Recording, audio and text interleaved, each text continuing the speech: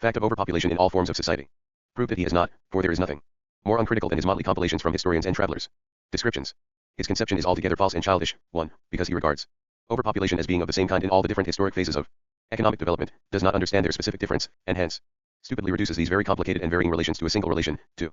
Equations, in which the natural reproduction of humanity appears on the one side, and the natural reproduction of edible plants, or means of subsistence, on the other, as to natural series, the former geometric and the latter arithmetic in progression. In this way, he transforms the historically distinct relations into an abstract numerical relation, which he has fished purely out of thin air, and which rests neither on natural nor on historical laws. There is allegedly a natural difference between the reproduction of mankind and e.g. grain. This baboon thereby implies that the increase of humanity is a purely natural process, which requires external restraints, checks, to prevent it from proceeding in geometrical progression. This geometrical reproduction is the natural reproduction process of mankind.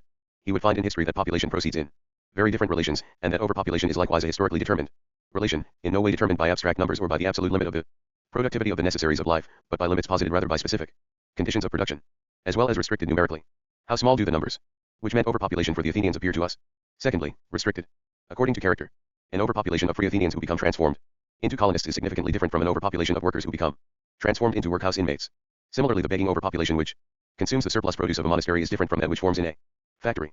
It is Malthus who abstracts from these specific historic laws of the movement of population, which are indeed the history of the nature of humanity, the natural laws, but natural laws of humanity only at a specific historic development, with the development of the forces of production determined by humanity's own process of history. Malphision.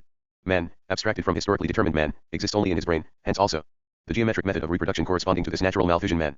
Real history thus appears to him in such a way that the reproduction of his natural humanity is not an abstraction from the historic process of real reproduction, but just the contrary, that real reproduction is an application of the Malphision theory. Hence the inherent conditions of population as well as of overpopulation at every stage of history appear to him as a series of external checks which have prevented the population from developing in the Malphision form. The conditions in which mankind historically produces and reproduces itself appear as barriers to the reproduction of the Malphision natural man, who is a Malphision creature. On the other hand, the production of the necessaries of life, as it is checked, determined by human action, appears as a check which it posits to itself. The ferns would cover the entire earth. Their reproduction would stop only where space for them ceased. They would obey no arithmetic proportion. It is hard to say where Malthus has discovered that the reproduction of voluntary natural products would stop for intrinsic reasons, without external checks. He transforms the immanent, historically changing limits of the human reproduction process into outer barriers, and the outer barriers to natural reproduction into immanent limits, or natural laws of reproduction. 2. He stupidly relates a specific quantity of people to a specific quantity of necessaries. 31. Ricardo immediately and correctly confronted him with the fact that the quantity of grain available is completely irrelevant to the worker if he has no employment, that it is therefore the means of employment and not of subsistence which put him into the category of surplus population. 32. But this should be conceived more generally, and relates to the social mediation as such, through which the individual gains access to the means of his reproduction and creates them, hence it relates to the conditions of production and his relation to them. There was no barrier to the reproduction of the Athenian slave other than the producible necessaries, and we never hear that there were surplus slaves in antiquity. The call for them increased, rather. There was, however, a surplus population of non-workers, in the immediate sense, who were not too many in relation to the necessaries available, but who had lost the conditions under which they could appropriate them. The invention of surplus laborers, i.e. of propertyless people who work, belongs to the period of capital. The beggars who fastened themselves to the monasteries and helped them eat up their surplus product are in the same class as the feudal retainers, and this shows that the surplus produce could not be eaten up by the small number of its owners. It is only another form of the retainers of old, or of the menial servants of today. The overpopulation, e.g. among hunting peoples, which shows itself in the warfare between the tribes, proves not that the earth could not support their small numbers, but rather that the condition of their reproduction required a great amount of territory for few people. Never a relation to a non-existent absolute mass of means of subsistence, but rather relation to the conditions of reproduction, of the production of these means, including likewise the conditions of reproduction of human beings, of the total population, of relative surplus population. This surplus purely relative, in no way related to the means of subsistence as such, but rather to the mode of producing them. Hence also only a surplus at this state of development. 3. What is not actually proper to Malthus at all, the introduction of the theory of rent. At bottom only a formula for saying that in the stage of industry familiar to Ricardo, etc., agriculture remained behind industry, which incidentally inherent in bourgeois production although in varying relations, does not belong here. Necessary labor, surplus population, surplus capital. Ace to production founded on capital, the greatest absolute mass of necessary labor, together with the greatest relative mass of surplus labor appears as a condition, regarded absolutely. Hence, as a fundamental condition, maximum growth of population, of living labor capacities. If we further examine the conditions of the development of the productive forces as well as of exchange, division of labor, cooperation, all-sided observation, which can only proceed from many heads, science, as many centers of exchange as possible, all of it identical with growth of population. On another side, it is also inherent in the condition of the appropriation of alien surplus labor that, in addition to the necessary population, i.e. that which represents necessary labor necessary for production, there should be a surplus population, which does not work. The further development of capital shows that besides the industrial part of this surplus population, the industrial capitalist, a purely consuming part branches off. Idlers, whose business it is to consume alien products and who, since crude consumption has its limits, must have the products furnished to them partly in refined form, as luxury products. This idle surplus population is not what the economists have in mind when they speak of surplus population. On the contrary, it, and its business of consuming, is treated by the population fanatics as precisely the necessary population. And justly, logically, so. The expression, surplus population, concerns exclusively labor capacities, i.e. the necessary population, surplus of labor capacities. But this arises simply from the nature of capital. Labor capacity can perform its necessary labor only if its surplus labor has value for capital, if it can be realized by capital. Thus, if this realizability is blocked by one or another barrier, then 1. Labor capacity itself appears outside the conditions of the reproduction of its existence. It exists without the conditions of its existence, and is therefore a mere encumbrance, needs, without the means to satisfy them. 2. Necessary labor appears as superfluous, because the superfluous is not necessary. It is necessary only to the extent that it is the condition for the realization of capital. Thus the relation of necessary and surplus labor, as it is posited by capital, turns into its opposite, so that a part of necessary labor, i.e. of the labor reproducing labor capacity, is superfluous, and this labor capacity itself is therefore used as a surplus of the necessary working population, i.e. of the portion of the working population whose necessary labor is not superfluous but necessary for capital. Since the necessary development of the productive forces as posited by capital consists in increasing the relation of surplus labor to necessary labor, or in decreasing the portion of necessary labor required for a given amount of surplus labor, then, if a definite amount of labor capacity is given, the relation of necessary labor needed by capital must necessarily continuously decline, i.e. part of these labor capacities must become superfluous, since a portion of them suffices to perform the quantity of surplus labor for which the whole amount was required previously. The positing of a specific portion of labor capacities as superfluous, i.e. of the labor required for their reproduction as superfluous, is therefore a necessary consequence of the growth of surplus labor relative to necessary. The decrease of relatively necessary labor appears as increase of the relatively superfluous laboring capacities, i.e. as the positing of surplus population. If the latter is supported, then this comes not out of the labor fund but out of the revenue of all classes. It takes place not through the labor of the labor capacity itself, no longer through its normal reproduction as worker, but rather the worker is maintained as a living being through the mercy of others, hence becomes a tramp and a pauper, because he no longer sustains himself through his necessary labor, hence, through the exchange with a part of capital, he has fallen out of the conditions of the relation of apparent exchange and apparent independence. Secondly, society in its fractional parts undertakes for Mr. Capitalist the business of keeping his virtual instrument of labor, its wear and tear, intact as reserve for later use. He shifts a part of the reproduction cost of the working class off his own shoulders, and thus pauperizes a part of the remaining population for his own profit. At the same time, capital has the tendency both to posit and equally to suspend this pauperism, because it constantly reproduces itself as surplus capital. It acts in opposite directions, so that sometimes one, sometimes the other is predominant. Finally, the positing of surplus capital contains a double moment. 1. It requires a growing population in order to be set into motion. If the relative population it requires has become smaller, then it has itself become correspondingly larger. 2. It requires a part of the population which is unemployed, at least relatively, i.e. a relative surplus population, in order to find a readily available population for the growth of surplus capital. 3. At a given stage of the productive forces, the surplus value may be present, but not yet in the proportions sufficient to be employed as capital. Not only a minimum of the stage of production, but posited for its expansion. In this case surplus capital and surplus population. Likewise, a surplus population may be present, but not enough, not in the proportions required for more production. In all these investigations, the variations in sales, contraction of the market, etc., in short, everything which presupposes the process of many capitals, has been intentionally abstracted away. A. Smith. Work as sacrifice. Senior's theory of the capitalist sacrifice. Proudhon's surplus. A. Smith. Origin of profit. Original accumulation. Wakefield. Slave and free labor. Atkinson. Profit. Origin of profit. McCulloch. A. Smith's view is that labor never changes its value, in the sense that a definite amount of labor is always a definite amount of labor for the worker, i.e., with A. Smith, a sacrifice of the same quantitative magnitude, whether I obtain much or little. For an hour of work, which depends on its productivity and other circumstances, I have worked 1 hour. What I have had to pay for the result of my work, my wages, is always the same hour of work, let the result vary as it may. Equal quantities of labor must at all times and in all places have the same value for the worker. In his normal state of health, strength, and activity, and with the common degree of skill and facility which he may possess, he must always give up the identical portion of his tranquility, his freedom, and his happiness. Whatever may be the quantity or composition of the commodities he obtains in reward of his work, the price he pays is always the same. Of course, this price may buy sometimes a lesser, sometimes a greater quantity of these commodities, but only because their value changes, not the value of the labor which buys them. Labor alone, therefore, never changes its own value. It is therefore the real price of commodities. Money is only their nominal value. Ed. by Garney, Volume I, pp. 64, 6. Notebook, p7. 33. In the sweat of thy brow shalt thou labor. Was Jehovah's curse on Adam. 34. And this is labor for Smith, a curse. Tranquility appears as the adequate state, as identical with freedom and happiness. It seems quite far from Smith's mind that the individual, in his normal state of health, strength, activity, skill, facility, also needs a normal portion of work, and of the suspension of tranquility. Certainly, labor obtains its measure from the outside, through the aim to be attained and the obstacles to be overcome in attaining it.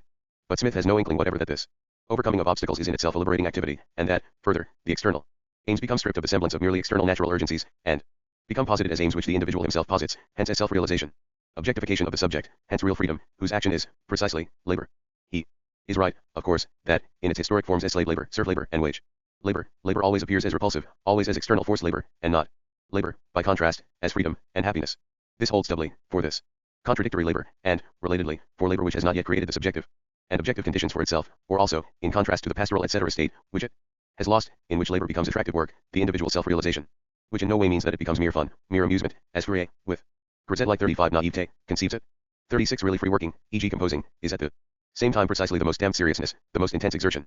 The work of material production can achieve this character only, 1. When its social character is posited, 2. When it is of a scientific and at the same time general character, not merely human exertion as a specifically harnessed natural force, but exertion as subject, which appears in the production process not in a merely natural, spontaneous form, but as an activity regulating all the forces of nature. A. Smith, by the way, has only the slaves of capital in mind. For example, even the semi-artistic worker of the Middle Ages does not fit into his definition. But what we want here initially is not to go into his view on labor, his philosophical view, but into the economic moment. Labor regarded merely as a sacrifice, and hence value positing, as a price paid for things and hence giving them price depending on whether they cost more or less labor, is a purely negative characterization. This is why Mr. Senior, for example, was able to make capital into a source of production in the same sense as labor, a source sui generis of the production of value, because the capitalist too brings a sacrifice, the sacrifice of abstinence, in that he grows wealthy instead of eating up his product directly. 37 Something that is merely negative creates nothing. If the worker should, e.g. enjoy his work, as the miser certainly enjoys Senior's abstinence, then the product does not lose any of its value. Labor alone produces, it is the only substance of products as values * its measure. Labor time, presupposing equal intensity, is therefore the measure of values. The qualitative difference between workers, insofar as it is not natural, posited by sex, age, physical strength etc., and thus basically expresses not the qualitative value of labor, but rather the division and differentiation of labor, is itself only a product of history, and is in turn suspended for the great mass of labor, in that the latter is itself simple, while the qualitatively higher takes its economic measure from the simple. The statement that labor time, or the amount of labor, is the measure of values means nothing other than that the measure of labor is the measure of values. Two things are only commensurable if they are of the same nature. Products can be measured with the measure of labor, labor time, only because they are, by their nature, labor. They are objectified labor. As objects they assume forms in which their being as labor may certainly be apparent in their form, as a purposiveness posited in them from outside. However, this is not at all apparent with e.g. the ox, or with reproduced natural products. Generally, but in which this being has, apart from itself, no other features in common. They exist as equals as long as they exist as activity. The latter is measured by time, which therefore also becomes the measure of objectified labor. We will examine elsewhere to what extent this measurement is linked with exchange, not with organized social labor, a definite stage of the social production process. Use value is not concerned with human activity as the source of the product, with its having been posited by human activity, but with its being for mankind.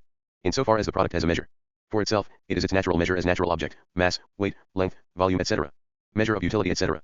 But as effect, or as static presence of the force which created it, it is measured only by the measure of this force itself.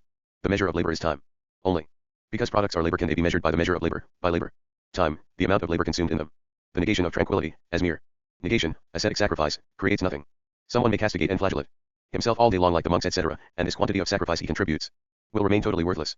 The natural price of things is not the sacrifice made for them.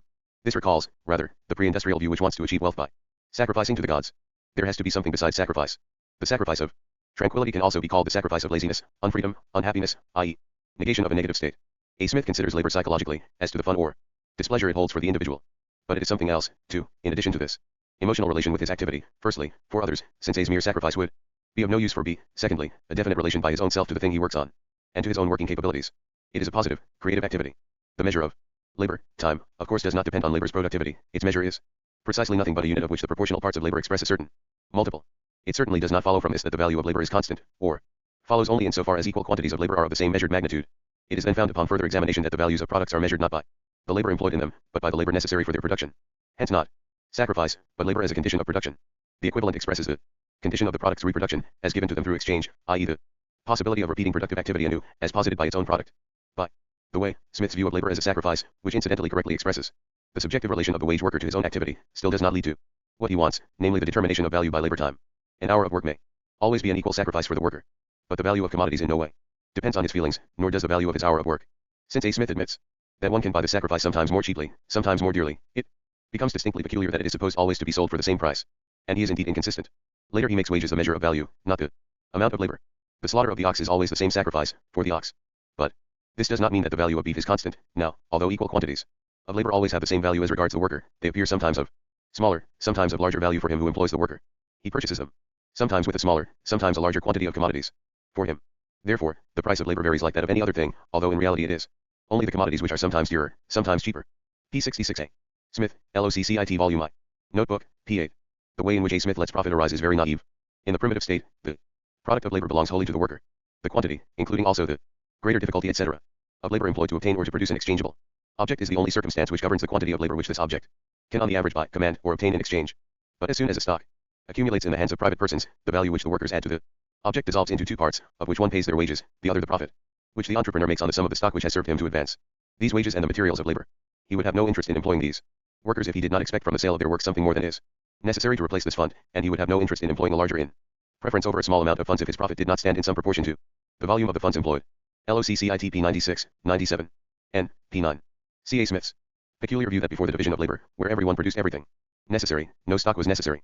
As if, in this state, while he finds no stock in nature, he would not have to find the objective conditions of life, in order to work. Even the savage, even animals, set aside a reserve. Smith can at most have in mind a situation in which the impulse to labor is still a direct, momentary instinct, and then a stock still has to be present in nature in one way or another without labor. Notebook, p. 19. Smith is confused here. Concentration of the stock in a single hand and not necessary. In Volume 3 of his edition of A. Smith, Wakefield remarks, the labor of slaves being combined is more productive than the much divided labor of freemen. The labor of freemen is more productive than that of slaves, only when it comes to be combined by means of greater dearness of land, and the system of hiring for wages. Note to p. 18, Notebook 8, p. 1. In countries where land remains very cheap, either all the people are in a state of barbarism, or some of them are in a state of slavery. Note to p. 20. Profit is a term signifying the increase of capital or wealth, so, failing to find the laws which govern the rate of profit, is failing to find the laws of the formation of capital. p. 55. Atkinson, W., Principles of Political Economy, London 1840. Notebook, p. 2. Man is as much the produce of labor as any of the machines constructed by his agency, and it appears to us that in all economical investigations he ought to be considered in precisely the same point of view. Every individual who has arrived at maturity may, with perfect propriety, be viewed as a machine which it has cost 20 years of assiduous attention and the expenditure of a considerable capital to construct. And if a further sum is laid out for his education or qualification for the exercise of a business, etc., his value is proportionally increased, just as a machine is made more valuable through the expenditure of additional capital or labor in its construction, in order to give it new powers. McCulloch, The Principles of Pol Econ, London, 1825. p. 115. Notebook, p. 9. In point of fact, a commodity will always exchange for more labor than it was produced by, and it is this excess that constitutes profits. p. 221, McCulloch LOCCIT. Notebook, p. 13. The same gentle McCulloch, about whom Malthus rightly says that he sees it as the proper task of science to equate everything with everything else, 39 says, the profits of capital are only another name for the wages of accumulated labor, p. 291, LOCCIT Notebook, 14, and hence no doubt, the wages of labor are only another name for the profits of living capital. Wages really consist of a part of the produce of the industry of the laborer, consequently, they have a high real value if the laborer receives a comparatively high share of the product of his industry, and vice versa. 295 LOCCIT. Notebook, p. 15. Surplus labor. Profit. Wages. Economists. Ramsey. Wade. The positing of surplus labor through capital has on the whole been so little understood by the economists that they present striking phenomena of its occurrence as something special, as a curiosity. Thus Ramsey, with night work. Likewise John Wade. Example in History of the Middle and Working Classes, 3rd ed., London, 1835, p. 241. Notebook, p. 21, says, the standard of wages is also connected with the hours of work and rest periods. It was the policy of the masters in recent years, before 1835, to usurp on operatives in this respect by cutting or abridging holidays and meal times, and gradually stretching the hours of work, knowing that an increase of 1/4 in the time of work is equivalent to a reduction in wages by the same amount. Immovable capital. Return of capital. Fixed capital. John St. Mill. John St. Mill, Essays on Some Unsettled Questions of Political Economy, London. 1844. The few original ideas of Mill Jr. are contained in this narrow little volume. Not in his fat, pedantic magnum opus. Whatever is destined to be employed reproductively, be it in its existing form, or indirectly by a previous, or even subsequent, exchange, is capital. Suppose I have laid out all my money in wages and machinery, and the article I produce is just finished. In the interval, before I can sell these articles, realize the gain, and lay it out again in wages and tools, will it be said that I have no capital? Certainly not. I have the same capital as before, perhaps a larger one, but it is tied down, and is not disposable. p. 55, Notebook, p. 36. At all times a very large part of the capital in a country lies idle. The annual product of a country never achieves in height what it could, if all resources were devoted to reproduction, if, in short, all the country's capital were in full employment. If every commodity on the average remained unsold for a length of time equal to that required for its production, then it is clear that at any one time not more than half of the productive capital of the country would in reality perform the function of capital. The employed half is a fluctuating portion, composed of various elements, but the result would be that every producer would be capable of producing each year only half the supply of commodities which he could produce if he were sure of selling them at the moment of their completion. LOCCIT p. 55, 56. This, or something similar, is, however, the usual state of a very great part of all capitalists in the world. p. 56. The number of producers or vendors who turn over their capital in the very shortest time is very small. Few have so rapid a sale of their commodities that all goods which their own or borrowed capital can supply them can be cleared out as quickly as supplied. The majority do not have an extent of business at all adequate to the amount of capital they dispose of. It is true that in communities where industry and trade are practiced with the greatest success, the contrivances of banking enable the owner of a capital greater than he can himself employ to apply it productively and to derive a revenue from it. Still, even then, there is a great quantity of capital which remains fixed in the form of implements, machinery, buildings, etc., whether only half employed or in complete employment, and every dealer keeps a stock in trade, to be ready for a possible sudden demand, although he may not be able to dispose of it for an indefinite period. p. 56. This constant non-employment of a large part of capital is the price we pay for the division of labor. The purchase is worth what it costs, but the price is considerable. 56. If I have 1,500 thalers in the shop and take in 10%, while 500 lie idle to ornament the shop, it is the same as if I invest 1,000 thalers at 7.5%. In many trades there are a few dealers who sell articles of equal quality at a lower price than other dealers. This is not a voluntary sacrifice of profits. From the consequent overflow of customers they expect to turn over their capital more rapidly, and to be the winners by keeping the whole of their capital in more constant employment, although on a given operation their gains are smaller. p. 56, 57. It is questionable whether there are any dealers for whom one additional buyer is of no use, and for the great majority, this hypothesis altogether inapplicable. An additional customer is for most dealers equivalent to a growth of their productive capital. It enables them to transform a part of their capital, which lay idle, and perhaps would never have become productive in their hands until a customer had been found, into wages and instruments of production. A country's aggregate product for the following year is hence increased, not through pure exchange, but by calling into activity a portion of the national capital which, had it not been for the exchange, would have remained unemployed for some time longer. 57, 58. The advantages gained from a new customer are, for the producer or dealer, 1. Say, a part of his capital lies in the form of unsold goods, producing, during a longer or shorter time, nothing at all, then a part thereof is called into greater activity and becomes more constantly productive. 2. If the additional demand exceeds what can be supplied through liberation of capital existing as unsold goods, and if the dealer has additional resources, e.g. in government bonds, but not in his own trade, then he is enabled to obtain on a portion of these, no longer interest, but profit, and thus to gain the difference between the rate of interest and of profits. 3. If all his capital is employed in his own business and no part stored up as unsold goods, then he can conduct a surplus business with borrowed capital and gain the difference between interest and profit. 59. Turnover of capital. Circulation process. Production process. Turnover. Capital. Circulates. Likewise fixed capital. Circulation costs.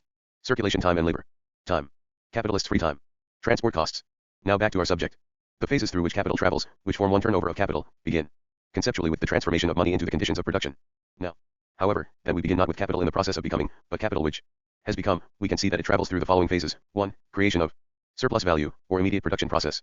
Its result, the product. 2. Bringing the product to market. Transformation of product into commodity.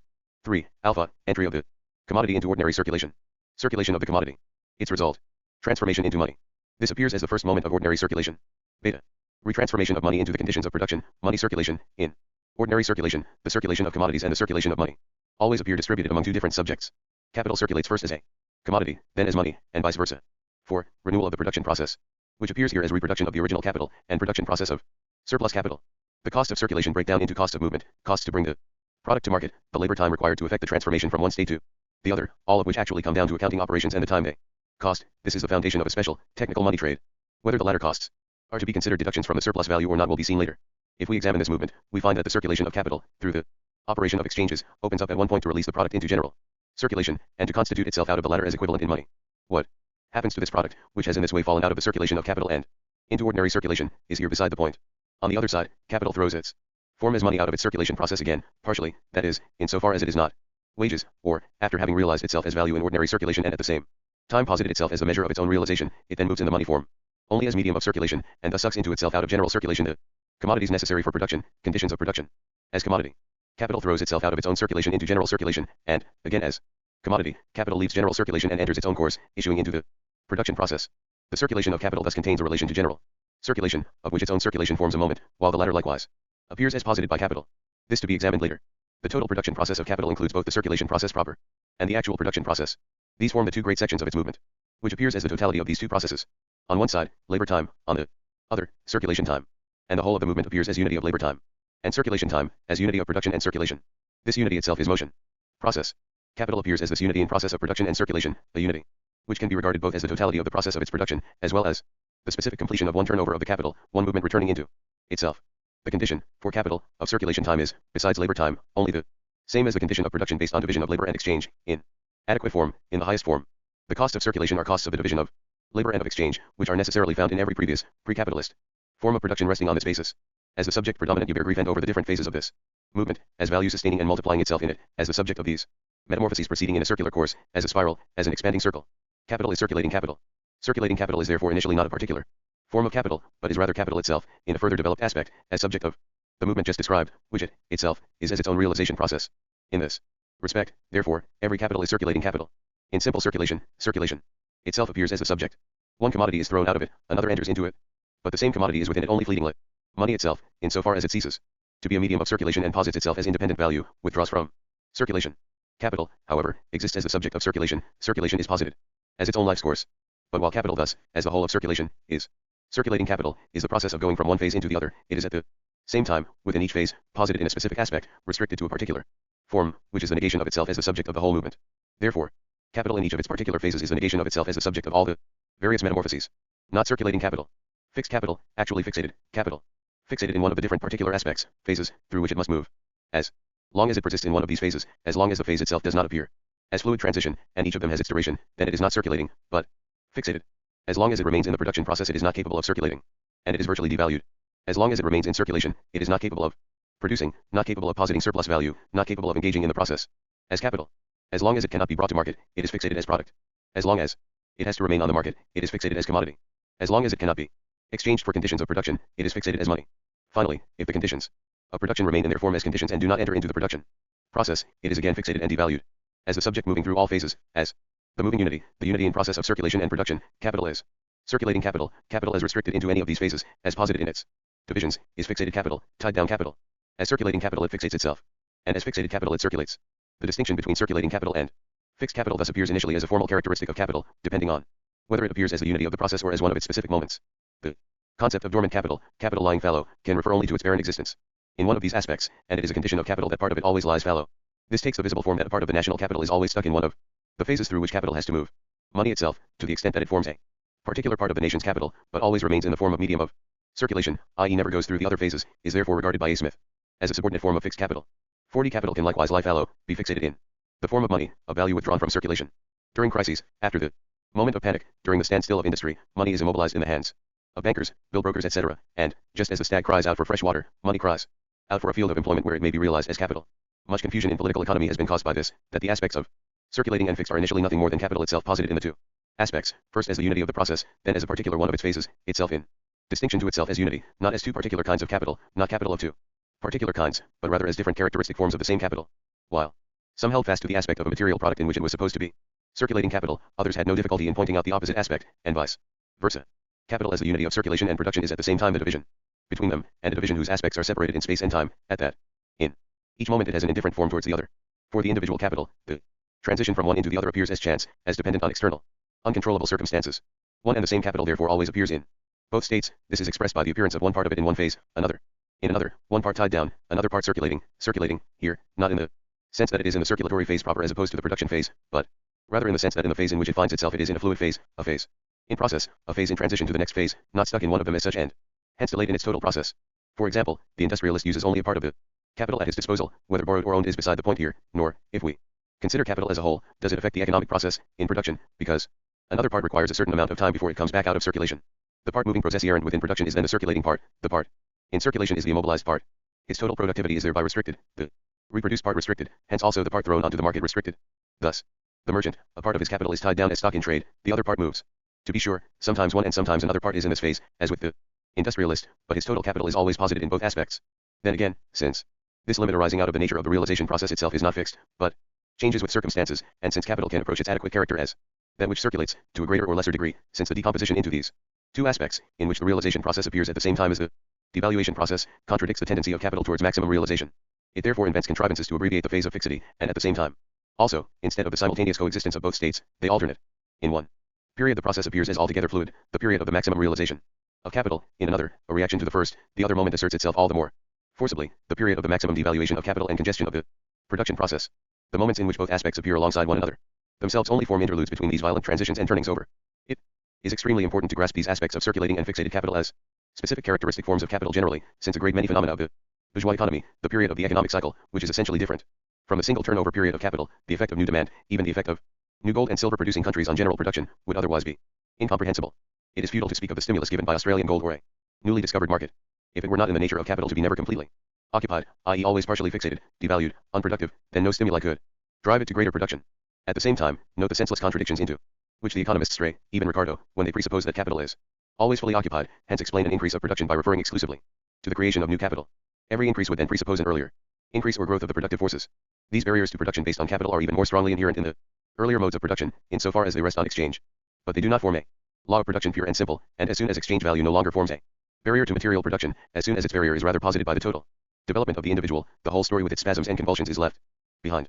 As we saw earlier that money suspends the barriers of barter only by generalizing them, i.e. separating purchase and sale entirely, so shall we see later that credit likewise suspends these barriers to the realization of capital only by raising them to their most general form, positing one period of overproduction and one of underproduction as two periods. The value which capital posits in one cycle, one revolution, one turnover, is equals to the value posited in the production process, i.e. equals to the value reproduced plus the new value. Whether we regard the turnover as completed at the point where the commodity is transformed into money, or at the point where the money is transformed back into conditions of production, the result, whether expressed in money or in conditions of production, is always absolutely equal to the value posited in the production process. We count the physical bringing of the product to market as equals to zero, or, rather, we include it in the direct production process. The economic circulation of the product begins only when it is on the market as a commodity, only then does it circulate. We are dealing here only with the economic differences, aspects, moments of circulation, not with the physical conditions for bringing the finished product into the second phase, that of circulation as commodity, nor are we concerned with the technological process by which the raw material is transformed into product. The greater or lesser distance of the market from the producer, etc., does not concern us here yet. What we want to determine here first of all is that the costs arising from the motion through the different economic moments as such, the cost of circulation as such, do not add anything to the value of the product, are not value positing costs, regardless of how much labor they may involve. They are merely deductions from the created value. If, of two individuals, each one were the producer of his own product, but their labor rested on division of labor, so that they exchanged with each other, and the realization of their product depended on the satisfaction of their needs through this exchange, then obviously the time which this exchange would cost them, e.g. the mutual bargaining, calculating before closing the deal, would make not the slightest addition either to their products or to the latter's exchange values. If A were to argue that the exchange takes up so much time, then B would respond in kind. Each of them loses just as much time in the exchange as the other. The exchange time is their common time. If A demanded 10 thalers for the product, its equivalent, and 10 thalers for the time it cost him to get the 10 thalers from B, then the latter would declare him a candidate for the madhouse. This loss of time arises from the division of labor and the necessity of exchange. If A produced everything himself, then he would lose no part of his time in exchanging with B, or in transforming his product into money and the money into product again. The costs of circulation, proper, and they achieve a significant independent development in the money trade, are not reducible to productive labor time. But they are also by nature restricted to the time it necessarily costs to transform the commodity into money and the money back into commodity, i.e. to the time it costs to transpose capital from one form into the other. B and A might now find that they could save time by inserting a third person, C, as middleman between them, who consumed his time in the circulation process. Circumstances which would arise, e.g. if there were enough exchangers, enough subjects of the circulation processes, so that the time needed by each pair of them alternately over a year equals 1 year, each individual, say, had to spend of a year alternately in circulation, and there are 50 of them, then one individual could spend his entire time in this occupation. For this individual, if only his necessary labor time were paid him, i.e. if he had to give up his entire time in exchange for the necessaries of life, then the reward which he would obtain would be wages. But if it amounted to his entire time, then the wage he would obtain would be an equivalent, objectified labor time. This individual then would have added nothing to the value, but would, rather, have obtained a share of the surplus value belonging to capitalist A, B, etc. They would have gained, since, according to the presupposition, a lesser deduction from their surplus value would have taken place. Capital is not a quantity simply, nor an operation simply, but both at the same time. Money itself, to the extent that it consists of precious metals, or its production generally, e.g. in paper circulation, creates expense, to the extent that it also costs labor time, adds no value to the exchanged objects, to the exchange values. Rather, its costs are a deduction from these values, a deduction which must be borne in proportional parts by the exchangers. The preciousness of the instrument of circulation, of the instrument of exchange, expresses only the cost of exchange. Instead of adding to value, they subtract from it. Gold money and silver money, example, are themselves values. Like others, not in the sense of money, insofar as labor is objectified in them, but that these values serve as medium of circulation is a deduction from disposable wealth. The same relation holds for the production cost of the circulation of capital. This adds nothing to the values. The cost of circulation as such do not posit value, they are costs of the realization of values, deductions from them. Circulation is a series of transformations, in which capital posits itself, but, as regards value, circulation does not add to it, but posits it, rather, in the form of value. The potential value which is transformed into money through circulation is presupposed as a result of the production process. Insofar as the series of processes takes place in time and involves costs, cost labor time, or objectified labor time, these circulation costs are deductions from the sum of value. When circulation costs are posited equals 0, then the result of one turnover of capital, as regards value, equals the value posited in the production process. That is, the value presupposed to circulation is the same as emerges from it. The most that can happen is that, owing to the circulation costs, a smaller value can come out than went in. In this respect, circulation time adds nothing to value, circulation time does not appear as value positing time, the same as labor time. If production has created a commodity equals to the value of 10 pounds, then circulation is necessary in order to equate this commodity to the 10 pounds, its value, which exists as money. The costs involved in this process, caused by this change of form, are a deduction from the value of the commodity. The circulation of capital is the change of forms by means of which value passes through different phases. The time which this process lasts or costs to bring about belongs among the production cost of circulation, of the division of labor, of production based on exchange. This holds for one turnover of capital, i.e. for the single course of capital through this, its different moments. The process of capital as value has its point of departure in money and ends in money, but in a greater quantity of money. The difference is only quantitative. MCCM has thus obtained a content. If we examine the cycle up to this point, we stand at the point of departure again. Capital has become money again. But it is now at the same time posited, it has now become a condition for this money that it becomes capital again, money which preserves and multiplies itself through the purchase of labor, by passing through the production process. Its form as money is posited as mere form, one of the many forms through which it moves in its metamorphosis.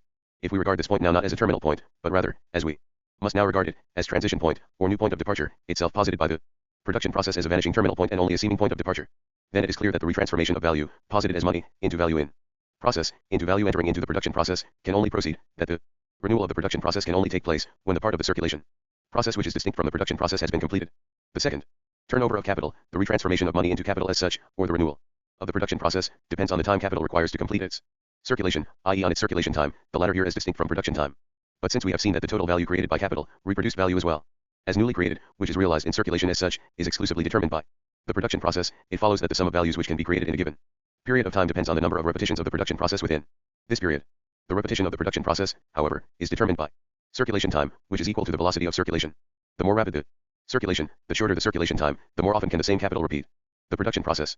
Hence, in a specific cycle of turnovers of capital, the sum of values created by it, hence surplus values as well, for it posits necessary labor always.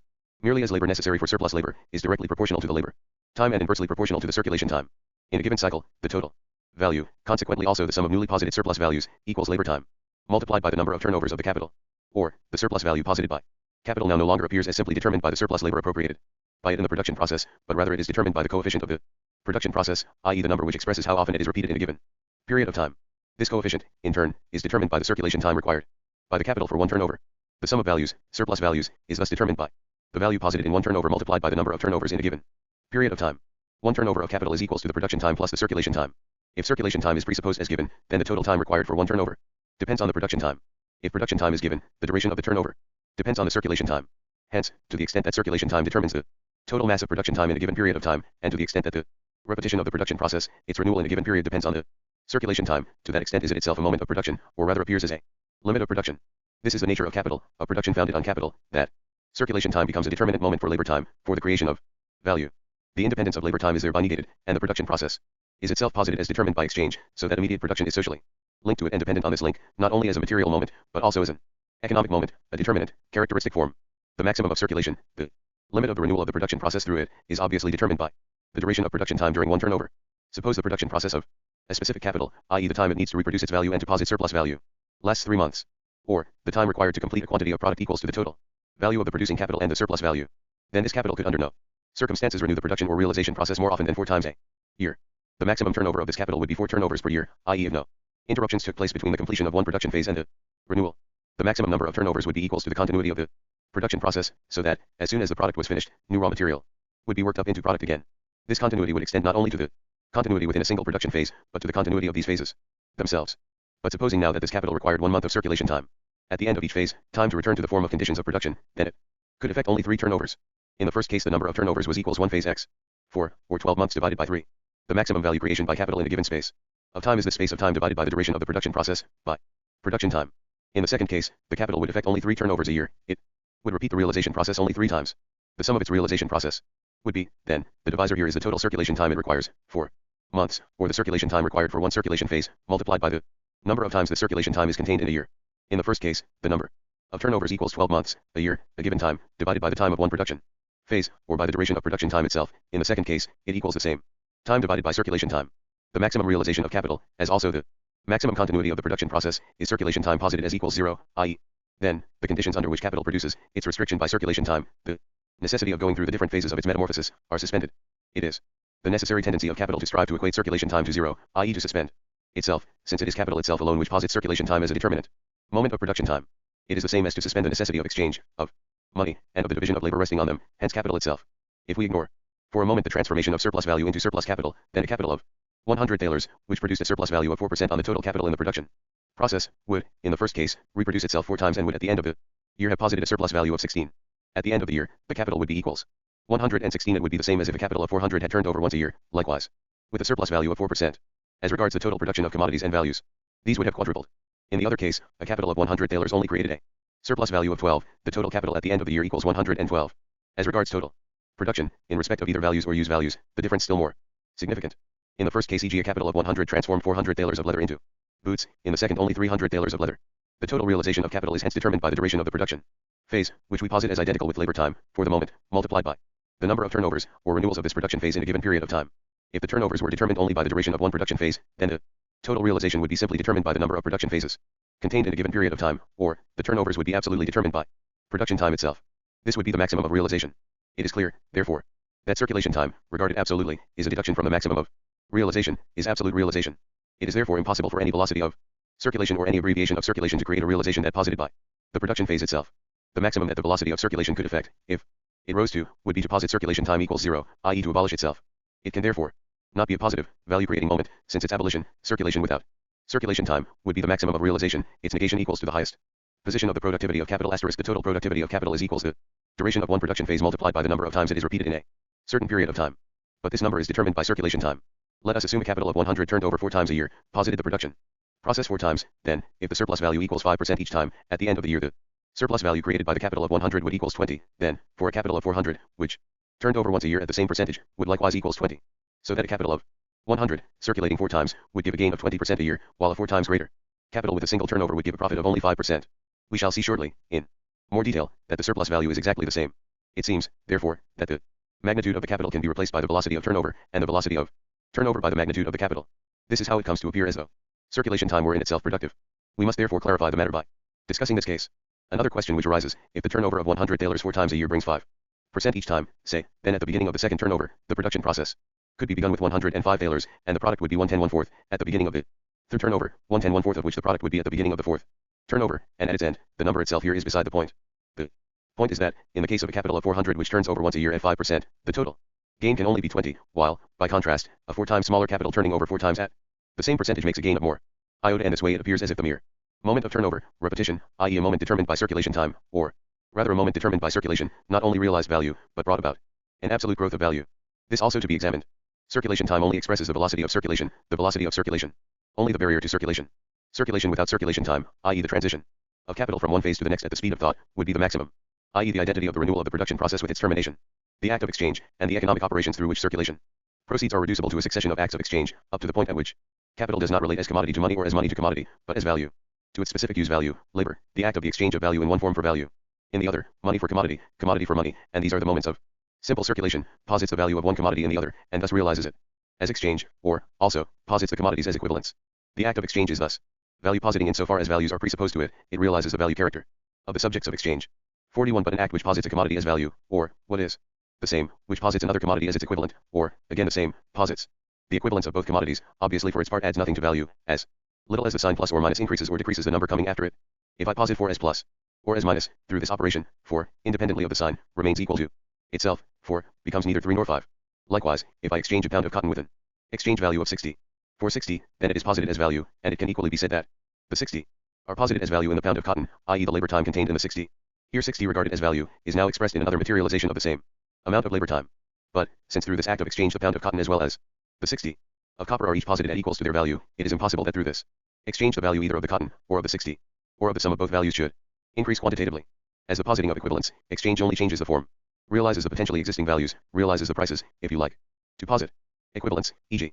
A and B as equivalents, cannot raise the value of A, for it is the act in which A is posited as equals to its own value, hence not as unequal to it, unequal only where the form is concerned, insofar as it was previously not posited as value, it is at the same time the act by means of which the value of A is posited as equals to the value of B, and the value of B as equals the value of A. The sum of the values transposed in the exchange equals value A plus value B. Each remains equals to its own value, hence their sum remains equal to the sum of their values. Exchange as the positing of equivalence cannot therefore by its nature increase the sum of values, nor the value of the commodities exchanged. The fact that it is different with the exchange with labor arises because the use value of labor is itself value positing, but is not directly connected with its exchange value. And if a single operation of exchange cannot increase the value of the thing exchanged, neither can a sum of exchanges do it. Asterisk whether I repeat an act which creates no value once or an infinite number of times, the repetition cannot change its nature. The repetition of a non-value creating act can never become an act of value creation. E.g. 1/4 expresses a specific proportion. If I transform this 1/4 into a decimal fraction, i.e. posit it equals 0.25, then its form has been changed. This transformation leaves the value the same. Similarly, when I transform a commodity into the form of money, or money into the form of the commodity, then the value remains the same, but the form is changed. It is clear, therefore, that circulation, since it consists of a series of exchange operations with equivalents, cannot increase the value of circulating commodities. Therefore, if labor time is required to undertake this operation, i.e. if values have to be consumed, for all consumption of values reduces itself to the consumption of labor time or of objectified labor time, products, i.e. if circulation entails costs, and if circulation time costs labor time, then this is a deduction from a relative suspension of the circulating values, their devaluation by the amount of the circulation costs. If one imagines two workers who exchange with each other, a fisherman and a hunter, then the time which both lose in exchanging would create neither fish nor game, but would be rather a deduction from the time in which both of them can create values, the one fish, the other hunt, objectify their labor time into use value. If the fisherman wanted to get compensation for this loss from the hunter, demand more game, or give him fewer fish, then the latter would have the same right to compensation. The loss would be common to both of them. These costs of CI articulation, cost of exchange, could appear only as a deduction from the total production and value creation of both of them.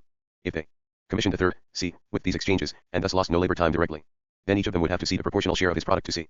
What they could gain thereby would only be a greater or lesser loss. But if they worked as joint proprietors, then no exchange would take place, only communal consumption. The cost of exchange would therefore vanish. Not the division of labor, but the division of labor founded on exchange. It is wrong, therefore, for J. St. Mill to regard the cost of circulation as necessary price of the division of labor. 42 It is the cost only of the not dash spontaneous division of labor resting not on community of property, but on private property. Circulation cost as such, i.e. the consumption of labor time or of objectified labor time, of values, in connection with the operation of exchange and a series of exchange operations, are therefore a deduction either from the time employed on production, or from the values posited by production. They can never increase the value. They belong among the faux frays to production, and these faux frays to production belong to the inherent costs of production resting on capital. The merchants trade and still more the money trade proper, insofar as they do nothing but carry on the operations of circulation as such, e.g. the determination of prices, measurement of values and their calculation, these exchange operations generally, as a function which has gained independence through the division of labor, insofar as they represent this function of the total process of capital, represent merely the faux frays to production of capital. In so far as they reduce these faux frays, they add to production, not by creating value, but by reducing the negation of created values. If they operate purely as such a function, then they would always only represent the minimum of faux frays to production. If they enable the producers to create more values than they could without this division of labor, and, more precisely, so much more that a surplus remains after the payment of this function, then they have in fact increased production.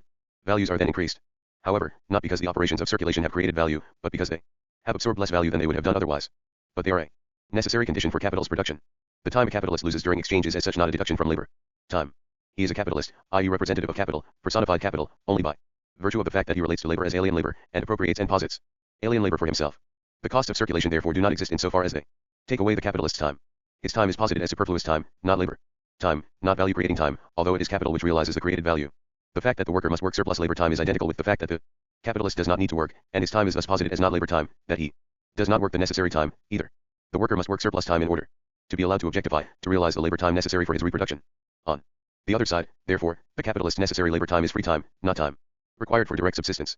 Since all free time is time for free development, the capitalist usurps the free time created by the workers for society, i.e. civilization, and Wade is again correct in this sense, insofar as he posits capital equals civilization. 43. Circulation time, to the extent that it takes up the time of the capitalist as such, concerns us here exactly as much as the time he spends with his mistress. If time is money, then from the standpoint of capital it is only alien labor time, which is of course in the most literal sense the capitalist's money. In regard to capital as such, circulation time can coincide with labor time only insofar as it interrupts the time during which capital can appropriate alien labor time, and it is clear that this relative devaluation of capital cannot add to its realization, but can only detract from it, or, in so far as circulation costs capital objectified alien labor time, values. For example, because it has to pay someone who takes over this function. In both cases, circulation time is of interest only insofar as it is the suspension, the negation of alien labor time, either because it interrupts capital in the process of its appropriation, or because it forces it to consume a part of the created value, to consume it in order to accomplish the operations of circulation, i.e. to posit itself as capital. Very much to be distinguished from the private consumption of the capitalist. Circulation time is of interest only in its relation, as barrier, negation, to the production time of capital. This production time, however, is the time during which it appropriates alien labor, the alien labor time posited by it. To regard the time the capitalist spends in circulation as value creating time or even surplus value creating time is to fall into the greatest confusion. Capital as such has no labor time apart from its production time. The capitalist absolutely does not concern us here except as capital, and he functions as such only in the total process we are examining. Otherwise, it could still be imagined that the capitalist draws compensation for the time during which he does not earn money as another capitalist's wage laborer, or that he loses this time, or that it belongs together with the costs of production. The time which he employs or loses as capitalist is lost time, altogether, sunk and unrecoverable from this standpoint. We will later look at the capitalist's so-called labor time as distinct from the worker's labor time, which former is alleged to form the basis of his profits, as a wage of its own type. Nothing is more common than to bring transport etc., to the extent that they are connected with trade, into the pure circulation costs. Insofar as trade brings a product to market, it gives it a new form. True, all it does is change the location. But the mode of the transformation does not concern us. It gives the product a new use value, and this holds right down to and including the retail grocer, who weighs, measures, wraps the product and thus gives it a form for consumption, and this new use value costs labor. Time is therefore at the same time exchange value. Bringing to market is part of the production process itself. The product is a commodity, is in circulation only when it is on the market. Circulation, storage, metamorphosis of capital and metamorphosis of the commodity. Capital's change of form and of substance. Different forms of capital. Turnover in a given period. Circulating capital as general character of capital. Year the measure of turnovers of circulating capital. Day the measure of labor time. In every species of industry, the entrepreneurs become sellers of products, while the entire remainder of the nation and often even other nations are the buyers of these products, the constant and incessantly repeated path which circulating capital describes in order to take leave of the entrepreneur and in order to return to him in the first form is comparable to a circle, hence the name circulant given to this capital, and the use of the word circulation for its movement. P404405. Storage. Course. The Economie Politique, Paris, 1823, Volume I, P405, Notebook, P34. In the broad sense, circulation includes the motion of every commodity exchanged. P405, LOCCIT. Circulation proceeds by exchanges, from the instant of the introduction of currency. They the commodities are no longer exchanged but sold. P406, LOCCIT. For a commodity to be in circulation, it is sufficient that it be in supply. Wealth in circulation, commodity. P407, LOCCIT. Commerce only a part of circulation, the former includes only merchants' purchases and sales, the latter, those of all entrepreneurs and even of all inhabitants. P408, LOCCIT. Only so long as the costs of circulation are indispensable to allow the commodities to reach the consumers is circulation real, and does its value increase the annual product. From the instant when it exceeds this degree, circulation is artificial and no longer contributes anything to the wealth of the nation. P409. In recent years we saw examples of artificial circulation in St. Petersburg in Russia. The slack state of foreign trade had led the merchants to realize their unemployed capitals in another way, no longer being able to employ them to bring in foreign commodities and to export domestic ones, they decided to take advantage of this by buying and reselling the commodities on hand. Monstrous quantities of sugar, coffee, hemp, iron, etc. rapidly passed from one hand to the other, and a commodity often changed proprietors 20 times, without leaving the warehouse. This kind of circulation offers the dealers all manner of speculative opportunities, but while it enriches some, it ruins the others, and the nation's wealth gains nothing thereby.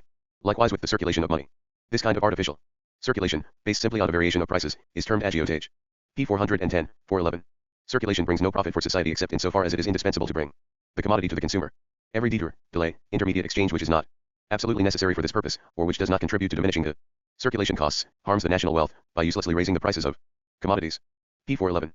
Circulation is the more productive the more rapid it is, i.e. the less time it requires to relieve the entrepreneur of the finished product and bring it to market, and to bring the capital back to him in its first form. P. 411. The entrepreneur can begin production again only after he has sold the completed product and has employed the price in purchasing new materials and new wages. Hence, the more promptly circulation acts to bring about these two effects, the sooner is he in a position to begin his production anew, and the more profits does his capital bring in a given period of time. P. 412. The nation whose capital circulates with the proper speed, so as to return several times a year to him who set it into motion, is in the same situation as the laborer of the happy climates who can raise 3 or 4 harvests in succession from the same soil in 1 year. P. 412, 413. A slow circulation makes the objects of consumption more expensive, 1. Indirectly, through diminution of the mass of commodities which can exist, 2. Directly because, as long as a product is in circulation, its value progressively increases by the interest of capital employed on its production. The slower the production, the more do these interest charges accumulate, which uselessly elevates the price of commodities. Means for the abbreviation and acceleration of circulation, 1. The separating out of a class of workers occupied exclusively with trade, 2. Ease of transport, 3. Currency, 4. Credit. P. 413. Simple circulation consisted of a great number of simultaneous or successive exchanges. Their unity, regarded as circulation, was actually present only from the observer's standpoint. The exchange can be accidental, and it more or less has this character where it is restricted to the exchange of the excess product, and has not seized upon the totality of the production process. In the circulation of capital we have a series of exchange operations, acts of exchange, each of which represents a qualitatively different moment towards the other, a moment in the reproduction and growth of capital. A system of exchanges, changes of substance, from the standpoint of value as such, changes of form, from the standpoint of use value. The product relates to the commodity as use value to exchange value, thus the commodity to money. Here 1. Series attains its peak. Money relates to the commodity into which it is retransformed as exchange value to use value, even more so, money to labor. Insofar as capital in every moment of the process is itself the possibility of going over into its other, next phase, and is thus the possibility of the whole process, which expresses capital's active life, to that extent each of the moments appears potentially as capital, hence commodity capital, money capital, along with the value positing itself in the production process as capital. The commodity can represent money as long as it can transform itself into money, i.e. can buy wage labor, surplus labor, this in respect of the formal side, which emerges from the circulation of capital. On the material, physical side, it remains capital as long as it consists of raw material, proper or semi-fabricated, instrument, or necessaries for the workers. Each of these forms is potential capital. Money is in one respect the realized capital, capital as realized value. In this respect, regarded as a terminal point of circulation, where it then has to be regarded as a point of departure as well, it is capital. It is then especially capital again in regard to the part of the production process in which it exchanges itself for living labor. By contrast, in its exchange for the commodity, new purchase of raw material, etc., by the capitalist, it appears not as capital, but as medium of circulation, merely a vanishing mediation, through which the capitalist exchanges his product for the latter's original elements. Circulation is not merely an external operation for capital, just as it only becomes capital through the production process, in that value immortalizes and increases itself. Through that process, so does it become retransformed into the pure form of value, in which the traces of its becoming, as well as its specific presence in use value, have been extinguished, only through the first act of circulation, while the repetition of this act, i.e. the life process of capital, is made possible only through the second act of circulation, which consists of the exchange of money for the conditions of production, and forms the introduction to the act of production. Circulation therefore belongs within the concept of capital. Just as, originally, money or stockpiled labor appeared as presupposition before the exchange with free labor, the seeming independence of the objective moment of capital towards labor, however, was suspended, and objectified. Labor, become independent as value, appeared on all sides as the product of alien labor, the alienated product of labor itself, so does capital only now appear as presupposed to its circulation. Capital as money was presupposed to its becoming capital, but capital as the result of value which has absorbed and assimilated living labor appeared as the point of departure not of circulation generally, but of the circulation of capital, so that it would exist independently and indifferently, even without this process. However, the movement of the metamorphoses through which it must pass now appears as a condition of the production process itself, just as much as its result. Capital, in its reality, therefore appears as a series of turnovers in a given period. It is no longer merely one turnover, one circulation, but rather the positing of turnovers, positing of the whole process. Its value positing therefore appears as conditioned, and value is capital only as self-immortalizing and self-multiplying value. 1. Qualitatively, in that it cannot renew the production phase without passing through the phases of circulation. 2. Quantitatively, in that the mass of the values it posits depends on the number of its turnovers in a given period. 3. In that circulation time appears in both respects as limiting principle, as barrier of production time, and vice versa. Capital is therefore essentially circulating capital, while in the workshop of the production process capital appears as proprietor and master. In respect of circulation it appears as dependent and determined by social connections, which, from our present standpoint, make it enter into and figure in simple circulation alternately as C towards M and M towards C. But this circulation is a haze under which yet another whole world conceals itself, the world of the interconnections of capital, which binds this quality originating in circulation, in social intercourse, to itself, and robs it of the independence of self-sustaining property, as well as of its character. Two vistas into this presently still distant world have already opened up, at the 2 points at which the circulation of capital pushes the value posited and circulated by it in the form of the product out of its path, and, secondly, the point at which it pulls another product out of circulation into its own orbit, transforms this product itself into one of the moments of its present station. At the second point it presupposes production, not its own immediate production. At the first point it may presuppose production, if its product is itself raw material for other production, or consumption if it has obtained the final form for consumption. This much is clear, that consumption need not enter into its circle directly. The actual circulation of capital, as we shall see later, is still circulation between dealers and dealers. The circulation between dealers and consumers, identical with the retail trade, is a second circle which does not fall within the immediate circulation sphere of capital. An orbit which it describes after the first is described, and simultaneously alongside it, the simultaneity of the different orbits of capital, like that of its different aspects, becomes clear only after many capitals are presupposed. Likewise, the course of human life consists of passing through different ages. But at the same time all ages exist side by side, distributed among different individuals. Considering that the production process of capital is at the same time a technological process, production process absolutely, namely the process of the production of specific use values through specific labor, in short, in a manner determined by the same itself, considering that the most fundamental of these production processes is that through which the body reproduces its necessary metabolism, i.e. creates the necessaries of life in the physiological sense, considering that this production process coincides with agriculture, and the latter also at the same time directly, as with cotton, flax etc., or indirectly, through the animals it feeds, silk, wool, etc., furnishes a large part of the raw materials for industry, actually all except those belonging to the extractive industries, considering that reproduction in agriculture in the temperate zone, the home of capital, is bound up with general terrestrial circulation, i.e. harvests are mostly annual. It follows that the year, except that it is figured differently for various productions, has been adopted as the general period of time by which the sum of the turnovers of capital is calculated and measured, just as the natural working day provided such a natural unit as measure of labor time. In the calculation of profit, and even more of interest, we consequently see the unity of circulation time and production. Time, capital, posited as such, and as its own measure. Capital itself as in process. Hence, as accomplishing one turnover, is regarded as working capital, and the fruits, which it is supposed to yield, are calculated according to its working time, the total circulation time of one turnover. The mystification which thereby takes place lies in the nature of capital. Fixed, tied down, capital and circulating capital. Surplus. Proudhon. Bastiat. Mill Anderson. Say. Quincy. Ramsey. Difficulty with interest on interest. Creating market through trade. Fixed and circulating capital. Ricardo. Money and capital. Eternity of value. Necessity of rapid or less rapid reproduction. Sismondi. Turbules. Storage. Capital's advance to labor. Now, before we go more closely into the above-mentioned considerations, we want to see what distinctions the economists draw between fixed capital and circulating capital. We have already found, above, a new moment which enters with the calculation of profit as distinct from surplus value. Likewise already at this point a new moment has to arise between profit and interest. Surplus value in connection with circulating capital obviously appears as profit, in distinction to interest as the surplus value in connection with fixed capital. Profit and interest are both forms of the surplus value. Profit contained in the price. Hence, profit comes to an end and is realized as soon as capital has come to the point of its circulation where it is retransformed into money or passes from its form as commodity into the form of money. The striking ignorance on which Proudhon's polemic against interest rests, later. Here one more time, so as not to forget, in regard to Proudhon, the surplus value which causes all Ricardians and anti-Ricardians so much worry is solved by this fearless thinker simply by mystifying it. All work leaves a surplus. I posit it as an axiom, 44 the actual formulation to be looked up in the notebook.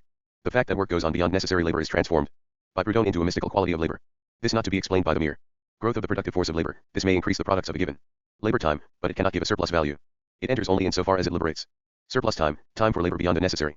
The only extra economic fact in this is that the human being does not need his entire time for the production of the necessaries, that he has free time at his disposal above and beyond the labor time necessary for subsistence, and hence can also employ it for surplus labor.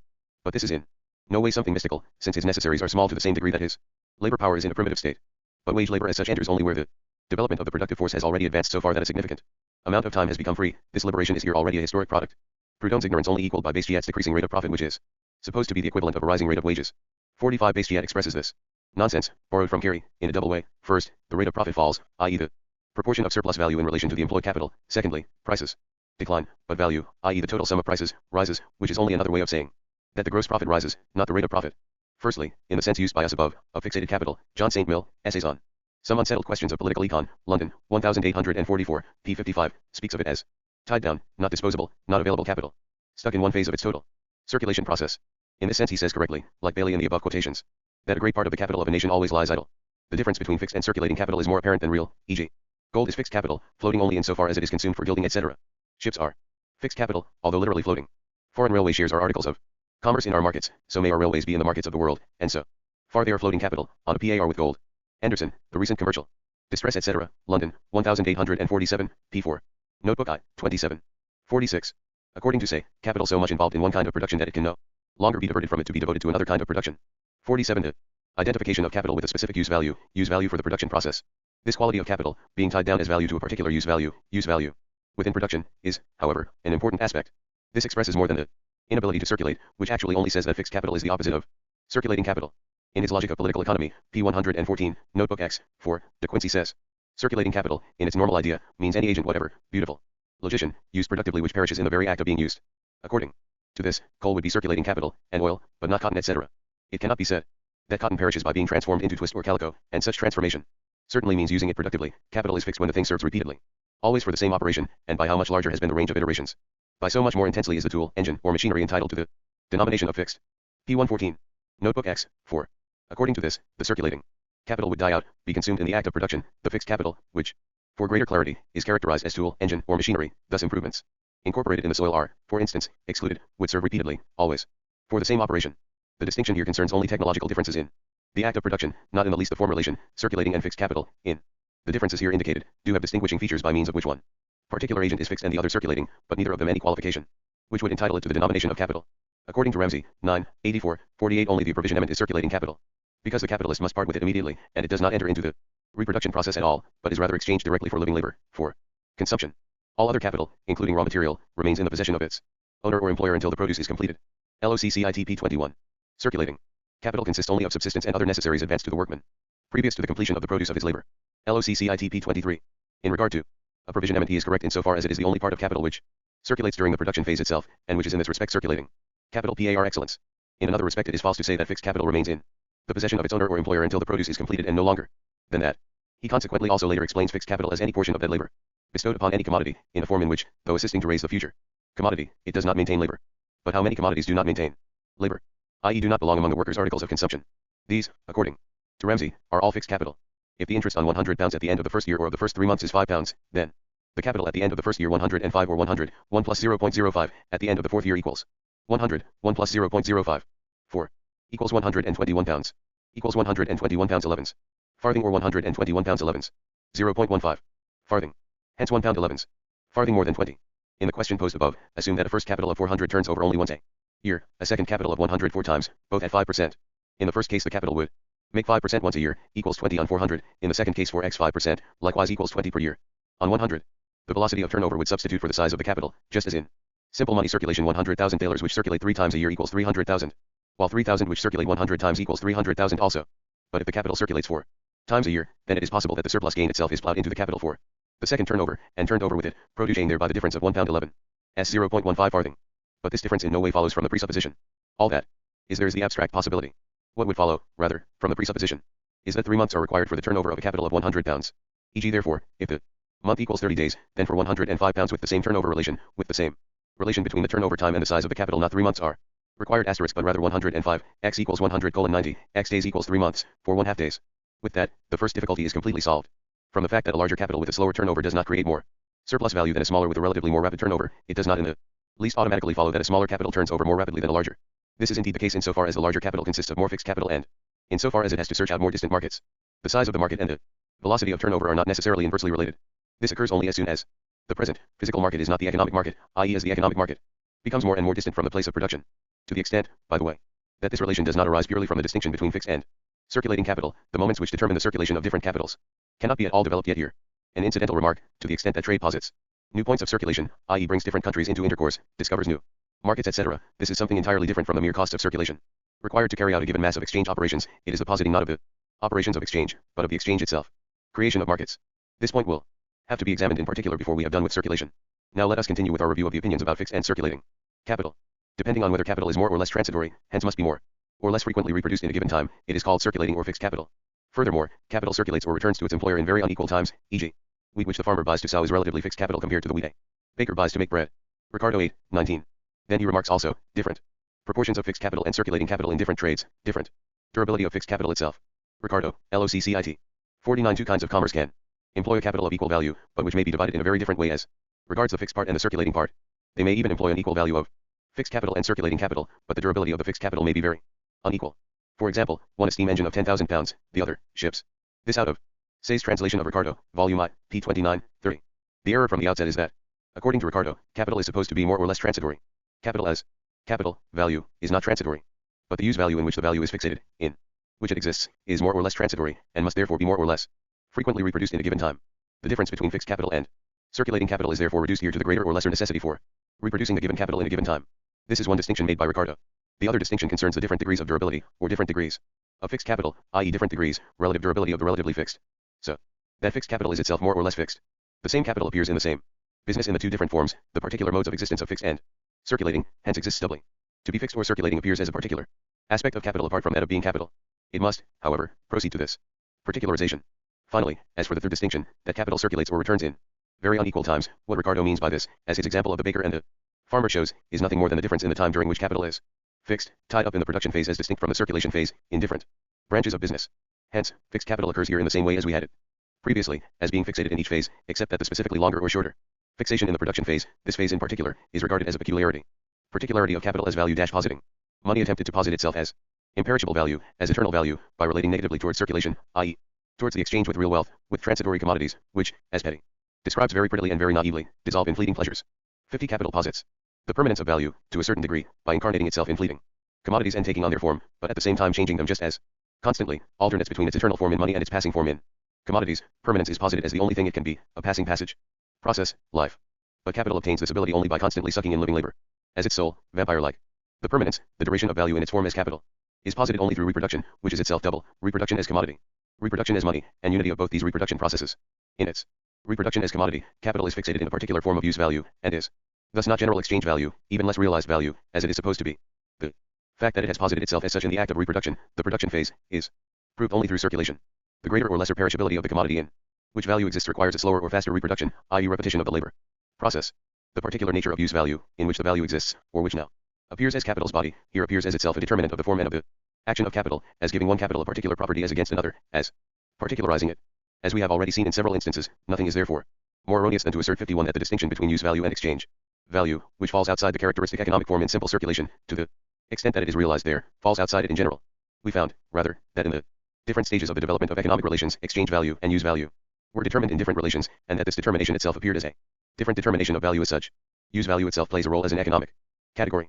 Where it plays this role is given by the development itself. Ricardo, example, who believes that the bourgeois economy deals only with exchange value, and is concerned with use value only exoterically, derives the most important determinations of exchange value precisely from use value, from the relation between the two of them, for instance, ground rent, wage minimum, distinction between fixed capital and circulating capital, to which he imputes precisely the most significant influence on the determination of prices, through the different reaction produced upon them by rise or fall in the rate of wages, likewise in the relation of demand and supply, etc. One and the same relation appears sometimes in the form of use value and sometimes in that of exchange value, but at different stages and with a different meaning. To use is to consume, whether for production or consumption. Exchange is the mediation of this act. Through a social process, use can be posited as, and be, a mere consequence of exchange. Then again, exchange can appear as merely a moment of use, etc.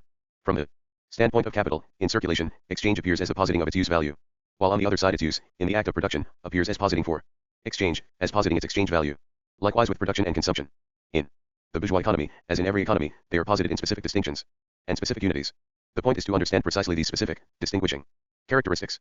Nothing is accomplished by the assertions of Mr. Proudhon or of the social sentimentalists that they are the same. The good thing in Ricardo's explanation is that it begins by emphasizing the moment of the necessity of quicker or slower reproduction, hence that the greater or lesser durability, consumption, in the sense of self-consumption, slower or more rapid, is regarded in connection with capital itself. Hence a relation of use value for capital itself. Sismondi by contrast immediately introduces a determinant initially exoteric to capital, direct or indirect human consumption, whether the article is a direct or an indirect necessary of life for the human consumer. He thereby joins this with the quicker or slower consumption of the object itself. The objects which serve directly as necessaries of life are more perishable, because designed to perish, than those which help to produce the necessaries of life. With the latter, their duration is their character, their transitoriness, fate. He says, fixed, indirect capital is slowly consumed, in order to assist in consuming that which man destines for his use. Circulating capital does not cease to be directly applied to the use of man. Whenever a thing is consumed, it never returns for him who consumes it, while a thing consumed for reproduction is there for him at the same time. Sismondi 6. He also presents the relation in such a way that the first transformation of annual consumption into durable foundations, suitable for increasing the productive powers of future labor, fixed capital, this first labor always accomplished by labor, represented by wage, exchanged for necessaries which the worker consumes during labor. Fixed capital is consumed slowly, i.e. is slowly worn out. Second transformation, circulating capital consists of labor seeds, raw material, and of the worker's consumption. LOCCIT. 52. This is more concerned with the origin. Firstly, the transformation, that fixed capital is itself only circulating capital which has assumed a stationary form, fixated circulating capital. Second, the destination, the one destined to be consumed as means of production, the other as product, or the different mode of its consumption, determined by its role among the conditions of production in the production process. Trivially simplifies the matter to the point where circulating capital is a consumable, fixed capital the not consumable part of capital. 53. One you can eat, the other not. A very easy method of taking the thing. In a quotation already given above 54, 29 in the notebook, Storch vindicates for circulating capital generally the circulating nature of capital. He contradicts himself by saying, all fixed capital comes originally from a circulating capital, and needs continually to be maintained at the latter's expense, hence comes out of circulation, or is itself circulating in its first moment and constantly renews itself through circulation, thus although it does not go into circulation, circulation goes into it. As for what Storch adds further, no fixed capital can give a revenue except by means of a circulating capital, 26a. Notebook, 55. We shall return to that later. Reproductive consumption is not properly an expense, but only an advance, because it is reimbursed to its agent, p54 in Storch's polemic against say 56, p5b. Second notebook on Storch. The capitalist gives the worker a part of the latter's own surplus labor in the form of advance, as something for which he must reimburse the capitalist not merely with an equivalent, but with surplus labor as well. The formula for computing compound interest is, S equals C, 1 plus I, N, S, the total magnitude of capital C after n years at an interest rate I. The formula for computing an annuity is constant and variable capital. We divided capital above into constant and variable value. This is always correct as regards capital within the production phase, i.e. in its immediate realization process. How it is that capital itself, as presupposed value, can change its value as its reproduction costs rise or fall, or as a consequence of a decline in profits also, etc. Evidently belongs to the section where capital is regarded as real capital, as the interaction of many capitals on one another, not here in its general concept. Competition.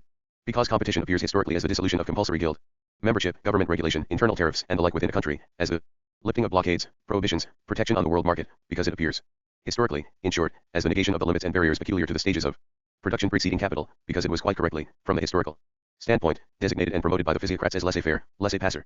It has therefore never been examined even for this merely negative side, its merely historical side, and this has led at the same time to the even greater absurdity of regarding it as the collision of unfettered individuals who are determined only by their own interests, as the mutual repulsion and attraction of free individuals, and hence as the absolute mode of existence of free individuality in the sphere of consumption and of exchange.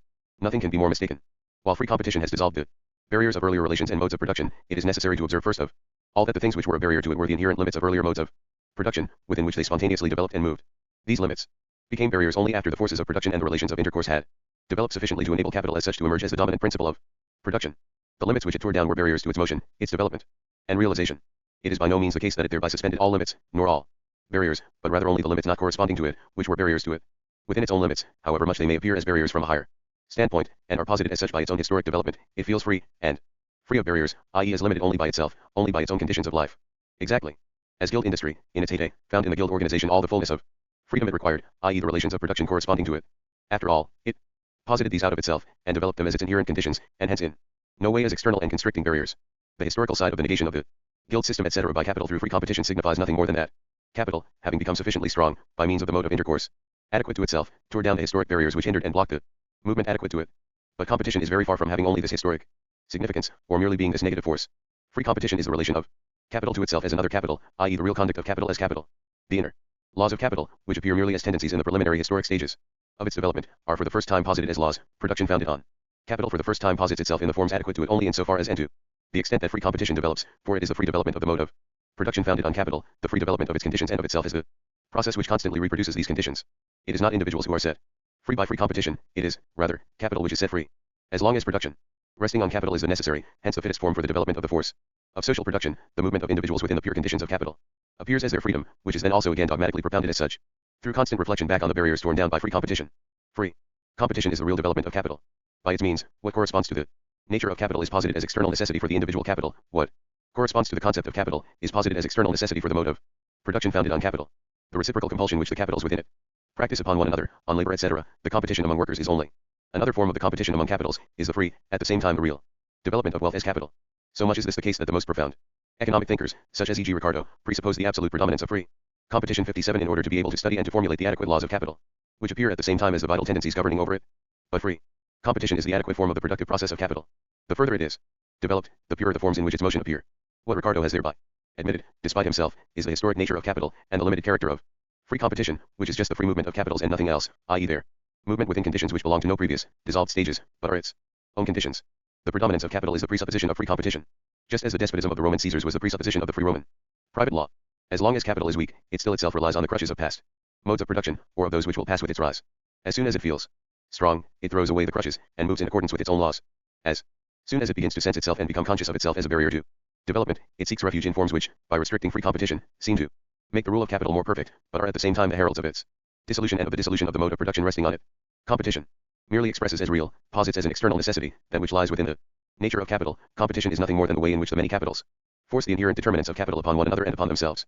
Hence, not a single category of the bourgeois economy, not even the most basic, e.g. the determination of value, becomes real through free competition alone, i.e. through the real process of capital, which appears as the interaction of capitals and of all other Relations of production and intercourse determined by capital.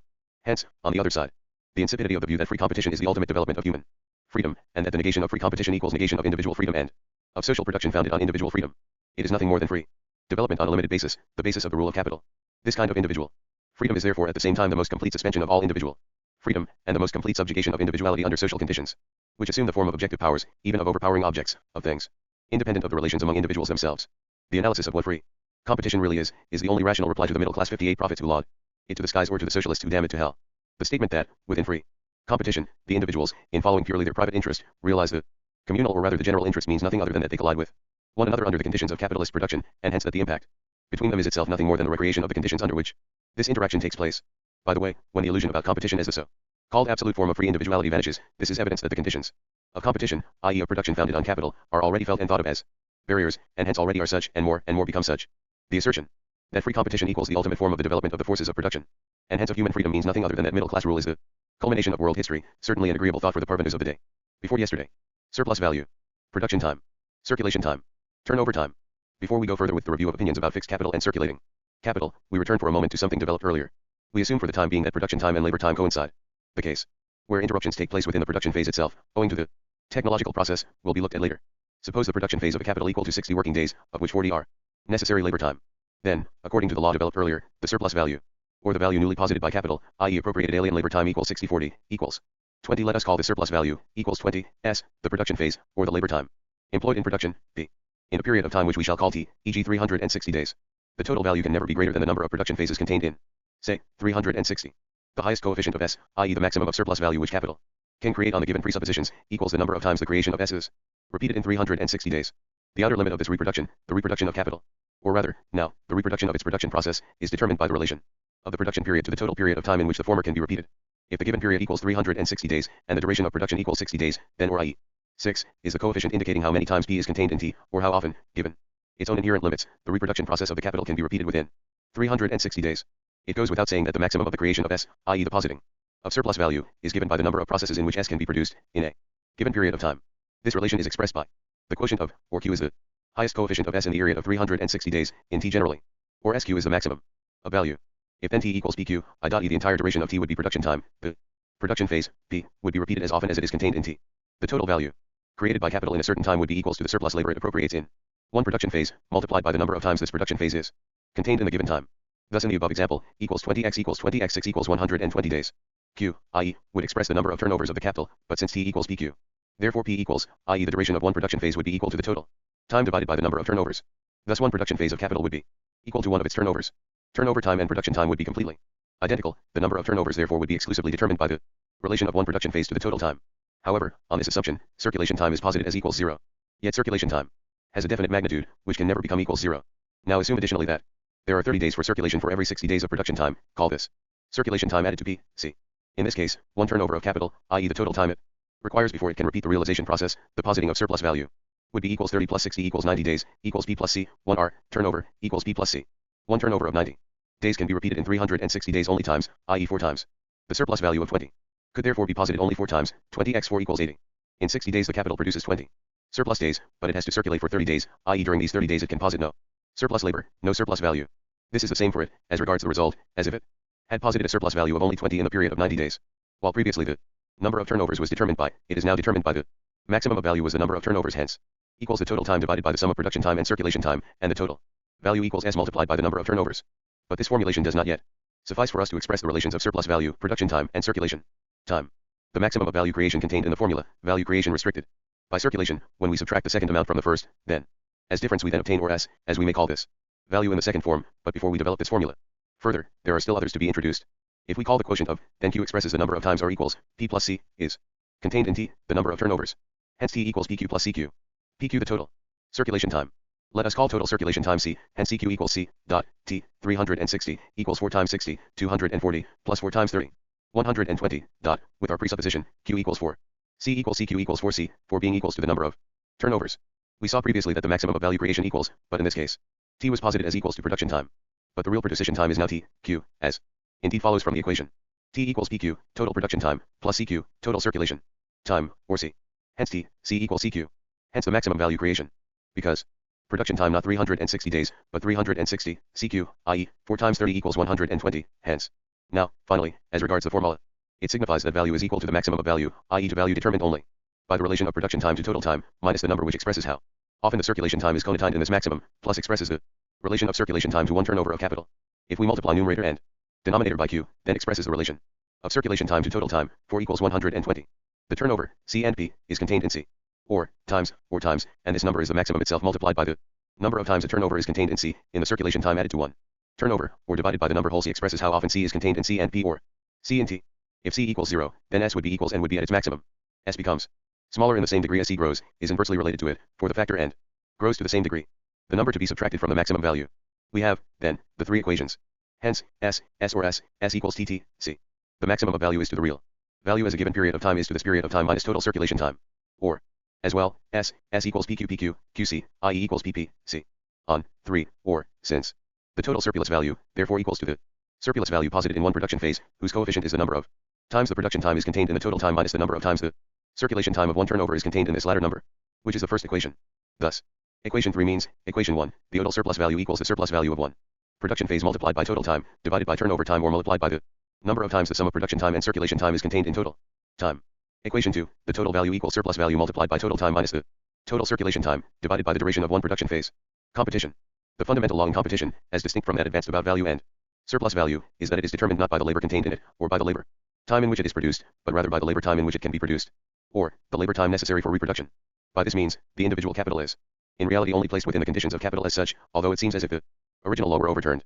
Necessary labor time is determined by the movement of capital itself, but only in this way is it posited. This is the fundamental law of competition. Demand, supply, price, production costs, are further specific forms, price, as market price, or general price. Then the positing of a general rate of profit. As a consequence of the market price, the capitals then distribute themselves among different branches. Reduction of production costs, etc. In short, here all determinants appear in a position which is the inverse of their position in capital in general. Their price, determined by labor, here labor determined by price, etc., etc. The influence of individual capitals on one another has the effect precisely that they must conduct themselves as capital. The seemingly independent influence of the individuals, and their chaotic collisions, are precisely the positing of their general law. Market here obtains yet another significance. The influence of capitals as individuals on each other thus becomes precisely their positing as general beings, and the suspension of the seeming independence and independent survival of the individuals. This suspension takes place even more in credit, and the most extreme form to which the suspension proceeds, which is however at the same time the ultimate positing of capital in the form adequate to it, is joint stock capital. Demand, supply, price, production costs, contradiction of profit and interest, different relations of exchange value and use value, consumption and production, surplus value, production time, circulation time, turnover time, part of capital in production time, part in circulation time, surplus value and production phase. Number of reproductions of capital equals number of turnovers, total, surplus value, etc. We have seen, then, that the surplus value of capital can posit in a given period of time is determined by the number of times the realization process can be repeated, or the capital can be reproduced in a given period of time, and that the number of these reproductions is determined by the relation of the duration of the production phase not to the total period of time, but rather to this total time minus circulation time. Circulation time thus appears as time during which the ability of capital to reproduce itself, and hence to reproduce surplus value, is suspended. Its productivity, i.e. its creation of surplus values, is therefore inversely related to circulation time, and would reach its maximum if the latter declined to zero. Circulation is an inescapable condition for capital, a condition posited by its own nature, since circulation is the passing of capital through the various conceptually determined moments of its necessary metamorphosis, its life process. Insofar as it costs time for capital to run through this course, in this time capital cannot increase its value, because it is not production time, time in which it does not appropriate living labor. Hence the circulation time can never increase the value created by capital, but can only posit not value positing time, hence appear as barrier to the increase of value, in the same relation as it stands towards labor time. This circulation time cannot be counted as part of value creating time, for the latter is labor time which objectifies itself in value, and nothing else. It does not belong to the production cost of value, nor to the production cost of capital, but it is a condition which makes itself reproduction more difficult. The obstacles which capital encounters in the path of its realization, i.e. its appropriation of living labor, do not, of course, form a moment of its realization, of its value creation. Hence it is ridiculous to take production cost here in the original sense, or we have to distinguish production cost as a particular form from the labor time which objectifies itself in value, as we must distinguish profit from surplus value. But even then, circulation time does not belong among capital's production costs in the same sense as wages, etc., but rather it is an item which comes into consideration as part of the capitalist's settling of accounts with one another, because they distribute the surplus value among themselves according to certain general proportions. Circulation time is not time during which capital creates value, but rather during which it realizes the value created in the production process. It does not increase its quantity, but rather transposes it into another form, from the form of product into that of commodity, from commodity to that of money, etc. The fact that the price which previously existed ideally in the commodity is now really posited, that it is now really exchanged for its price, money, does not, of course, increase this price. Thus circulation time appears as time which does not determine the price, and the number of turnovers, insofar as it is determined by circulation time, appears not in such a way that capital brings in a new value determining element, an element proper to it, sui generis, as distinct from labor, but rather as a limiting, negative principle. The necessary tendency of capital is therefore circulation without circulation time, and the tendency is the fundamental determinant of credit and of capital's credit contrivances. At the same time, credit is then also a form in which capital tries to posit itself as distinct from the individual capitals, or the individual capital tries to posit itself as capital as distinct from its quantitative barrier. But the highest result it achieves in this line is, on one side, fictitious capital, on the other side, credit only appears as a new element of concentration, of the destruction of capitals by individual, centralizing capitals. Circulation time is in one respect objectified in money. Attempt by credit to posit money as a merely formal moment, so that it mediates the formal transformation, without itself being capital, i.e. value.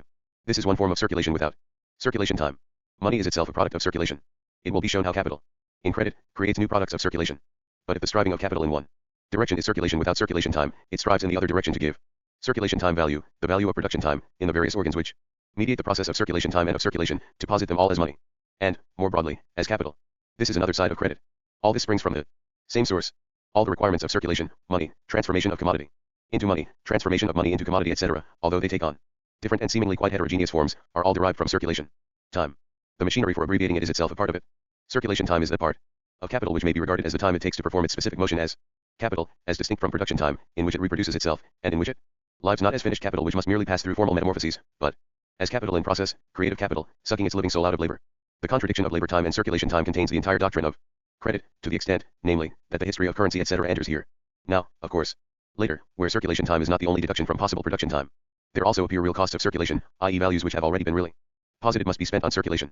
But these are all in fact only costs, deductions, from already created surplus values, which capital undertakes in order to increase the sum of surplus values possible, e.g. in a year, i.e. to increase the proportion of production time out of a given total time, i.e. to abbreviate circulation time.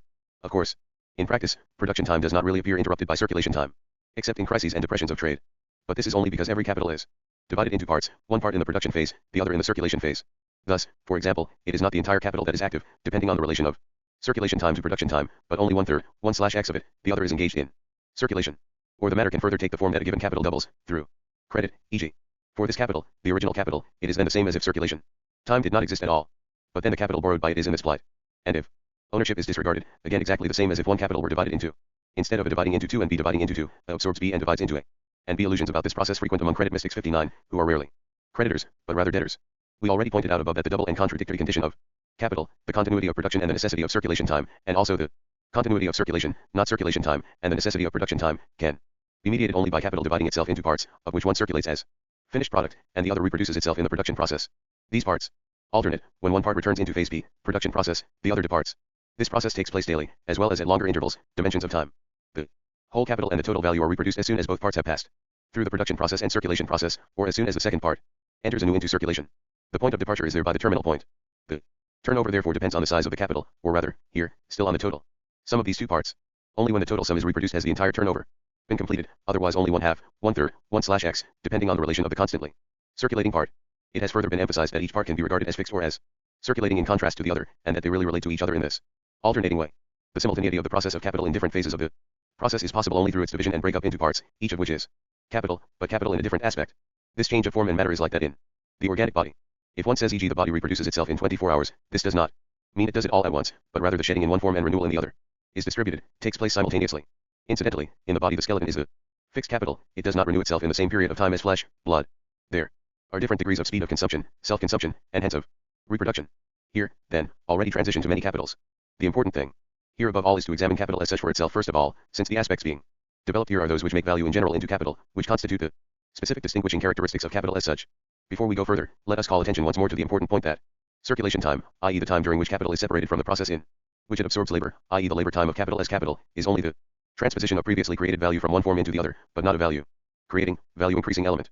The transformation of a value of 4 working days existing in the form of twist into the form of 4 working days existing as money, or of a symbol recognized as the representative of 4 working days as such, 4 working days in general, transposes the previously created and measured value from one form into another, but that value is not increased. The exchange of equivalents leaves the working days after the exchange just as they were before, qua amounts of value. If one thinks of one capital, or one thinks of the various capitals of a country as one capital, national capital, as distinct from that of other countries, then it is clear that the time during which this capital does not act as productive capital, i.e. posits no surplus value, is a deduction from the realization time available to this capital. In this abstract conception, still without any regard to the cost of circulation itself, it appears as the negation not of the really posited realization time, but of the possible realization time, i.e. possible if circulation time equals 0. It is clear, now, that the national capital cannot regard the time during which it does not multiply itself as time in which it does multiply itself, no more Then e.g. an isolated peasant can regard the time during which he can neither harvest nor sow, during which his labor generally is interrupted, as time which makes him rich. The fact that capital regards itself, and necessarily so, as productive and fruit-bearing, independently of labor, of the absorption of labor, assumes itself as fertile at all times, and calculates its circulation time as value-creating time, as production cost, is quite another thing. In this way one can see what is wrong when e.g. Ramsey says, the use of fixed capital modifies to a considerable extent the principle that value depends on quantity of labor. For some commodities on which the same quantity of labor has been expended require very different periods before they are fit for consumption. But as, during this time the capital brings no return, in order that the employment in question should not be less lucrative than others in which the produce is sooner ready for use, it is necessary that the commodity, when at last brought to market, should be increased in value by all the amount of profit withheld. This already assumes that capital as such regularly brings profit, like a healthy tree brings fruit. This shows how capital may regulate value independently of labor. 60 e.g. wine in the cellar. Ramsey, 9. 84, here as if circulation time as well as labor time, or on the same level with it. Produced value. Capital, of course, contains both moments in itself. 1. Labor time as a value-creating moment. 2. Circulation time as a moment which restricts labor time, and thus restricts the total value creation of capital, as necessary, because value, or capital, as an immediate result of the production process, is indeed value, but value not posited in its adequate form. The time which is required for these changes of form, i.e., which elapses between production and reproduction, is time which devalues capital. Thus, like continuity, so is the interruption of continuity contained in the character of capital as circulating, in process. The economists who correctly characterize circulation, the revolution which capital must go through to fire itself up for new production, as a series of exchanges thereby, admit that the circulation time is not time which increases the quantity of values, hence, it cannot be time which posits new values, because a series of exchanges, no matter how many exchanges it may include, and how much time the completion of these operations may cost, is merely the exchange of equivalents. The positing of values, the extremes of the mediation, as equivalents naturally cannot posit them as non-equivalents. Regarded quantitatively, they can have neither increased nor diminished through the exchange. The surplus value of a production phase is determined by the surplus labor set in motion, appropriated by capital during it. The sum of the surplus values a capital can create in a given period of time is determined by the repetition of the production phase in this period of time, or by the turnover of capital. The turnover, however, equals the duration of the production phase plus the duration of circulation, equals the sum of circulation time and production time. The turnover approaches production time as circulation time diminishes, i.e. the time which elapses between capital's departure from production and its return to it. Surplus value is in fact determined by the labor time objectified during one production phase. The more frequent the reproduction of capital, the more often does the production of surplus value take place. The number of reproductions equals the number of turnovers. Hence the total surplus value equals SXNR, if n is the number of turnovers. Hence, if the PRO induction time required by a capital of £100 in a certain branch of industry equals 3 months, then it could turn over 4 times a year, and if the S value created each time equals 5, then the total surplus value equals 5, the S created in one production phase, X4, the number of turnovers, determined by the relation of production time to the year, equals 20. But if circulation time equals e.g. 1/4 of production time, then one turnover would equals 3 plus 1 months, equals 4 months, and the capital of 100 could turn over only 3 times a year equals 15. Hence, although the capital posits an S value of £5 in 3 months, it is the same for it as if it posited a value of 5 in only 4 months, because it can only posit 5x3 per year. It is the same for it as if it produced an S of 5 every 4 months. Hence produced only or 3 in 3 months, and in the one circulation month, 1. In so far as turnover is distinct from the duration posited by the conditions of production, it is equals to circulation time. The latter, however, is not determined by labor time. In this way, the sum of surplus values which capital posits in a given period of time appears determined not simply by labor time, but by labor time as well as circulation time, in the relations indicated above. But, as shown above, the determination which capital here brings into the positing of value is negative, limiting. If e.g. a capital of £100 needs 3 months for production, say 90 days, then, if circulation time equals 0, the capital could turn over 4 times a year, and it would be entirely active as capital the whole time, i.e. positing surplus labor, multiplying its value. If 80 of the 90 days represented necessary labor, then 10, surplus labor. Now posit that circulation time amounts to 33 1/3% of production time, or 1/3 of it. Hence 1 month for every 3. Circulation time then equals a third of production time equals 30 days, C equals P. Well, the question is, what part of the capital can now continuously be occupied in production during the whole year? If the capital of 100 had worked 90 days, and then circulated as a product of 105 for 1 month, then during this month it could employ no labor at all. The 90 working days can of course equal 3, 4, 5, x times 90, depending on the number of workers employed during the 90 days. These would be equals to only 90 days if only one worker were employed. But this is beside the point for now. In all these calculations it is presupposed that the surplus value is not in turn capitalized, but that capital rather continues to work with the same number of workers. But at the same time as the surplus is realized, the entire capital is only then realized as money. That is, during 1 month the capital could not be employed at all. The capital of 100 employs e.g. 5 workers continuously. This contains their surplus labor, and the product which is circulated is never the original capital, but rather that which has absorbed the surplus labor and hence has a surplus value. Hence the circulation of a capital of 100 actually means e.g. circulation of the capital of 105, i.e. of capital, together with the profit posited in one act of production. But this error irrelevant here, particularly in the above question. Posit that at the end of 3 months £100 worth of twist have been produced. Now it will be 1 month before the money comes in and I can begin production again. Now, in order to set the same number of workers to work during the 1 month while the capital is circulating, I would have to have a surplus capital of £33 1/3, for if £100 set a given quantity of labor in motion for 3 months, then 1/3 of £100 would set it in motion for 1 month. At the end of the 4th month, the capital of 100 would return to the production phase, and that of 33 1/3 would enter the circulation phase. The latter would require 1/3 of A month for circulation, given the same relations, would hence return into production. After 10 days, the first capital could enter into circulation again only at the end of the 7th month. The second, which entered into circulation at the beginning of the 5th month, would have returned say on the 10th of the 5th month, would re-enter circulation on the 10th of the 6th month and would return on the 20th of the 6th month, to re-enter circulation on the 20th of the 7th month. At the end of the 7th month it would be back again, at which time the first capital would just be beginning its course again at the same moment when the second was returning. Beginning of the 8th month, and return on the etc. Beginning of the 9th etc. In a word, if the capital were 1/3 larger, just the amount the circulation time adds up to, then it could continuously employ the same number of workers. Or, alternately, it could continuously remain in the production phase if it continuously employed 1/3 less labor. If the capitalist began with a capital of only 75, then production would finish at the end of the 3rd month, then the capital would circulate for 1 month, but during this month he could continue production because he would have retained a capital of 25, and, if he needs 75 to set a given mass of labor in motion during 3 months, he needs 25 to set the same in motion. For 1 month, he would continuously have the same number of workers at work. Each of his commodities requires of a year before it is sold. If he always needs 1/3 of the production time to sell his commodities, then etc. This matter must be reducible to a very simple equation, to which we shall return later. It does not actually belong here, but the question is important because of the credit questions later. This much is clear, however. Call production time PT, circulation time. CT capital, CC cannot be in its production phase and its circulation phase at the same time. If it is to continue to produce while it circulates, then it must break into 2 parts, of which one in the production phase, while the other in the circulation phase, and the continuity of the process is maintained by part of being posited in the former aspect, part B in the latter. Let the portion which is always in production be x, then x equals CB, let B be the part of the capital always in circulation. C equals B plus x. If CT, circulation time, were equals 0, then B likewise would be equals 0, and x equals CB, the part of the capital in circulation. C, the total capital, equals CT, circulation time, PT, production time, B, C equals CT, PT, i.e. the relation of circulation time to production time is the relation of the part of capital in circulation to the total capital. If a capital of 100 and a profit of 5% turns over every 4 months, so that there is 1 month of circulation time for every 3 months of production time, then the total surplus value, as we saw, will be equals m, month, equals 5x3 equals 15, instead of 20 as when c equals 0. For then s equals 20. But now 15 is the gain on a capital of 75 at 5% whose circulation time equals 0, which turned over 4 times a year, was continuously occupied. At the end of the first quarter 3, at the end of the year 15. But only a total capital of 300 would turn over, while 1 of 400 if in the above case CT equals 0.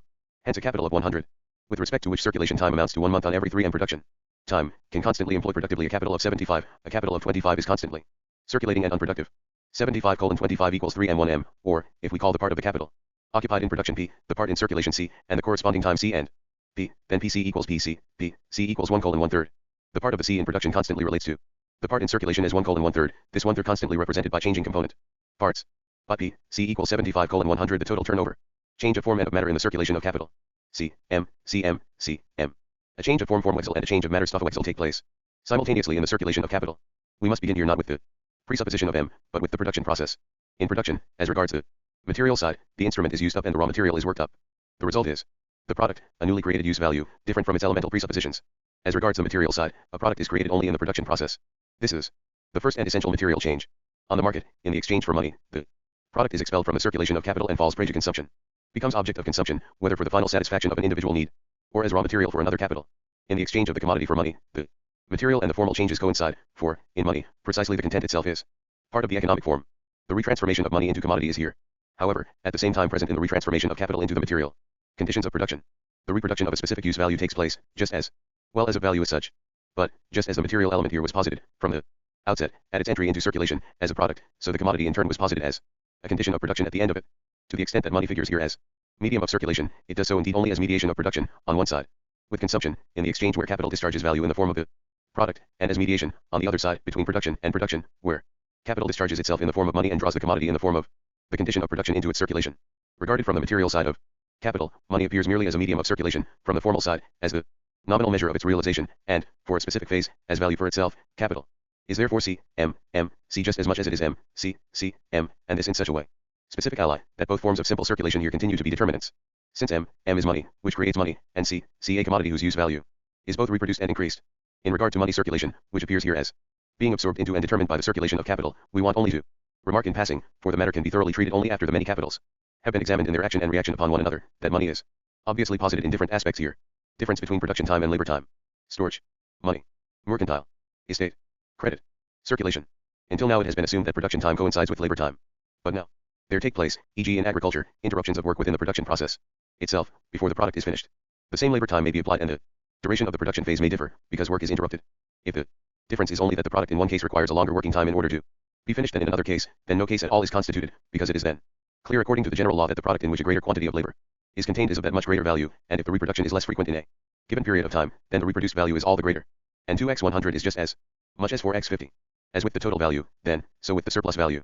The question is constituted by the unequal duration required by different products, although the same amount of labor time, namely stored up and living labor together, is employed upon them. The fixed capital here allegedly acts quite by itself, without human labor, like, e.g. the seed entrusted to the earth's womb. Insofar as additional labor is required, this is to be deducted. The question to be posed in pure form: if circulation time here the same, then the turnover is less frequent because the production phase longer. Hence, production time plus turnover time equals 1r, larger than in the case where production time coincides with labor time. The time required here for the product to reach maturity, the interruptions of work, here constitute conditions of production. Not labor time. Constitutes a condition for labor time, in order to turn the latter really into production time. The question obviously belongs only with the equalization of the rate of profit. Still, the ground must be cleared here. The slower return, this is the essential part, here arises not from circulation time, but rather from the conditions themselves in which labor becomes productive. It belongs with the technological conditions of the production process. It must absolutely be denied, it is downright nonsensical to claim that a natural circumstance which hinders a capital in a specific branch of production from exchanging with the same amount of labor time in the same amount of time as another capital in another branch of production can in any way contribute to increasing the former's value.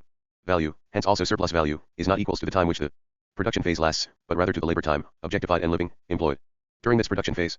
The living labor time alone, and, indeed, in the proportion in which it is employed relative to objectified labor time, can create surplus value, because it creates surplus labor time. It has therefore correctly been asserted that in this regard agriculture, for instance, is less productive. Productivity is concerned here with the production of values than other industries. Just as in another respect, insofar as a growth of productivity in it directly reduces necessary labor time, it is more productive than all the others. But this circumstance can accrue to its advantage only where capital already rules, together with the general form of production corresponding to it. This interruption in the production phase already signifies that agriculture can never be the sphere in which capital starts, the sphere in which it takes up its original residence. This contradicts the primary fundamental conditions of industrial labor. Hence agriculture is claimed for capital and becomes industrial only retroactively. Requires a high development of competition on one side, on the other a great development of chemistry, mechanics, etc., i.e. of manufacturing industry. History shows, consequently, that agriculture never appears in pure form in the modes of production preceding capital, or which correspond to its own undeveloped stages. A rural secondary industry, such as spinning, weaving, etc., must make up for the limit on the employment of labor time posited here, and located in these interruptions. The non-identity of production time with labor time can be due generally only to natural conditions, which stand directly in the path of the realization of labor, i.e. the appropriation of surplus labor by capital. These obstacles in its path do not, of course, constitute advantages, but rather, from its point of view, losses. The whole case is worth mentioning here actually only as an example of fixated capital, capital fixated in one phase. The point to remember here is only that capital creates no surplus value as long as it employs no living labor. The reproduction of the employed fixed capital itself is, of course, not depositing of surplus value. In the human body, as with capital, the different elements are not exchanged at the same rate of reproduction. Blood renews itself more rapidly than muscle, muscle than bone, which in this respect may be regarded as the fixed capital of the human body. As means of speeding up circulation, storage lists. 1. Formation of a class of workers who busy themselves only with trade. 2. Easy means of transport. 3. Money. 4. Credit. See above. 61. This motley combination reveals the whole confusion of the political economists. Money and money circulation, what we called simple circulation, is the presupposition, condition, of capital itself, as well as of the circulation of capital. Money as it exists, hence, as a relation of intercourse belonging to a stage of production preceding capital, money as money, in its immediate form, can therefore not be said to speed up the circulation of capital, but is rather its presupposition. When we speak of capital and of its circulation, we stand on a stage of social development where the introduction of money does not enter as a discovery, etc., but is rather a presupposition. To the extent that money in its immediate form itself has value, and is not merely the value of other commodities, the symbol of their value, for, if something which is itself immediate is supposed to be something else which is also immediate, then it can only represent the latter, in one way or another, as symbol, but rather, itself has value, is itself objectified labor in a specific use value. To that extent, money, so far from speeding up the circulation of capital, rather delays it. Regarded in both of the aspects in which it occurs in the circulation of capital, both as medium of circulation and as the realized value of capital, money belongs among the cost of circulation insofar as it is itself labor time employed to abbreviate circulation time on the one hand, and, on the other hand, to represent a qualitative moment of circulation, the retransformation of capital into itself as value for itself. In neither aspect does it increase the value. In one aspect it is a precious form of representing value, i.e. a costly form, costing labor time, hence representing a deduction from surplus value. In the other aspect it can be regarded as a machine which saves circulation time, and hence frees time for production. But, in so far as it itself, as such a machine, costs labor, and is a product of labor, it represents for capital faux phrase to production. It figures among the costs of circulation. The original cost of circulation is circulation time itself as opposed to labor time. The real costs of circulation are themselves objectified labor time, machinery for the purpose of abbreviating the original costs of circulation. Money in its immediate form, as it belongs to a historic stage of production preceding capital, thus appears to capital as a cost of circulation, and the efforts of capital hence tend in the direction of transforming it into a form adequate for its own ends, hence attempting to make it into a representative of one moment of circulation which does not itself cost labor, and has itself no value. Capital hence tends in the direction of suspending money in its inherited immediate reality, and transforming it into something merely posited and at the same time suspended by capital, into something purely ideal. It cannot be said, therefore, as does Storch, that money as such is a means of speeding up the circulation of capital. It must rather be said to the contrary that capital attempts to transform money into a merely ideal moment of its circulation, and first to raise it into the adequate form corresponding to it. Suspension of money in its immediate form appears as a demand made by money. Circulation once it has become a moment of the circulation of capital, because in its immediate, presupposed form it is a barrier to the circulation of capital.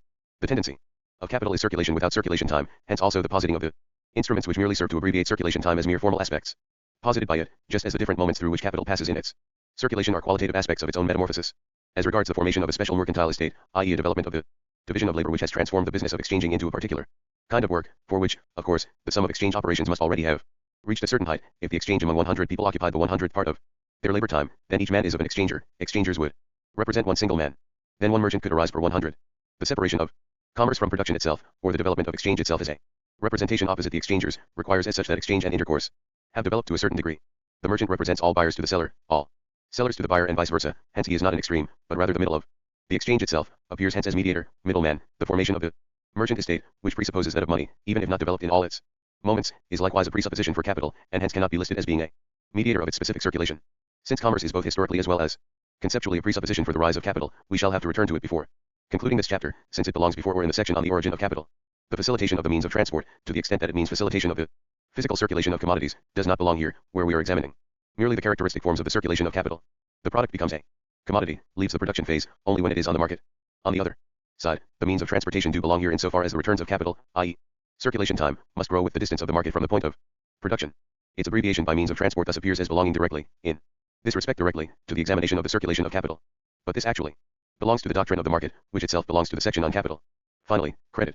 This form of circulation etc. directly posited by capital, which arises, hence, specifically from the nature of capital, this specific characteristic of capital, is mixed up here by storage etc. together with money, mercantile estate, etc., which belong generally with the development of exchange and of the production more or less founded on it.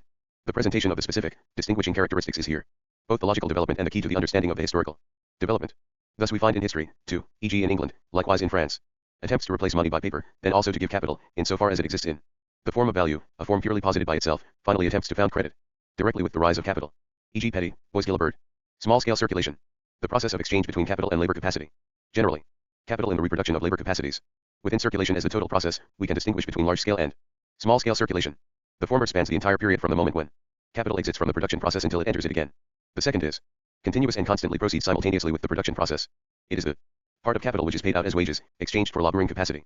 The circulation process of capital, which is posited in the form of an exchange of equivalents, but is in fact suspended as such, and posited as such only formally. The transition from value to capital, where the exchange of equivalents turns into its opposite, and where, on the basis of exchange, exchange becomes purely formal, and the mutuality is all on one side, is to be developed in this way. Values which become exchanged are always objectified labor time, and objectively available, reciprocally. Presupposed quantity of labor, present in a use value. Value as such is always an effect, never a cause. It expresses the amount of labor by which an object is produced. Hence, presupposing the same stage of the productive forces, the amount of labor by which it can be reproduced. The capitalist does not exchange capital directly for labor, or labor time, but rather time contained, worked up in commodities, for time contained, worked up in living labor capacity. The living labor time he gets in exchange is not the exchange value, but the use value of labor capacity. Just as a machine is not exchanged, paid for as cause of effects, but as itself an effect, not according to its use value in the production process, but rather as product, definite amount of objectified labor. The labor time contained in labor capacity, i.e. the time required to produce living labor capacity, is the same as is required, presupposing the same stage of the productive forces, to reproduce it, i.e. to maintain it. Hence, the exchange which proceeds between capitalist and worker thus corresponds completely to the laws of exchange. It not only corresponds to them, but also is their highest development. For, as long as labor capacity does not itself exchange itself, the foundation of production does not yet rest on exchange, but exchange is rather merely a narrow circle resting on a foundation of non-exchange, as in all stages preceding bourgeois production. But the use value of the value the capitalist has acquired through exchange is itself the element of realization and its measure, living labor and labor time, and, specifically, more labor time than is objectified in labor capacity, i.e. more labor time than the reproduction of the living worker costs.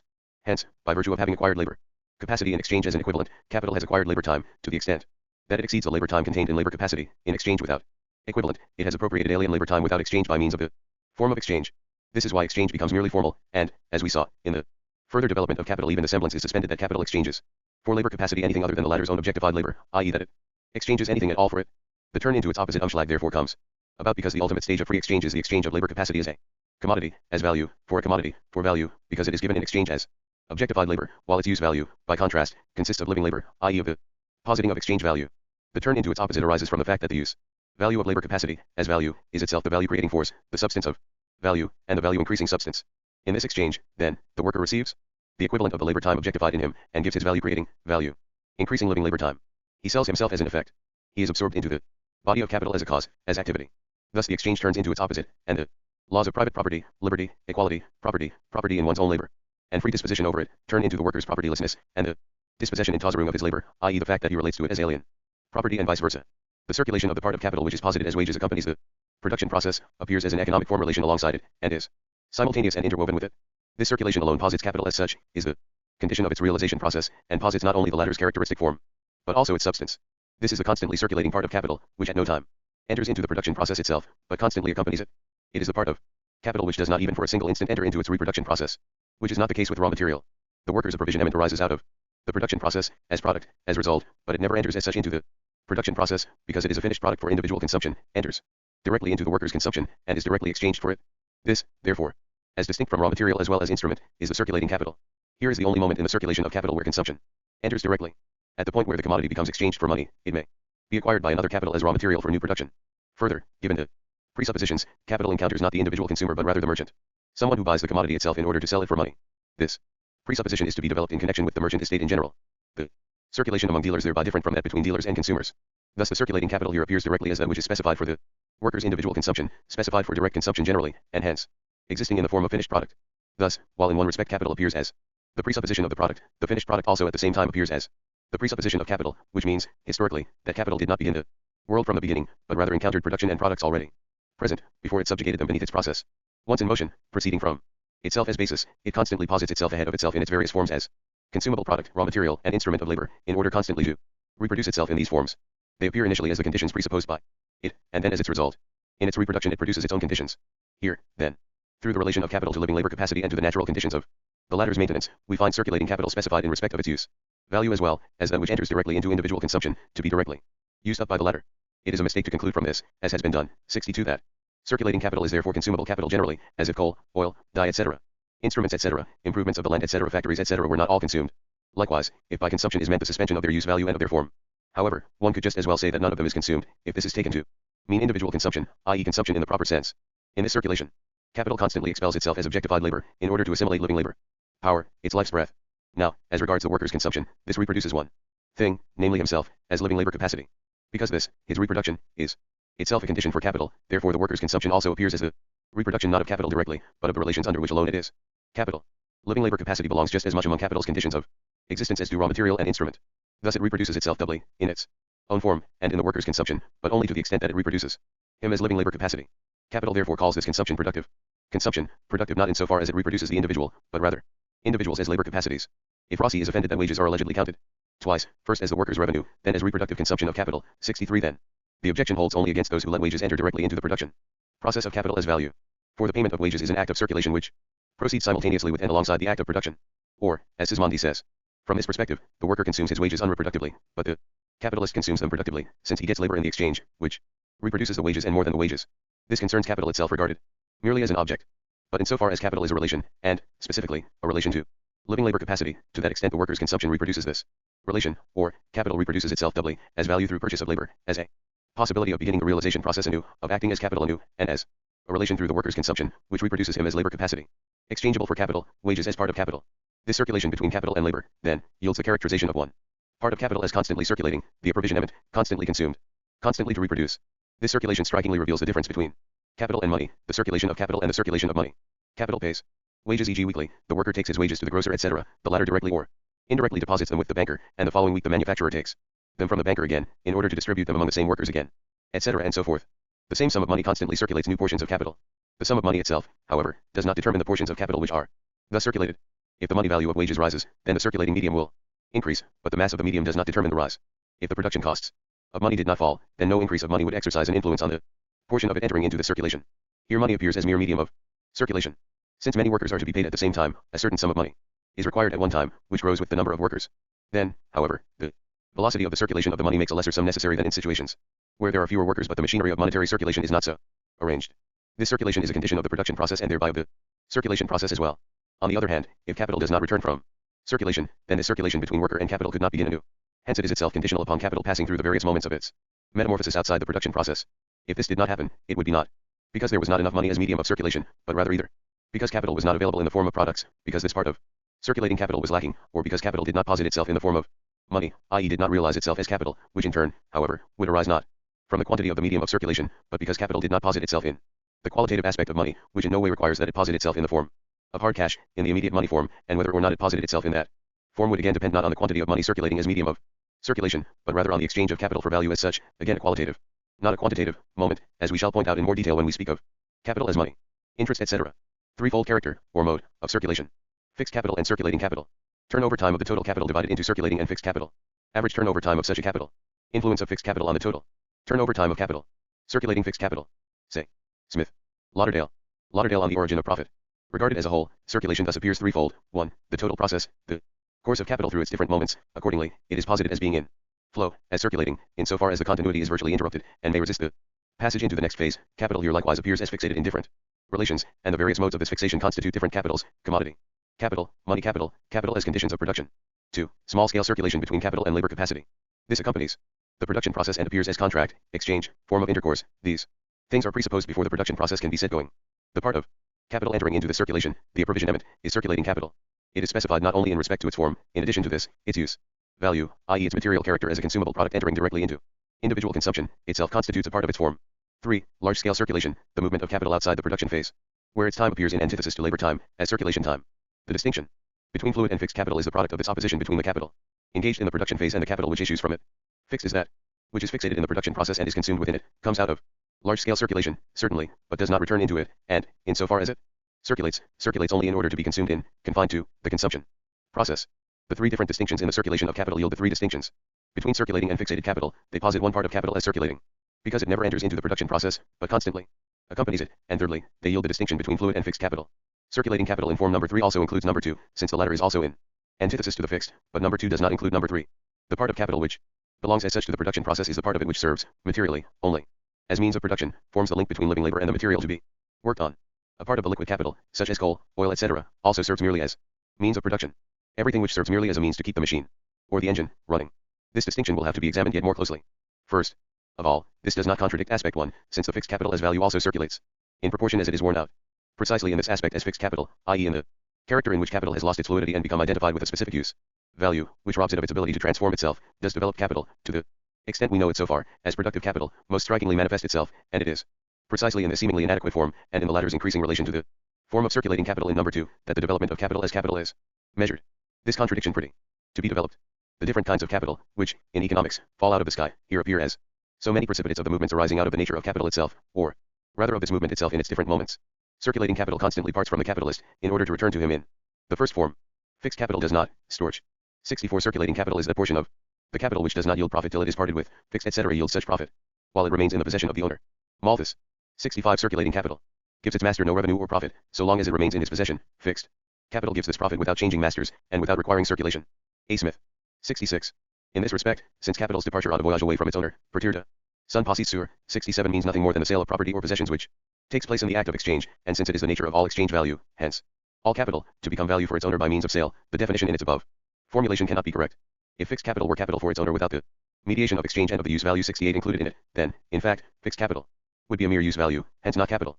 But the basis of the above definition is this: fixed capital circulates as value, even if only in portions, successively, as we shall see. It does not circulate as use value. As far as its material aspect is concerned, as a moment of the production process, fixed capital never leaves its boundaries, is not sold by its possessor, remains in his hand. It circulates as capital only in its formal aspect, as self-eternalizing value. This distinction between form and content, use value and exchange value, does not take place in circulating capital. In order to circulate, to exist as the latter, it has to step into circulation as the former, must be sold. Use value for capital as such is only value itself. Circulating capital realizes itself as value for capital as such only when it is sold. As long as it remains in its hand, it only has value in itself, but it is not posited, only in potency, but not in act. Fixed capital, by contrast, realizes itself as value only as long as it remains in the capitalist's hand as a use value, or, expressed as an objective relation, as long as it remains in the production process, which may be regarded as the inner organic movement of capital, its relation to itself, as opposed to its animal movement, its presence for another. Hence, since fixed capital, once it has entered the production process, remains in it, it also passes away in it, is consumed in it. The duration of this consumption does not yet concern us here. In this respect, then, fixed capital also includes what Cherbuliez calls the médiaires, instrumentals, 69 such as coal, oil, wood, grease etc., which are completely destroyed in the production process, which only have a use value for the process of production itself.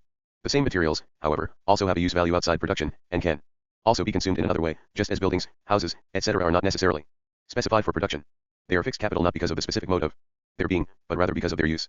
They become fixed capital as soon as they step into the production process. They are fixed capital as soon as they are posited as moments of the production process of capital, because they then lose their property of being potentially circulating capital.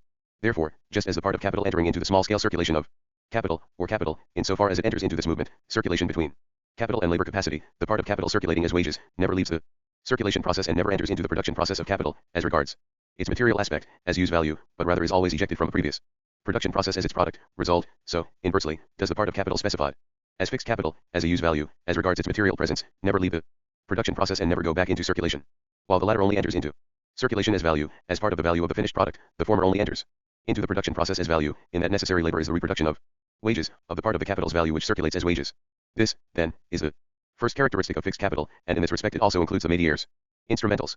Secondly, fixed capital can enter into circulation as value, however, only to the extent that it passes away as use value in the production process. It passes, as value, into the product, i.e. as labor time worked up or stored up in it, insofar as it passes away in its independent form as use value. In being used, it is used up, but in such a way that its value is carried over from its form into the form of the product. If it is not used, not consumed in the production process itself, if the machinery stands still, the iron rusts, the wood rots, then of course its value passes away together with its transitory presence as use value. Its circulation as value corresponds to its consumption in the production process as use value. Its total value is completely reproduced, i.e. is fully returned via circulation only when it has been completely consumed as use value in the production process. As soon as it is completely dissolved into value, and hence completely absorbed into circulation, it has completely passed away as use value and hence must be replaced, as a necessary moment of production, by a new use value of the same kind, i.e. must be reproduced. The necessity of reproducing it, i.e. its reproduction time, is determined by the time in which it is used up, consumed within the production process. With circulating capital, reproduction is determined by circulation time. With fixed capital, circulation is determined by the time in which it is consumed as use value. In its material presence, within the act of production, i.e. by the period of time within which it must be reproduced. 1,000 pounds of twist can be reproduced as soon as they are sold and the money obtained for them is again exchanged for cotton, in short, for the elements of the production of twist. Their reproduction is determined, hence, by circulation time. A machine of a value of 1,000 pounds which lasts 5 years, which is used up in 5 years and then becomes nothing more than scrap iron, is used up, say, by January 5th or year, if we take the average consumption in the production process. Hence every year, only 1/5 of its value enters into circulation, and only with the passing of the 5 years has it completely gone into circulation and returned from it.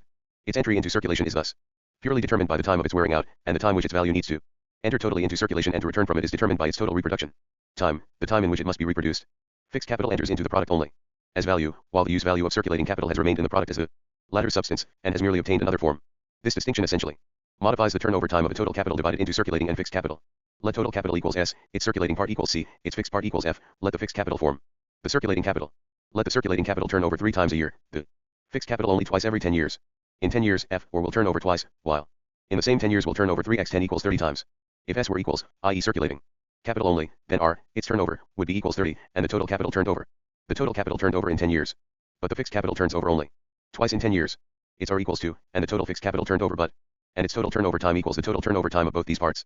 If the fixed capital turns over twice in 10 years, then in 1 year or of it turns over, while in 1 year the circulating capital turns over 3 times. Turns over once a year. The question simply this: if a capital of 1,000 thalers equals 600 circulating capital and 400 fixed capital, thus circulating and fixed capital, if the fixed capital lasts 5 years, hence turns over once in 5 years and the circulating turns over 3 times a year, then what is the average turnover or turnover time of the total capital? If it were circulating capital only, then it would turn over 5x3, 15 times, the total capital turned over in the 5 years would be 15,000. But if it turn over only once in 5 years, hence, of the 400 thalers, equals 80 thalers turn over in 1 year. Of the 1,000 thalers, 600 annually turn over 3 times, 80 once, or, in 1 year, only 1,880 would turn over, hence in 5 years 5x. 1,880 equals 9,400 turnover, i.e. 5,600 less than if the total capital consisted only of circulating capital. If the entire capital consisted only of circulating capital, then it would turn over once in of a year. If the capital equals 1,000, C equals 600, turns over twice a year, F equals 400, turns over once a year, then 600, S, turns over in half a year, or, 2S/5x2, likewise in half a year. Hence in half a year, 600 plus 200 equals 800, i.e. C plus F/2, turns over in a whole year, hence 2x 800 or 1,600 turnover, 1,600 thalers in 1 year, hence 100 in months, hence 1,000 in months equals 7 1/2 months. The total capital of 1,000 thus turns over in 7 1/2 months, while it would turn over in 6 months if it consisted of circulating capital only. 7 1/2 6 equals 1 1/4 or as 1. If the capital equals 100, circulating equals 50, fixed equals 50, the former turns over twice a year, the latter once, then 1/2 100 turns over once in 6 months, and 1/4 100 likewise once in 6 months, hence in 6 months of the capital turns over 3/4 100 in 6 months, or 75 in 6 months, and 100 in 8 months. If 100 turn over in 6 months, and in the same 6 months 1/4 100, 1/2 of the fixed capital, then 3/4 100 turn over in 6 months. Hence 1/4 in 2 months, hence 100 or 100 in 6 plus 2, in 8 months. The total turnover time of the capital equals 6, the turnover time of the entire circulating capital and 1/2 of the fixed capital or 1/4 of the total capital, plus, i.e. this turnover time divided by the number, expressing the ratio of the remaining fixed capital to the capital turned over in the turnover time of circulating capital. Thus in the above example, 100 turns over in 6 months, did 100, hence 100 in 6 months, hence the remaining 100 in months. Hence the total capital in 6 plus 6 fourths months equals 6 plus 1 1/2 or 7 1/2 months. Thus, expressed in general terms, average turnover time equals the turnover time of circulating capital plus this turnover time, divided by the number which expresses how often the remaining part of the fixed capital is contained in the total sum of the capital which was circulated in this turnover time. If there are two capitals of 100 thalers, one of them entirely composed of circulating capital, the other half fixed capital, each at 5% profit, the one turning over twice a year, and in the other the circulating capital likewise twice, but the fixed capital only once, then the total capital turning over would be equals 200 in the first case, and the profit equals 10 in the second equals 3 turnovers in 8 months, 1 1/2 in 4, or 150 would turn over in 12 months. Profit then equals 7 1/2. This kind of calculation has strengthened the common prejudice that circulating capital or fixed capital through some mysterious innate power brings a gain.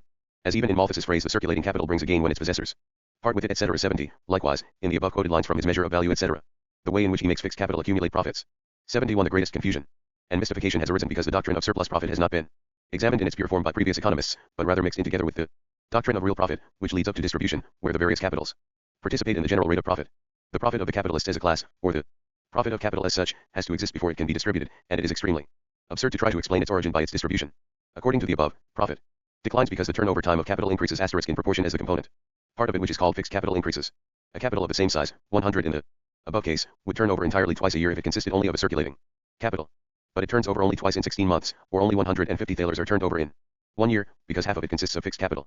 As the number of its reproductions in a given period declines, or the amount of it reproduced in this given time declines, so does the production of surplus time or surplus value decline, since capital posits value at all only insofar as it posits surplus value. This at least is its tendency, its adequate action. Fixed capital, as we saw, circulates as value only to the degree that it is used up or consumed as use value in the production process. But the time in which it is consumed, and in which it must be reproduced in its form as use value depends on its relative durability. Hence its durability, or its greater or lesser perishability, the greater or smaller amount of time during which it can continue to perform its function within the repeated production processes of capital. This aspect of its use value here becomes a form determining moment, i.e. a determinant for capital as regards its form, not as regards its matter. The necessary reproduction time of fixed capital, together with the proportion of the total capital consisting of it, here modify, therefore, the turnover time of the total capital, and thereby its realization. The greater durability of capital, the diminution, duration, of its necessary reproduction time, and the proportion of fixed capital to the total capital, then, here influence realization just as does a slower turnover, due either to a greater distance in space of the market from which the capital returns as money, so that a longer time is required to complete the path of circulation, as e.g. capitals working in England for the East India market return more slowly than those working for nearer foreign markets or for the domestic market, or to the production phase being itself interrupted by natural conditions, as in agriculture. Ricardo, who was the first to emphasize the influence of fixed capital on the realization process, throws all these aspects into one motley heap, as one can see from the excerpts quoted above. 72. In the first case, fixed capital, the turnover of capital is reduced because the fixed capital is consumed slowly within the production process, or the cause lies in the duration of the time required for its reproduction. In the second case the reduced turnover arises from the prolongation of circulation time. In the first case the fixed capital necessarily always circulates as rapidly as the product, insofar as it circulates, enters circulation at all, because it circulates not in its material existence, but only as value, i.e. as an ideal component part of the total value of the product, and, specifically, from the circulation time of the second half of the circulation process proper, the retransformation into money. In the third case the reduced turnover arises from the longer time the capital requires, not, as in the first case, to pass away in the production process, but rather to emerge from it as product. The first case is peculiar specifically to fixed capital, the other belongs to the category of capital which is not liquid, but fixated in one or another phase of the total circulation process, fixed capital of a considerable degree of durability, or circulating capital returnable at distant periods. McCulloch, Principles of Political Economy. Notebook, p. 15. 73. Thirdly, we have regarded fixed capital so far only from the aspect in which its particular relation, its specific relation, distinguishes it from the circulation process proper. Still further distinctions will arise in this respect. Firstly, the return of its value in successive parts, whereas each part of circulating capital is exchanged in its entirety. This because in the former, the existence of the value coincides with that of the use value. Secondly, not merely because of its influence on the average turnover time of a given capital, as we have indicated up to now, but also because of its own turnover time. The latter circumstance becomes important where the fixed capital appears not as a mere instrument of production within the production process, but rather as an independent form of capital, e.g. in the form of railways, canals, roads, aqueducts, improvements of the land, etc. This latter aspect becomes notably important for the proportion in which the total capital of a country is divided into these two forms. Then, the way in which it is renewed and maintained, which the economists formulate in the form that it can bring revenue only by means of circulating capital, etc. This last is basically nothing but the examination of the moment where it appears, not as a particular independent existence alongside and outside circulating capital, but rather as circulating capital transformed into fixed capital. But what we want to examine here, first of all, is the relation of fixed capital not towards the outside, but rather the extent to which the relation is given through its continued enclosure within the production process. It is thereby posited that it is a definite moment of the production process itself. It is not necessarily the case that fixed capital is capital which in all its aspects serves not for individual consumption, but only for production. A house can serve for production as well as for consumption, likewise all vehicles, a ship and a wagon, for pleasure outings as well as a means of transport, a street as a means of communication, for production proper, as well as for taking walks, etc. Fixed capital in the second aspect does not concern us here at all, since we regard capital here only as process of realization and process of production. The second aspect will enter when we study interest Ricardo can have only this aspect in mind when he says, depending on whether the capital is more or less perishable, hence must be more or less frequently reproduced in a given time, it is called circulating or fixed capital. Ricardo, 8. 1974. According to this, a coffee pot would be fixed capital, but coffee circulating capital. The crude materialism of the economists who regard as the natural properties of things what are social relations of production among people, and qualities which things obtain because they are subsumed under these relations, is at the same time just as crude an idealism, even fetishism, since it imputes social relations to things as inherent characteristics, and thus mystifies them. The difficulty of defining a thing as fixed capital or circulating capital on the basis of its natural qualities has here, by way of exception, led the economists to the discovery that things in themselves are neither fixed nor circulating, hence not capital at all, any more than it is a natural quality of gold to be money. Also included in the points listed above, so that it is not forgotten, is the circulation of fixed capital as circulating capital, i.e. transactions through which it changes its owners. Fixed capital, tied up, capital so tied up in one kind of production that it can no longer be diverted to another kind of production. Say, 24. 75. Fixed capital is consumed in order to help produce the things useful to man. It consists of durable foundations which increase the productive powers of future labor. Sismondi, 6. 76. Fixed capital, the capital necessary to maintain the instruments, machines, etc. of labor.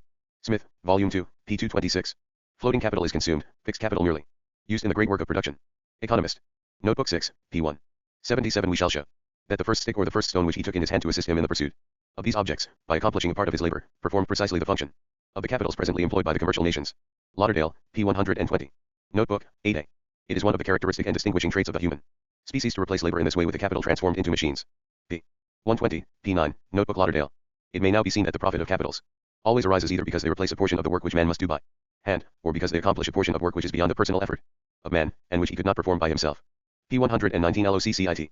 Lauderdale polemicizes against Smith and Locke, whose view that labor is the creator of profit has the following result. According to him, if this idea of capital's benefits were rigorously correct, then it would follow that it would not be an original source of wealth, but rather a derived one, and one could not consider capital as one of the principles of wealth, its profit being nothing more than a transfer from the worker's pocket to that of the capitalist.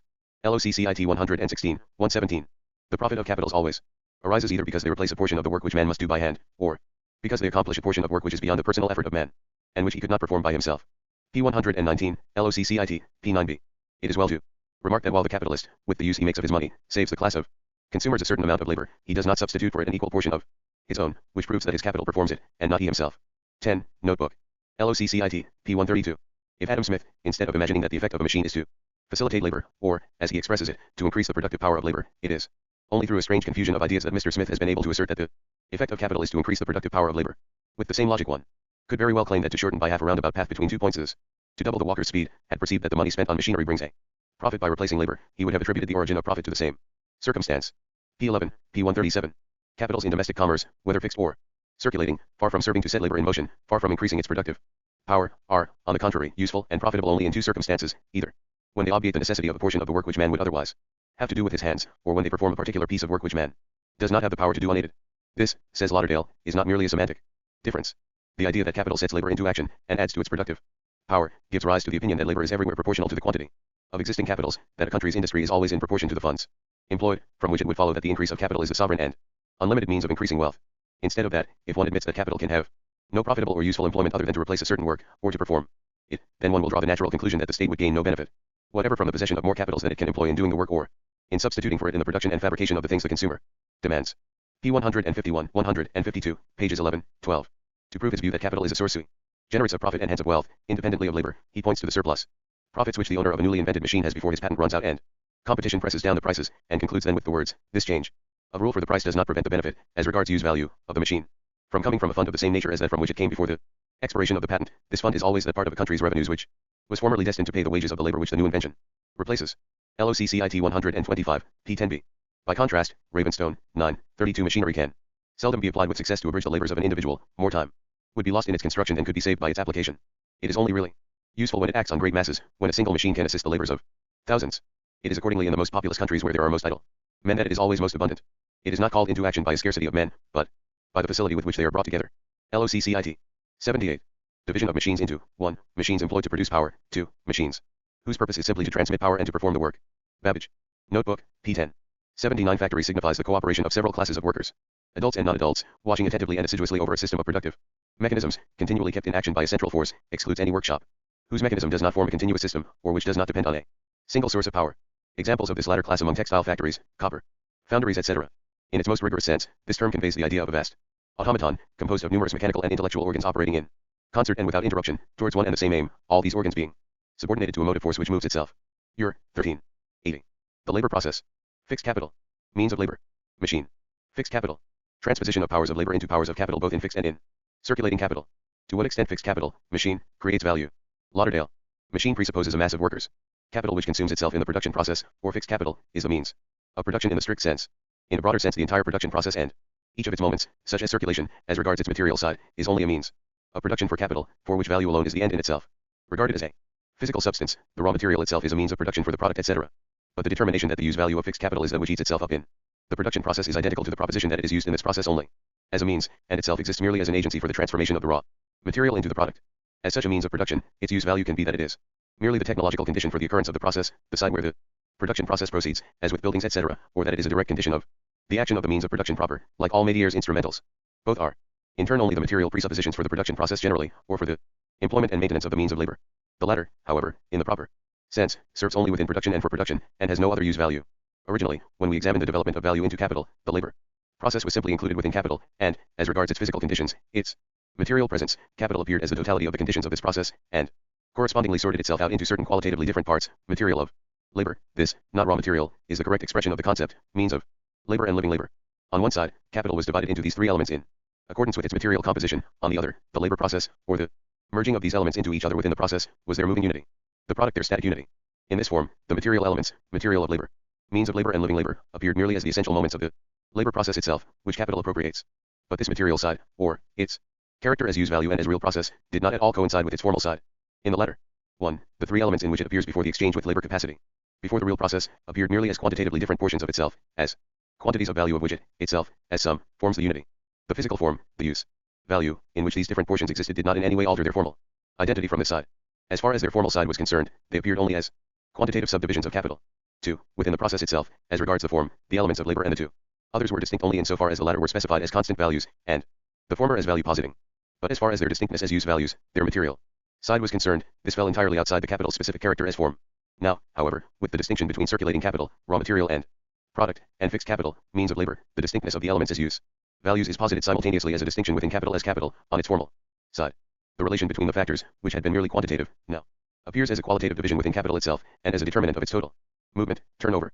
Likewise, the material of labor and the product of labor, this neutral precipitate of the labor process, are already, as raw material and product, materially specified no longer as material and product of labor, but rather as the use value of capital itself in different phases. As long as the means of labor remains a means of labor in the proper sense of the term, such as it is directly, historically, adopted by capital and included in its realization process, it undergoes a merely formal modification, by appearing now as a means of labor not only in regard to its material side, but also at the same time as a particular mode of the presence of capital, determined by its total process, as fixed capital. But, once adopted into the production process of capital, the means of labor passes through different metamorphoses, whose culmination is a machine, or rather, an automatic system of machinery. System of machinery, the automatic one is merely its most complete, most adequate form, and alone transforms machinery into a system set in motion by an automaton, a moving power that moves itself. This automaton, consisting of numerous mechanical and intellectual organs, so that the workers themselves are cast merely as its conscious linkages in the machine, and even more in machinery as an automatic system, the use value, i.e. the material quality of the means of labor, is transformed into an existence adequate to fixed capital and to capital as such, and the form in which it was adopted into the production process of capital, the direct means of labor, is superseded by a form posited by capital itself and corresponding to it. In no way does the machine appear as the individual worker's means of labor.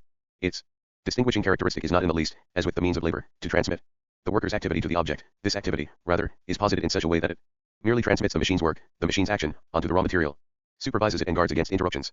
Not as with the instrument, which the worker animates and makes into his organ with his skill and strength, and whose handling therefore depends on his virtuosity. Rather, it is the machine which possesses skill and strength in place of the worker, is itself the virtuoso, with a soul of its own in the mechanical laws acting through it, and it consumes coal, oil, etc., métiers, instrumentals, just as the worker consumes food, to keep up its perpetual motion. The worker's activity, reduced to a mere abstraction of activity, is determined and regulated on all sides by the movement of the machinery, and not the opposite. The science which compels the inanimate limbs of the machinery, by their construction, to act purposefully as an automaton, does not exist in the worker's consciousness, but rather acts upon him through the machine as an alien power, as the power of the machine itself. The appropriation of living labor by objectified labor, of the power or activity which creates value by value existing for itself, which lies in the concept of capital, is posited, in production resting on machinery, as the character of the production process itself, including its material elements and its material motion. The production process has ceased to be a labor process in the sense of a process dominated by labor as its governing unity. Labor appears, rather, merely as a conscious organ, scattered among the individual living workers at numerous points of the mechanical system, subsumed under the total process of the machinery itself, as itself only a link of the system, whose unity exists not in the living workers, but rather in the living, active machinery, which confronts its individual, insignificant doings as a mighty organism. In machinery, objectified labor confronts living labor within the labor process itself as the power which rules it, a power which, as the appropriation of living labor, is the form of capital.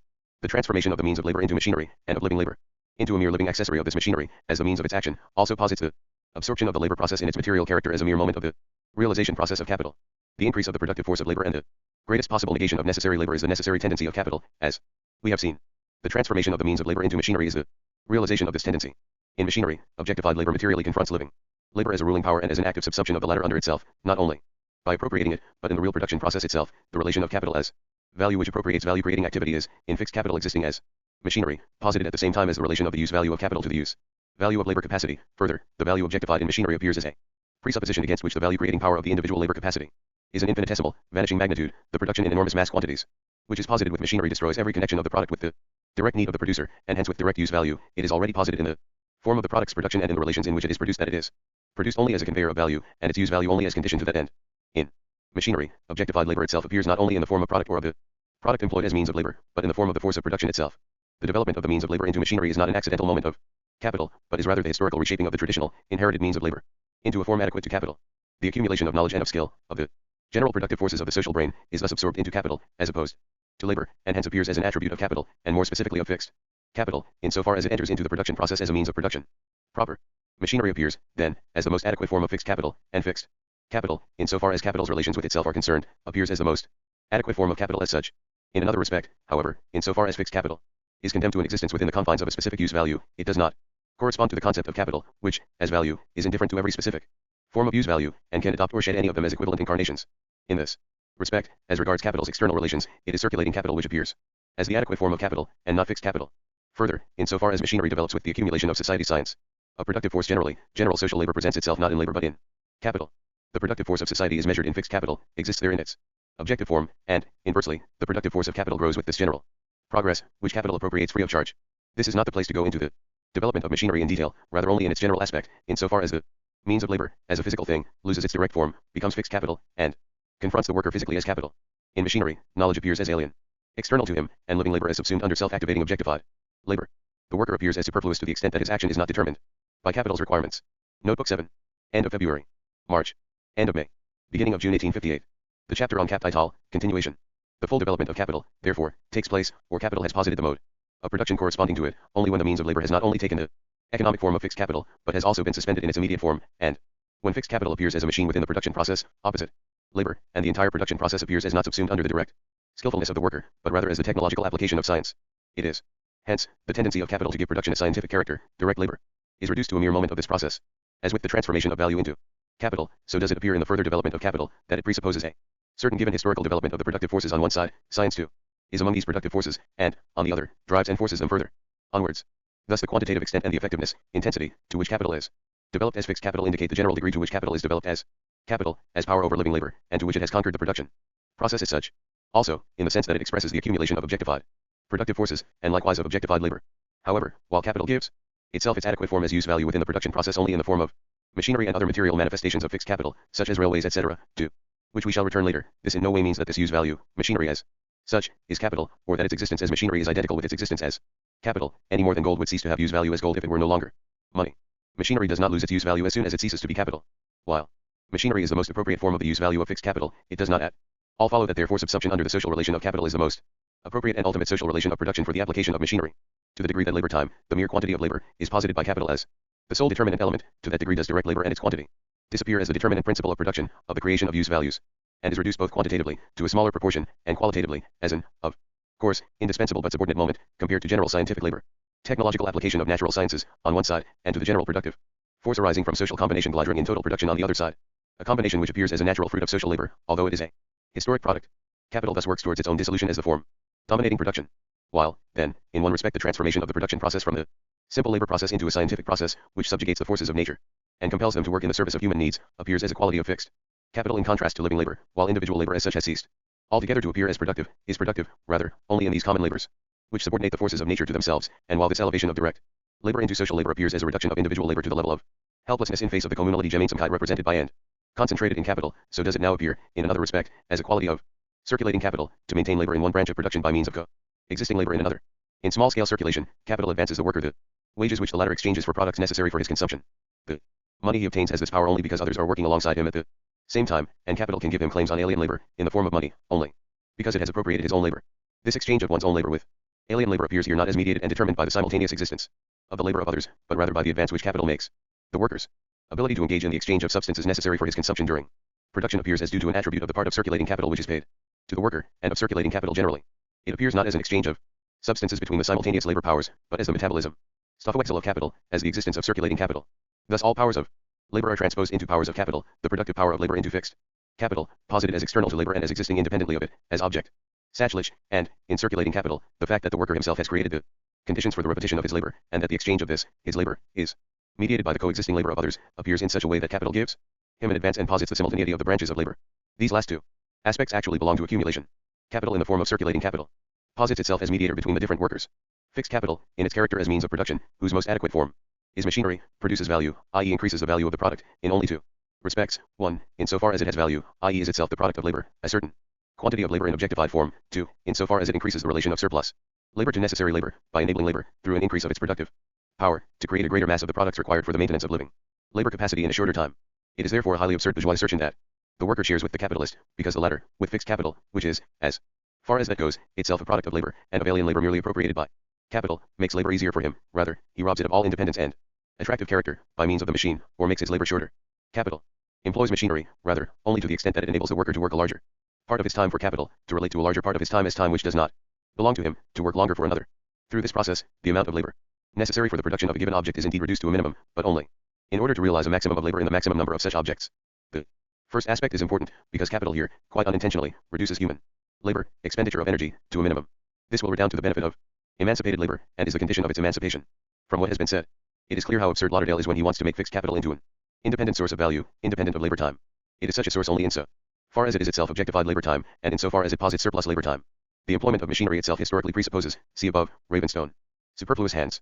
Machinery inserts itself to replace labor only where there is an overflow of labor powers. Only in the imagination of economists does it lead to the aid of the individual worker. It can be effective only with masses of workers, whose concentration relative to capital is one of its historic presuppositions, as we have seen. It enters not in order to replace labor power where this is lacking, but rather in order to reduce massively available labor power to its necessary measure. Machinery enters only where labor capacity is on hand in masses. Return to this. Lauderdale believes himself to have made the great discovery that machinery does not increase the productive power of labor, because it rather replaces the latter, or does what labor cannot do with its own power. It belongs to the concept of capital that the increased productive force of labor is posited rather as the increase of a force craft outside itself, and as labor's own debilitation in craft tongue. The hand tool makes the worker independent, posits him as proprietor.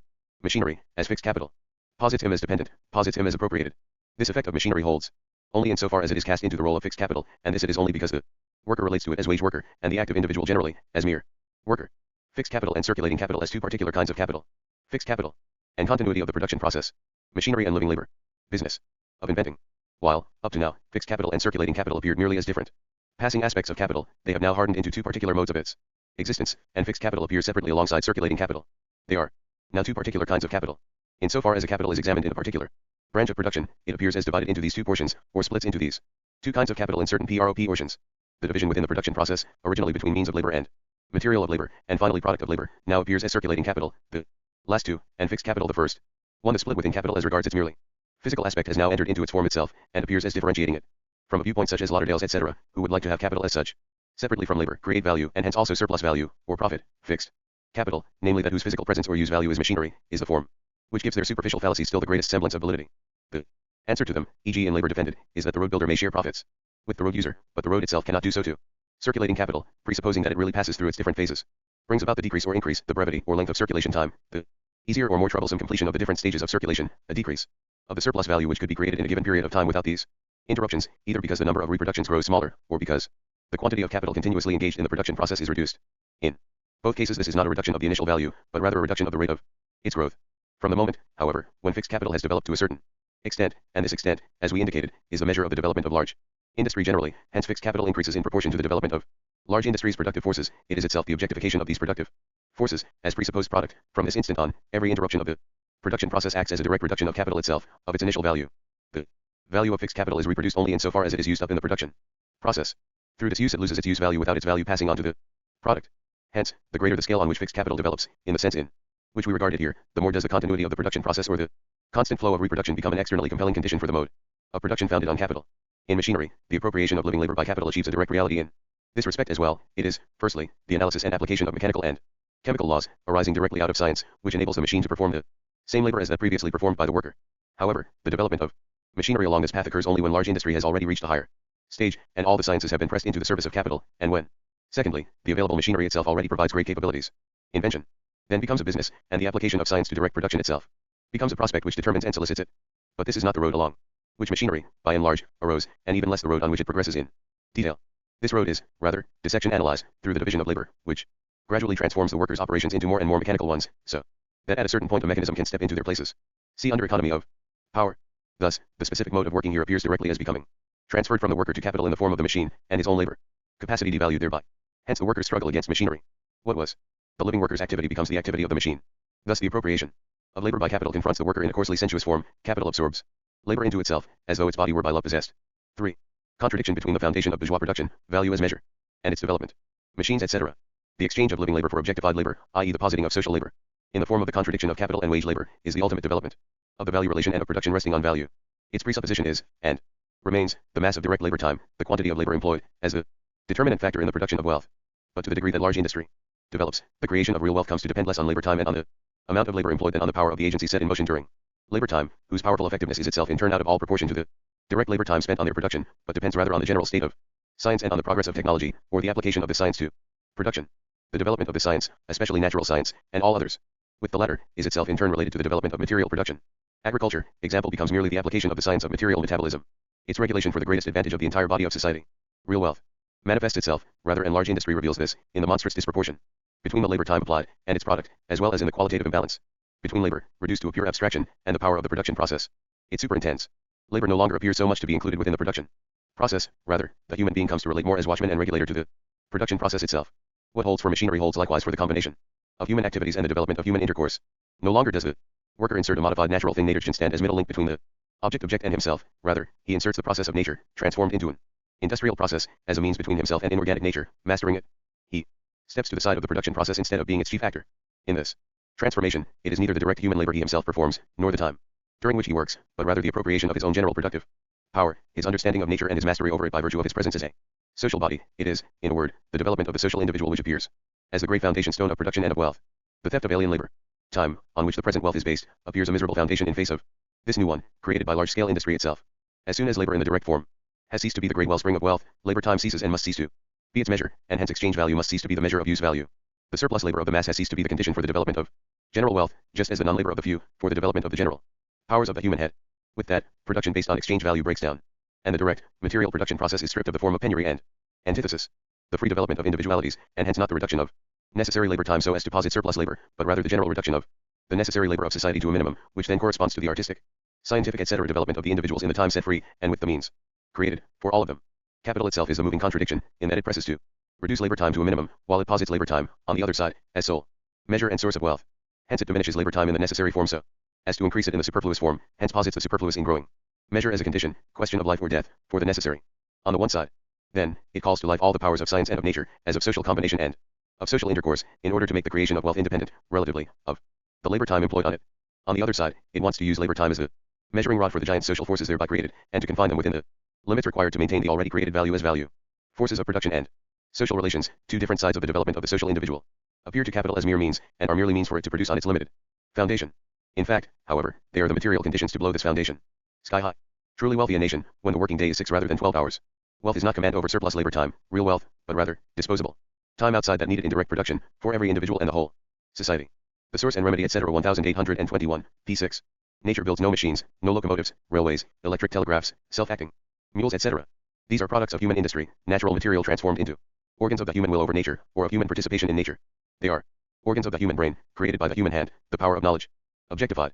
The development of fixed capital indicates to what degree general social knowledge has become a direct force of production, and to what degree, hence, the conditions of the process of social life itself have come under the control of the general intellect and been transformed in accordance with it. To what degree the powers of social production have been produced, not only in the form of knowledge, but also as immediate organs of social practice, of the real life process. Significance of the development of fixed capital, for the development of capital. Generally, relation between the creation of fixed capital and circulating capital. Disposable time. To create it, chief role of capital. Contradictory form of the same in capital. Productivity of labor and production of fixed capital. The source and remedy. Use and consume, economist. Durability of fixed capital. The development of fixed capital indicates in still another respect the degree of development of wealth generally, or of capital. The aim of production oriented directly towards use value, as well as of that directly oriented towards exchange value, is the product itself, destined for consumption. The part of production which is oriented towards the production of fixed capital does not produce direct objects of individual gratification, nor direct exchange values, at least not directly realizable exchange values. Hence, only when a certain degree of productivity has already been reached, so that a part of production time is sufficient for immediate production, can an increasingly large part be applied to the production of the means of production. This requires that society be able to wait that a large part of the wealth already created can be withdrawn both from immediate consumption and from production for immediate consumption, in order to employ this part for labor which is not immediately productive within the material production process itself. This requires a certain level of productivity and of relative overabundance, and, more specifically, a level directly related to the transformation of circulating capital into fixed capital. As the magnitude of relative surplus labor depends on the productivity of necessary labor, so does the magnitude of labor time, living as well as objectified, employed on the production of fixed capital depend on the productivity of the labor time spent in the direct production of products. Surplus population, from this standpoint, as well as surplus production, is a condition for this. That is, the output of the time employed in direct production must be larger, relatively, than is directly required for the reproduction of the capital employed in these branches of industry. The smaller the direct fruits borne by fixed capital, the less it intervenes in the direct production process, the greater must be this relative surplus population and surplus production. Thus, more to build railways, canals, aqueducts, telegraphs, etc. than to build the machinery directly active in the direct production process. Hence, a subject to which we will return later, in the constant under and overproduction of modern industry. Constant fluctuations and convulsions arise from a disproportion, when sometimes too little, then again too much circulating capital is transformed into fixed capital. The creation of a large quantity of disposable time apart from necessary labor. Time for society generally and each of its members, i.e. room for the development of the individual's full productive forces, hence those of society also. This creation of not labor time appears in the stage of capital, as of all earlier ones, as not labor time. Free time, for a few. What capital adds is that it increases the surplus labor time of the mass by all the means of art and science, because its wealth consists directly in the appropriation of surplus labor time, since value directly its purpose, not use value. It is thus, despite itself, instrumental in creating the means of social disposable time, in order to reduce labor time for the whole society to a diminishing minimum, and thus to free everyone's time for their own development. But its tendency always, on the one side, to create disposable time, on the other, to convert it into surplus labor. If it succeeds too well at the first, then it suffers from surplus production, and then necessary labor is interrupted, because no surplus labor can be realized by capital. The more this contradiction develops, the more does it become evident that the growth of the forces of production can no longer be bound up with the appropriation of alien labor, but that the mass of workers must themselves appropriate their own surplus labor. Once they have done so, and disposable time thereby ceases to have an antithetical existence, then, on one side, necessary labor time will be measured by the needs of the social individual, and, on the other, the development of the power of social production will grow so rapidly that, even though production is now calculated for the wealth of all, disposable time will grow for all. For real wealth is the developed productive power of all individuals. The measure of wealth is then not any longer, in any way, labor time, but rather disposable time. Labor time is the measure of value. Posits wealth itself as founded on poverty, and disposable time as existing in and because of the antithesis to surplus labor time, or the positing of an individual's entire time as labor time, and its degradation therefore to mere worker, subsumption, under labor. The most developed machinery thus forces the worker to work longer than the savage does, or than he himself did with the simplest, crudest tools. If the entire labor of a country were sufficient only to raise the support of the whole population, there would be no surplus labor, consequently nothing that could be allowed to accumulate as capital. If in 1 year the people raises enough for the support of 2 years, 1 year's consumption must perish, or for 1 year men must cease from productive labor. But the possessors of the surplus produce or capital, employ people upon something not directly and immediately productive, e.g. in the erection of machinery. So it goes on. The source and remedy of the national difficulties, p4, is the basis on which large industry rests, the appropriation of alien labor time ceases, with its development, to make up or to create wealth, so does direct labor as such cease to be the basis of production, since, in one respect, it is transformed more into a supervisory and regulatory activity, but then also because the product ceases to be the product of isolated direct labor, and the combination of social activity appears, rather, as the producer. As soon as the division of labor is developed, almost every piece of work done by a single individual is a part of a whole, having no value or utility of itself. There is nothing on which the laborer can seize, this is my produce. This I will keep to myself. Labor defended, p25, 1, 2, 11. In direct exchange, individual direct labor appears as realized in a particular product or part of the product, and its communal, social character, its character as objectification of general labor and satisfaction of the general need, as posited through exchange alone. In the production process of large-scale industry, by contrast, just as the conquest of the forces of nature by the social intellect is the precondition of the productive power of the means of labor as developed into the automatic process, on one side, so, on the other, is the labor of the individual in its direct presence posited as suspended individual, i.e. as social labor. Thus the other basis of this mode of production falls away. The labor time employed in the production of fixed capital relates to that employed in the production of circulating capital, within the production process of capital itself, as does surplus labor time to necessary labor time. To the degree that production, aimed at the satisfaction of immediate need, becomes more productive, a greater part of production can be directed towards the need of production itself, or the production of means of production. In so far as the production of fixed capital, even in its physical aspect, is directed immediately not towards the production of direct use values, or towards the production of values required for the direct reproduction of capital, i.e.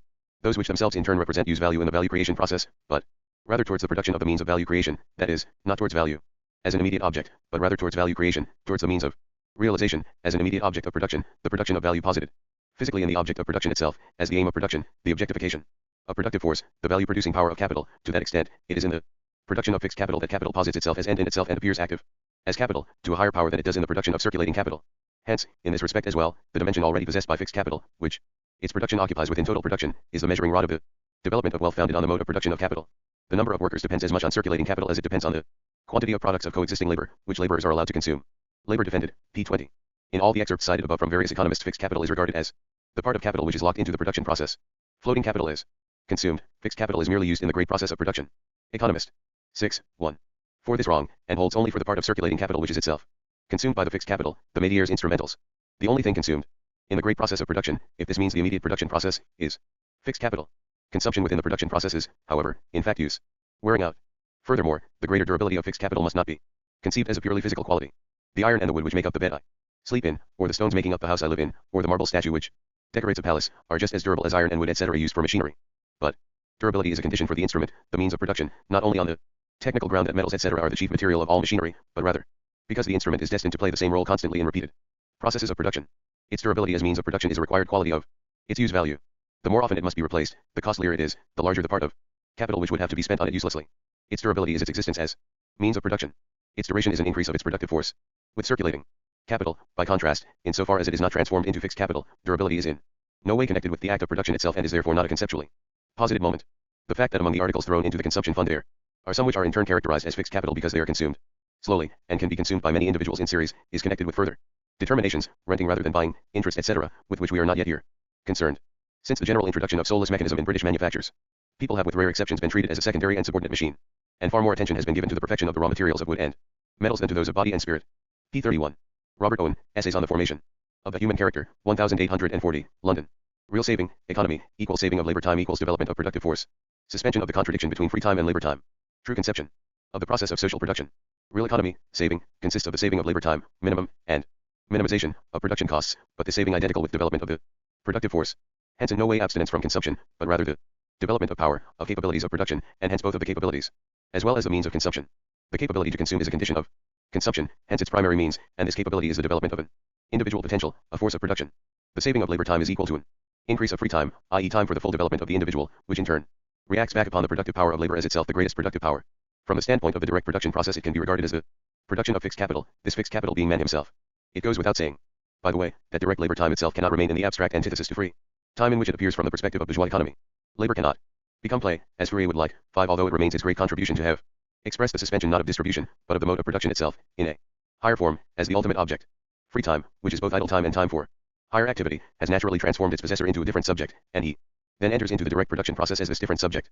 This process is then both discipline, as regards the human being in the process of becoming, and, at the same time, practice Ausübung, experimental science, materially creative and objectifying science, as regards the human being who has become, in whose head exists the accumulated knowledge of society. For both, insofar as labor requires practical use of the hands and free bodily movement, as in agriculture, at the same time exercise. As the system of bourgeois economy has developed for us only by degrees, so too its negation, which is its ultimate result. We are still concerned now with the direct production process. When we consider bourgeois society in the long view and as a whole, then the final result of the process of social production always appears as the society itself, i.e. the human being itself in its social relations. Everything that has a fixed form, such as the product etc., appears as merely a moment, a vanishing moment. In this movement, the direct production process itself here appears only as a moment. The conditions and objectifications of the process are themselves equally moments of it, and its only subjects are the individuals, but individuals in mutual relationships, which they equally reproduce and produce anew. The constant process of their own movement, in which they renew themselves even as they renew the world of wealth they create. Owen's historical conception of industrial, capitalist, production. In his 6 lectures delivered at Manchester, 1837, Owen speaks about the difference which capital, by its very growth and widespread appearance, and it obtains the latter only with large-scale industry, which is connected with the development of fixed capital, creates between workers and capitalists, but formulates the development of capital as a necessary condition for the recreation of society, and recounts about himself. It was by being gradually trained to create and conduct some of these large manufacturing establishments that your lecturer, Owen himself, was taught to understand the great errors and disadvantages of the past and present attempts to ameliorate the character and situation of his fellow beings. p. 58. We here put down the entire excerpt, to be used on another occasion. The producers of developed wealth can be divided into workers in soft and workers in hard materials, under the immediate direction generally of masters whose object it is to make money through the labor of those they employ. Before the introduction of the chemical and mechanical manufacturing system, operations were carried out on a limited scale. There were many small masters, each with a few day laborers, who expected in due time to become small masters themselves. They usually ate at the same table and lived together. A spirit and feeling of equality reigned among them. Since the period when scientific power began by and large to be employed in the business of manufacturing, a gradual change has taken place in this regard.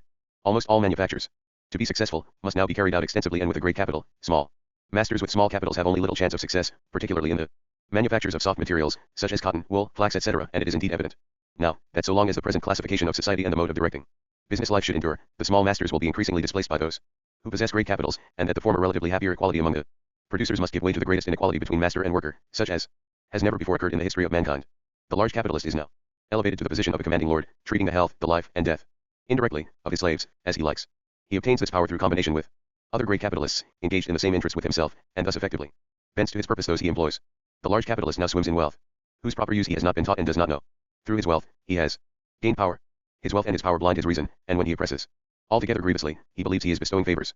His servants, as they are called, his slaves in fact, are reduced to the most hopeless degradation, the majority robbed of health, of domestic comfort, of the leisure and healthy open-air pleasures of earlier days. Through excessive exhaustion of their powers, brought about by lengthy, drawn-out monotonous occupations, they are seduced into habits of intemperance, and made unfit for thinking or reflection. They can have no physical, intellectual or moral amusements other than of the worst sort. All real pleasures of life are far distant from them. The life which a very large part of the workers lead under the present system is, in a word, not worth having. But the individuals are not to blame for the changes of which these are the result. They proceed in the regular order of nature and are preparatory and necessary stages towards the great and important social revolution now in progress. Without great capitals no great establishments can be founded. Men cannot be brought to understand the practicability of effecting new combinations, in order to ensure a superior character to all and the production of more annual wealth than can be consumed by all, and that wealth, too, should be of a higher kind than that hitherto generally produced. LOCCIT 56, 57. It is this new chemical and mechanical manufacturing system which now expands human abilities, and prepares men to understand and to adopt other principles and practices, and thus to effect the most beneficial change in affairs which the world has yet known. And it is this new manufacturing system which now creates the necessity for another and higher classification of society. LOCCIT 58. Capital and value of natural agencies. Scope of fixed capital indicates the level of capitalist production. Determination of raw material, product, instrument of production, consumption. Is money fixed capital or circulating capital? Fixed capital and circulating capital in regard to individual consumption. We remarked earlier that the force of production, fixed capital, only has value, hence, only imparts value, insofar as it is itself produced, itself a given quantity of objectified labor time. But now natural agencies enter in, such as water, land, this notably, mines, etc., which are appropriated, hence possess exchange value, and hence come as values into the calculation of production costs. This is, in a word, the entry of landed property, which includes earth, mines, water. The value of means of production which are not the product of labor does not belong here yet, since it does not arise out of the examination of capital itself. They appear for capital, initially, as given, historic presupposition, and we leave them as such, here. Only the form of landed property, or of natural agencies as value determining magnitudes, modified to correspond to capital, belongs within the examination of the system of bourgeois economy. It does not affect the examination of capital at the point we have so far reached, to regard land etc. as a form of fixed capital. Since fixed capital, in the sense of a produced production force, as agency of production, increases the mass of use values created in a given time, it cannot grow without the raw material it works on also growing, in manufacturing industry. In the extractive industries, such as fishery, mining, labor merely consists in overpowering the obstacles in the way of the seizure and appropriation of the raw products or primary products. There is no raw material to be worked up for production, rather, the existing raw product is appropriated. By contrast, in agriculture the raw material is the earth itself, see the circulating capital etc. Its employment on a larger scale thus presupposes expansion of the part of circulating capital consisting of raw materials, hence growth of capital generally. It likewise presupposes relative decrease of the portion of capital exchanged for living labor. In fixed capital, capital exists materially, too, not only as objectified labor, destined to serve as a means of new labor, but rather as value, whose use value is to create new values. The existence of fixed capital is therefore alpha tau xi omicron kind to its existence as productive capital. Hence the stage of development reached by the mode of production, based on capital, or the extent to which capital itself is already presupposed as the condition of its own production, has presupposed itself, is measured by the existing scope of fixed capital, not only by its quantity, but just as much by its quality. Finally, in fixed capital, the social productivity of labor is posited as a property inherent in capital, including the scientific power as well as the combination of social powers within the production process, and finally, the skill transposed from direct labor into the machine, into the dead productive force. In circulating capital, by contrast, it is the exchange of labors, of the different branches of labor, their interlacing and system-forming quality, the coexistence of productive labor, which appear as property of capital asterisk. Fourthly, we have now to examine the other relations of fixed capital and circulating capital. We said above that the social relation between different labors is posited as a property of capital in circulating capital, as the social productive power of labor in fixed capital. The circulating capital of a nation is money, necessaries of life, raw materials, and finished products. Adam Smith, Tome 2, p. 218. Smith is in a quandary whether he should call money circulating or fixed capital. Insofar as it always serves merely as instrument of circulation, which is itself a moment of the total reproduction process, it is fixed capital, as instrument of circulation. But its use value itself is only to circulate, and never to be absorbed either into the production process proper nor into individual consumption. It is the part of capital constantly fixed in the circulation phase, and in this respect it is the most perfect form of circulating capital. In the other respect, because it is fixed as an instrument, it is fixed capital. Insofar as a distinction between fixed capital and circulating capital enters in from the perspective of individual consumption, this is already given in the fact that fixed capital does not enter into circulation as use value. A part of the seed in agriculture does enter into circulation as use value, because it multiplies itself. This non-entry into circulation supposes that it does not become the object of individual consumption. Turnover time of capital consisting of fixed capital and circulating capital. Reproduction time of fixed capital. With circulating capital, the only requirement is that the interruption should be not so great as to ruin its use value. With fixed capital, continuity of production absolutely necessary etc. Unit of labor time the day, for circulating capital, the year. Longer total period as unit with the entry of fixed capital industrial cycle. Circulation of fixed capital. The so-called risk. All parts of capital yield an equal profit. False. Ricardo, etc. The same commodity. Sometimes fixed capital, sometimes circulating capital. Sale of capital as capital. Fixed capital which enters into circulation as use value. Every moment which a presupposition of production, at the same time its result. Reproduction of its own conditions. Reproduction of capital as fixed capital and circulating capital. Fixed capital serves over and over again for the same operation, and by how much? Larger has been the range of these iterations, by so much the more intensely is the tool, engine, or machinery, entitled to the denomination of fixed. De Quincey, X, 4. 7 if a capital consists of 10,000 pounds, of which 5,000 is fixed and 5,000 circulating, the latter turns over one time in 1 year, the former one time in 5 years, then 5,000 turnover, or one half of the total capital, one time in 1 year, during the same year, of the fixed capital or 1,000 pounds turnover, hence in 1 year 6,000 pounds or of the total capital turnover, hence of the total capital turns over in months and the total capital, in months equals 1 year and 8 months. In 20 months the total capital of 10,000 is turned over. Although the fixed capital is replaced only in 5 years. This turnover time holds, however, only for the repetition of the production process and thus for the creation of surplus value, not for the reproduction of the capital itself. If the capital begins the process anew less frequently, returns from circulation into the form of fixed capital, then it returns all the more often into the form of circulating capital. But the capital itself is not replaced thereby. So with the circulating capital itself. If a capital of 100 returns 4 times a year and hence brings in 20%, like a capital of 400 which circulates only once, then the capital remains 100 at the end of the year as at the beginning, and the other capital remains 400, although it has effected a production of use values and a positing of surplus value equal to a 4 times larger capital. The fact that the velocity of turnover here substitutes for the magnitude of the capital shows strikingly that it is only the amount of surplus labor set into motion, and of labor generally, which determines the creation of value as well as the creation of surplus value, and not the magnitude of the capital for itself. The capital of 100 has, during the year, set in motion successively as much labor as one of 400, and hence created the same surplus value. But the issue here is this. In the above example, the circulating capital of 5,000 first returns in the middle of the first year, then at the end of the second half, in the middle of the second, in the second half of the second, in the first 4 months of it have returned, and the rest will have come back at the end of this half year. But, of the fixed capital, only was returned in the first year, in the second. At the end of the first year, the owner has on hand 6,000 pounds, at the end of the second, 7,000, the third, 8,000, the fourth, 9,000, the fifth, 10,000. Only at the end of the fifth is he again in possession of his total capital, with which he began the production process, although in the creation of surplus value his capital acted as if it had wholly turned over in 20 months, thus the total capital itself is only reproduced in 5 years. The former aspect of turnover important for the relation of its realization, the latter, however, brings in a new relation which does not take place with circulating capital at all.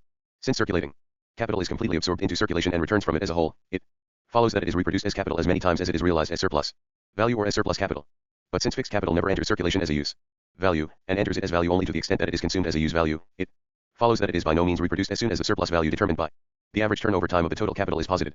The turnover of the circulating capital must take place 10 times in the 5 years before the fixed capital is reproduced, i.e. the period of the revulsions of circulating capital must be repeated 10 times while that of fixed capital is repeated once, and the total average turnover of the capital, 20 months, has to be repeated 3 times before the fixed capital is reproduced. Hence, the larger is the part of the capital consisting of fixed capital, i.e.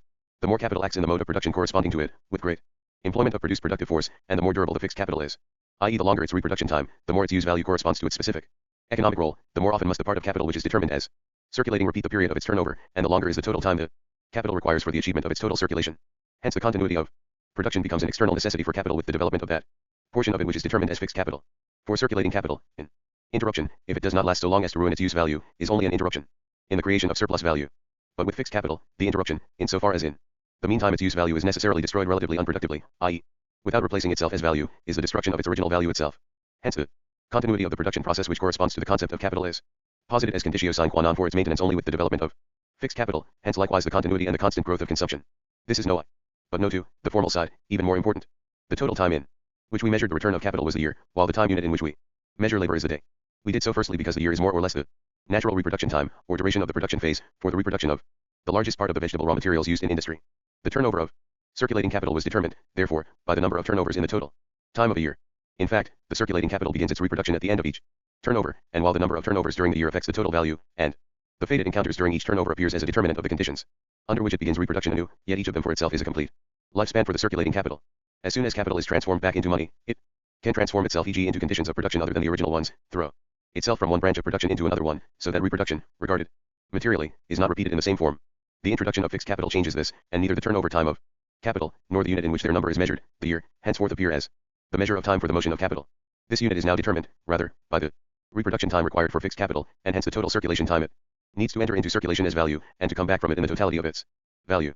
The reproduction of the circulating capital must also proceed in the same material form during this whole time, and the number of its necessary turnovers, i.e. the turnovers necessary for the reproduction of the original capital, is distributed over a longer or shorter series of years.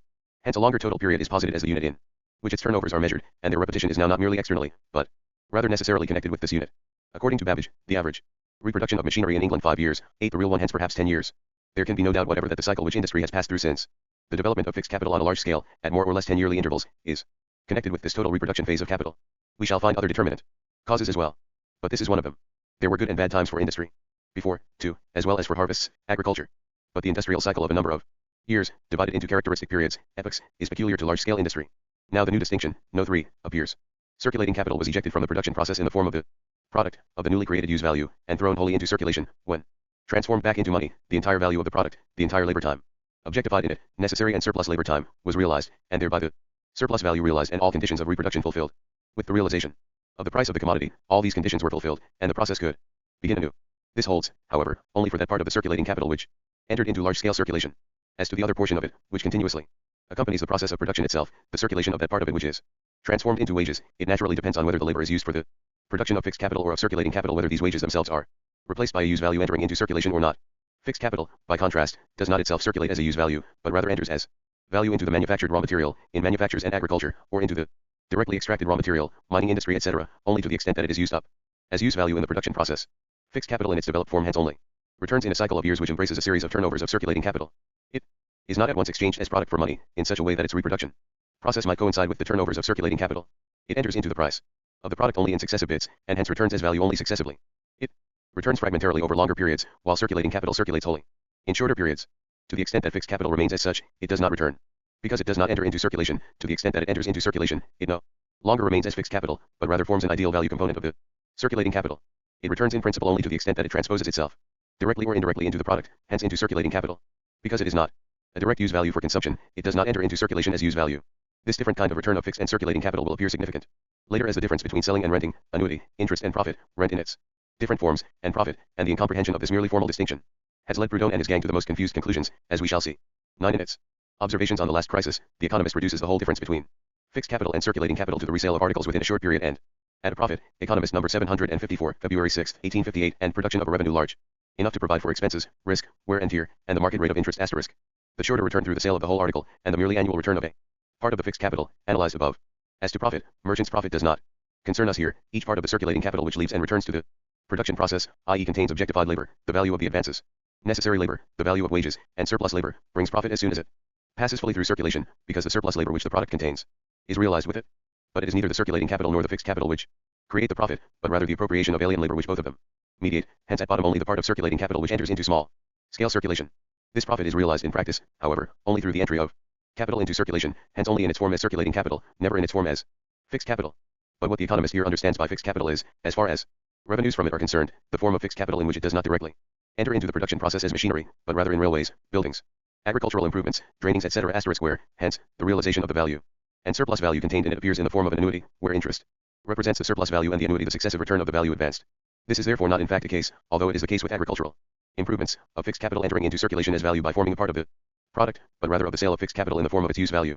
It is here sold, not all at once, but as an annuity. Now, it is clear, firstly, that some forms of fixed capital figure initially as circulating capital, and become fixed capital only when they become fixed in the production process, e.g. the circulating products of a machine maker are machines just as those of a cotton weaver are calico, and they enter into circulation in just the same way. For him they are circulating capital, for the manufacturer who uses them in the production process, fixed capital, because product for the former, and instrument of production only for the latter. Likewise even houses, despite their immovability, are circulating capital for the building trade, for him who buys them to rent them out again, or to use them as buildings for production, they are fixed capital. Now, insofar as fixed capital itself circulates as use value, i.e. is sold, changes hands, we shall speak of it further, below. But the viewpoint that capital is sold as capital, whether as money or in the form of fixed capital, is obviously not relevant here, where we are considering circulation as the movement of capital in which it posits itself in its various conceptually specific moments. Productive capital becomes product, commodity, money, and is transformed back into the conditions of production. It remains capital in each of these forms, and it becomes capital only by realizing itself as such. So long as it remains in one of these phases, it is fixed as commodity capital, money capital, or industrial capital. But each of these phases forms only one moment of its movement, and in the form from which it must propel itself to pass over into another phase it ceases to be capital. If it rejects itself as commodity and becomes money, or vice versa, then it does not exist as capital in the rejected form, but rather in the newly reached one. Of course, the rejected form can in turn become the form of another capital, or it can be the direct form of the consumable product. But this does not concern us and does not concern capital as far as the course it traces out in its internal circulation is concerned. Rather, it rejects each of the forms as its not capital being, so as to assume them again later. But if capital is lent out as money, as land, and soil, house, etc., then it becomes a commodity as capital, or the commodity put into circulation is capital as capital. This to be further pursued in the next section. What is paid for in the transposition of the commodity into money, as far as the part of the price which is the value of part of the fixed capital is concerned, is the part required for its partial reproduction, the part worn out and used up in the production process. What the buyer pays, then, is the use or wear of the fixed capital, insofar as it is itself value, objectified labor. Since this wear takes place successively, he pays it in portions in the product, whereas in the price he pays for the product he replaces the whole value of the fractional part of the raw material contained in the product. The worn out, used up fractional part of fixed capital is paid for not only successively, but also by a mass of buyers simultaneously, in relation as they buy products.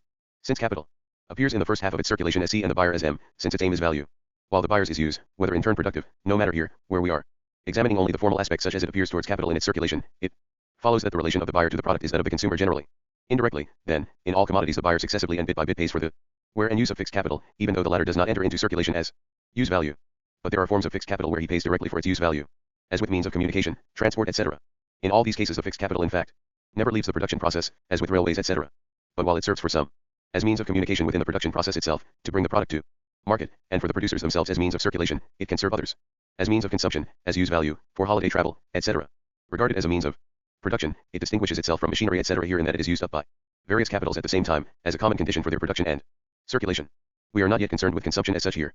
It does not appear as locked within a particular production process, but rather as the connecting artery of a mass of such production processes of particular capitals, who use it up only in portions.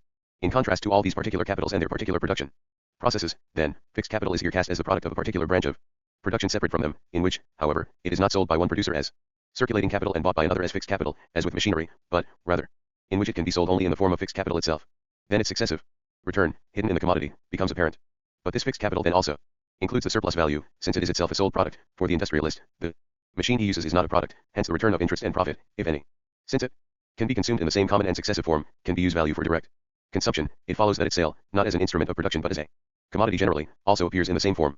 But insofar as it is sold as an instrument of production, a machine is sold as a mere commodity and only becomes an instrument of production in the industrial process, i.e. as its sale directly coincides with its use in the general social production process. This is a determination which has no place within the examination of the simple circulation of capital. In the latter, fixed capital, insofar as it enters as an agency of production, appears as a presupposition of the production process, not as its result. It can therefore only be a matter of the replacement of its value, in which no surplus value for the user is included. What is rather the case is that he has paid the surplus value to the machine maker. Railways, however, or buildings rented for production, are simultaneously instruments of production, and are simultaneously realized by their seller as product, as capital. Since each moment which appears as presupposition of production is at the same time its result, in that it reproduces its own conditions, the original division of the capital within the production process now appears in such a way that the production process divides into three production processes, in which different portions of the capital, which now also appear as particular capitals, are at work. Here we can still assume a form in which one capital is at work, because we are examining capital as such, and this way of looking at it simplifies what needs to be said about the proportion of these different kinds. The capital is annually reproduced in different and changing portions as raw material, as product, and as means of production, in a word, as fixed capital and as circulating capital. The minimum presupposition which appears in all of these production processes is the part of circulating capital destined for exchange with laboring capacity and for the maintenance and consumption of the machinery or the instrument, and the means of production. In purely extractive industries, e.g. mining, the mine itself exists as the material of labor, but not as raw material passing over into product, which latter must, in the manufacturing industry, by contrast, have a particular existence in all forms. In agriculture, seed, fertilizer, cattle, etc., may be regarded as raw material as well as métiers instrumentals.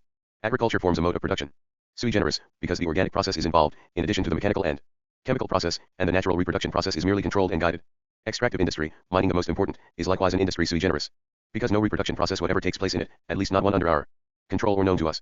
Fishery, hunting, etc. can involve a reproduction process. Likewise forestry, this is therefore not necessarily purely extractive industry. Now, in so far as the means of production, fixed capital as the product of capital and hence containing objectified surplus time, is itself constituted in such a way that it can be ejected by its producer as circulating capital, e.g. like machinery by the machine builder, before it becomes fixed capital, i.e. first enters into circulation as use value. To that extent its circulation contains no new aspect whatever. But insofar as it can never be sold while it serves at the same time as instrument of production, as e.g. railways, or in proportion as it is used up as such, it shares with fixed capital generally the quality that its value returns only successively, but there is also the addition that this return of its value includes the return of its surplus value, of the surplus labor objectified in it. It then has a special form of return. The important thing now is that the production of capital thus appears as the production in definite portions of circulating capital and fixed capital, so that capital itself produces its double way of circulating as fixed capital and circulating capital. Fixed capital and circulating capital. Economist. Smith. Counter value of circulating capital must be produced within the year. Not so for fixed capital. It engages the production of subsequent years. Before we settle the last point, first a few secondary matters. Floating capital is consumed, fixed capital merely used, in the great work of production. Economist. 6. P1. The distinction between consume and use dissolves into gradual or rapid destruction. We need dwell on this point no further. Floating capital assumes an infinite variety of forms, fixed capital has only one. Economist. 6. P1. 10. This infinite variety of forms, as regards the production process of capital itself, is much more correctly reduced by Adam Smith to a mere change of form. Fixed capital is of use to its master so long as it continues to remain in the same form. That means it remains within the production process as use value, in a specific material presence. Circulating capital, by contrast, A. Smith, Tome 2, p. 197.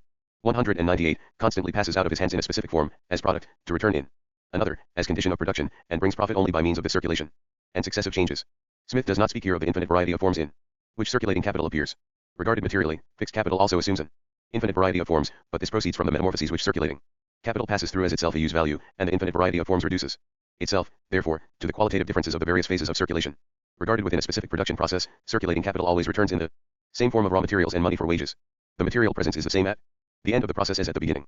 Incidentally, elsewhere the economist itself reduces the infinite variety of forms to the conceptually determined change of forms in circulation.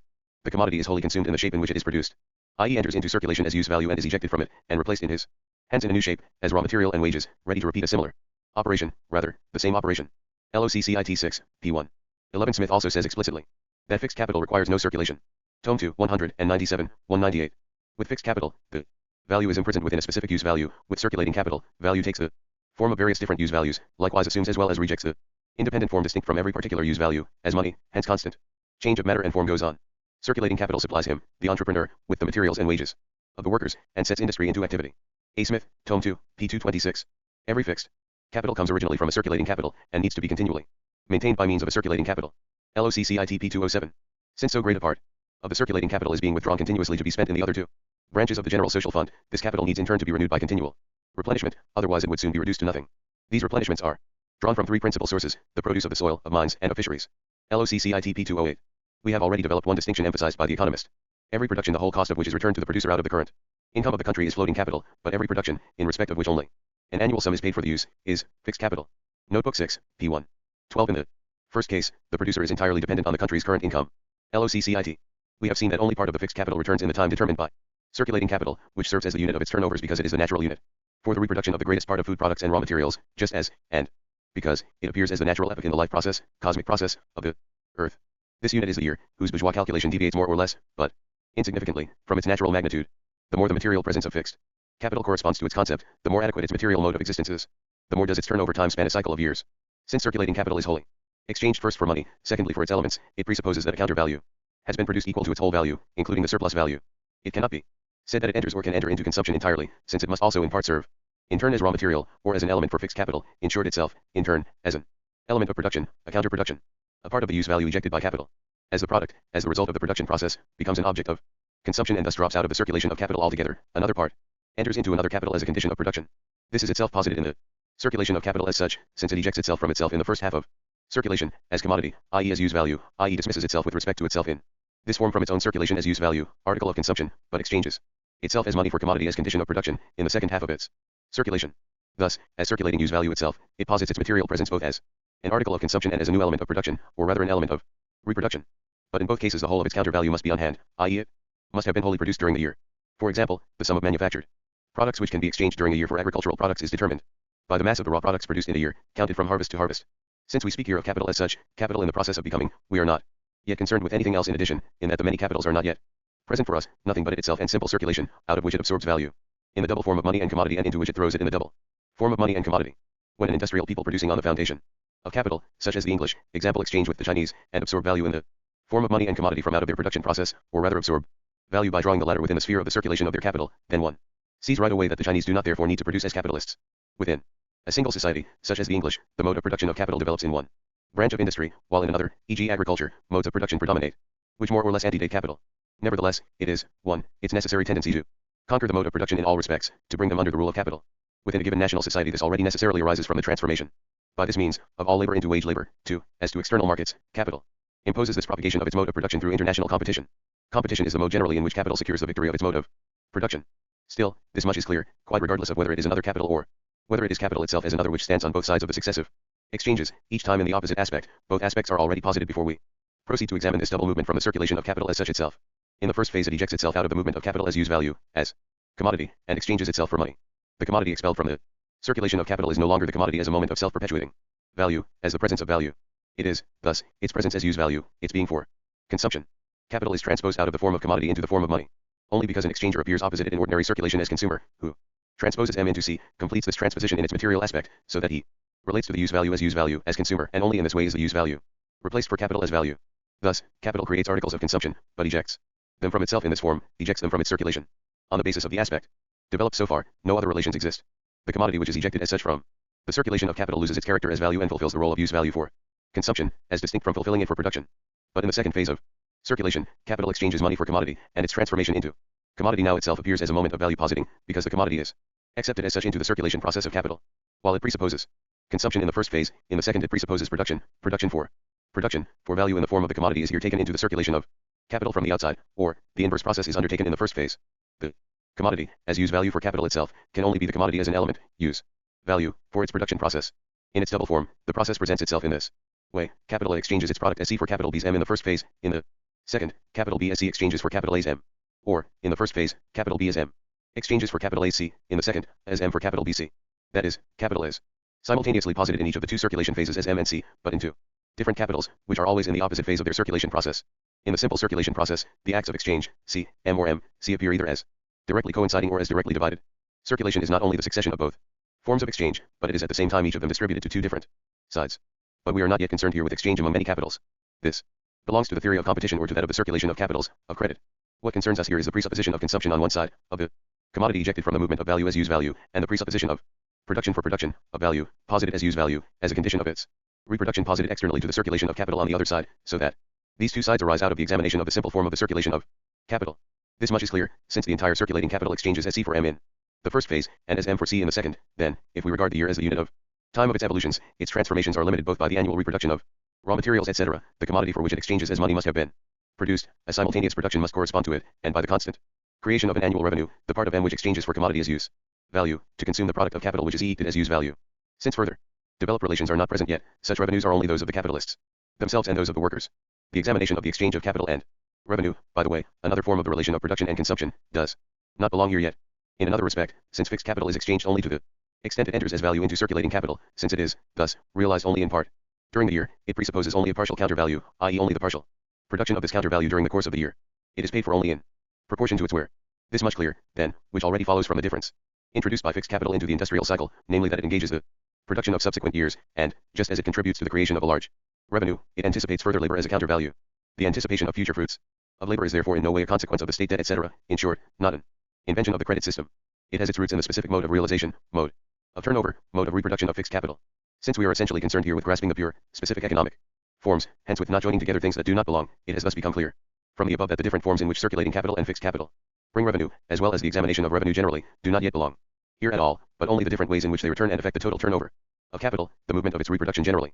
Nevertheless, the incidental points made here are important, in that they reject the economist's modeling compilations, which have no place yet in the examination of the simple distinction between fixed capital and circulating capital, and because they showed us that the differences in revenue, etc., have their basis in the difference of form between the reproduction of fixed and circulating capital. The issue here is still only the simple return of the value. Only later will it be found how the latter becomes the return of revenue, and that in turn becomes the difference in the determination of revenue. Maintenance costs. We have said nothing so far about the maintenance costs, the phrase dientradian of fixed capital. These are partly the métiers instrumentals it consumes in its action. They make up fixed capital in the first sense, as we have regarded it within the production process. These are circulating capital and may just as well serve for consumption.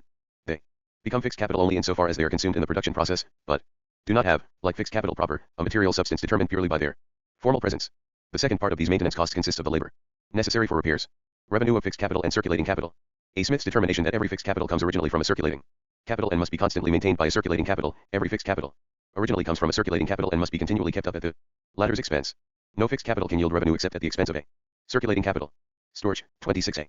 13. As to Storch's remark about revenue, an aspect which does not belong here, it is clear, fixed capital returns as value only in proportion as it becomes extinguished as use value, as fixed capital, and enters into circulating capital as value. Hence it can return in the form of a circulating capital only insofar as its value is concerned. But it does not circulate at all as use value.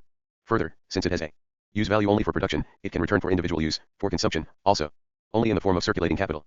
Improvements of the soil can directly enter chemically into the reproduction process and in this way be directly transformed into use values. But then they are consumed in their form as fixed capital. A capital can bring revenue at all only in the form in which it enters into and returns from circulation, because the production of revenue in direct use values not mediated through circulation, contradicts the nature of capital.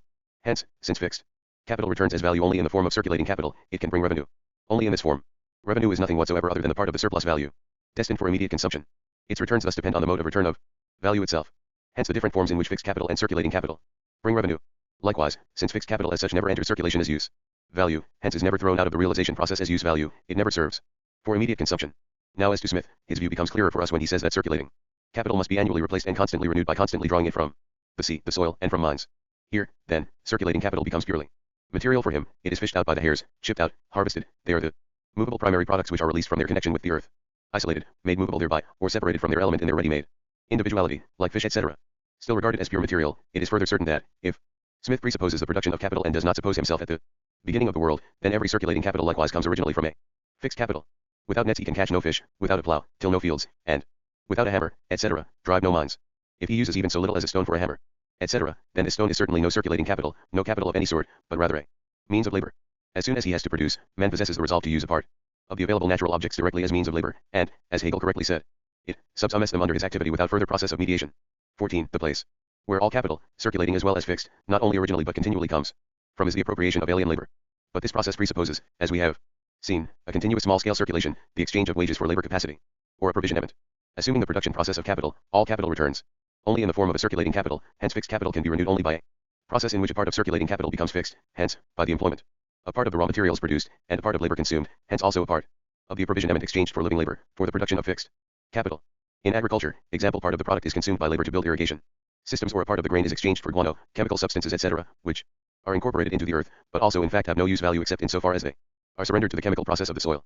A part of the circulating capital has a use value only for the reproduction of the fixed capital, and is produced, even if its production consisted only of the labor time spent in changing its location, only for fixed capital.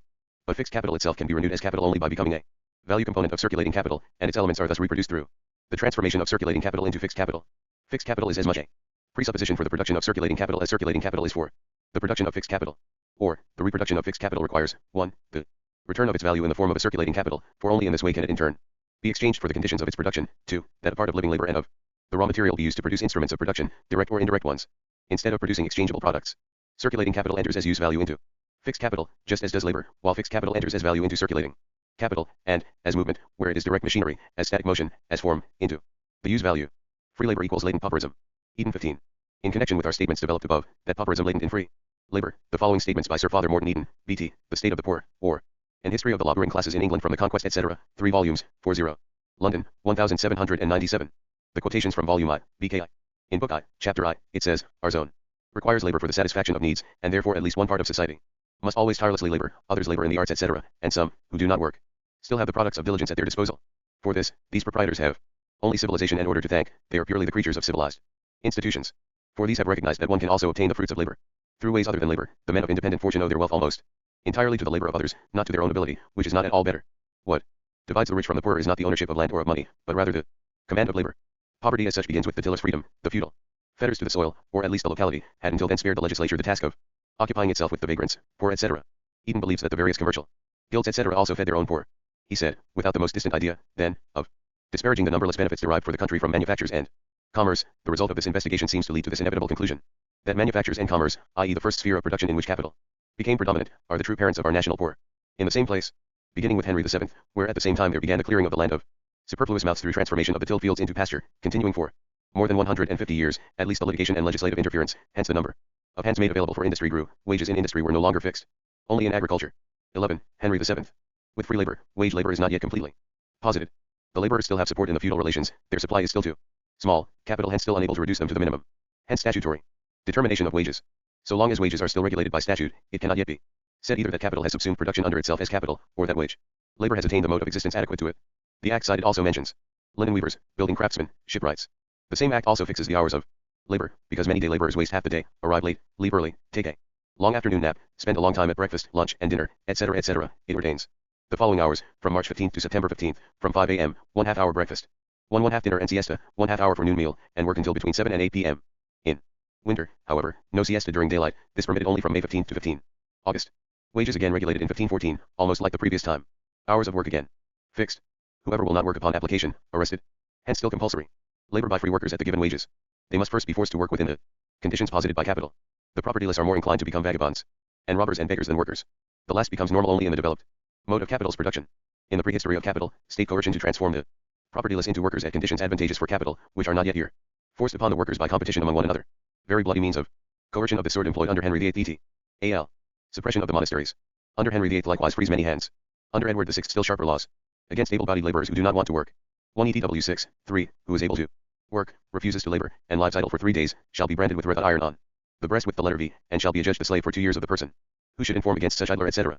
If he runs away from his master for 14 days, he shall become his slave for life and be branded on forehead or cheek with letter S. And if he runs away a second time and shall be convicted thereof by 2 sufficient witnesses, he shall be taken as a felon and suffer pains of death. 1376 First mention of the vagrants, sturdy rogues, 1388 the paupers. Similar cruel statute 1572 under Elizabeth. 16. The smaller the value of fixed capital in relation to its product, the more useful. Movable, immovable, fixed and circulating. Connection of circulation and reproduction. Necessity of reproducing use value indefinite time.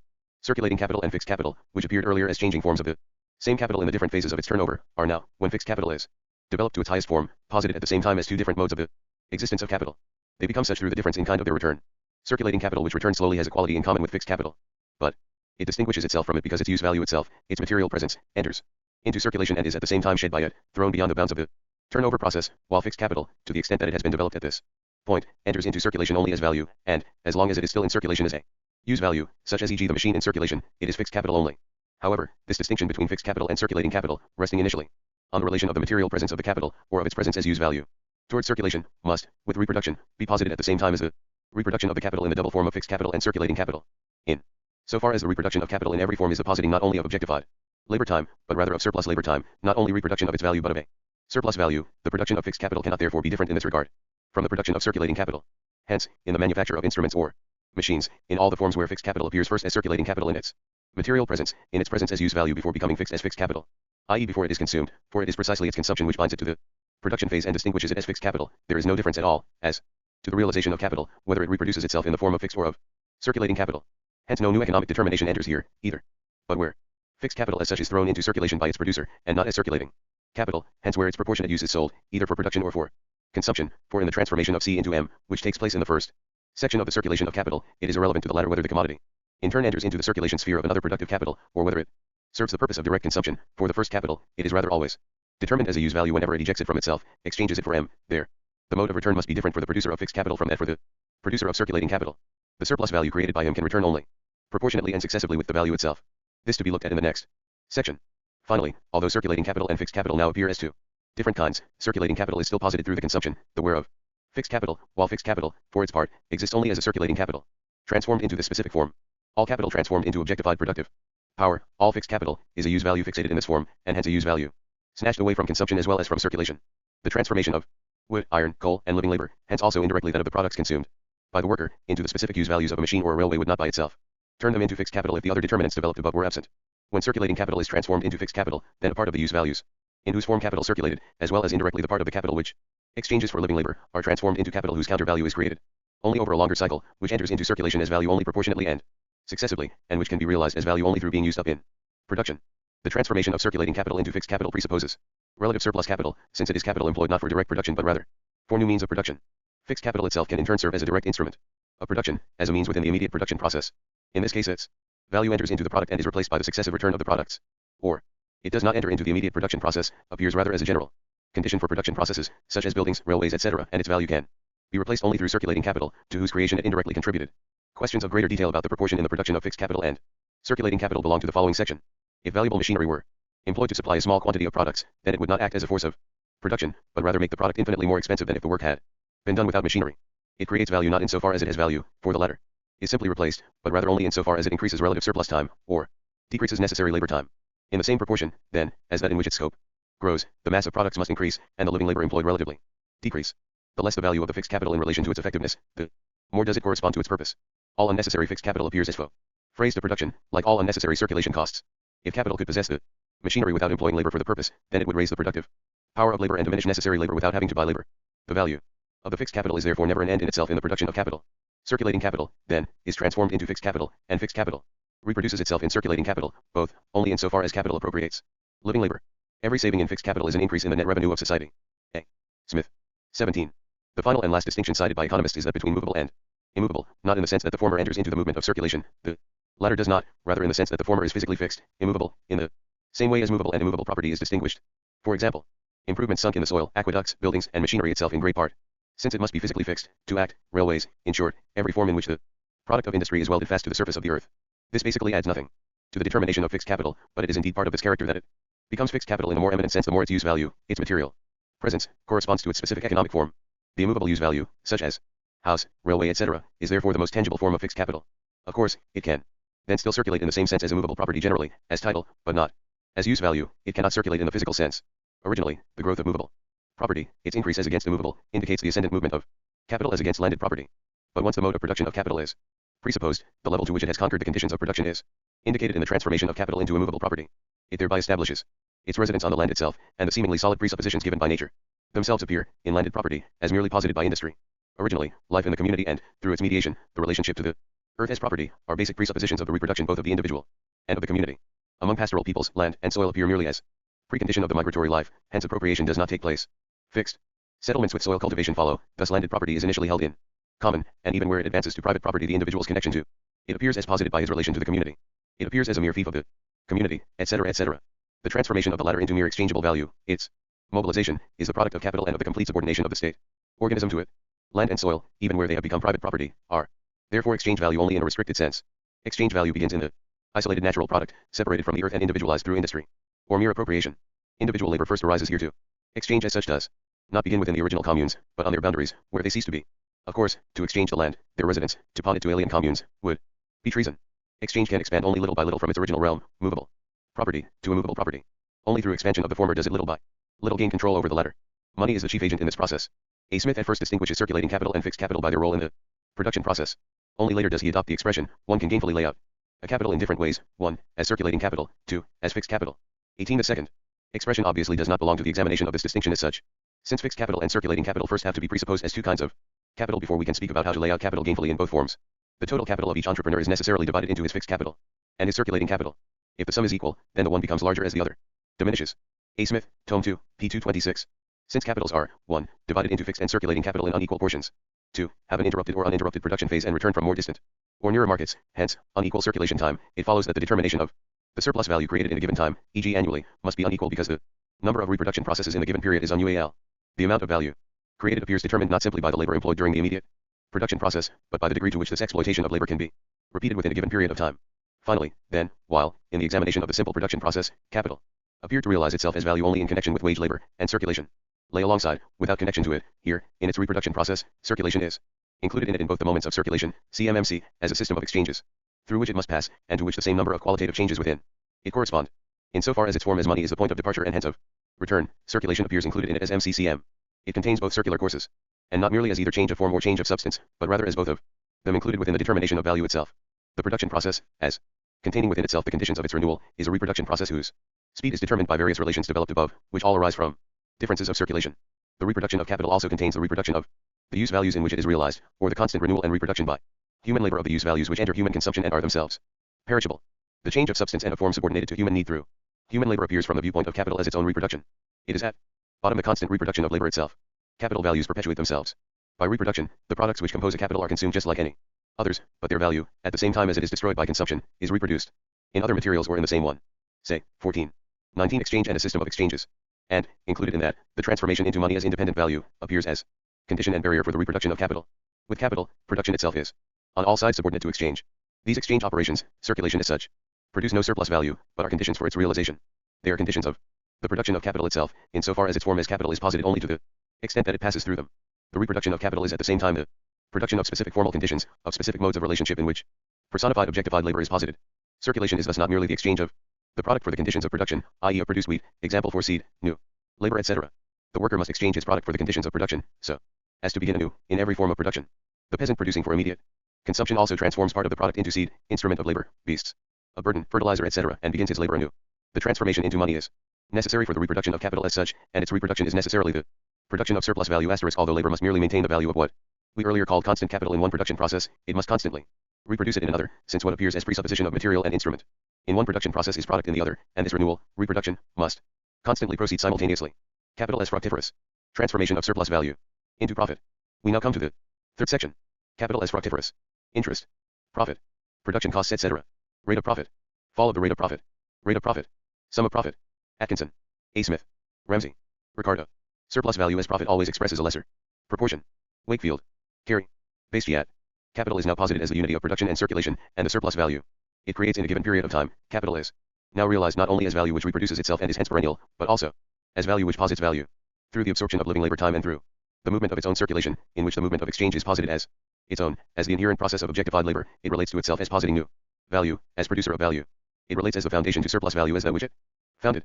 Its movement consists of relating to itself, while it produces itself, at the same time as the foundation of what it has founded, as value presupposed to itself as surplus value, or to the surplus value as posited by it, in a definite period of time which is posited as the unit measure of its turnovers because it is the natural measure of its reproduction. In agriculture, capital produces a definite surplus value, which is determined not only by the surplus value it posits in one production process, but rather by the number of repetitions of the production process, or of its reproductions in a specified period of time.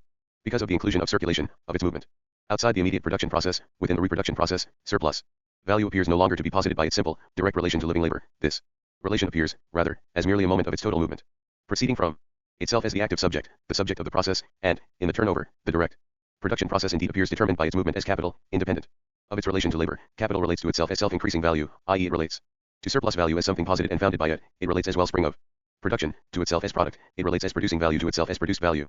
It therefore no longer measures the newly produced value by its real measure, the relation of surplus labor to necessary labor, but rather by itself as its presupposition. A capital of a certain value produces in a certain period of time a certain surplus value. Surplus value thus measured by the value of the presupposed capital, capital thus posited as self-realizing value, is profit, regarded not sub specie eternitatis, but sub specie, capitalize. The surplus value is profit, and capital as capital, the producing and reproducing value, distinguishes itself within itself from itself as profit, the newly produced value. The product of capital is profit. The magnitude, surplus value, is therefore measured by the value magnitude of the capital, and the rate of profit is therefore determined by the proportion between its value and the value of capital. A very large part of what belongs here has been developed above. 20. But the anticipated material is to be put here.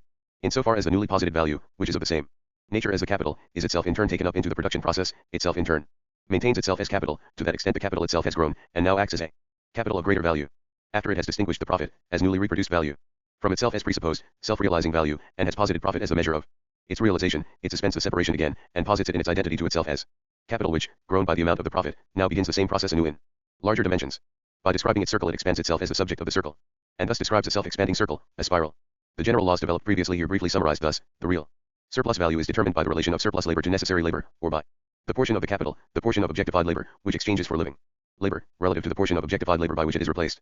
But surplus value in the form of profit is measured by the total value of the capital presupposed to the production process. Presupposing the same surplus value, the same surplus labor, in proportion to necessary labor, then, the rate of profit depends on the relation between the part of capital exchanged for living labor and the part existing in the form of raw material and means of production. Hence, the smaller the portion exchanged for living labor becomes, the smaller becomes the rate of profit. Thus, in the same proportion as capital takes up a larger place as capital in the production process, relative to immediate labor, i.e. the more the relative surplus value grows, the value creating power of capital, the more does the rate of profit fall.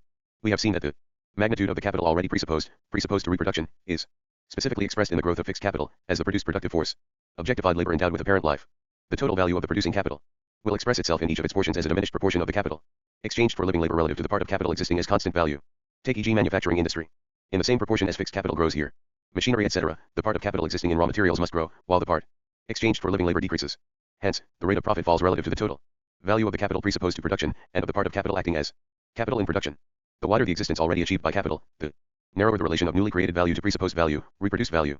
Presupposing equal surplus value, i.e. equal relation of surplus labor and necessary labor, there can therefore be an unequal profit, and it must be unequal relative to the size of the capitals. The rate of profit can rise although real surplus value falls. Indeed, the capital can grow and the rate of profit can grow in the same relation if the relation of the part of capital presupposed as value and existing in the form of raw materials and fixed capital rises at an equal rate relative to the part of the capital exchanged for living labor. But this equality of rates presupposes growth of the capital without growth and development of the productive power of labor. One presupposition suspends the other. This contradicts the law of the development of capital, and especially of the development of fixed capital. Such a progression can take place only at stages where the mode of production of capital is not yet adequate to it, or in spheres of production where it has assumed predominance only formally, e.g. in agriculture. Here, natural fertility of the soil can act like an increase of fixed capital, i.e. relative surplus labor can grow, without the amount of necessary labor diminishing, e.g. in the United States. The gross profit, i.e. the surplus value, regarded apart from its formal relation, not as a proportion but rather as a simple magnitude of value without connection with any other, will grow on the average not as does the rate of profit, but as does the size of the capital. Thus, while the rate of profit will be inversely related to the value of the capital, the sum of profit will be directly related to it. However, even this statement is true only for a restricted stage of the development of the productive power of capital or of labor. A capital of 100 with a profit of 10% yields a smaller sum of profit than a capital of 1000 with a profit of 2%. In the first case the sum is 10, in the second 20, i.e. the gross profit of the larger capital is twice as large as that of the 10 times smaller capital, although the rate of the smaller capital's profit is 5 times greater than that of the larger. But if the larger capital's profit were only 1%, then the sum of its profit would be 10, like that for the 10 times smaller capital, because the rate of profit would have declined in the same relation as its size. If the rate of profit of the capital of 1000 were only 0.5%, then the sum of its profit would be only half as large as that of the smaller capital, only 5, because the rate of profit would be 20 times smaller. Thus, expressed in General terms, if the rate of profit declines for the larger capital, but not in relation with its size, then the gross profit rises although the rate of profit declines. If the profit rate declines relative to its size, then the gross profit remains the same as that of the smaller capital, remains stationary. If the profit rate declines more than its size increases, then the gross profit of the larger capital decreases relative to the smaller one in proportion as its rate of profit declines. This is in every respect the most important law of modern political economy, and the most essential for understanding the most difficult relations. It is the most important law from a historical standpoint. It is a law which, despite its simplicity, has never before been grasped and, even less, consciously articulated. Since this decline in the rate of profit is identical in meaning, 1, with the productive power already produced, and the foundation formed by it for new production, this simultaneously presupposing an enormous development of scientific powers, 2, with the decline of the part of the capital already produced which must be exchanged for immediate labor, i.e. with the decline in the immediate labor required for the reproduction of an immense value, expressing itself in a great mass of products, with low prices, because the total sum of prices is equals to the reproduced capital and profit, 3, with the dimension of capital generally, including the portion of it which is not fixed capital, hence intercourse on a magnificent scale, immense sum of exchange operations, large size of the market and all-sidedness of simultaneous labor, means of communication etc., presence of the necessary consumption fund to undertake this gigantic process, workers' food, housing etc., hence it is evident that the material productive power already present, already worked out, existing in the form of fixed capital, together with the population etc., in short all conditions of wealth, that the greatest conditions for the reproduction of wealth, i.e. the abundant development of the social individual, that the development of the productive forces brought about by the historical development of capital itself, when it reaches a certain point, suspends the self-realization of capital, instead of positing it beyond a certain point, the development of the powers of production becomes a barrier for capital, hence the capital relation a barrier for the development of the productive powers of labor. When it has reached this point, capital, i.e. wage labor, enters into the same relation towards the development of social wealth and of the forces of production as the guild system, serfdom, slavery, and is necessarily stripped off as a fetter. The last form of servitude, assumed by human activity, that of wage labor on one side, capital on the other, is thereby cast off like a skin, and this casting off itself is the result of the mode of production corresponding to capital, the material and mental conditions of the negation of wage labor and of capital, themselves already the negation of earlier forms of unfree social production, are themselves results of its production process. The growing incompatibility between the productive development of society and its hitherto existing relations of production expresses itself in bitter contradictions, crises, spasms. The violent destruction of capital not by relations external to it, but rather as a condition of its self-preservation, is the most striking form in which advice is given it to be gone, and to give room to a higher state of social production. It is not only the growth of scientific power, but the measure in which it is already posited as fixed capital, the scope and width in which it is realized and has conquered the totality of production. It is, likewise, the development of the population etc., in short, of all moments of production, in that the productive power of labor, like the application of machinery, is related to the population, whose growth in and for itself already the presupposition as well as the result of the growth of the use values to be reproduced and hence also to be consumed. Since this decline of profit signifies the same as the decrease of immediate labor relative to the size of the objectified labor which it reproduces and newly posits, capital will attempt every means of checking the smallness of the relation of living labor to the size of the capital generally, hence also of the surplus value, if expressed as profit, relative to the presupposed capital, by reducing the allotment made to necessary labor and by still more expanding the quantity of surplus labor with regard to the whole labor employed. Hence the highest development of productive power together with the greatest expansion of existing wealth will coincide with depreciation of capital, degradation of the laborer, and a most straitened exhaustion of his vital powers. These contradictions lead to explosions, cataclysms, crises, in which, by momentaneous suspension of labor and annihilation of a great portion of capital, the latter is violently reduced to the point where it can go on. These contradictions, of course, lead to explosions, crises, in which momentary suspension of all labor and annihilation of a great part of the capital violently lead it back to the point where it is enabled to go on fully employing its productive powers without committing suicide. 21. Yet, these regularly recurring catastrophes lead to their repetition on a higher scale, and, finally to its violent overthrow. There are moments in the developed movement of capital which delay this movement other than by crises, such as e.g. the constant devaluation of a part of the existing capital, the transformation of a great part of capital into fixed capital which does not serve as agency of direct production, unproductive waste of a great portion of capital etc. Productively employed capital is always replaced doubly, as we have seen, in that depositing of value by a productive capital presupposes a counter value. The unproductive consumption of capital replaces it on one side, annihilates it on the other. That the fall of the rate of profit can further be delayed by the omission of existing deductions from profit, e.g. by lowering of taxes, reduction of ground rent etc., is actually not our concern here, although of importance in practice, for these are themselves portions of the profit under another name, and are appropriated by persons other than the capitalists themselves. The fall in the rate of profit likewise delayed by creation of new branches of production in which more direct labor in relation to capital is needed, or where the productive power of labor is not yet developed, i.e. the productive power of capital. Likewise, monopolies. Profit is a term signifying the increase of capital or wealth, so failing to find the laws which govern the rate of profit, is failing to find the laws of the formation of capital. William Atkinson, Principles of Political Economy etc., London, 1840, p. 55. He has, however, failed to understand even what the rate of profit is. A. Smith explained the fall of the rate of profit, as capital grows, by the competition among capitals. 22. To which Ricardo replied that competition can indeed reduce profits in the various branches of business to an average level, can equalize the rate, but cannot depress this average rate itself. 23. A. Smith's phrase is correct to the extent that only in competition, the action of capital upon capital, are the inherent laws of capital, its tendencies, realized. But it is false in the sense in which he understands it, as if competition imposed laws on capital from the outside, laws not its own. Competition can permanently depress the rate of profit in all branches of industry, i.e. the average rate of profit, only if and insofar as a general and permanent fall of the rate of profit, having the force of a law, is conceivable. Prior to competition and regardless of competition, competition executes the inner laws of capital, makes them into compulsory laws towards the individual capital, but it does not invent them. It realizes them. To try to explain them simply as results of competition, therefore means to concede that one does not understand them. Ricardo, for his part, says, no accumulation of capitals can permanently reduce profits unless inequally. Permanent cause raises wages. P92, Tome 2, Paris 1835, translated by Constancio. He finds this cause in the relatively growing unproductivity of agriculture, the growing difficulty of increasing the quantity of subsistence, i.e. in the growth of proportionate wages, so that labor's real wage is no greater, but the product obtains more labor. In a word, a greater portion of necessary labor is required for the production of agricultural products. The falling rate of profit hence corresponds, with him, to the nominal growth of wages and real growth of ground rent. His one-sided mode of conceiving it, which seizes on only one single case, just as the rate of profit can fall because wages momentarily rise, etc., and which elevates a historical relation, holding for a period of 50 years and reversed in the following 50 years to the level of a general law, and rests generally on the historical disproportion between the developments of industry and agriculture. In and for itself it was strange that Ricardo, Malthus, etc. constructed general and eternal laws about physiological chemistry at a time where the latter hardly existed. This method that Ricardo has of conceiving the matter has therefore been attacked from all sides, partly because of an instinct that it is wrong and unsatisfactory, but mostly for its true rather than for its false aspects. A. Smith thought that accumulation or increase of stock in general lowered the rate of profits in general, on the same principle which makes the increase of stock in any particular trade lower the profits of that trade. But such increase of stock in a particular trade means an increase in a greater proportion than stock is at the same time increased in other trades. It is relative. P9. An inquiry into those principles respecting the nature of demand and the necessity of consumption, lately advocated by M.R. Malthus. London, 1821.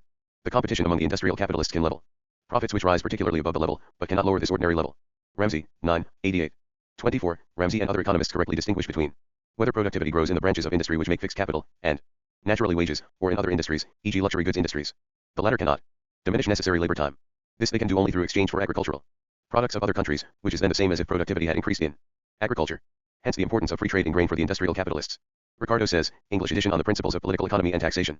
Third edition, London, 1821. The farmer and manufacturer can no more live without profits than the laborer without wages. P23 LOCCIT. There is a natural tendency for profits to fall, because in the progress of society and of wealth, the additional food requires more and more labor. This tendency, this gravitation of profits, is delayed in repeated intervals by improvement of the machinery involved in the production of necessaries, as well as by discoveries in the science of agriculture, which reduce the costs of production. LOCCIT P121. Ricardo at once identifies profit directly with surplus value. He did not make this distinction at all. But whereas the rate of surplus value is determined by the relation of surplus labor employed by the capital to necessary labor, the rate of profit is nothing but the relation of the surplus value to the total value of the capital presupposed to production. Its proportion falls and rises. Hence, in relation with the part of the capital exchanged for living labor relative to the part existing as material and fixed capital. Under all circumstances, the surplus value, regarded as profit, must express a smaller proportion of the gain than the real proportion of the surplus value. For, under all circumstances, it is measured by the total capital, which is always larger than that employed for wages and exchanged for living labor. Since Ricardo simply mixes surplus value and profit together in this way, and since the surplus value can constantly decline, can tendentially decline only if the relation of surplus labor to necessary labor, i.e. to the labor required for the reproduction of laboring capacity, declines, but since the latter is possible only if the productive force of labor declines, Ricardo assumes that the productive force of labor decreases in agriculture, although it grows in industry, with the accumulation of capital. He flees from economics to seek refuge in organic chemistry. We have demonstrated the necessity of this tendency without any reference to ground rent, nor did we have to refer e.g. to rising demand for labor, etc. The connection between ground rent and profit is to be treated only in the examination of ground rent itself, does not belong here. But modern chemistry has demonstrated that Ricardo's physiological postulate, expressed as a general law, is false.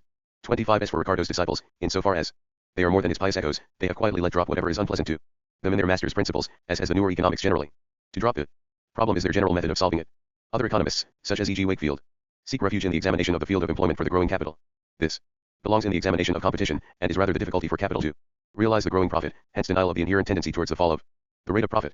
But the need for capital to seek a constantly more extensive field of employment is itself again a consequence. One cannot count Wakefield and similar people among those who have posed the question itself. Is in certain respects a reproduction of A. Smith's view. Finally, the harmonists among the most modern economists, at their head the American, Carey, whose most obnoxious adherent was the Frenchman Bastiat. By the way, it is the nicest irony of history that the continental free traders worship Mr. Bastiat, who, for his part, gets his wisdom from the protectionist Carey, accept the fact of the tendency of the rate of profit to fall in measure as productive capital grows. But they explain it simply and entirely as due to growth in the value of labor's share, growth of the proportion of the total product obtained by the worker, while the capital is allegedly compensated for this by the growth of gross profits. The unpleasant contradictions, antagonisms within which classical economics moves, and which Ricardo emphasizes with scientific ruthlessness, are thus watered down into well-to-do harmonies. In Carey's development, it sometimes seems as if he still had a mind of his own. This concerns a law which we need look at only in the doctrine of competition, where we will then settle accounts with him. We can finish up here with the witlessness of Bastiat, who expresses commonplaces in a paradoxical way, grinds and polishes them into facets, and hides an utter poverty of ideas under a cover of formal logic asterisk in the gratuit du credit. Discussion on Trey M. Father Bastiat et.m. Proudhon, Paris, 1850. Proudhon, by the way, cuts a highly ridiculous figure in this polemic, where he hides his dialectical feebleness under a great show of rhetoric. It says in Bastiat's letter No. 8, where this noble spirit, by the way, simply transforms With his conciliatory dialectic, the gain resulting from a simple division of labor both for the road builder and for the road user into a gain owed to the road, i.e. to capital itself to the degree that capitals increase, and the products with them, the absolute part returning to capital increases, and its proportional part diminishes. To the degree that capitals increase, and the products with them, labor's proportional part and its absolute part increase. Since capital's absolute part grows even while it successively obtains only of the total product, it follows that labor, which successively obtains evidently receives a progressively increasing share of the whole, both in the proportional and in the absolute sense. He gives as illustration: total product capital share labor's share. First period 1000 1/2 or 500 and 1/2 or 500. Second 1800 or 600 or 1200. Third 2800 1/4 or 700 and 3/4 or 2100. Fourth 4000 or 800 or 3200, p 130, 131. The same joke is repeated, p 288, in the form of increasing gross profit with declining rate of profit, but increasing mass of products sold at lower prices, and weighty words are spoken on that occasion about the law of unlimited decline which never reaches zero, a law well known to mathematicians. p 288. Here we have hawking his wares, an endlessly decreasing multiplier, because the multiplicand is ever growing. p 288 LOCCIT. Ricardo had anticipated his bestiat, emphasizing that the sum of profit grows as capital grows despite the decline of the rate of profit, thus anticipating bestiat's whole profundity. He does not fail to note that this progression is true only for a certain time. He says, word for word, regardless of how the rate of profit on stock may decline in consequence of the accumulation of capital on the land and of a rise of wages, by which Ricardo understands, NB, the rise of the cost of production of the agricultural products necessary for the maintenance of labor capacity, the aggregate amount of profits must nevertheless grow. Supposing, then, that in repeated accumulations of 100,000 pounds the rate of profits fell from 20 to 19, 18, 17%, we should expect that the whole amount of profits received by the successive owners of capital would be always progressive, that it would be greater with the capital of 200,000 pounds than with that of 100,000, yet greater with 300,000, and so on, increasing, although at a decreasing rate, with every increase of capital. However, this progress is true only for a certain time, thus 19% on 200,000 pounds is more than 20 on 100,000, 18% on 300,000, more than 19% on 200,000, but after capital has accumulated to a large amount and profits have fallen, further accumulation diminishes the sum of profits. Thus, supposing the accumulation of 1 million and profits of 7%, then the total amount of profit will be 70,000 pounds. Now if an addition of 100,000 is made to the million, and profits fall to 6%, then 66,000 pounds or a decrease of 4,000 pounds will be received by the owners of the stock, although the amount of capital will be increased from 1 million to 1,100,000. LOCCIT. P 124, 125.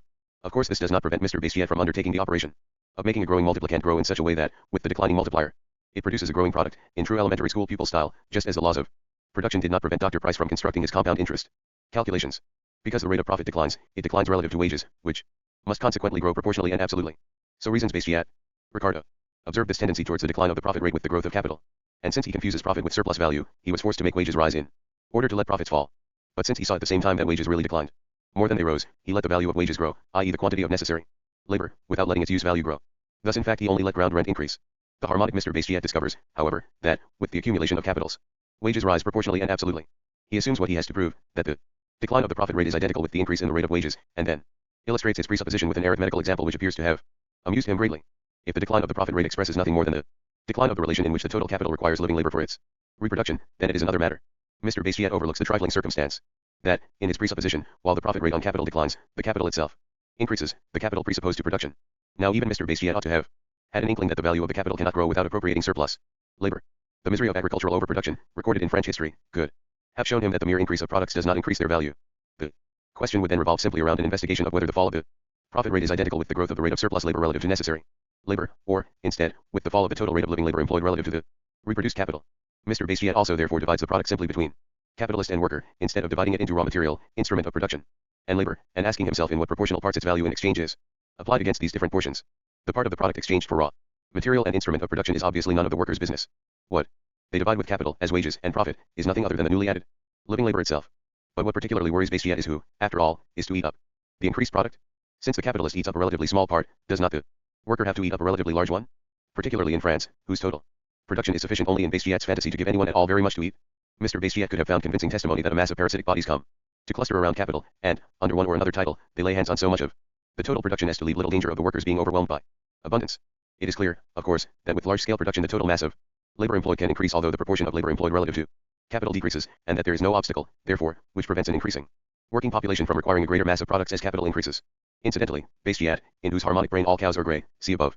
Wages, 27 confuses the decline of interest with the increase of wages, since this is rather an increase of industrial profit, which concerns the workers not at all, but concerns only the relation in which different species of capitalists divide up the total profit among themselves. Capital and revenue, profit, production and distribution. Sismondi. Production. Costs from capital's viewpoint. Profit, ditto. Inequality of profits.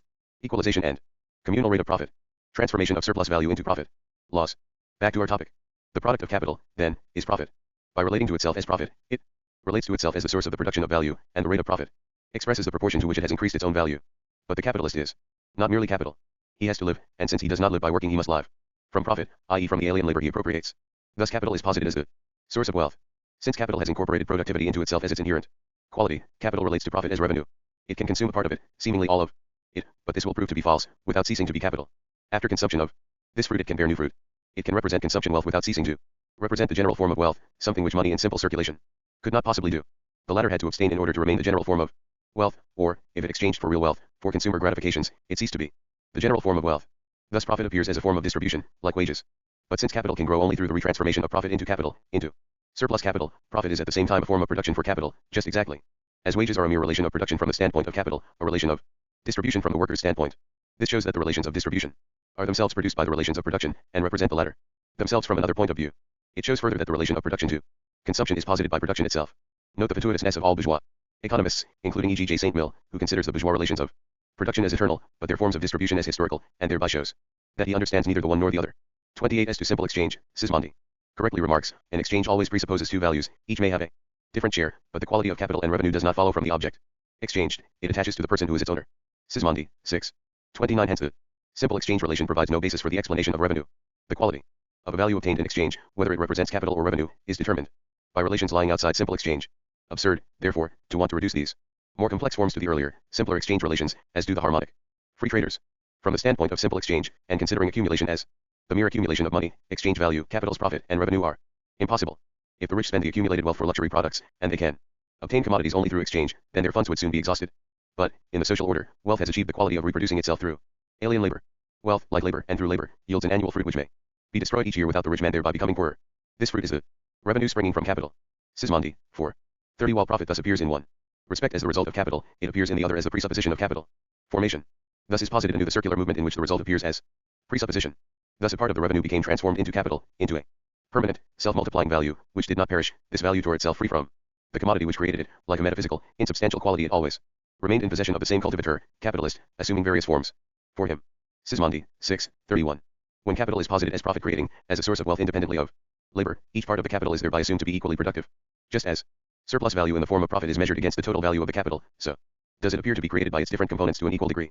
Thus its circulating part, the part consisting of raw materials and approvisionment, brings no more profit than the component which consists of the fixed capital, and, more particularly, profit accrues to these component parts in proportion to their magnitude. Since the profit of capital is realized only in the price which is paid for it, for the use value created by it, profit is determined by the excess of the price obtained over the price which covers outlays.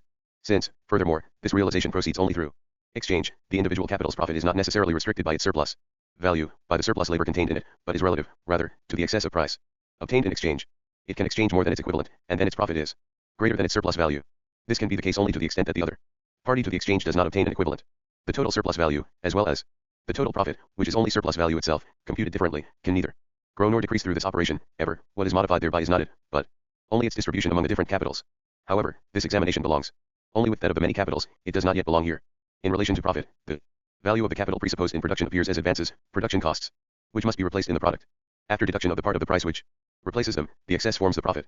Since surplus labor, of which profit and interest are, both, only portions, costs capital nothing, hence does not figure as part of the value advanced by it, not as part of the value which it possessed before the production process and the realization of the product, it follows that the surplus labor, which is included in the production cost of the product and forms the source of surplus value and hence of profit as well, does not figure as part of the production costs of capital. The latter are equal only to the values actually advanced by it, not including the surplus value appropriated in production and realized in circulation. The production costs from the standpoint of capital are therefore not the real production costs, precisely because surplus labor does not cost it anything. The excess of the price of the product over the price of the production cost gives it its profit. Thus profit can exist for capital, even without the realization of the real production costs, i.e. the whole surplus labor set to work by capital. Profit, the excess over the advances made by capital, may be smaller than surplus value, the surplus of living labor gained in exchange by capital, in excess of the objectified labor it has given in exchange for labor capacity. However, through the separation of interest from profit, which we will look at immediately, a part of the surplus value is posited as production cost even for productive capital itself. The confusion of production costs from the standpoint of capital with the amount of labor objectified in capital's product, surplus labor included, has given rise to statements such as that profit is not included in the natural price. It is allegedly absurd to call the excess, or profit, a part of the expenditure. Torrens, 9, 30. 32. This then leads to a massive confusion, either by having profit not realized in, but rather arising from, exchange, which can always be the case only relatively, if one of the parties to the exchange does not obtain his equivalent, or by ascribing to capital some magic power which makes something out of nothing. Since the value posited in the production process realizes its price through exchange, the price of the product appears in fact determined by the sum of money which expresses an equivalent for the total quantity of labor contained in raw material, machinery, wages, and in unpaid surplus labor. Thus price still appears here merely as a formal modification of value, as value expressed in money, but the magnitude of this price is presupposed in the production process of capital. Capital thereby appears as a determinant of price, so that price is determined by the advances made by capital and the surplus labor realized by it in the product. We shall see later that price, on the contrary, appears as determining profit. And, while here the total real production costs appear as determining price, price appears later as determining the production costs. So as to impose the inherent laws of capital upon it as external necessity, competition seemingly turns all of them over, inverts them. To repeat once more, the profit of capital does not depend on its magnitude, but, rather, given an equal magnitude, on the relation between its component parts, the constant and the variable part, and then on the productivity of labor, which is expressed, however, in the above proportion, since, with diminished productivity, the same capital could not work up the same material with the same portion of living labor, on the turnover time, which is determined by the different proportions between fixed and circulating capital, different durability of fixed capital, etc., etc. See above. The inequality of profit in different branches of industry with capitals of equal magnitudes is a condition and presupposition for their equalization through competition. Insofar as capital obtains raw material, instrument, labor, through exchange, buys them, its elements are themselves already present in the form of prices, already posited as prices, presupposed to it. The comparison of the market price of its product with the prices of its elements then becomes decisive for it. But this belongs only in the chapter on competition. Thus the surplus value which capital posits in a given turnover period obtains the form of profit insofar as it is measured against the total value of the capital presupposed to production, while surplus value is measured directly by the surplus labor time which capital gains in the exchange with living labor. Profit is nothing but another form of surplus value, a form developed further in the sense of capital surplus value, no longer regarded here as exchanged for capital itself in the production process, not for labor. Hence capital appears as capital, as presupposed value relating to itself, through the mediation of its own process, as posited, produced value, and the value posited by it is called profit. The two immediate laws which this transformation of surplus value into the shape of profit yields for us are these: 1. Surplus value expressed as profit always appears as a smaller proportion than surplus value in its immediate reality actually amounts to. 4. Instead of being measured by a part of the capital, the part exchanged for living labor, a relation which turns out to be that of necessary to surplus labor, it is measured against the whole. Whatever may be the surplus value which a capital A posits, and whatever may be the proportion within A of C and V, the constant and the variable part of the capital, the surplus values must appear smaller when measured against C and V than when measured against its real measure, V profit, or, if it is regarded not as an absolute sum but rather, as is usually done, as a proportion, the rate of profit is profit expressed as the relation in which capital has posited surplus value. The rate of profit never expresses the real rate at which capital exploits labor, but always a much smaller relation, and the larger the capital, the more false is the relation it expresses.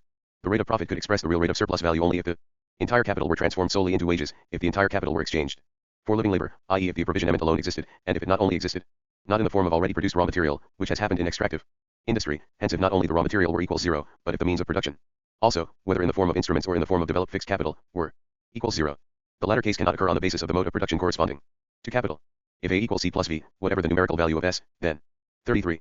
2. The second great law is that the rate of profit declines to the degree that capital has already appropriated living labor in the form of objectified labor, hence to the degree that labor is already capitalized and hence also acts increasingly in the form of fixed capital in the production process, or to the degree that the productive power of labor grows. The growth of the productive power of labor is identical in meaning with A. The growth of relative surplus value or of the relative surplus labor time which the worker gives to capital, B. The decline of the labor time necessary for the reproduction of labor capacity, C. The decline of the part of capital which exchanges at all for living labor relative to the parts of it which participate in the production process as objectified labor and as presupposed value. The profit rate is therefore inversely related to the growth of relative surplus value or of relative surplus labor, to the development of the powers of production, and to the magnitude of the capital employed as constant capital within production. In other words, the second law is the tendency of the profit rate to decline with the development of capital, both of its productive power and of the extent in which it has already posited itself as objectified value, of the extent within which labor as well as productive power is capitalized. Other causes which additionally act upon the rate of profit, which can depress it for longer or shorter periods, do not yet belong here. It is quite correct, as regards the production process as a whole, that the capital acting as material and as fixed capital not only is objectified labor, but must also be reproduced, and continuously reproduced, by new labor.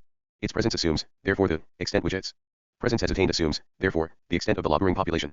Population on a large scale, which in and for itself is the condition of all productive power, but this reproduction everywhere proceeds on the presupposition of the action of fixed capital and of raw material and of scientific power, both as such, and as appropriated within production and already realized within it. This point is to be developed in more detail only in the examination of accumulation. It is clear, further, that although the part of capital exchanged for living labor declines in relation to the total capital, the total mass of living labor employed can increase or remain the same if capital grows in the same or a larger relation. Hence a constant growth in the population may accompany a relative decline in necessary labor.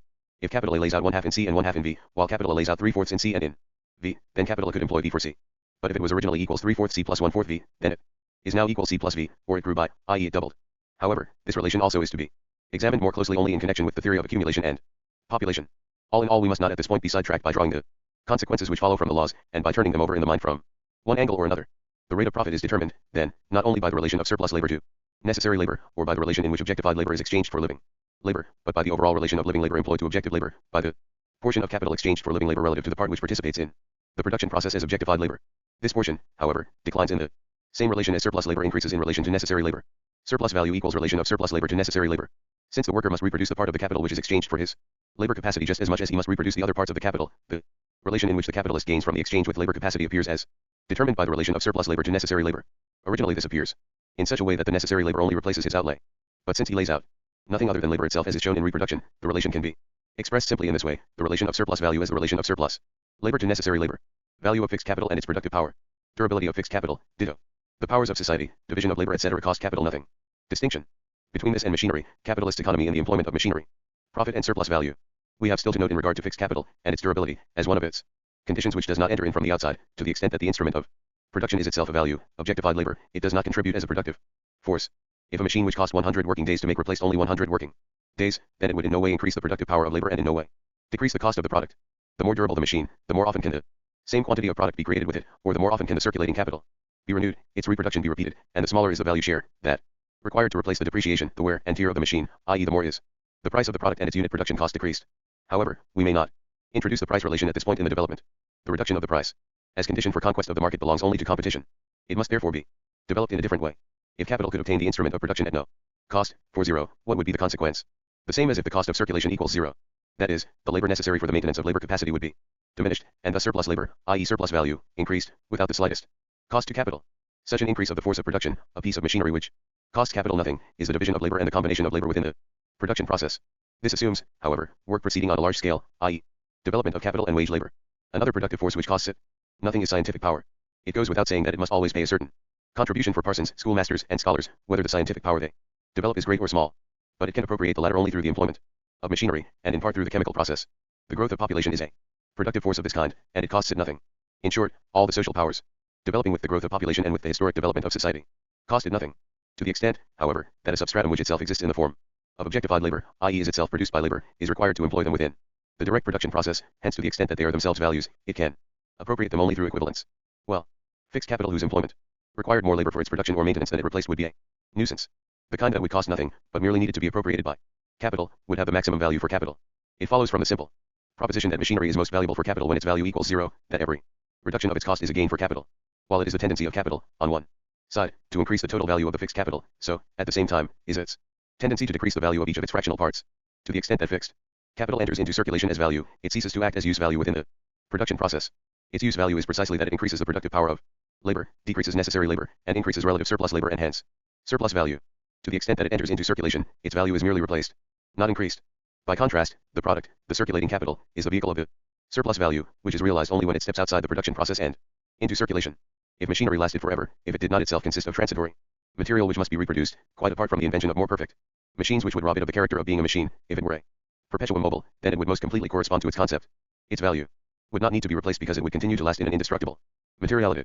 Since fixed capital is employed only to the extent that its value is smaller than the value it posits, it follows that, even if it never itself entered into circulation as value, the surplus value realized in the circulating capital would nevertheless soon replace the advances, and it would thus act to posit value after its costs for the capitalist, as well as the cost of the surplus labor he appropriates, were equals zero. It would continue to act as a productive power of labor and at the same time be money in the third sense, constant value for itself.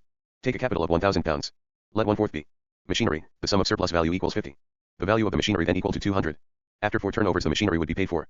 And, in addition, since the capital would continue to possess, in the machine, objectified labor to the amount of 200, then, beginning with the 5th turnover, it would be the same as if it made 50 on a capital, which only costed 800, hence 6 1/4% instead of 5%. As soon as fixed capital enters into circulation as value, its use value for the capital realization process ceases, or, it enters into it only as soon as the latter ceases.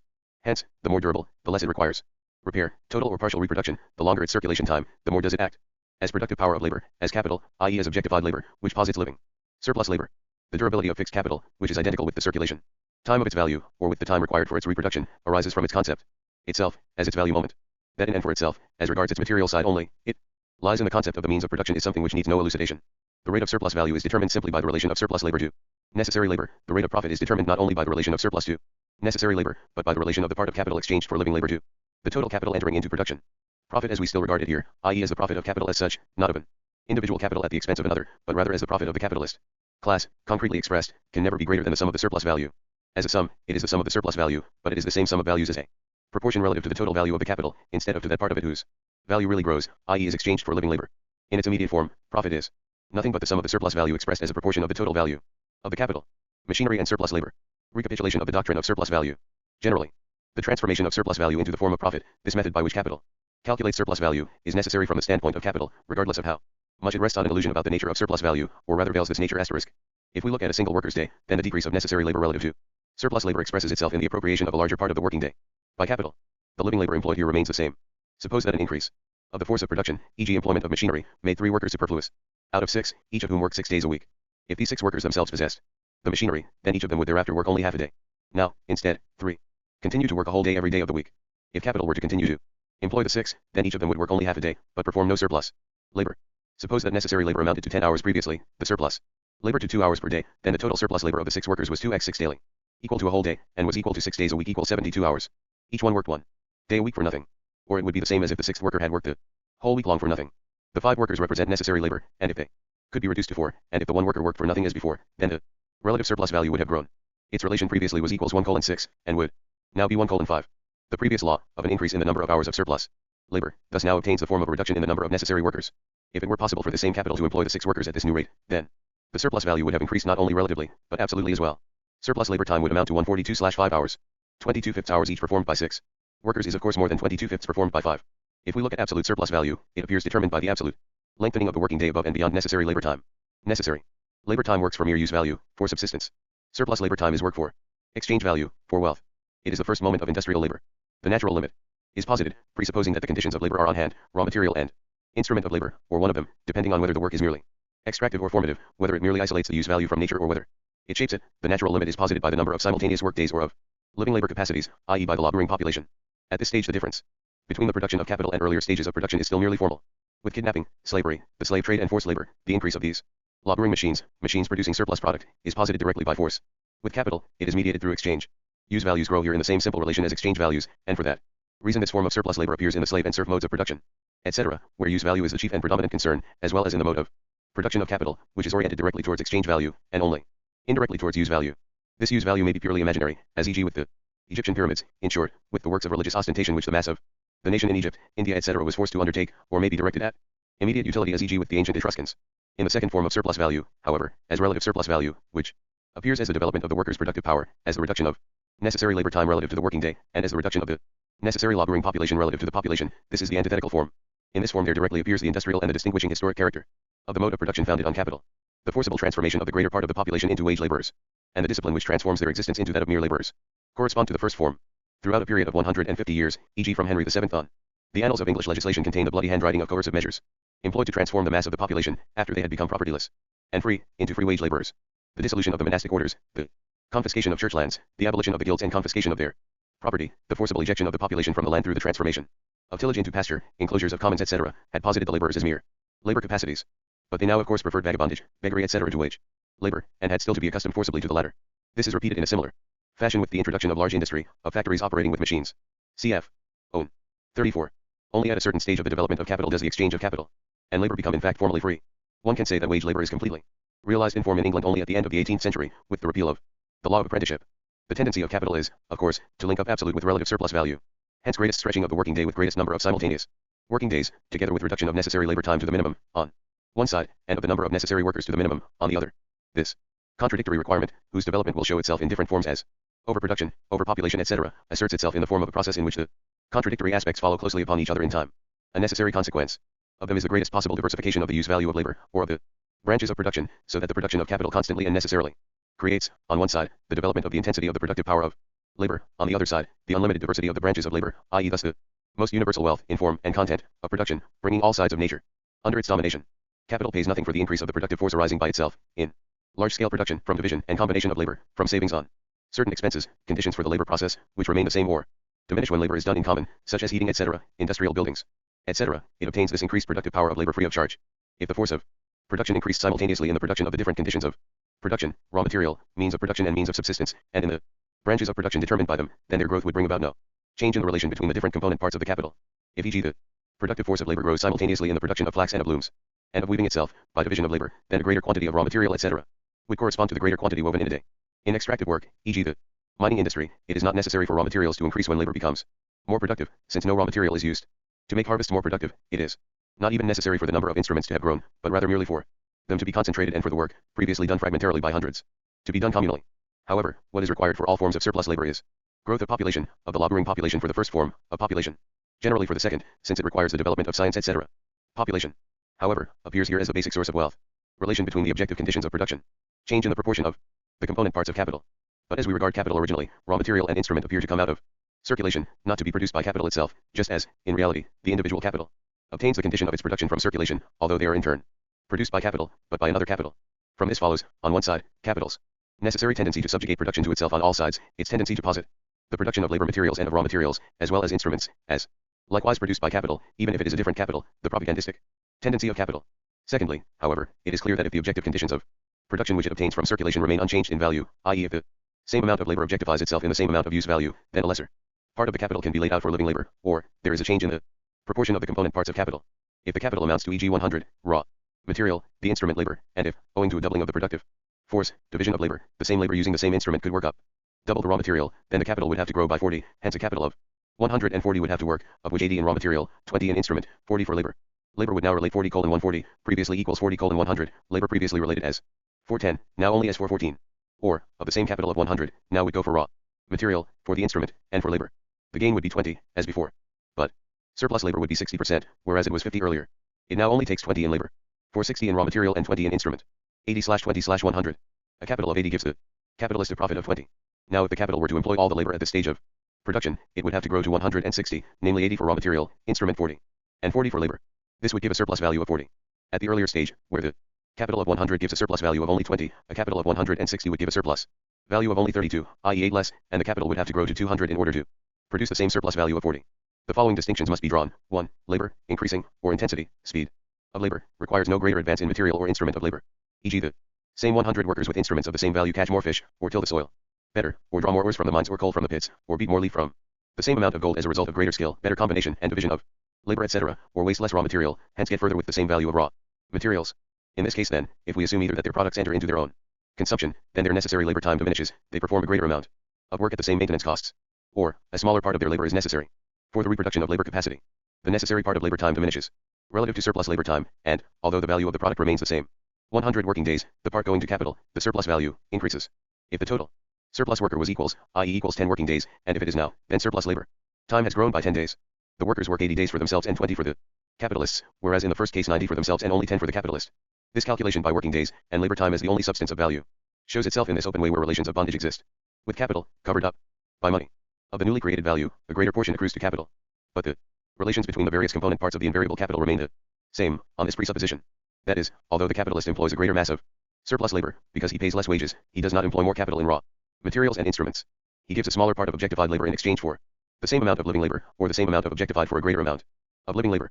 This possible only in extractive industry, in manufacturing, only in so far as there is greater economy in use of raw materials, further, where chemical processes increase the material, in agriculture, in the transporting industry.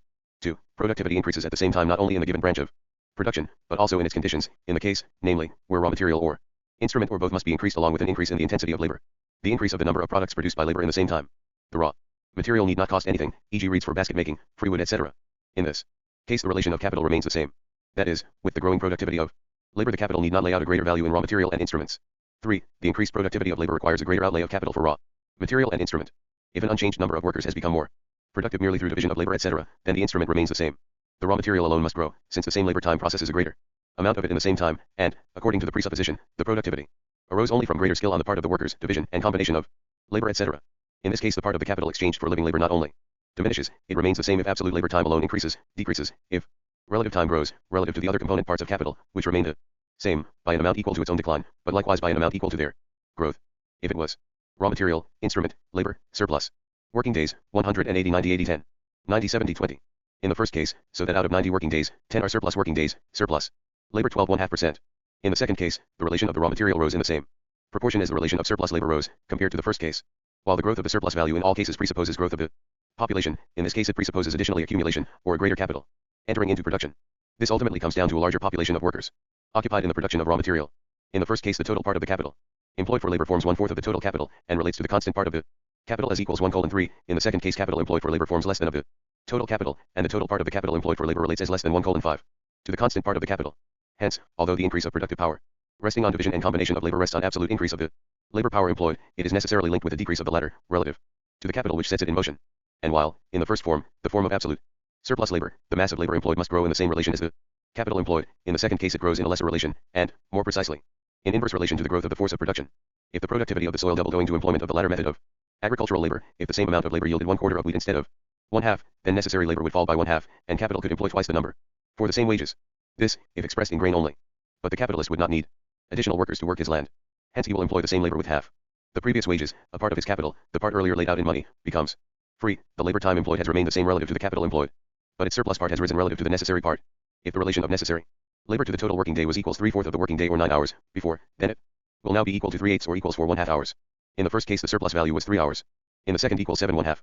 The course of the process is this, with a given population of workers and length of the working day, i.e. length of the working day multiplied by the number of simultaneous working days, surplus labor can be increased only relatively, by means of greater productive power of labor, the possibility of which is already posited in the presupposed growth of the population and its training for labor, including thereby also a certain amount of free time for non-laboring, not directly laboring population. Hence development of mental capacities, etc., mental appropriation of nature. Given a certain stage of the development of the productive forces, surplus labor can be absolutely increased only through transformation of a greater part of the population into workers, and increase of the number of simultaneous working days. The first process is decrease of the relative working population, although it remains the same in absolute terms. The second is its increase. Both tendencies necessary tendencies of capital.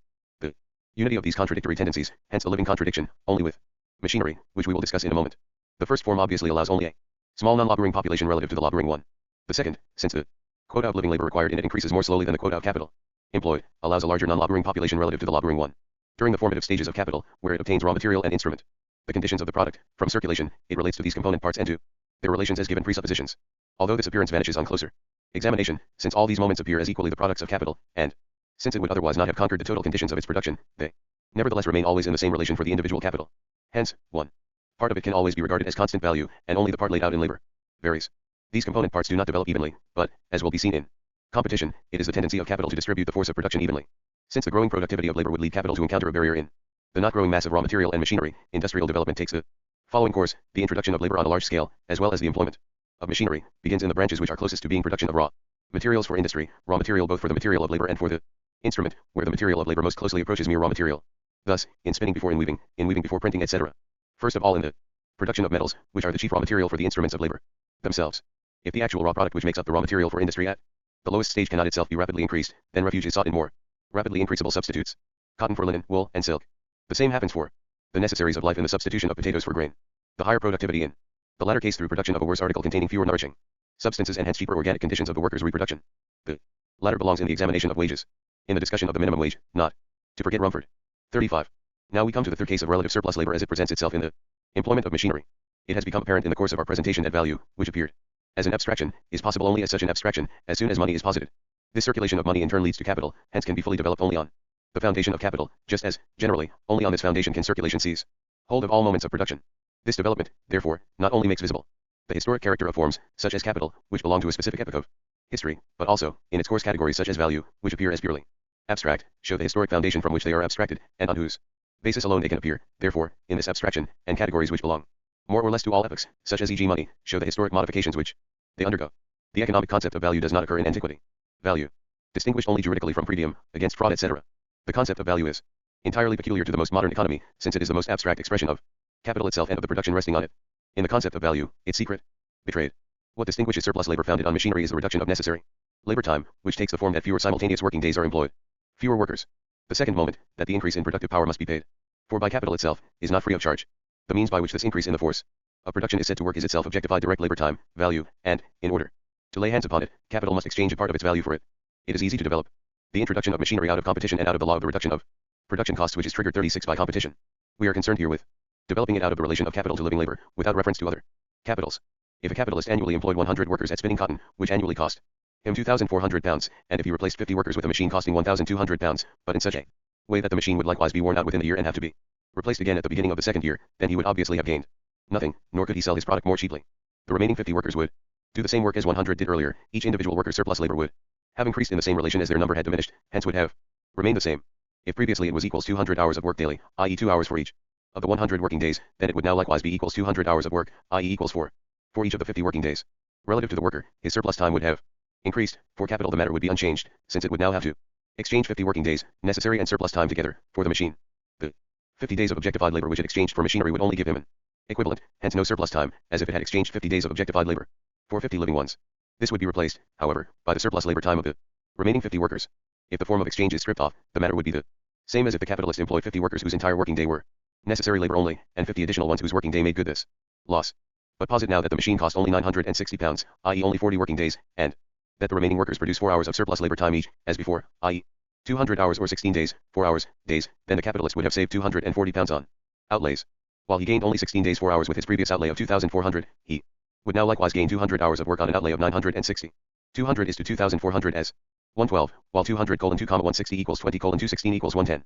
Expressed in days of work, in the first case, he would gain 16 days 4 hours per 100 working days, in the second, the same amount on 90, in the first, on 1,200 hours of work daily, 200, in the second, on 1,080. 200:1,200 equals 1:6, 200:1,080 equals. In the first case the individual worker's surplus time equals working day equals 2 hours. In the second case equals hours per worker. Furthermore, with the employment of machinery, the part of the capital which was previously employed in instruments must be deducted from the additional cost caused by the machinery. Money and fixed capital presuppose a certain amount of wealth. Economist. Relation of fixed capital and circulating capital. Cotton spinner, economist. The money circulating in a country is a certain portion of the capital of the country, absolutely withdrawn from productive purposes, in order to facilitate or increase the productiveness of the remainder. A certain amount of wealth is, therefore, as necessary, in order to adopt gold as a circulating medium, as it is to make a machine, in order to facilitate any other production. Economist, Volume V, p. 520. What is the practice? A manufacturer obtains 500 pounds from his banker on Saturday, for wages. He distributes these among his workers. On the same day the majority of money is brought to the shopkeepers, and through them returned to their various bankers. LOCCITP. 575.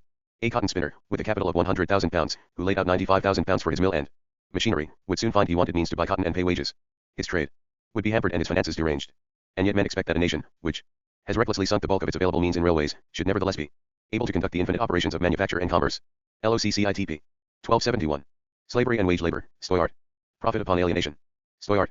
Money, an adequate equivalent for anything alienable. J. Stoyart. p. 13, Volume I, p. 32, ed. Dublin, 1770.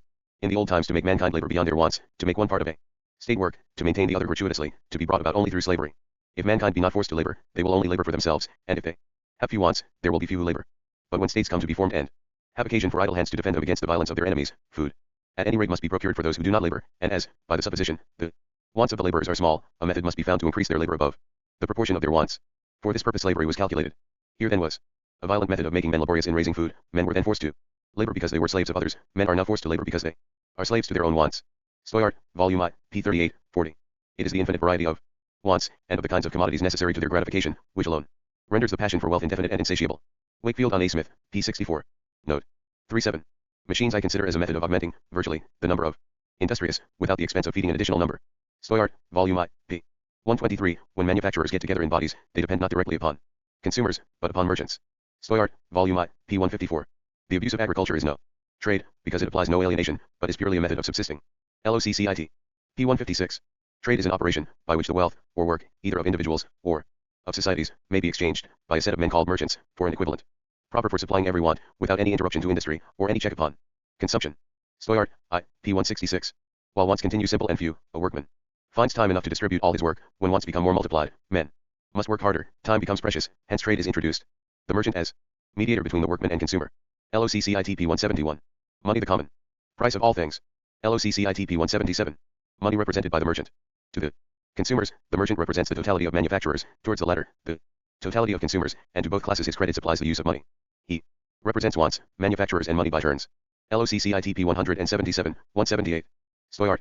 See Volume I, p. 181-3, regards profit as distinct from real value, which he defines very confusedly, has production cost in mind, as the amount of objectified labor, what a workman can perform in a day, etc., necessary expense of the workman, price of the raw material, as profit upon alienation fluctuating with demand. With Stoyart the categories still vary greatly, they have not yet become fixed, as with A. Smith.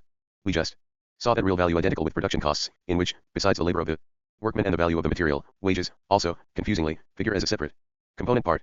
At another point he takes the intrinsic value of a commodity to mean the value of its raw material or the raw material itself, while, by useful value, he understands the labor time employed on it. The first is something real in itself, e.g. the silver in a silver lattice work, the intrinsic worth of a silk, woolen or linen manufacture is less than the primitive value employed, because it is rendered almost unserviceable for any other use but that for which the manufacture is intended. The useful value by contrast must be estimated according to the labor it has cost to produce it. The labor employed in the modification represents a portion of a man's time, which, having been usefully employed, has given a form to some substance which has rendered it useful, ornamental, or in short, fit for man, mediately or immediately. p. 361, 362, Volume I LOCCIT. The real use value is the form given to the substance. But this form itself is only static labor. When we suppose a common standard on the price of anything, we must suppose the alienation of it to be frequent and familiar. In countries where simplicity reigns, it is hardly possible to determine any standard for the price of articles of first necessity. In such states of society, the articles of food and necessaries are hardly found in commerce. No person purchases them, because the principal occupation of everybody is to procure them for himself. Sale alone can determine prices, and frequent sale can only fix a standard. Now the frequent sale of articles of the first necessity marks a distribution of inhabitants in laborers and free hands, etc. Volume I, p. 395 seqloccit.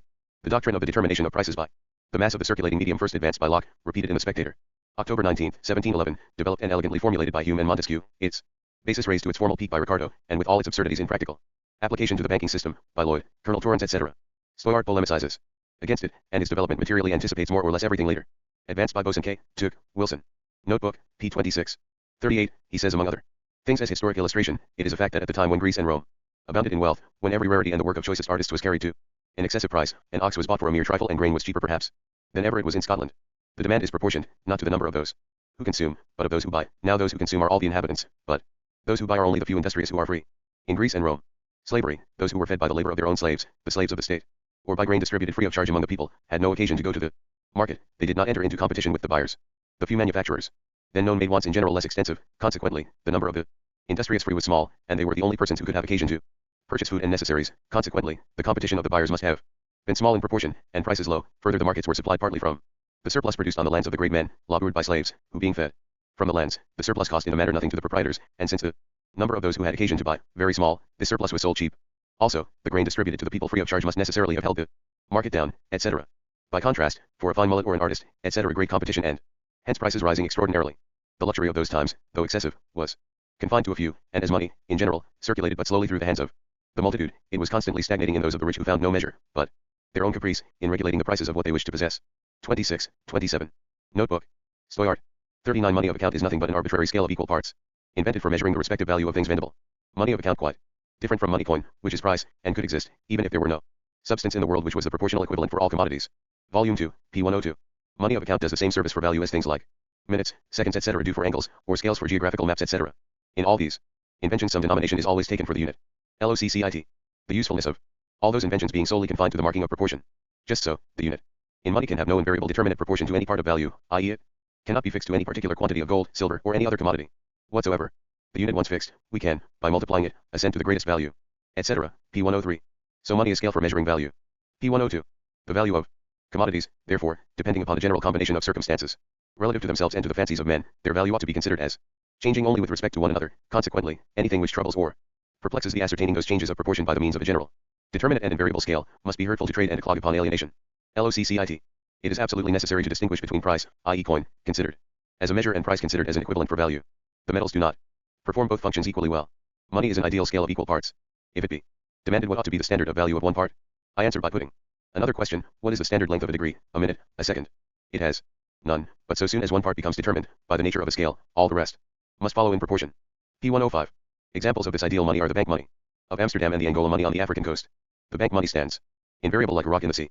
According to this ideal standard are the prices of all things regulated. p. 106, 107 seq. In Custodi's Anthology of the Italian Economists, Part Antica, Tomo 3, Montanari. Geminiano, Della Moneta, written about 1683, 40 says of the invention of money. Intercourse between nations spans the whole globe to such an extent that one may almost say all the world is but a single city in which a permanent fair comprising all commodities is held, so that by means of money all the things produced by the land, the animals and human industry can be acquired and enjoyed by any person in his own home. A wonderful invention. p. 40. But, since it is another peculiarity of measures, that they enter into such a relation with the things measured that in a certain manner the thing measured becomes the measure of the measuring unit, it follows that, just as motion is the measure of time, time may be the measure of the motion itself. Hence it occurs that not only are the coins measures of our wants, but also our wants are, reciprocally, the measure of the coins themselves and of value. p. 41, 42. It is quite clear that the greater the number of coins circulating in commerce within the confines of a given district, in proportion to the marketable goods there are in that place, the more expensive will they be. Can a thing be said to be expensive because it is worth a large quantity of gold in countries where gold is abundant? Should not the gold itself, which is estimated as of the same quantity as another thing which comes to be considered elsewhere as cheap, be rather described as cheap in that case? p. 48. 100 years earlier the chief feature in the commercial policy of nations was the amassing of gold and silver, as a kind of wealth par excellence. p. 67. Gouge, W.M. A Short History of Paper Money and Banking in the United States. Philadelphia.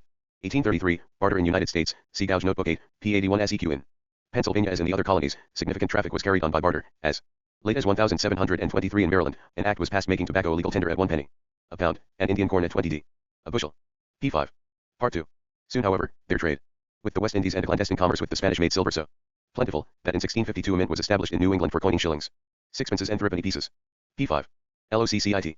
Virginia in 1645 forbade dealings by barter, and established the Spanish piece of 8 to SIXS as the standard currency of the colony, the Spanish dollar. The other colonies affixed different denominations to the dollar. The money in account was everywhere nominally the same as in England. The coin of the realm was especially Spanish and Portuguese, etc. CFP 81 Notebook 8. P6. By an act of Queen Anne an attempt was made to put an end to this confusion. Wool industry in England since Elizabeth, Tuckett. Silk manufacture, same. Ditto.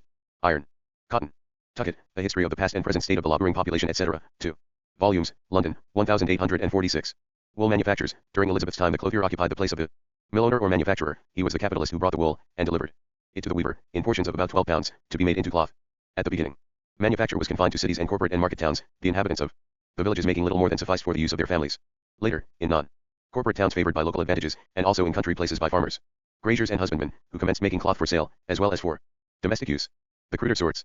In 1551 a statute was passed, restricting the number of looms and apprentices which might be held by clothiers and weavers residing out of cities, and that no country weaver should have a tucking mill, nor any tucker a loom.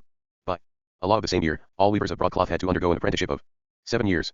Nevertheless, village manufacture, as an object of mercantile profit, took firm root. 5 and 6 Edward VI, c. 22, a statute, prohibits the use of machinery. The Flemish and Dutch thus maintained superiority in this manufacture until the end of the 17th century. In 1668 the Dutch loom was introduced from Holland. P 138. 41. Owing to the introduction of machinery, in 1800 one person could do as much work as 46 in the year 1785. In the year 1800 the capital invested in mills, machinery, etc. appropriate for the woolen trade was not less than £6 million sterling, and the total number of persons of all ages occupied in England in this branch was 1,500,000, p 142, 3. Thus the productive power of labor grew 4,600%. But, firstly, this number only about of the fixed capital alone, relative to the total capital, raw material, etc., perhaps only. Hardly any manufacture had such an advantage from the improvements in science as the art of dyeing cloth through the application of the laws of chemistry. LOCCIT P 144. Silk manufacture. Until the beginning of the 18th century, the art of silk throwing most successful in Italy, where machinery of a particular description adopted to this purpose. In 1715 John Lombay, one of 3 brothers who had a business as throwers and silk merchants, traveled to Italy and was able to obtain a model in one of the mills. A silk mill, with the improved machinery, erected in 1719 in Derby by Lombay and his brothers. This mill contained 26,586 wheels, all turned by one water wheel. Parliament gave him £14,000 for throwing open the secret to the trade. This mill came nearer to the idea of a modern factory than any previous establishment of the kind. The machine had 97,746 wheels, movements, and individual parts working day and night, all of which were moved by one large water wheel and were governed by one regulator, and it employed 300 persons to attend and supply it with work. 133. 4. No spirit of invention showed itself in the English silk trade, first introduced by the weavers of Antwerp, who fled after the sacking of the town by the Duke of Parma, then different branches by the French refugees 1685, 92. In 1740, 1,700 tons of iron were produced by 59 high furnaces, 1,827, 690,000 by 284 furnaces thus increased equals, less than quintupled, the tons equals. Comp. On the relation over a series of years LOCCIT Notebook P12. 41. Glass manufacturing, among other things, best shows how dependent is the progress of science on manufactures. On the other side, e.g. the invention of quadrants arose from the needs of navigation. Parliament offered a prize for inventions. 8 cotton machines, which cost £5,000 in 1825, were sold in 1833 for £300. On cotton spinning, see LOCCIT P13, Notebook. 42. A first-rate cotton spinning factory cannot be built, filled with machinery, and fitted with gaswork and steam engine, under £100,000. A steam engine of 100 horse power will turn 50,000 spindles, which will produce 62,500 miles of fine cotton thread per day. In such a factory, 1,000 persons will spin as much thread as 250,000 persons could without machinery. McCulloch estimates the number in Britain at 130,000. P. 218, LOCCIT. Origin of free wage labor. Vagabondage. Tuckett. Where there are no regular roads, there can hardly be said to be a community. The people could have nothing in common. P. 270. Tuckett LOCCIT. Of the produce of the earth, useful to men, are the produce of men. LOCCIT P. 348. When slavery or life apprenticeship was abolished, the laborer became his own master and was left to his own resources. But if without sufficient employment, etc., men will not starve whilst they can beg or steal. Consequently the first character the poor assumed was that of thieves and mendicants. P. 637 Note, Volume 2, LOCCIT. 1. Remarkable distinction of the present state of society, since Elizabeth, is that her poor law was especially a law for the enforcement of industry, intended to meet the mass of vagrancy that grew out of the suppression of the monasteries and the transition from slavery to free labor.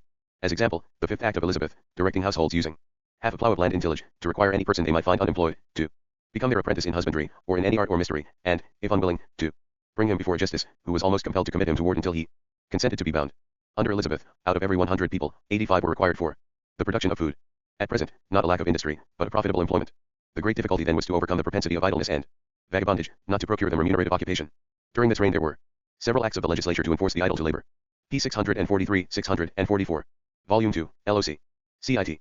Fixed capital, when once formed, ceases to affect the demand for labor, but during its formation it gives employment to just as many hands as an equal amount would employ, either of circulating capital, or of revenue. P. 56. John Barton, Observations on the circumstances which influence the condition of the laboring classes of Society, London, 1817. Blake on accumulation and rate of profit. Shows that prices etc. are not indifferent. Because a class of mere consumers does not at the same time consume and reproduce. Dormant capital. The community consists of two classes of persons, one, which consumes and reproduces, the other, which consumes without reproduction. If the entire society consisted of producers, then of little consequence at what price they exchanged their commodities among one another, but those who are only consumers form too numerous a class to be overlooked. Their power of demanding arises from seats, mortgages, annuities, professions, and services of various descriptions rendered to the community. The higher the price at which the class of consumers can be made to buy, the greater will be the profit of the producers upon the mass of commodities which they sell to them. Among these purely consuming classes, the government takes up the most prominent station. W. Blake, Observations on the Effects Produced by the Expenditure of Government During the Restriction of Cash Payments, London, 1823. p. 42, 43. In order to show that the capital lent to the state is not necessarily such as was previously employed productively, and we are concerned here only with the admission that a part of capital is always dormant, Blake says, the error lies in the supposition, 1, that the whole capital of the country is fully employed, 2, that there is immediate employment for successive accumulations of capital as it accrues from saving. I believe there are at all times some portions of capital devoted to undertakings that yield very slow returns and slender profits, and some portions lying wholly dormant in the form of goods, for which there is no sufficient demand. Now, if these dormant portions and savings could be transferred into the hands of government in exchange for its annuities, they would become sources of new demand, without encroaching upon existing capital. p. 54, 55 LOCCIT. Whatever amount of produce is withdrawn from market by the demand of the saving capitalist, is poured back again, with addition, in the goods that he reproduces. The government, by contrast, takes it away from consumption without reproduction. Where savings are made from revenue, it is clear that the person entitled to enjoy the portion saved is satisfied without consuming it. It proves that the industry of the country is capable of raising more produce than the wants of the community require. If the quantity saved is employed as capital in reproducing a value equivalent to itself, together with the profit, this new creation, when added to the general fund, can be drawn out by that person alone who made the savings, i.e. by the very person who has already shown his disinclination to consume. If everyone consumes what he has a right to consume, there must of necessity be a market. Whoever saves from his revenues, forgoes this right, and his share remains indisposed of. Should the spirit of economy be general, the market is necessarily overstocked, and it must depend on the degree to which the surplus accumulates, whether it can find new employments as capital. 56, 57. Cf. this work. Generally in the section on accumulation. Cf. Notebook p68 and p70, where it is shown that the rate of profits and wages rose owing to prices, caused by war demand, without any respect to the quantity of land taken last into cultivation. During the Revolutionary War the market rate of interest rose to 7, 8, 9, and even 10%, although during the whole time lands of the lowest quality were cultivated. LOCCIT p64, 6. The rise of interest to 6, 8, 10, and even 12% proves the rise of profit. The depreciation of money, supposing it to exist, could not change the relation of capital and interest. If £200 are worth only £100, £10 interest worth only £5, whatever affected the value of the principal would equally affect the value of profits. It could not alter the relation between the two. p73. Ricardo's reasoning, that the price of wages cannot make the prices of commodities rise, does not apply to a society where a large class are not producers. LOCCIT. More than the just share is obtained by the producers at the expense of that portion, which of right belongs to the class who are only consumers. 74. This of course important, since capital exchange is not only for capital, but also for revenue, and each capital can itself be eaten up as revenue. Still, this does not affect the determination of profit in general. Under the various forms of profit, interest, rent, pensions, taxes etc., it may be distributed, like a part of wages even, under different titles among different classes of the population. They can never divide up among them more than the total surplus value of the total surplus product. The ratio in which they distribute it is of course economically important, but does not affect the question before us. If the circulation of commodities of 400 million required a currency of 40 million, and this proportion of were the due level, then, if the value of the commodities to be circulated grows to 450 million, from natural causes, the currency, in order to continue at its level, would have to grow to 45 million, or the 40 million must be made to circulate with such increased rapidity by banking or other improvements, as to perform the functions of 45 million, such an augmentation, or such rapidity, the consequence, and not the cause of the increase of prices. W. Blake LOCCIT, PADSEQCF Notebook. p70. The upper and middle class of Rome gained great wealth by Asiatic conquest, but, not being created by commerce or manufactures, it resembled that obtained by Spain from her American colonies. p66 Volume I, Mackinnon, History of Civilization. London, 1846, Volume I. Domestic agriculture at the beginning of the 16th century. Tuckett. In the 15th century, Harrison asserts, see also Eden, 43, that the farmers are barely able to pay their rents without selling a cow, or a horse, or some of their produce, although they paid at the most £4 for a farm. The farmer in these times consumed the chief party of the produce to be raised, his servants taking their seats with him at his table. The principal materials for clothing were not bought, but were obtained by the industry of each family. The instruments of husbandry were so simple that many of them were made, or at least kept in repair, by the farmer himself. Every yeoman was expected to know how to make yokes or bows, and plough gear, such work employed their winter evenings. p. 324, 325 LOCCIT Tuckett, Volume 2. Profit. Interest. Influence of machinery on the wage fund. Westminster Review. Interest and profit, where an individual employs his own savings productively, the remuneration of his time and skill, agency for superintendence. Profit further includes the risk to which his capital may have been exposed in his particular business, and the remuneration for the productive employment of his savings, interest. The whole of this remuneration, gross profit, where an individual employs the savings of another, he obtains the agency only. Where one individual lends his savings to another, only the interest or the net profit. Westminster Review, January 1826, p. 107, 108. Thus here, interest equals net profit equals remuneration for the productive employments of savings, the Actual profit, the remuneration for the agency for superintendence during his productive employment. The same Philistin says, every improvement in the arts of production that does not disturb the proportion between the portions devoted to capital and not devoted to the payment for wages, is attended with an increase of employment to the laboring classes. Every fresh application of machinery and horse labor is attended with an increase of produce and consequently of capital, to whatever extent it may diminish the ratio which that part of the national capital forming the fund for the payment of wages bears to that which is otherwise employed. Its tendency is not to diminish but to increase the absolute amount of that fund and hence to increase the quantity of employment. LOCCITP 123. Money as measure of values and yardstick of prices. Critique of theories of the standard measure of money. The role of money as measure, as well as, secondly, the fundamental law that the mass of the circulating medium, at a definite velocity of circulation, is determined by the prices of the commodities and by the mass of commodities circulating at definite prices, or by the total price, the aggregate amount of commodities, which is itself in turn determined by two circumstances: 1. The level of the commodity price; 2. The mass of circulating commodities at definite prices. Further, 3. The law that money as medium of circulation becomes coin, mere vanishing moment, mere symbol of the values at exchanges. All this leads to more particular aspects which we shall develop only when, and insofar as they coincide with more complicated economic relations, credit, circulation, exchange rate, etc. It is necessary to avoid all detail, and where detail must be brought in, it is to be brought in only at the point where it loses the elementary character. First of all, money circulation, as the most superficial, in the sense of driven out onto the surface, and the most abstract form of the entire production process, is in itself quite without content, except insofar as its own formal distinctions, precisely the simple aspects developed in section 2, make up its content. It is clear that simple money circulation, regarded in itself, is not bent back into itself, but consists of an infinite number of indifferent and accidentally adjacent movements. The coin, example, may be regarded as the point of departure of money circulation, but there is no law of any reflux back to the coin except for depreciation through wear and tear, which necessitates melting down and new issue of coins. This concerns only the material side and does not at all form a moment of circulation itself. Within circulation itself, the point of return may be different from the point of departure, insofar as it bends back into itself. Money circulation appears as the mere appearance of a circulation going on behind it and determining it, e.g. when we look at the money circulation between manufacturer, worker, shopkeeper, and banker. Furthermore, the factors which affect the mass of commodities thrown into circulation, the rise and fall of prices, the velocity of circulation, the amount of simultaneous payments, etc., are all circumstances which lie outside simple money circulation itself. They are relations which express themselves in it. It provides the names for them, as it were, but they are not to be explained by its own differentiation. Different metals serve as money, and they have a different and changing value relation to one another. Thus the question of the double standard, etc., enters, which takes on world historical forms. But it takes them on, and the double standard itself enters only through external trade. Hence, to be usefully examined, supposes the development of much higher relations than that of the simple money relation. Money as the measure of value is not expressed in amounts of bullion, but rather in accounting money, arbitrary names for fractional parts of a specific amount of the money substance. These names can be changed. The relation of the coin to its metallic substance can be changed, while the name remains the same. Hence counterfeiting, which plays a great role in the history of states. Further, the different kinds of money in various countries. This question is of interest only in exchange rate. 44.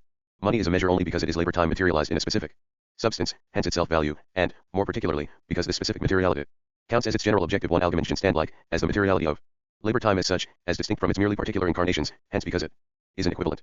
But since, in its function as measure, money is only an imagined point of comparison, only needs to exist ideally, only the ideal transposition of commodities into their general value presence takes place, since, further, in this quality as measure, it figures first as a counting coin, and I say a commodity is worth so many shillings, francs, etc. When I transpose it into money, this has given rise to the confused notion of an ideal measure, developed by Stoyart and refurbished at various periods, even recently, in England, as a profound discovery. Namely in the sense, that the names pound, shillings, guinea, dollar, etc., which count as accounting units are not specific names for specific quantities of gold, silver, etc., but merely arbitrary points of comparison which do not themselves express value, no definite quantity of objectified labor time. Hence the whole nonsense about fixing the price of gold and silver, price, understood here as the name by which fractional parts are called. An ounce of gold now divided into 3 pounds 17ths, L0D. This is called fixing the price. It is, as Locke correctly remarks, only fixing the name of fractional parts of gold and silver, etc. Expressed in itself, gold, silver is naturally equal to itself. An ounce is an ounce, whether I call it 3 pounds or 20 pounds. In short, this ideal measure in Stoyart's sense means this: if I say commodity A is worth 12 pounds, commodity B 6, commodity C 3, then their relation to one another equals 12:6:3. Prices express only the relations in which they are exchanged for one another. 2B are exchanged for 1A and 1/2 B for 3C. Now, instead of expressing the relation of A, B, C in real money, money which itself has value, is value, could I not, instead of the pound, which expresses a specific mass of gold, just as well take any name you like, without content? This means, here, ideally, e.g. mackerels. A equals 12 mackerels, B equals 6M, C equals 3M. This word M is here only a name, without any relation to a content belonging to itself. Stoyart's example with the degree, line, second, proves nothing, for although degree, line, second have changing magnitudes, they are not merely names, but rather always express the fractional part of a specific magnitude of space or of time. They thus have in fact a substance. The fact that money in the role of measure functions only as something imagined is here transformed into it supposedly being any imagined thing you like, a mere name, namely a name for the numerical value relation. In that case, however, it would be correct to express no names at all, but merely a numerical relation, for the whole affair comes down to this: I obtain 6B for 12A, 3C for 6B. This relation can also be expressed in this way: A equals 12X, B equals 6X, C equals 3X, where the X is itself only a name for the relation of A, B and B. C. The mere, unnamed numerical relation would not do. For A, B equals 12:6 equals 2:1, and B, C equals 6:3 equals 2:1. Hence C equals. Hence B equals. Hence B equals C. Hence A equals 2 and B equals 2. Hence A equals B. Let me take any price list, e.g. potash, 35s. The ton, cocoa, pound, 60s, iron, bars, B. Ton, 145s, etc. In order to have the relation of these commodities to one another, not only can I forget the silver and the shilling, the numbers alone, 35, 60, 145 suffice to define the reciprocal value relations of potash, cocoa, iron bars. Undenominated numbers now suffice, and not only can I give their unit, 1, any name, regardless of any value, I need not give it any name at all. Stoyard insists that I must give it one or another name, but that this name then, as mere arbitrary name of the unit, as mere marking of proportion itself, cannot be fixed to any portion of the quantity of gold, silver, or any other commodity. With every measure, as soon as it serves as point of comparison, i.e. as soon as the different entities to be compared are put into a numerical relation to the measure as unit, and are now related to one another, the nature of the measure becomes irrelevant and vanishes in the act of comparison itself. The unit of measure has become a mere unit of numbers. The quality of this unit has vanished, e.g. that it is itself a specific magnitude of length or of time or of an angle. But is it only when the different entities are already presupposed as measured that the unit of measure marks only proportion between them?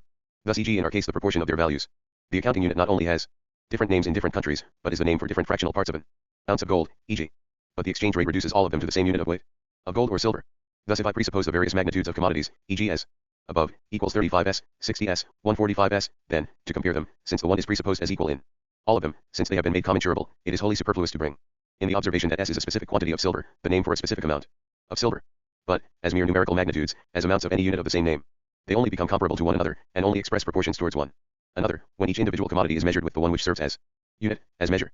But I can only measure them against one another, only make them commensurable, if they have a unit. The latter is the labor time contained in both. The measuring unit must therefore be a certain quantity of a commodity in which a quantity of labor is objectified. Since the same quantity of labor is not always expressed in the same quantity of e.g. gold, it follows that the value of this measuring unit itself variable. But, in so far as money is regarded only as measure, this variability is no obstacle. Even in barter, to the extent that it is somewhat developed as barter, i.e. is a repeated, normal operation, not merely an isolated act of exchange, some other commodity appears as measuring unit, e.g. cattle with Homer. Among the savage Papuans of the coast, who, in order to obtain a foreign article, barter one or two of their children, and if they are not to hand, borrow those of their neighbors, promising to give their own in exchange, when they come to hand, this request being rarely refused, there exists no measure for exchange. The only side of exchange which exists for the Papuan is that he can obtain the alien thing only by dispossessing himself of something he possesses. This dispossession in Tazarung itself is regulated for him by nothing but his fancy on one side, and the scope of his movable possessions on the other. In The Economist of 13 March 1858, we read, in a letter addressed to the editor, as the substitution in France of gold for silver in the coinage, which has been the principal means hitherto of absorbing the new discoveries of gold, must be approaching its completion, particularly as less coinage will be wanted for a stagnant trade and reduced prices, we may expect ere long that our fixed price of £3.17 1/2 an ounce will attract the gold here. 45. Now what does this, our fixed price of an ounce of gold, mean? Nothing other than that a certain aliquot part of an ounce is called pence, a certain multiple of this penny weight of gold a shilling, and a certain multiple of the shilling weight of gold a pound. Does the gentleman imagine that in other countries the gold and guilder, the louisd'or, etc. do not likewise signify a specific quantity of gold, i.e. that a specific quantity has a fixed name, and that this is an English privilege, or a speciality? That, in England, a monetary coin expressed in gold is more than a monetary coin, and in other countries, less. It would be interesting to know what this noble spirit imagines the exchange rate to be. What leads Stoyard astray is this: the prices of commodities express nothing but the relations in which they are exchangeable for one another, the proportions in which they exchange for one another. These proportions given, I can call the unit any name whatever, because the undenominated abstract number would suffice, and instead of saying that this commodity equals 6 stivers, the other equals 3, etc., I could say this one equals 6 ones. The other equals 3, I would not have to give the unit any name at all. Since the numerical relation is all that matters at that point, I can give it any name whatever. But it is already presupposed here that these proportions are given, that the commodities have previously become commensurable magnitudes. As soon as magnitudes have once been posited as commensurable, their relations become simple numerical relations. Money appears as measure, and a specific quantity of the commodity in which it represents itself appears as measuring unit, precisely in order to find the proportions, and to articulate and to handle commodities as commensurable ones. This real unit is the labor time relatively objectified in them. However, it is labor time itself posited as general. The process by which values within the money system are determined by labor time does not belong in the examination of money itself, and falls outside circulation, proceeds behind it as its effective base and presupposition. The question here could only be this: instead of saying this commodity is equals to 1 ounce of gold, why does one not say directly it is equals to X labor time, objectified in the ounce of gold? Why is labor time the substance and measure of value, not at the same time the measure of prices? Or, in other words, why are price and value different at all? Proudhon's school believe it a great deed to demand that this identity be posited and that the price of commodities be expressed in labor time. The coincidence of price and value presupposes the equality of demand and supply, exchange solely of equivalents, hence not of capital for labor, etc. In short, formulated economically, it reveals at once that this demand is the negation of the entire foundation of the relations of production based on exchange value. But if we suppose this base is suspended, then on the other side the problem disappears again, which exists only on it and with it. That the commodity in its unmediated presence as use value is not the adequate form of value equals that it is the adequate form of value as an objective other, or that it is this as equated to another object, or that value possesses its adequate form in a specific object as distinct from another. Commodities, as values, are objectified labor. The adequate value must therefore itself appear in the form of a specific thing, as a specific form of objectified labor. Stoyard illustrates this dribble about an ideal standard with two historic examples, of which the first, the bank money of Amsterdam, shows just the opposite, since it is nothing but the reduction of circulating coins to their bullion content, metal content. The second one has been repeated after him by all the moderns who follow the same tendency. For example, Urquhart cites the example of the Barbary Coast, where an ideal bar, an iron bar, a merely imaginary iron bar, counts as standard which neither rises nor falls. If e.g. the real iron bar falls, say by 100%, then the bar is worth 2 iron bars. If it rises again by 100%, then only 1. Mr. Urquhart claims to have observed at the same time that the Barbary Coast knows neither commercial nor industrial crises, but least of all monetary crises, and ascribes this to the magical effects of this ideal standard of value. 46. This ideal imaginary standard is nothing but an imagined real value, an imagined notion, however, which, because the monetary system has not developed its further determinants, a development depending on quite different relations, achieves no objective reality. It is the same as if, in mythology, one were to consider as the higher religions those whose god figures are not worked out in visible form but remain stuck in the imagination, i.e. where they obtain at most an oral, but not a graphic presence. The bar rests on a real iron bar, which was later transformed into a fantasy creature and fixated as such. An ounce of gold, expressed in English accounting money, equals 3 pounds 17s.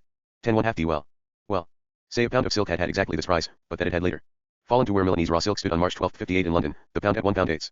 It is the imaginary conception of an amount of iron, an iron bar, which keeps the same value, 1, relative to all other commodities, 2, relative to the labor contained in it. This iron bar is of course purely imaginary, but it is not so fixed and standing like a rock in the sea. 47 as Stoyard, and nearly 100 years later Urquhart, believes. The only thing fixed in the iron bar is the name. In one case the real iron bar contains 2 ideal ones, in the other, only 1.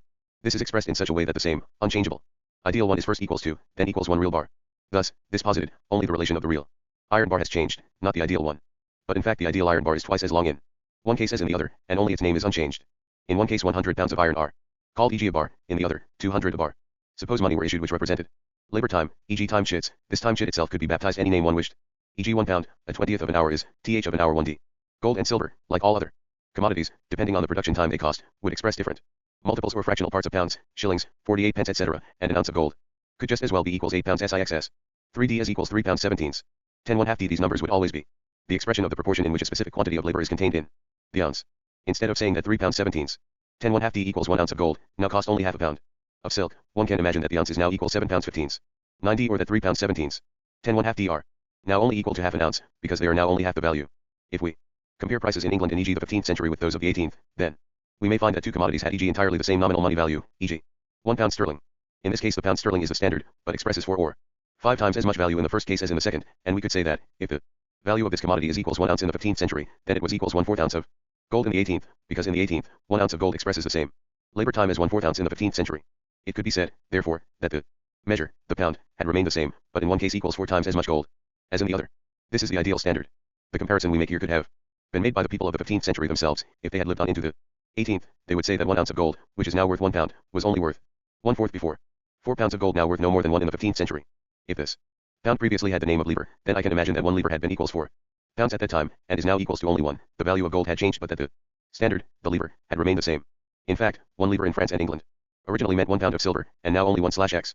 It can be said, therefore, that the name, livre, the standard, had remained nominally the same always, but that silver had changed its value in comparison to it. A Frenchman who had lived from the time of Charlemagne until today could say that the livre of silver had always remained the standard of value, unchanged. It had once been worth 1 pound of silver, but, owing to a variety of misfortunes, had finished up being worth only of a pennyweight. The L is the same, only its length is different in different countries. It is in fact the same as if the product of one working day, the gold brought to light in one day of work, were given to name livre. This livre would always remain the same, although it would express very different amounts of gold in different periods. What do we do in fact when we compare 1 pound of the 15th century with 1 pound of the 18th? Both are the same mass of metal, each equals 20s, but of a different value, since the metal was then worth 4 times as much as now. We say therefore that, compared with today, the livre was equals 4 times the mass of metal it contains today. And one could imagine that the livre had remained unchanged, but had been equals 4 real livres of gold then, only equals 1 today. The matter would be correctly comparable not in regard to the quantity of metal contained in a livre, but rather in regard to its value. This value, however, in turn expresses itself quantitatively in such a way that 1/4 livre gold, then, equals 1 livre gold. Today. Well, the livre identical, but at that time equals 4 real livres of gold, by today's value. And now only equals 1. If gold falls in value, and its relative fall or rise as regards other articles is expressed in their price, then, instead of saying that an object which cost 1 pound of gold before now costs 2, it could be said that it still costs 1 pound, but 1 pound is now worth 2 real livres of gold etc., i.e. 1 livre of 2 real gold livres etc. Instead of saying, I sold this commodity yesterday at 1 pound, today I sell it at 4 pounds, I might say that I sell it at 1 pound, but yesterday at 1 pound of 1 real pound, today at 1 pound of 4 real pounds. The remaining prices all follow by themselves as soon as the relation of the real bar to the imaginary one is established, but this simply the comparison between the past value of the bar and its present one. The same as if we calculated everything in the pound of the 15th century for instance. This Berber or Negro does the same thing that every historian must do who pursues one kind of coin, one accounting name for a coin of the Same metallic content, from one century to the next, if he computes it in contemporary money, he must equate it to more or less gold depending on its changing value in different centuries. 49. It is semi-civilized man's effort to establish an unchanging value for the unit of money, for the mass of metal which counts as measure, to fix this value also as a constant measure.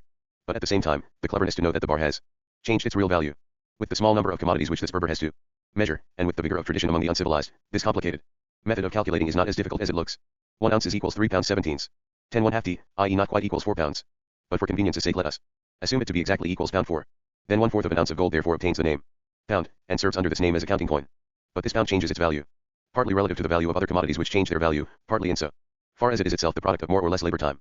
The only firm thing about it is the name, and the quantity, the fractional part of the ounce, of the weight unit of gold, whose baptismal name it is, which is contained, thus, in one piece of money, called 1 pound. The savage wants to hold it constant as unchangeable value, and thus the quantity of metal it contains changes for him. If the value of gold falls by 100%, then the pound is the measure of value for him as before, but a pound of ounces of gold, etc. The pound for him always equals a mass of gold, iron, which has the same value. But since this value changes, it sometimes equals a greater, sometimes a smaller quantity of real gold or iron, depending on whether more or less of them must be given in exchange for other commodities. He compares the contemporary value with the past value, which latter counts as standard for him, and survives only in his imagination.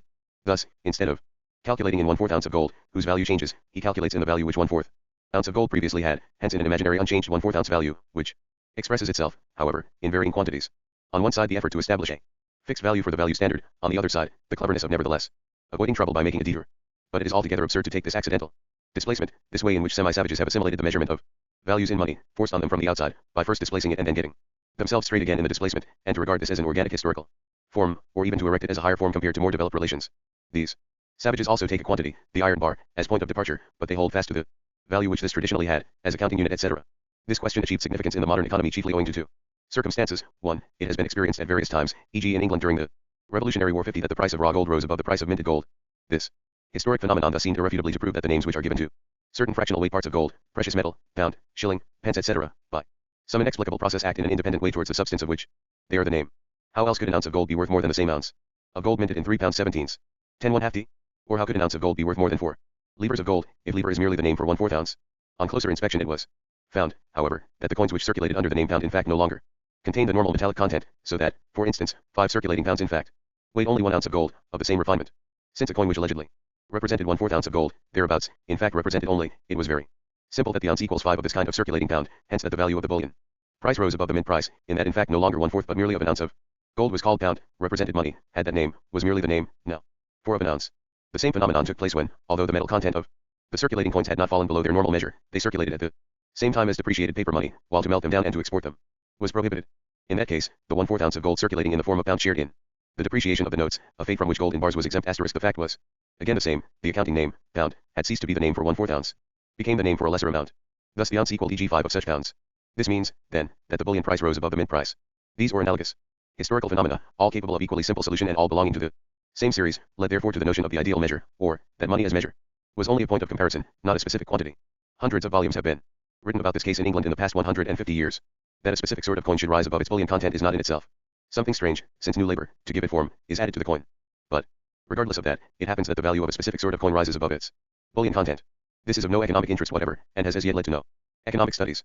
It means nothing more than that, for certain purposes, gold and silver was requisite in precisely this form, say of British pounds or of Spanish dollars. The directors of the bank had, of course, a particular interest in proving that the value of notes had not fallen, but rather that of gold had risen. As to the last question, this can be treated only later. 2. But the theory of the ideal measure was first brought up at the beginning of the 18th century and again in the second decade of the 19th, where questions were at issue in which money figures not as measure, nor as medium of exchange, but rather as constantly self-identical equivalent, as value for itself, in the third aspect, and hence as the universal material of contracts. The issue both times was whether or not debts of state, and other debts, contracted in a depreciated money, should be acknowledged and paid back in full valued money. It was a question simply between the creditors of the state and the mass of the nation. This question itself does not concern us here. Those who demanded a readjustment of claims on the one side, and of payments, obligations, on the other, chose the wrong battlefield in asking whether or not the standard of money ought to be changed. On this occasion, then, crude theories of this type were brought forward about the standard of money, fixing of the price of money, etc., altering the standard like altering the national measures or weights. Stoyart. It is clear at the first glance that the mass of grain in a nation does not change by the unit measure of e.g. the bushel being doubled or halved. But the change would be very important for e.g. farmers who had to pay grain rent in a specific number of bushels. If were the measure doubled, they then had to supply the same number of bushels as before. In this case, it was the creditors of the state who clung to the name pound, regardless of the fractional weight unit of gold which it expressed, i.e. to the ideal standard, for the latter is in fact only the accounting name for the weight unit of metal, which serves as measure. Strangely enough, however, it was precisely their opponents who advanced this theory of the ideal standard, and they themselves who combated it. Instead of simply demanding a readjustment, or that the creditors of the state ought to be paid back only the amount, in gold, which they had in fact advanced, they demanded that the standard be reduced in accordance with depreciation, thus e.g. if the pound sterling had fallen to of an ounce of gold, that this ounce should henceforth carry the name pound, or that the pound ought perhaps to be minted in 21 shillings instead of in 20. This reduction of the standard was called raising the value of money, in that the ounce now equals 5 pounds instead of equals 4 as previously. Thus, they did not say that those who had advanced e.g. 1 ounce of gold in 5 depreciated pounds now ought to get 4 full valued pounds back.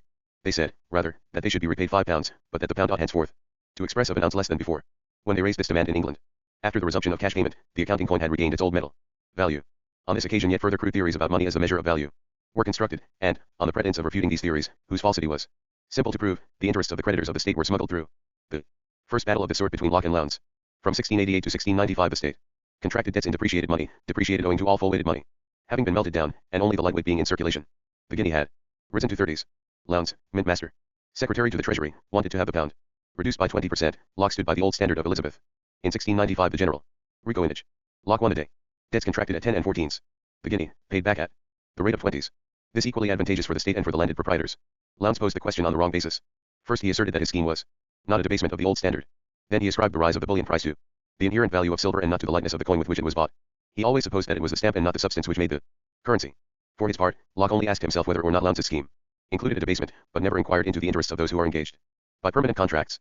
Mr. Lowndes' great argument for reducing the standard was that silver bullion was risen to SIXS 5d per ounce, i.e. that it might have been bought with 77 pence of shillings of part of a pound troy, and was therefore of the opinion that the pound troy should be coined into 77s, which was a diminution of the value of the pound by 20%, or Locke replied to him that the 77s were paid in clipped money and that they were not more than 62 pence standard coin, by weight, but ought a man who had borrowed 1,000 pounds in this clipped money to be obliged to pay back 1,000 pounds in standard weight. Both Lowndes and Locke developed only quite superficially the influence of a change of standard on the relation of debtors and creditors. The credit system then still little developed in England. The landed interest and the interest of the crown were only attended to. Trade at that time was almost at a stop, and had been raised at a piratical war.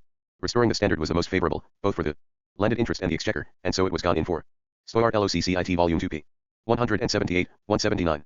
Stoyart ironically remarks on the whole transaction, by this raising of the standard the government gained significantly as regards taxes, and creditors on their capital and interest, and the nation, which was the principal loser, was satisfied, pleased, quite joyful, because its standard, i.e. the measure of its own value, was not debased, so were all the three parties satisfied.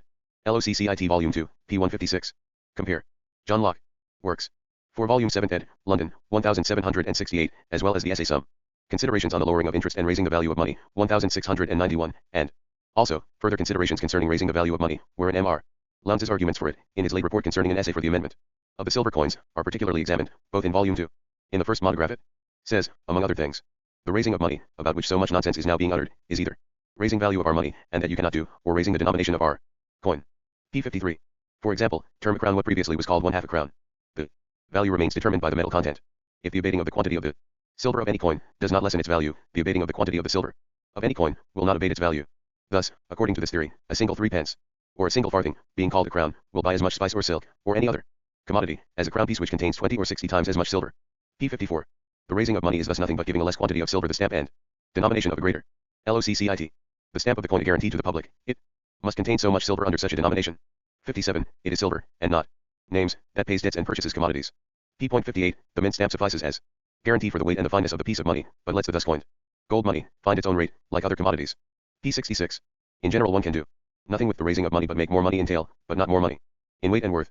P. 73. Silver is altogether a different standard from the others. The ell or the cord with which people measure may remain in the hands of the seller, of the buyer or of a third person, it matters not whose it is. But silver is not only the measure of bargains, it is the thing bargained for, and passes in trade from the buyer to the seller, as being in such a quantity equivalent to the thing sold, and so it not only resums the value of the commodity it is applied to, but is given in exchange for it, as of equal value. But this it does only by its quantity, and nothing else. P. 92. The raising being but giving of names at pleasure to aliquot parts of any piece, viz. that now the 60th part of an ounce still be called a penny, may be done with what increase you please. 118. The privilege that bullion has, to be exported freely, will give it a little advance above our coin, let the denomination of that be raised, or fall as you please, whilst there is need of its exportation, and the exportation of our coin is prohibited by law. P. 119, 120. The same position adopted by Lowndes against Locke, in that the former believed the rise of the bullion price to be due to a rise in the value of bullion, as a result of which the value of the accounting coin had declined, i.e. because the value of bullion rose, the value of a fractional part of it, called pound, fell, was adopted by the little shilling men. Atwood and the others of the Birmingham School 1819 SEQ, Cobbett had posed the question on the correct ground, not adjustments of national debts, rents etc., but spoiled it all by his false theory which condemned paper money as such. 51. Strangely enough, he came to this conclusion by beginning, like Ricardo, who comes to the opposite conclusion, from the same false premise, the determination of price by the quantity of the medium of circulation, their entire wisdom in the following phrases. In his dispute with the Birmingham Chamber of Commerce, Sir R. Peel asks, what will your pound note represent? P. 266. The currency question, the Gemini letters, London. 1844, namely, the pound note if not paid in gold. Now what is meant by the present standard of value? 3 pounds 17s. 10 1/2 d, do they signify 1 ounce of gold or its value? If the ounce itself, why not call things by their names and say, instead of pound, shilling, pence, ounces, pennyweights, and grains? Then we go back to a direct system of barter. P. 269. Not quite. But what would Mr. Atwood have gained if people said, ounce instead of 3 pounds 17s, 10 1/2 d, and so many pennyweight instead of shillings? That, for convenience in calculating, the fractional parts are given names, which apart from that, also indicates that the metal is here given a social quality alien to itself. What witness does it bear either for or against Atwood's doctrine? Or the value? If an ounce equals 3 pounds 17s 10 1/2 d, why at different periods money 5 pounds 4s, and then again 3,17, 9. The expression pound has reference to value, but not a fixed standard value. Labor is the parent of cost, and gives the relative value to gold or iron. And that is in fact why the value of 1 ounce and of 3 pounds 17s 10 1/2 d changes. Whatever denomination or words are used to express the daily or weekly labor of a man, such words express the cost of commodity produced. P. 270. The word 1 pound is the ideal unit. P. 272, the last sentence important because it shows how this doctrine of the ideal unit dissolves into the demand for a money which is supposed directly to represent labor. Pound and e.g. the expression for 12 days' work. The demand is this, that the determination of value should not lead to that of money as a distinct quality, or that labor as a measure of values should not compel the labor objectified in a specific commodity to be made the measure of the other values. The important thing is that this demand is here made from the standpoint of the bourgeois economy, thus also by Gray, who actually works out this matter to perfection, and of whom we will speak in a moment, not from the standpoint of the negation of the bourgeois economy, as e.g. with Bray. The Proudhonists, c.e.g. Mr. Derriman, have indeed succeeded in raising this demand both as one corresponding to the present relations of production and also as a demand which totally revolutionizes them, and a great innovation, since, as Crapods, 52, they are of course not required to know anything of what has been written or thought on the other side of the channel. At all events, already the simple fact that this demand was raised more than 50 years ago in England by a fraction of bourgeois economists shows to what extent the socialists who pretend thereby to advance something new and anti-bourgeois are on the wrong track. About the demand itself, see above. Only a few things from Gray can be added here. As to the rest, the matter can be gone into in detail only in the banking system. More on the critique of theories about medium of circulation and money. Transformation of the medium of circulation into money. Formation of treasures. Means of payment. Prices of commodities and quantity of circulating money. Value of money. As regards money as constantly self-identical equivalent, i.e. as value as such, and thus, as the material of all contracts, it is clear that the changes in the value of the material in which it represents itself, directly, as in gold, silver, or indirectly, as claims, in notes, on specific quantity of gold, silver, etc., must bring about great revolutions between the different classes of a state. This not to be examined here, since these relations presuppose knowledge of the various economic relations. Only something by way of illustration. In the 16th and 17th centuries, it is well known that the depreciation of gold and silver, due to the discovery of America, depreciated the laboring class and that of the landed proprietors, raised that of the capitalists, especially of the industrial capitalists. In the Roman Republic, the appreciation of copper turned the plebeians into the slaves of the patricians. Since one was forced to pay the largest sums in copper, one had to hold this money in masses or in stamped fragments which were tendered and received by weight. Copper in this state was AES. Grave. Metal money weight. 53 originally copper without stamp among the Romans. Then stamping of external coins. Servius Rex Ovium Bunqui Effigy Primus AES. Signavit. 54. Pliny, Historia Naturalis 118, c3. After the patricians had stockpiled a mass of this dark and ugly metal, they tried to free themselves from it, either by buying from the plebeians all the land which the latter would sell, or by lending it long term. This value had cost them nothing to acquire, and was a hindrance to them, so they were forced to rid themselves of it unsparingly. The competition of all who had the same desire of getting rid of it necessarily brought about, in a short time, a considerable reduction of the price of copper in Rome.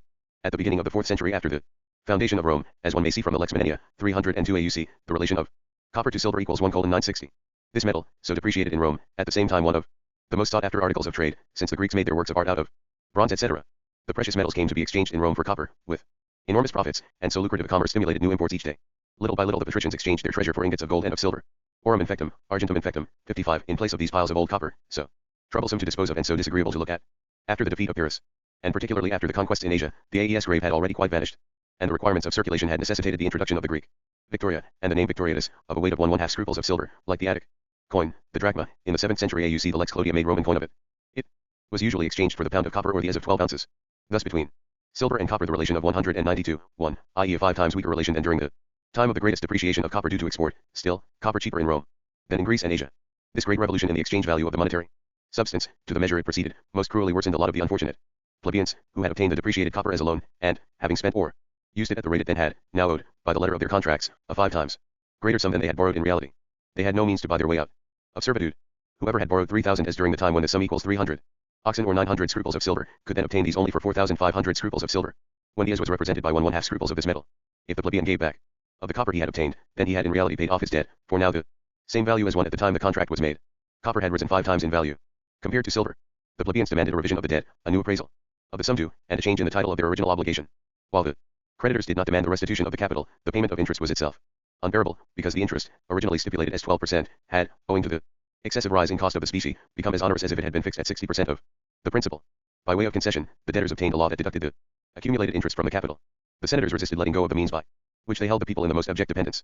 The masters of nearly all landed property, armed with legal titles which authorized them to throw their debtors into irons and to sentence them to corporal punishment, suppressed the uprisings and persecuted the most mutinous.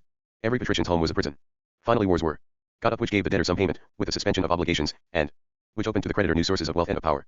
This the internal situation in Rome at the time of the defeat of Pyrrhus, the capture of Taranto and important victories over the Samnians, Lucanians and other South Italian peoples etc. 483 or 485 The first Roman silver coin, the libella, was called libella because of small weight equals libra of 12 ounces of copper. Gamier, Germain, Histoire de la Monnaie etc. 2 volumes, Paris, 1819. Volume 2. p. 14, 24. Assignats. National property. Assignat of 100 FRS legal tender. They are distinguished from all other notes in not even professing to represent any specified thing. The words national property meant that their value could be obtained by buying confiscated properties with them at the continuous auctions of the latter. But no reason why this value called 100 FR. It depended on the comparative quality of the property so purchasable and the number of assignats issued. 78, 79, Nassau W. Senior, 3. Lectures on the cost of obtaining money etc. London, 1830. The livre de compte, introduced by Charlemagne, almost never represented by a real equivalent coin, retained its name, as well as its divisions into sous and deniers, until the end of the 18th century, while real coins have varied infinitely in form, size, value, not only with every change of government, but even under the same reign. The value of the livre de compte nevertheless underwent enormous diminutions, but this always an act of force. p. 76, volume I. Garni, LOCCIT. All coins in antiquity. Originally weights. LOCCIT p. 125. Money is in the first place the universally marketable commodity, or that in which everyone deals for the purpose of procuring other commodities. Bailey, Money and its vicissitudes etc. London, 1837, p. 1. It is the great medial commodity. LOCCIT. p. 2. It is the general commodity of contracts, or that in which the majority of bargains about property, to be completed at a future time, are made. p. 3. Finally, it is the measure of value. Now, as all articles are exchanged for money, the mutual values of A and B are necessarily shown by their values in money or their prices, as the comparative weight of substances are seen by their weight in relation to water, or their specific gravities. p. 4. The first essential requisite is that money should be uniform in its physical qualities, so that equal quantities should be so far identical as to present no ground for preferring one to the other. For example, grain and cattle already for this reason not useful, because an equal quantity of grain and equal numbers of cattle are not always alike in the qualities for which they are preferred. p. 5, 6. The steadiness of value is so desirable in money as medial commodity and a commodity of contract, it is quite unessential to it in its capacity of the measure of value. p. 9. Money may continually vary in value, and yet be as good a measure of value as if it remained perfectly stationary. Suppose example it is reduced in value, and the reduction in value implies a reduction of value in relation to some one or more commodities. Suppose it is reduced in value in relation to corn and labor. Before the reduction, a guinea would purchase 3 bushels of wheat, or 6 days' labor. Subsequently, it would purchase only 2 bushels of wheat or 4 days' labor. In both cases, the relations of wheat and labor to money being given, their mutual relations can be inferred. In other words, we can ascertain that a bushel of wheat is worth 2 days' labor. This, which is all that measuring value implies, is as readily done after the reduction as before. The excellence of anything as a measure of value is altogether independent of its own variableness in value. One confuses invariableness of value with invariableness in fineness and weight. The command of quantity being that which constitutes value, a definite quantity of a substance of some uniform commodity must be used as a unit to measure value, and it is this definite quantity of a substance of uniform quality which must be invariable. p. 11. In all money contracts the issue at stake is the quantity of the gold and silver to be lent, not its value. p. 103. If someone were to insist that it be a contract for a specified value, he is bound to show in relation to what commodity.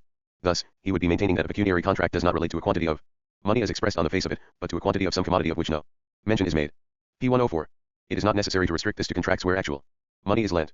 It holds for all obligations for the future payment of money, whether for articles of any kind sold on credit, or for services, or as rent of land or houses. They are precisely in the same condition as pure loans of the medial commodity. If it sells a ton of iron to be for £10, at 12 months credit, it is just the same in effect as lending the £10 for a year, and the interests of both contracting parties will in the same way be affected by changes in currency. p. 110, 111. The confusion of giving names to specified and unchangeable fractional parts of the money substance which is to serve as unit of measure, confusing the denomination of it with fixing the price of money, is also displayed, among others, by the high-flown romanticist of political economy, Mr. Adam Muller. He says, among other things, every one can see how much depends on the true determination of the mint price, above all in a country like England, where the government, with generous liberality, i.e. at the country's expense and the profit of the Bank of England bullion dealers, mints without charge, collects no mintage etc., and thus, if it set the mint price significantly higher than the market price, if, instead of paying an ounce of gold at £3.17, 10 1/2 t, as now, it set £3.19, as the mint price of 1 ounce of gold, then all gold would flow towards the mint, all the silver there would be changed into the cheap gold here, and thus be brought to the mint anew, and the currency system would become disordered. p. 280, 281, volume 2 Die Elementer Staatskunst, Berlin, 1809. Herr Muller does not know, then, that pence and shillings here are only names for fractional parts of a gold ounce, because silver and copper coins, which, nota bene, are not minted according to the proportion of silver and copper to gold, but are issued as markers for the equivalent parts of gold, and hence need be accepted in payment only in very small amounts, circulate under the Names of shillings and pence, he imagines that an ounce of gold is divided into pieces of gold, of silver, and of copper, thus triple standard of value. A couple of steps later he suddenly remembers again that there is no double standard in England, hence even less a triple one. Herr Muller's lack of clarity about the common economic relations is the real foundation of his higher conception. From the general law that the total price of commodities in circulation determines the mass of the circulating medium at a given stage of the velocity of circulation, it follows that at a given stage of growth of the values thrown into circulation, the more precious metal, the metal of greater specific value, i.e. which contains more labor time in a smaller amount, takes the place of the less precious as the predominant medium of circulation, hence, copper, silver, gold, each one replacing the previous one as the predominant medium of circulation. The same aggregate sum of prices can be circulated, e.g. with 14 times as few gold coins as silver coins. Copper or even iron coin as predominant medium of circulation supposes weak circulation. Just as the more powerful but more valuable means of transport and means of circulation takes the place of the less valuable to the degree that the mass of circulating commodities, and circulation generally, grows. On the other side it is clear that the small retail traffic of everyday life requires exchange on a very diminutive scale. The smaller, the poorer the country and the weaker is circulation as such. It is in this retail traffic, where very small amounts of commodities on the one side, hence also very small values circulate, that money appears in the most proper sense of the word merely as vanishing medium of circulation, and does not congeal as realized price. Consequently, a subsidiary medium of circulation enters for this traffic, which is merely the symbol of the fractional parts of the predominant media of circulation. These are silver and copper markers, which are therefore not minted in the relation of the value of their substance to the value of e.g. gold. Here money appears still only as symbol, even if itself still in a relatively valuable substance. Gold e.g. would have to be divided into excessively small fractions to serve as equivalent of the division of commodities required by this retail traffic. This is why these subsidiary media of circulation need be accepted in payment, by law, in only very small amounts, so that they can never solidify as realization of price. For example, in England, copper in the amount of 60, silver in the amount of 20s. The more developed circulation is generally, the greater the mass of prices of the commodities entering into circulation, the more does their wholesale exchange separate off from their retail exchange, and they require different sorts of coin for their circulation. The velocity of the circulation of these markers is inversely related to the magnitude of their value. In the early stage of society, when nations are poor, and their payments trifling, copper has frequently been known to answer all the purposes of currency, and it is coined into pieces of very low denominations in order to facilitate the inconsiderable exchanges which then take place. So in the early age of the Roman Republic and of Scotland. P3. David Buchanan, Observations on the Subjects, treated of in Dr. Smith's Inquiry etc., Edinburgh, 1814. The general wealth of a country is very accurately measured by the nature of its payments and the state of its coin, and the decided prevalence of a coarse metal in its currency, joined to the use of coins of very low denomination, marks a rude state of society. P4. Later the business of currency becomes divided into two distinct departments, the duty of effecting the main payments for the more precious metals, the inferior metals by contrast retained for some trivial exchanges, and thus purely subservient to the main currency. Between the first introduction of a precious metal into the currency of a country, and its exclusive use in the main payments, a wide interval, and the payments of the retail trade must in the interval have become so considerable, owing to the increase of wealth, that at least in part they could be conveniently managed by the new and more valuable coin, since no coin can be used for the main payments. This is false, as the notes show, which is not suited, at the same time, to the transactions of the retail trade, since every trade ultimately obtains from the consumer the return of its capital. Silver has maintained itself everywhere on the continent in the main payments. In Britain the quantity of silver in circulation does not exceed what is necessary for the smaller payments, in fact few payments to the amount of 20s made in silver. Before the reign of William III silver was brought in large bags to the treasury in payment of the national revenue. At this period the great change took place. The exclusive introduction of gold in the main payments of England was a clear proof that the returns of the retail trade at this time were made mainly in gold, this possible without a single payment ever exceeding or even equaling any of the gold coins, because, in the general abundance of gold, and scarcity of silver, gold coins naturally offered for small sums, and a balance of silver demanded in return, so that gold, by thus assisting in the retail trade and in economizing the use of silver, even for the small payments, would prevent its accumulation by the retail trader. At the same time, as in England gold was substituted for silver, 1695, for the main payments, silver for copper in Sweden. Clear, that the coin used for the larger payments can only pass current at its intrinsic worth, but intrinsic worth not necessary for a subsidiary currency. In Rome, so long as copper the prevailing coin, current only for its intrinsic value. 5 years before the beginning of the First Punic War, silver introduced, little by little displaced copper in the main payments. 62 years after the silver, gold, but it never seems to have excluded silver from the main payments. In India, copper not a subsidiary currency, passes therefore for its intrinsic worth. The rupee, a silver coin of 2s. 3d, is the money of account, in relation to which the mohur, the gold coin, and the pièce, a copper coin, are allowed to find their value in the market. The number of pièces currently exchanged for a rupee constantly varies with the weight and value of the coin, while here 24 halfpence always equals is without reference to their weight. In India the retail dealer must still take considerable quantities of copper for his goods, and he cannot afford to take it therefore, but for its intrinsic value. In the currencies of Europe, copper passes for whatever value is fixed upon it, without examination of its weight and fineness. P4, 18. In England an excess of copper spent 1,798 by private traders, and although copper only legal payment for 60, found its way, the surplus, to the retail traders, they sought to put it in circulation again, but ultimately returned to them. When this currency was stopped, copper accumulated with the retail traders in sums of £20, £30, even £50, which they finally had to sell at their intrinsic value. P31. In the subsidiary currency, the medium of circulation takes on a particular form as such, as a merely vanishing medium, alongside the medium of circulation which is at the same time equivalent, which realizes prices, and accumulates as independent value. Thus, here, pure symbol. Thus it may be issued only in the quantity absolutely required for the small retail trade, so that it can never thereby accumulate. The quantity must be determined by the mass of prices which it circulates, divided by its velocity. Because The mass of the circulating medium, of a certain value, is determined by prices. It follows automatically that if a greater quantity than required by circulation itself were artificially thrown into it and could not run off, which is not the case here, because, as medium of circulation, it is above its intrinsic worth, then it would be depreciated, not because the quantity determines prices, but because prices determine the quantity, and hence only a specific amount can remain in circulation at a specific value. Thus, if there are no openings by which circulation can throw out the superfluous quantity, if the circulating medium cannot change from that form into the form of value for itself, then the value of the medium of circulation must fall. But this can only take place, apart from artificial hindrances, prohibition of melting down, of export, etc., if the circulating medium is merely a symbol, and does not itself possess a real value corresponding to its nominal value, hence cannot make the transition from the form of circulating medium into that of the commodity in general, and shed its stamp, if it is imprisoned in its existence as coin. It follows on the other side that the symbol, the money marker, can circulate at the nominal value of the gold it represents, without possessing any value whatever of its own, in so far as it represents the medium of circulation only in that quantity in which it would itself circulate. But then it becomes at the same time a condition either that it is itself then on hand only in such a small quantity that it circulates only in the subsidiary form, hence does not cease for an instant to be a medium of circulation, where it constantly serves partly in the exchange with small amounts of commodities, partly merely to make exchange for the real medium of circulation, hence can never accumulate, or it must possess no value whatever, so that its nominal value can never be compared with its intrinsic value. In the latter case it is posited as mere symbol, which, by means of itself, points to value as something existing outside itself. In the other case it never comes to a comparison between its intrinsic value and its nominal value, which is why counterfeits of money show an effect immediately, while total destruction of its value does not damage it. It might otherwise appear paradoxical that money can be replaced by worthless paper, but that the slightest alloying of its metallic content depreciates it. The double function of money in circulation contradicts itself as such, to serve as mere medium of circulation, where it is a vanishing mediation, and at the same time as realization of prices, in which form it accumulates and turns into its true character as money. As medium of circulation it is worn out, thus does not contain the metal content, which makes it into objectified labor in a fixed amount. Its correspondence to its value, hence always more or less illusory. One example to be presented. It is important to bring in the determination of quantity already at this point in the chapter on money, but deduced in just the opposite way to the usual doctrine. Money can be replaced because its quantity is determined by the prices it circulates. In so far as it itself has value, as in the subsidiary medium of circulation, its quantity must be so determined that it can never accumulate as an equivalent, and in fact always figures as an auxiliary cog of the medium of circulation proper. In so far, however, as it is to replace the latter, it must have no value whatsoever, i.e. its value must exist apart from itself. The variations in circulation determined by the amount and number of transactions. Economist. Circulation may rise, prices remaining equal, by increase in the amount of commodities, if the amount remains constant, by increase of their prices. By both together. With the proposition that prices regulate the quantity of currency and not the quantity of currency prices, or in other words that trade regulates currency, the quantity of the medium of circulation, and currency does not regulate trade, it is, of course, as our deduction has shown, supposed that price is only value translated into another language. Value, and value determined by labor time, is the presupposition. It is clear, therefore, that this law is not equally applicable to the fluctuations of prices in all epochs, e.g. in antiquity, e.g. in Rome, where the circulating medium does not itself arise from circulation, from exchange, but from pillage, plunder, etc. No country may consequently have more than one standard, for the measure of value, for this standard must be uniform and unchanging. No article has a uniform and unchanging value relative to others, it only has such with itself.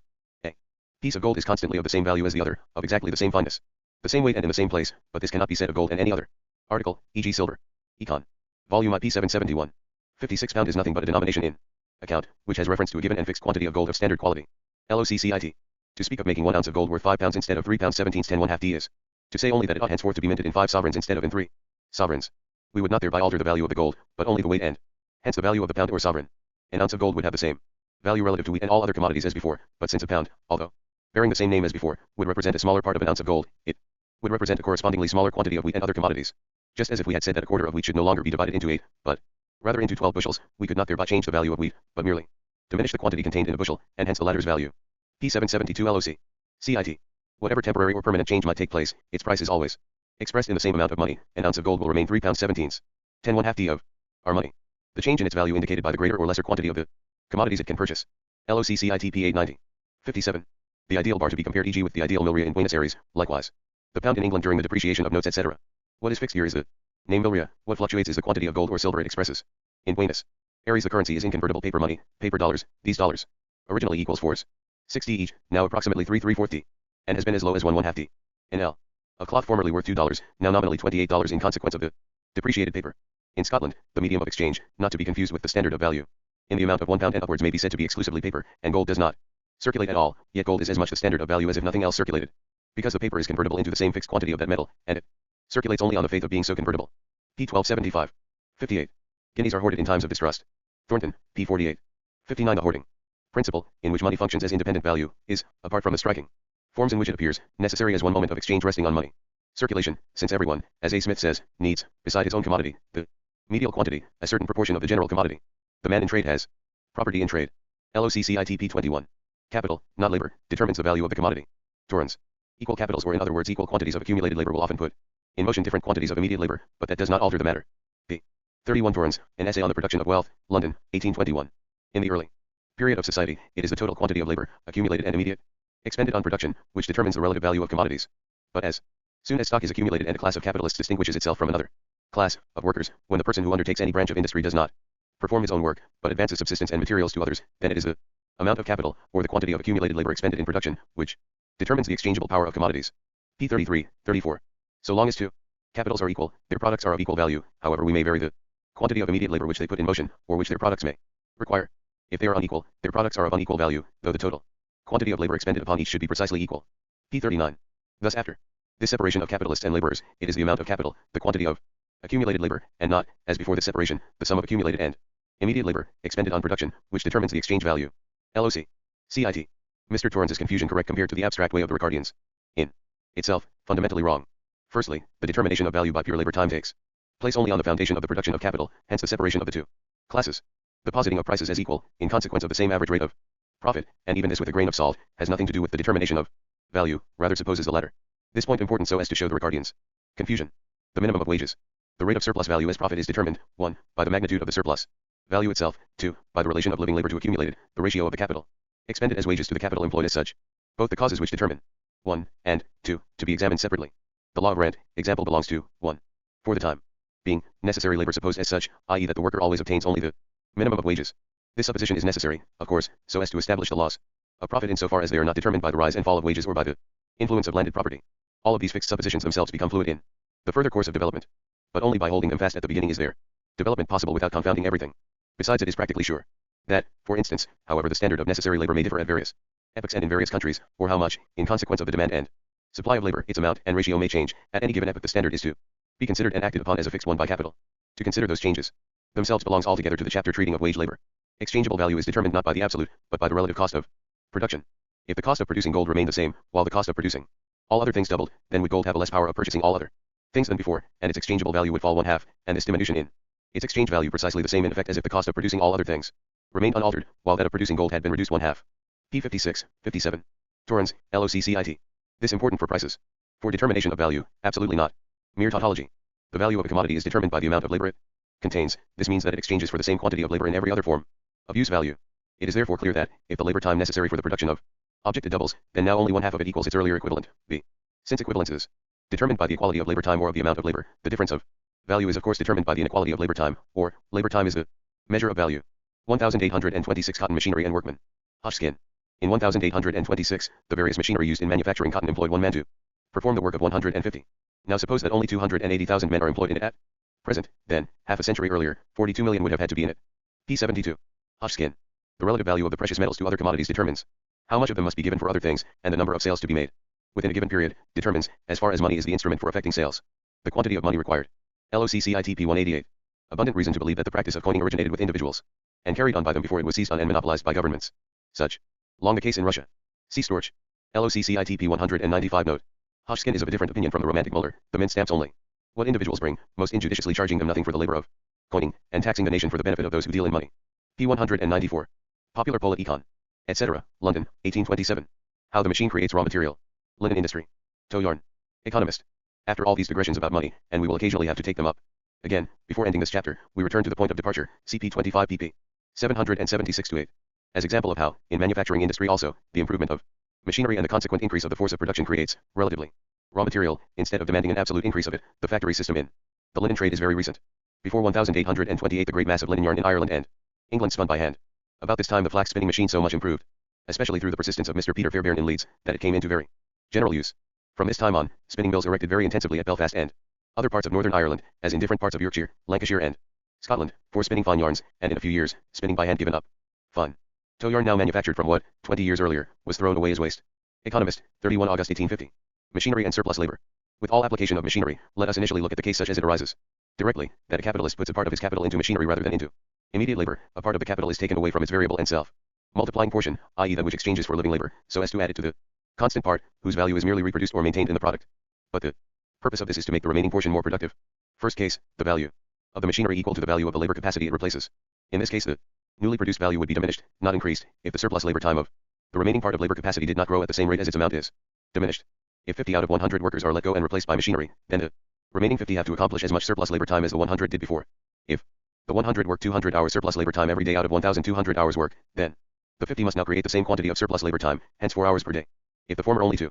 In that case the surplus labor time remains 50 x 4 equals 200, the same as before, 100 x 2 equals 200, although the absolute labor time has decreased. In this case, the situation for capital is the same, it is concerned only with the production of surplus labor. In this case, the raw material worked up would remain the same, hence the outlay for it, that for instrument of labor would have increased, that for labor decreased. The value of the total product would be the same, because equals to the same sum of objectified and surplus labor time. Such a case would be altogether no incentive for capital.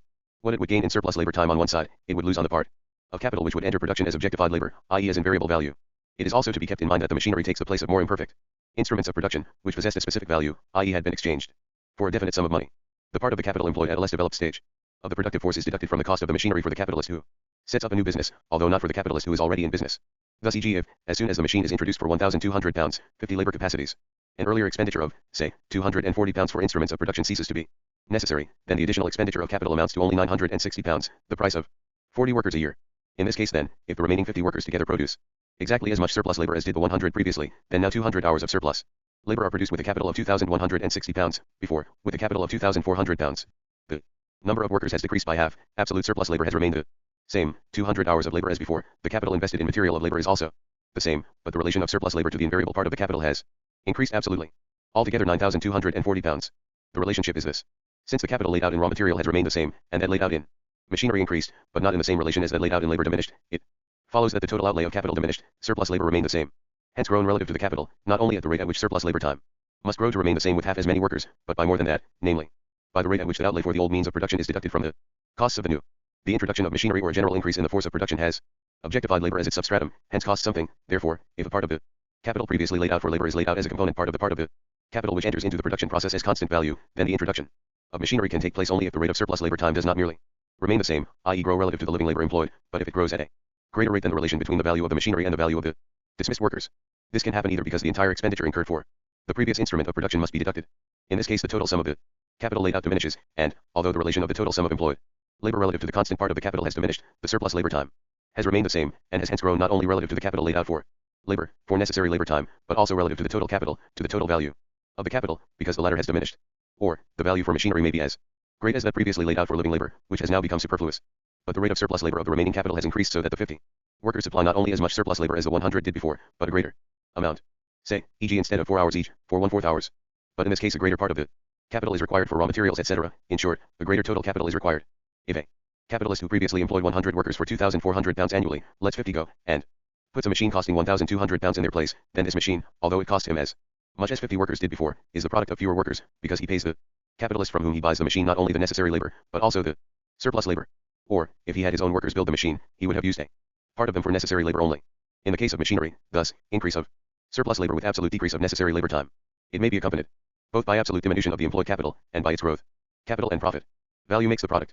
Relation of the worker to the conditions of labor in capitalist production. All parts of capital bring a profit. Relation of fixed and circulating capital in the cotton mill. Senior surplus labor and profit. Tendency of the machine to prolong labor.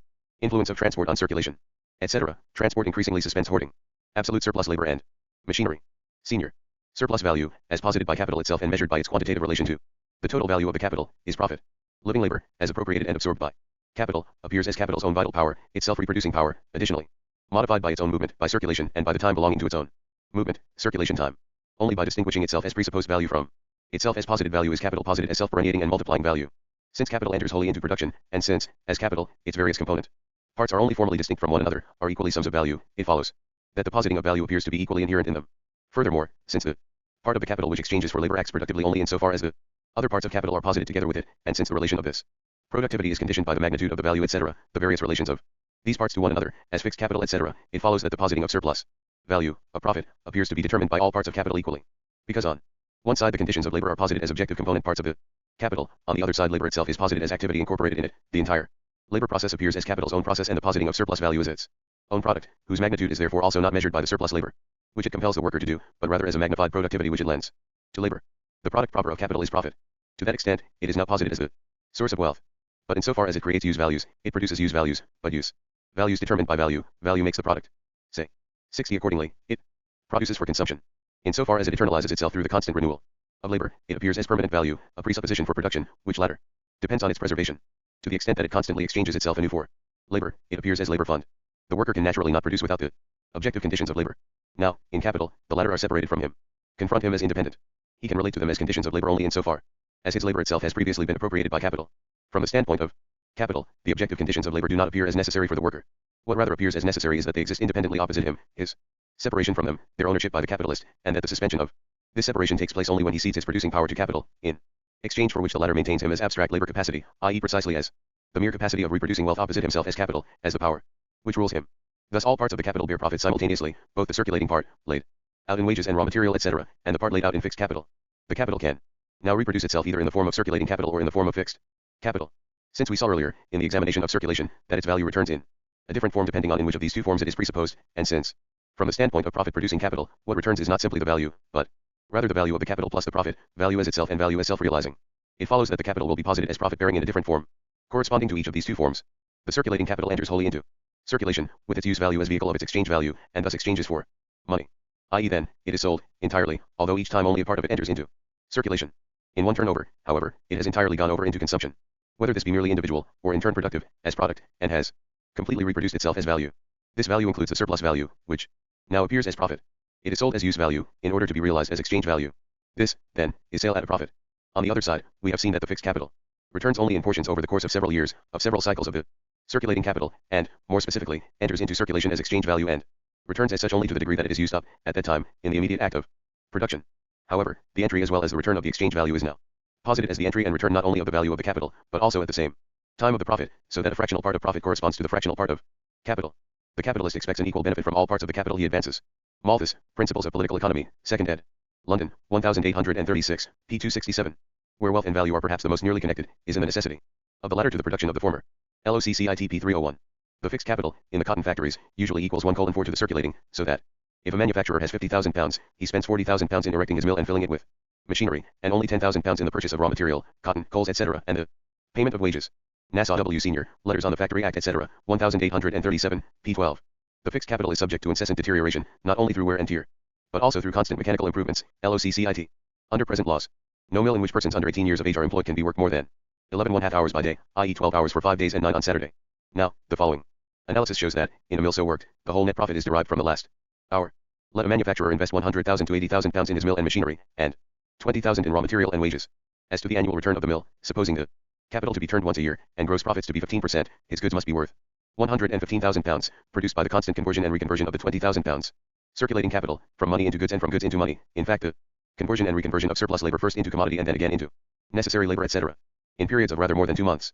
Of these £115,000, each of the 23 half-hours of work produces, of the, constituting the whole 115,000, i.e. £100,000 out of 115,000, only replace the capital, or 5,000. Out of the 115,000, makes up for deterioration of the mill and machinery. The remaining, i.e. the last 2 of the 23 half-hours of every day, produce the net profit of 10%. If, therefore, prices remaining the same, the factory could be kept at work for 13 hours. Instead of 11½ by an addition of about £2,600 to the circulating capital, the net profit would be more than doubled, i.e. 2,600 would be worked up, without requiring relatively more fixed capital, and without payment to labor at all. The gross and net profit is equals to the material which is worked up for the capitalist free of charge, and then, of course 1 hour is equals 100% more, if the surplus labor, as Mr. Shit 61 falsely presupposes, is only equals day or only, as Senior says. On the other side, if the daily hours of work were reduced by 1 hour per day, prices remaining the same, net profit would be destroyed, if reduced by 1½ hours, gross profit as well. The circulating capital would be replaced, but there would be no fund to compensate the progressive deterioration of the fixed capital. 12.13. As false as Mr. Senior's data, so important. His illustration for our theory. The relation of fixed capital to circulating grows constantly for 2 reasons. 1. The tendency of mechanical improvement to throw on machinery more and more the work of production. 2. The improvement of the means of transport and the consequent diminution of the stock of raw material in the manufacturer's hands waiting for use. Formerly, when coals and cotton came by water, the uncertainty and irregularity of supply forced him to keep on hand 2 or 3 months consumption. Now, a railway brings it to him week by week, or rather day by day, from the port or the mine. Under such circumstances, I fully anticipate that, in a very few years, the fixed capital, instead of its present proportion, will be as 6 or 7 or even 10 to 1 to the circulating, and, consequently, that the motives to long hours of work will become greater, as the only means by which a large proportion of fixed capital can be made profitable. When a laborer, said Mr. Ashworth to me, lays down his spade, he renders useless, for that period, a capital worth 18d. When one of our people leaves the mill, he renders useless a capital that has cost £100. 13.14. This a very nice proof that, under the rule of capital, the application of machinery does not shorten labor, but rather prolongs it. What it abbreviates is necessary labor, not the labor necessary for the capitalist. Since fixed capital becomes devalued to the extent it is not used in production, its growth is linked with the tendency to make labor perpetual. As for the other point raised by Senior, the diminution of the circulating capital relative to the fixed capital would be as great as he assumes if prices remain constant. But if e.g. cotton, on the average, has fallen below its average price, then the manufacturer will purchase as great a supply as his floating capital permits, and vice versa. With coal, however, where production regular and no special circumstances give grounds for anticipating an extraordinary rise in demand, Senior's remark correct. We have seen that transport, and hence means of communication, do not determine circulation, insofar as they concern bringing the product to market or its transformation into commodity. For in this respect they are themselves included as part of the production phase. But they determine circulation insofar as they determine 1. The return, 2. The retransformation of the capital from the money form into that of the conditions of production. The more rapid and uninterrupted the supply of material and métiers instrumentals, the smaller a supply does the capitalist need to buy. He can therefore all the more often turn over or reproduce the same circulating capital in this form, instead of having it lie around as dormant capital. On the other side, as Sismondi already noted, this also has the effect that the retail merchant, the shopkeeper, can all the more rapidly restore his stock, thus also has less need to keep commodities in stock, because he can renew the supply at any instant. All this shows how with the development of production there is a relative decline of accumulation in the sense of hoarding, increases only in the form of fixed capital, while however continuous simultaneous labor, production, increases in regularity, in intensity, and in scope. The speed of the means of transport, together with their all-sidedness, increasingly transforms, with the exception of agriculture, the necessity of antecedent labor, as far as circulating capital is concerned, into that of simultaneous, mutually dependent, differentiated production. This observation important. For the section on accumulation, our cotton factories, at their commencement, were kept going the whole 24 hours. The difficulty of cleaning and repairing the machinery, and the divided responsibility, arising from the necessity of employing a double staff of overlookers, bookkeepers, etc., have nearly put an end to this practice, but until Hobhouse Act reduced them to 69, our factories generally work from 70 to 80 hours per week. P15, LOCCIT. Cotton factories in England. Workers. Example for machinery and surplus labor. Example from Simons. 62 Glasgow. Power loom factory, etc. These examples for the rate of profit. Different ways in which machinery diminishes necessary labor. Gaskell. Labor, the immediate market for capital. According to Baines, a first-rate cotton spinning factory cannot be built, filled with machinery, and fitted with steam engines and gas works, under 100,000 pounds. A steam engine of 100 horsepower will turn 50,000 spindles, which will produce 62,500 miles of fine cotton thread per day. In such a factory 1,000 persons will spin as much thread as 250,000 persons could without machinery. P75. S. Lang, National Distress, etc. London, 1844. When profits fall, circulating capital is disposed to become to some extent fixed capital. When interest 5%, capital not used in making new roads, canals, or railways, until these works yield a corresponding large percentage, but when interest only 4 or 3%, capital would be advanced for such improvements, if it obtained but a proportional lower percentage. Joint stock companies, to accomplish great improvements, are the natural offspring of a falling rate of profit. It also induces individuals to fix their capital in the form of buildings and machinery. P. 232. Hopkins, Th., Great Britain for the last 40 years, etc. London, 1834. McCulloch thus estimates the numbers and incomes of those engaged in the cotton manufacture. 833,000 weavers, spinners, blackers, etc. at £24 each a year, 20 million pounds. 111,000 joiners, engineers, machine makers, etc. at £30 each, 3,330,000 pounds. Profits, superintendents, coal, and materials of machines, 6,670,000 pounds. 944,000, 30 million pounds. Of the millions, 2 millions are supposed to go for coal, iron, and other materials. For machinery and other outgoings, which would give employment at £30 a year each, to 666,666, making a total population employed of 1,010,666. Add to these one half the number of children, aged, etc., dependent on those who work, or an additional 505,330, so a total, supported on wages, of 1,515,996 persons. Added to these, those who are supported, directly or indirectly, by the millions of profit, etc. Hopkins LOCCIT. 336, 337. According to this calculation, then, 833,000 directly engaged in production. 176,666 in the production of the machinery and the métiers instrumentals which are required only because of the employment of machinery. The latter are reckoned, however, at £30 per head, thus, so as to resolve their labor into labor of the same quality as that of the 833,000, this must be calculated at £24 per head, thereby 5,333,000 pounds would give about 222,208 workers. This would give about 1 occupied in the production of machinery and métiers instrumentals per 3/4 occupied in the production of the cotton fabric. Less than 1 to 4, but say 1 to 4. Now, if the 4 remaining workers worked only as much as 5 did earlier, thus each of them 1/4 more surplus labor time, then no profit for capital. The remaining 4 have to supply more surplus labor than the 5 did before, or the number of workers employed for machinery must be smaller than the number of workers displaced by the machinery. Machinery profitable for capital only in relation as it increases the surplus labor time of the workers employed in machinery, not insofar as it reduces it, only insofar as it reduces the relation of surplus labor time to necessary, so that the latter has not only relatively declined, while the number of simultaneous working days has remained the same, but has diminished absolutely. The increase of absolute labor time supposes the same or an increasing number of simultaneous working days, ditto the increase of the force of production by division of labor, etc. In both cases the aggregate labor time remains the same or grows. With the employment of machinery, relative surplus labor time grows not only relative to necessary labor time and hence correlated with aggregate labor time, but rather the relation to necessary labor time grows while aggregate labor diminishes, i.e. the number of simultaneous working days diminishes, relative to surplus labor time. The Glasgow manufacturer gave Simons, J.C., author of Arts and Artisans at Home and Abroad, Eden, 1839, the following pieces of information. We cite several of them. Here in order to have examples for the relation of fixed capital, circulating, the part of the capital laid out in wages, etc. Glasgow, expense of erecting a power loom factory of 500 looms. Calculated to weave a good fabric of calico, or shirting, such as is generally made in Glasgow, would be about 18,000 pounds. Annual produce, say 150,000 pieces of 24 yards, at SIXS, which cost as under 45,000 pounds. Interest on sunk capital, and for depreciation of value of the machinery 1,800. Steam power, oil, tallow, etc. keeping up machinery, utensils etc. 2,000. Yarns and flax 32,000. Wages to workmen 7,500. Suppose profit 1,700. Pound 45,000. P 233. Thus if we take 5% interest on machinery, then the gross profit 1,700 plus 900 equals 2,600. The capital laid out in wages amounts, however, to only 7,500. Thus profit relates to wages equals 26,75 equals hence equals probable expense of erecting a spinning cotton mill with hand mules. Calculated to produce number 40 of a fair average quality. 23,000 pounds. If patent self-actors, 2,000 pounds additional. Produce annually to the present. Prices of cottons and the rates at which yarns could be sold. 25,000. Cost of which as follows, interest of sunk capital, allowance for depreciation of value of the machinery 10%. 2,300. Cotton 14,000. Steam power, oil, tallow, gas, and general expense of keeping up utensils and machinery in repair. 1,800. Wages to workers 5,400. Profit 1,500. Pound 25,000. P 234. Thus assuming floating capital of 7,000 pounds, since 1,500 5% on 30,000. The produce of the mill taken at 10,000 pounds weekly. 234 LOCCIT. Here, then, profit equals 1,150 plus 1,500 equals 2,650, 2,650 5,400, wages, equals cost of a cotton spinning mill of 10,000 throstles, calculated to produce a fair quality of number 24. 20,000 pounds. Taking present value of produce, the amount would annually be costing 23,000 pounds. Interest on sunk capital, depreciation of value of machinery at 10% 2,000. Cotton 13,300. Steam power, tallow, oil, gas, keeping machinery in repair etc. 2,500. Wages to workers 3,800. Profit 1,400. Pound 23,000. P 235. Hence gross profit equals 2,400, wages 3,800, 2,400 3,800 equals 2438 equals 12 equals. In the first case, in the second and in the last in the first case. Wages of the total price of the product, in the second more than 1/4, in the last, more than. But in the first case wages related to the value of the capital as equals, in the second case equals, in the third equals.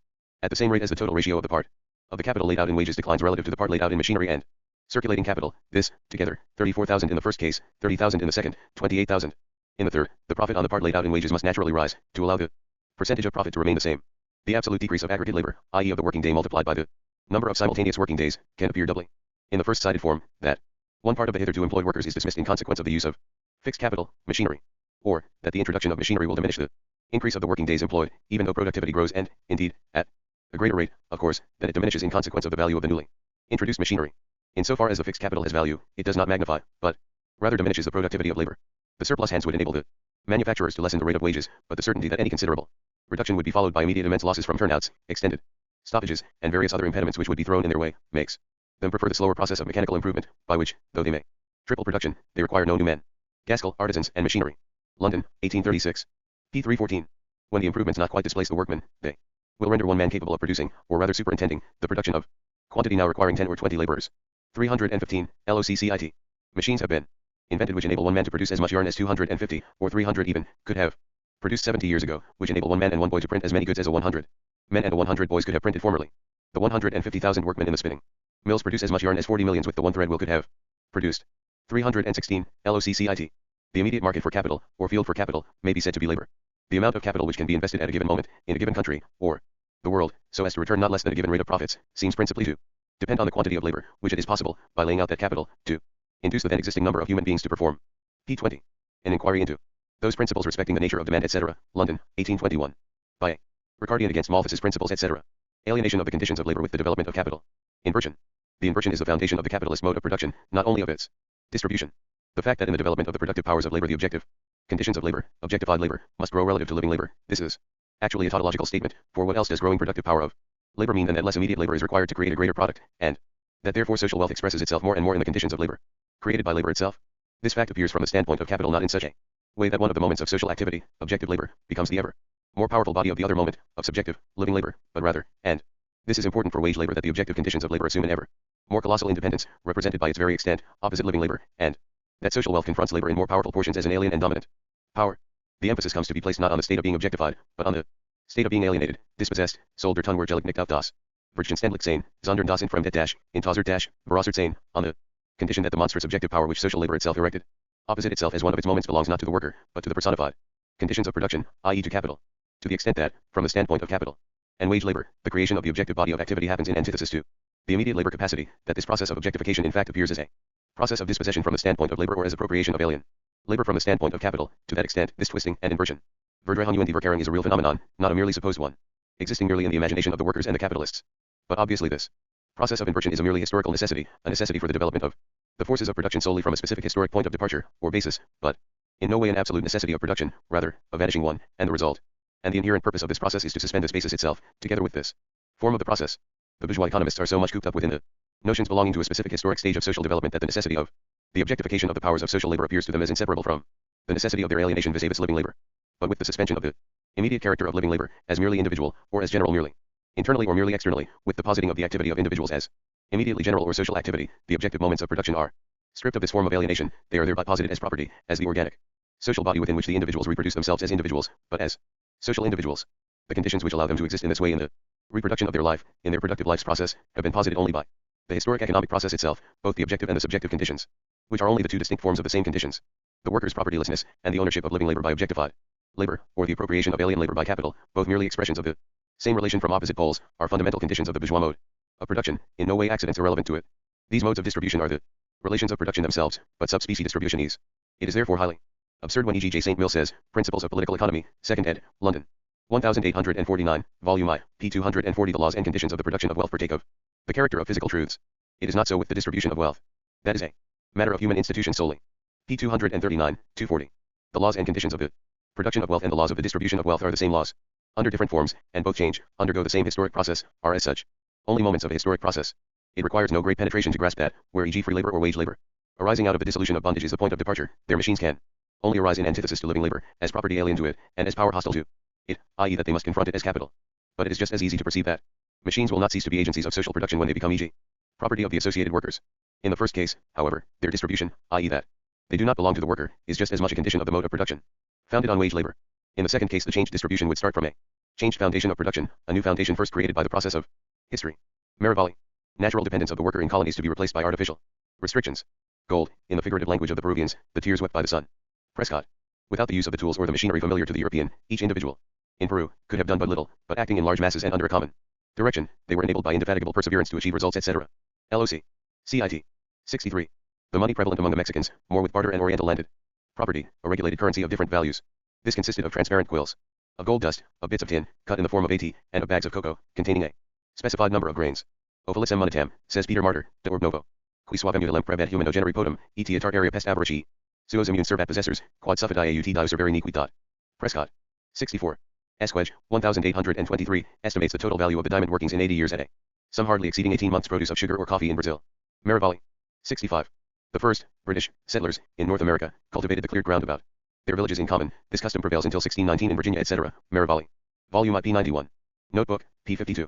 In 1593 the Cortes made the following representation. To Philip II, the Cortes of Valladolid of the year 48, beg your majesty to cease to permit the entry into the kingdom of candles, mirrors, jewelry, knives and similar things from the exterior, these articles, so useless to human life, being exchanged for gold, as if Spaniards were Indians. Semper. 66.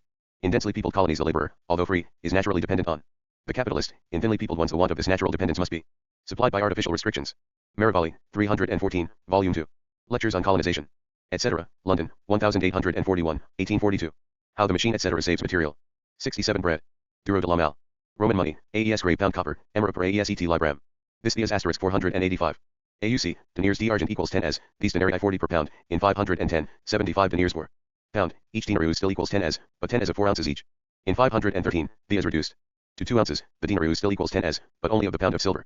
The latter figure held firm until the end of the Republic, but in 537 the denier was 16 as to the ounce, and in 665 only 16 as the half ounce. The silver denarius anno 485 of the Republic equals 1 franc 63, 510 equals 87 centimes, 513 707 equals 78 centimes. From Galba. The Antonines, 1 franc. Duro de la Mal, Volume 1. At the time of the first silver denarius, 1 pound silver to 1 pound copper equals 400:1. Beginning of the Second Punic War equals 112:1. LOCCIT, Volume I, pages 82, 4. The Greek colonies in the south of Italy drew the silver from which they had fabricated coins since the 6th and 5th century BC from Greece and Asia, directly or by way of Tyre and Carthage. Despite this proximity, for political reasons the Romans prohibited the use of gold and silver. The people and the Senate felt that so easy a medium of circulation would lead to concentration, to decay, of the old mores and of agriculture. LOCCITP 64, 65. According to Varro, the slave, an instrumentum vocal, the animal instrumentum semimutum, the plough, instrumentum mutum. LOCCITP 253, 254. A Roman city dwellers daily. Consumption somewhat more than 2 French livres, of a countryman, more than 3 livres. A Parisian eats 0.93 of bread, a countryman in the 20 departments where wheat the chief staple, 1.70. LOCCIT. In Italy, today, 1 pound 8 ounces, where wheat the main food.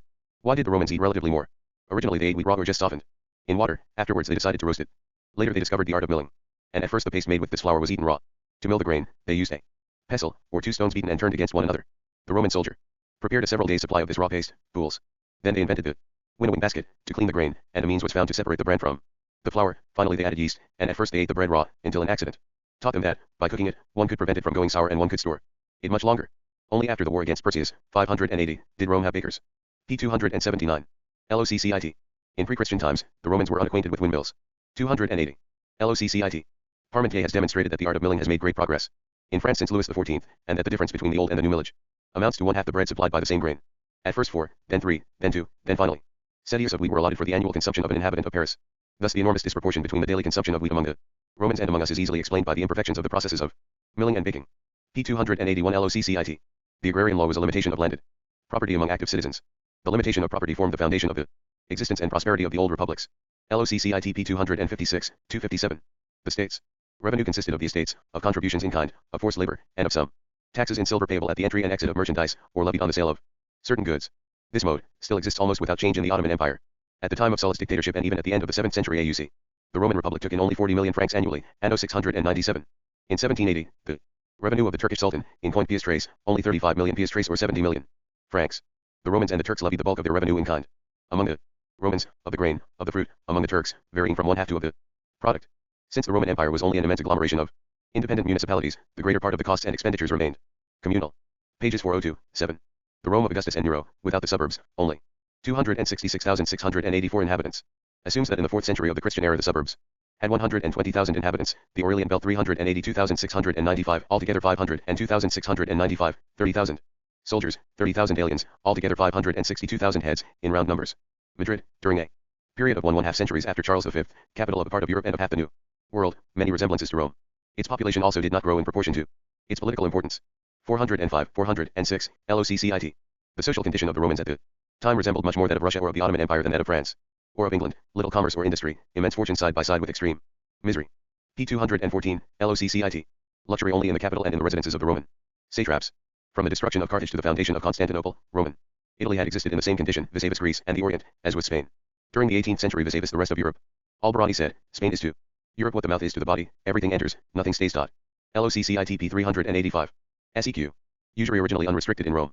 The law of the 12 tables, 303 AUC, had fixed the interest on money at 1% per year, Niebuhr says 1068. These laws promptly violated. Tullius, 398 AUC, again reduced the interest on money to 1%, Angiario. Finery. 69 reduced to 1/2% in 408, in 413, lending at interest was absolutely forbidden. By a plebiscite engineered by the tribune, Genucius. It is not surprising that, in a republic where industry, where commerce either wholesale or retail were prohibited to citizens, there was also a prohibition against commerce in money. P. 260, 261 Volume 2. LOCCIT.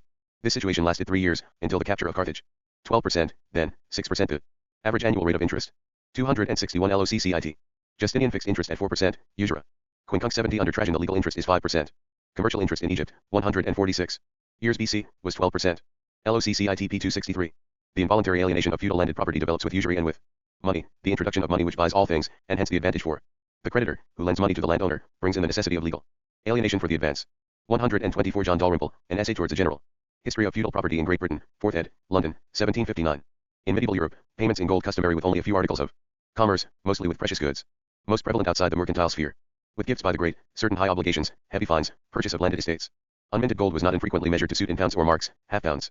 8 ounces equals 1 mark, 1 ounce hence equals 2 pennyweight or 3 carats of minted gold.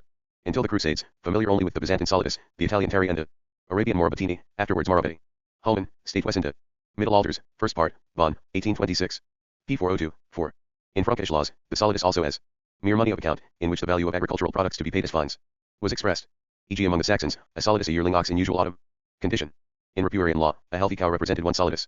12 dinars equals 1 gold solidus. 405, 406. 4 terry equals 1 Byzantine solidus.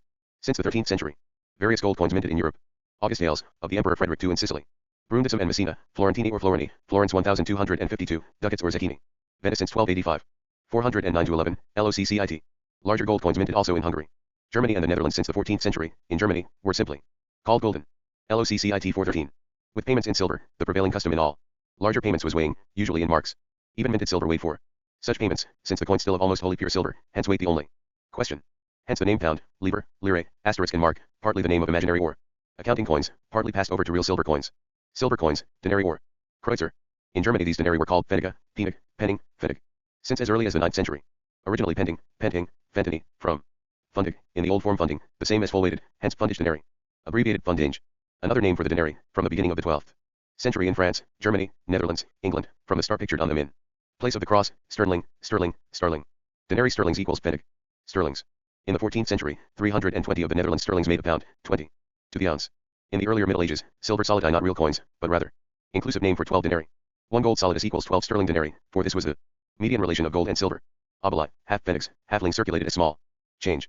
With the increasing spread of petty trade, more and more of the small commercial cities and petty princes obtained the right to strike their own local coin. Thus for the most part small change, alloyed with copper, in increasing proportions. Thick pennies, gros deniers, grossi, groschen, groten, first minted in Tours before the middle of the 13th century. These groschen originally doubled pfennigs. 415, 33.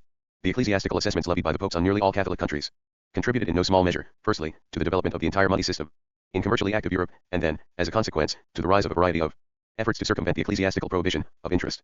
The Pope made use of the Lombards in the collection of official dues and other obligations from the archbishoprics. These, the chief usurers and pawnbrokers, under papal protection, already generally known since the middle of the 12th century, especially from Siena.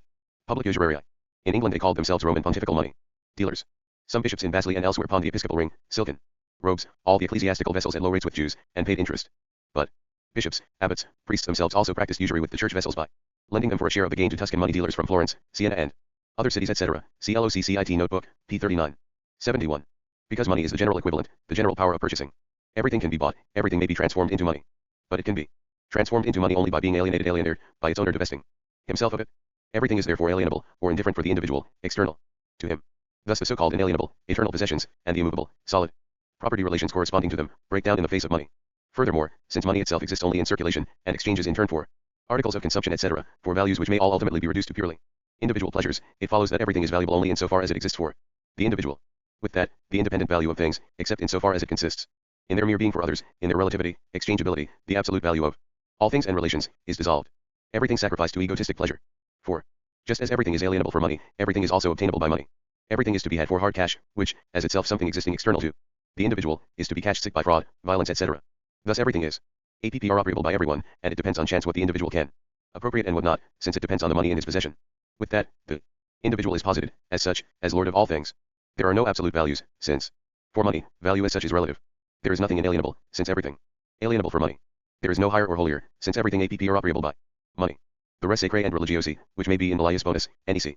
Estimationum recipra, NEC obligari alienare posse, which are exempt from the commercio hominum, 72 do not exist for money, just as all men are equal before God. Beautiful that the Roman Church in the Middle Ages itself the chief propagandist of money.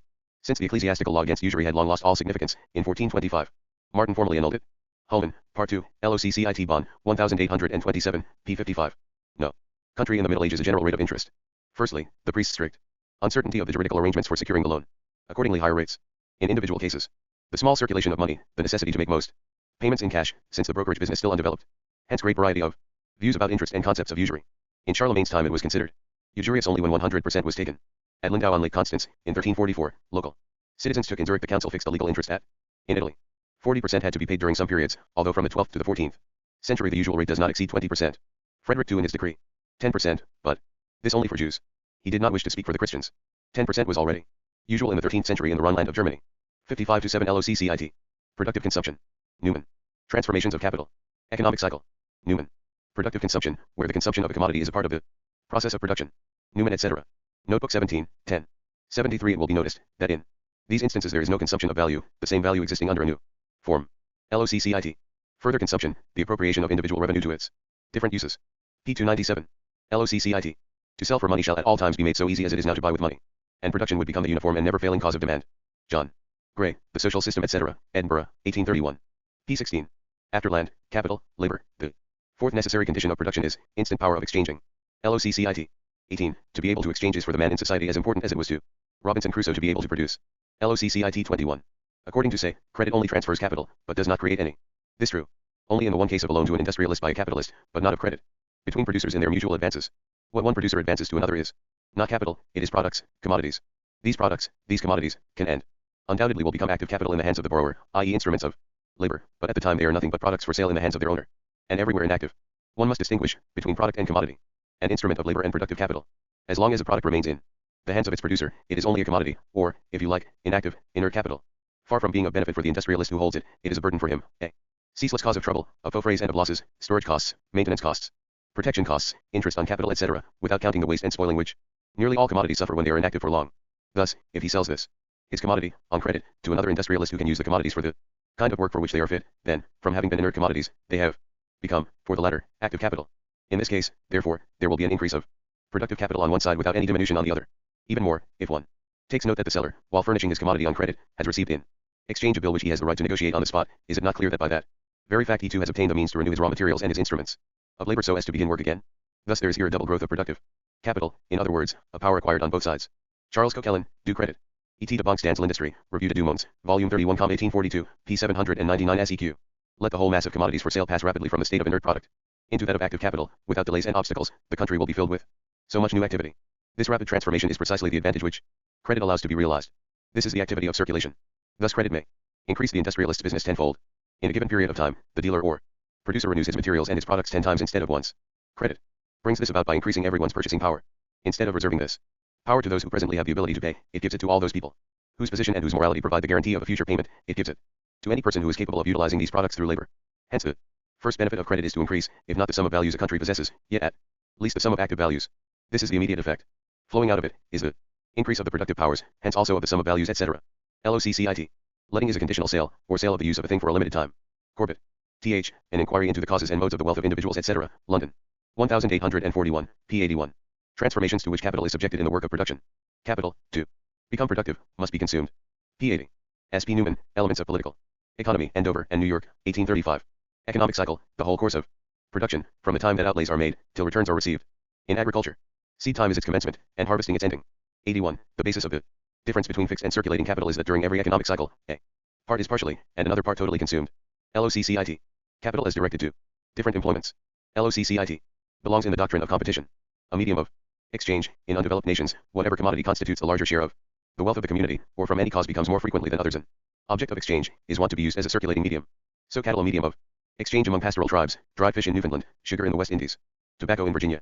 Precious metals, advantage, A. Sameness of quality in all parts of the world. B. Admit of minute division and exact apportionment. C. Rarity and difficulty of attainment. D. They admit of coinage. 100 LOCCIT. Dr. Price. Innate power of capital. The notion of capital as a self-reproducing being, as a value permeating and increasing by virtue of an innate quality, has led to the marvelous inventions of Dr. Price, which leaves the fantasies of the alchemists far behind, and which Pitt earnestly believed and made into the pillars of his financial sagacity in his sinking fund laws. C. Lauderdale. 74. The following, a few striking excerpts from the man.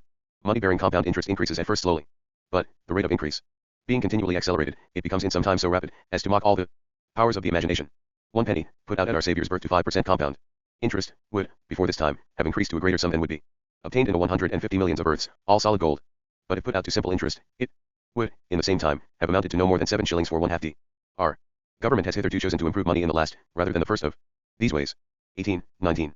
Price, Richard, an appeal to the public on the subject of the national debt, London, 1772, second ed. His secret, the government should borrow at simple interest, and lend out the borrowed money at compound interest. In his Observations on Reversionary Payments, etc., London, 1772, he flies even higher. A shilling put out to 6% compound interest at our Saviour's birth would have increased to a greater sum than the whole solar system could hold, supposing it a sphere equal in diameter to the diameter of Saturn's orbit. LOCCIT 13, note. A state need never, therefore, be under any difficulties, for, with the smallest savings, it may, in as little time as its interest can require, pay off the largest debts. P14. The good Price was simply dazzled by the enormous quantities resulting from geometrical progression of numbers. Since he regards capital as a self-acting thing, without any regard to the conditions of reproduction of labor, as a mere self-increasing number, he was able to believe that he had found the laws of its growth in that formula. See below. Pitt, 1792. In a speech where he proposed to increase the sum devoted to the sinking fund, takes Dr. Price's mystification quite seriously. S equals C, 1 plus I, N.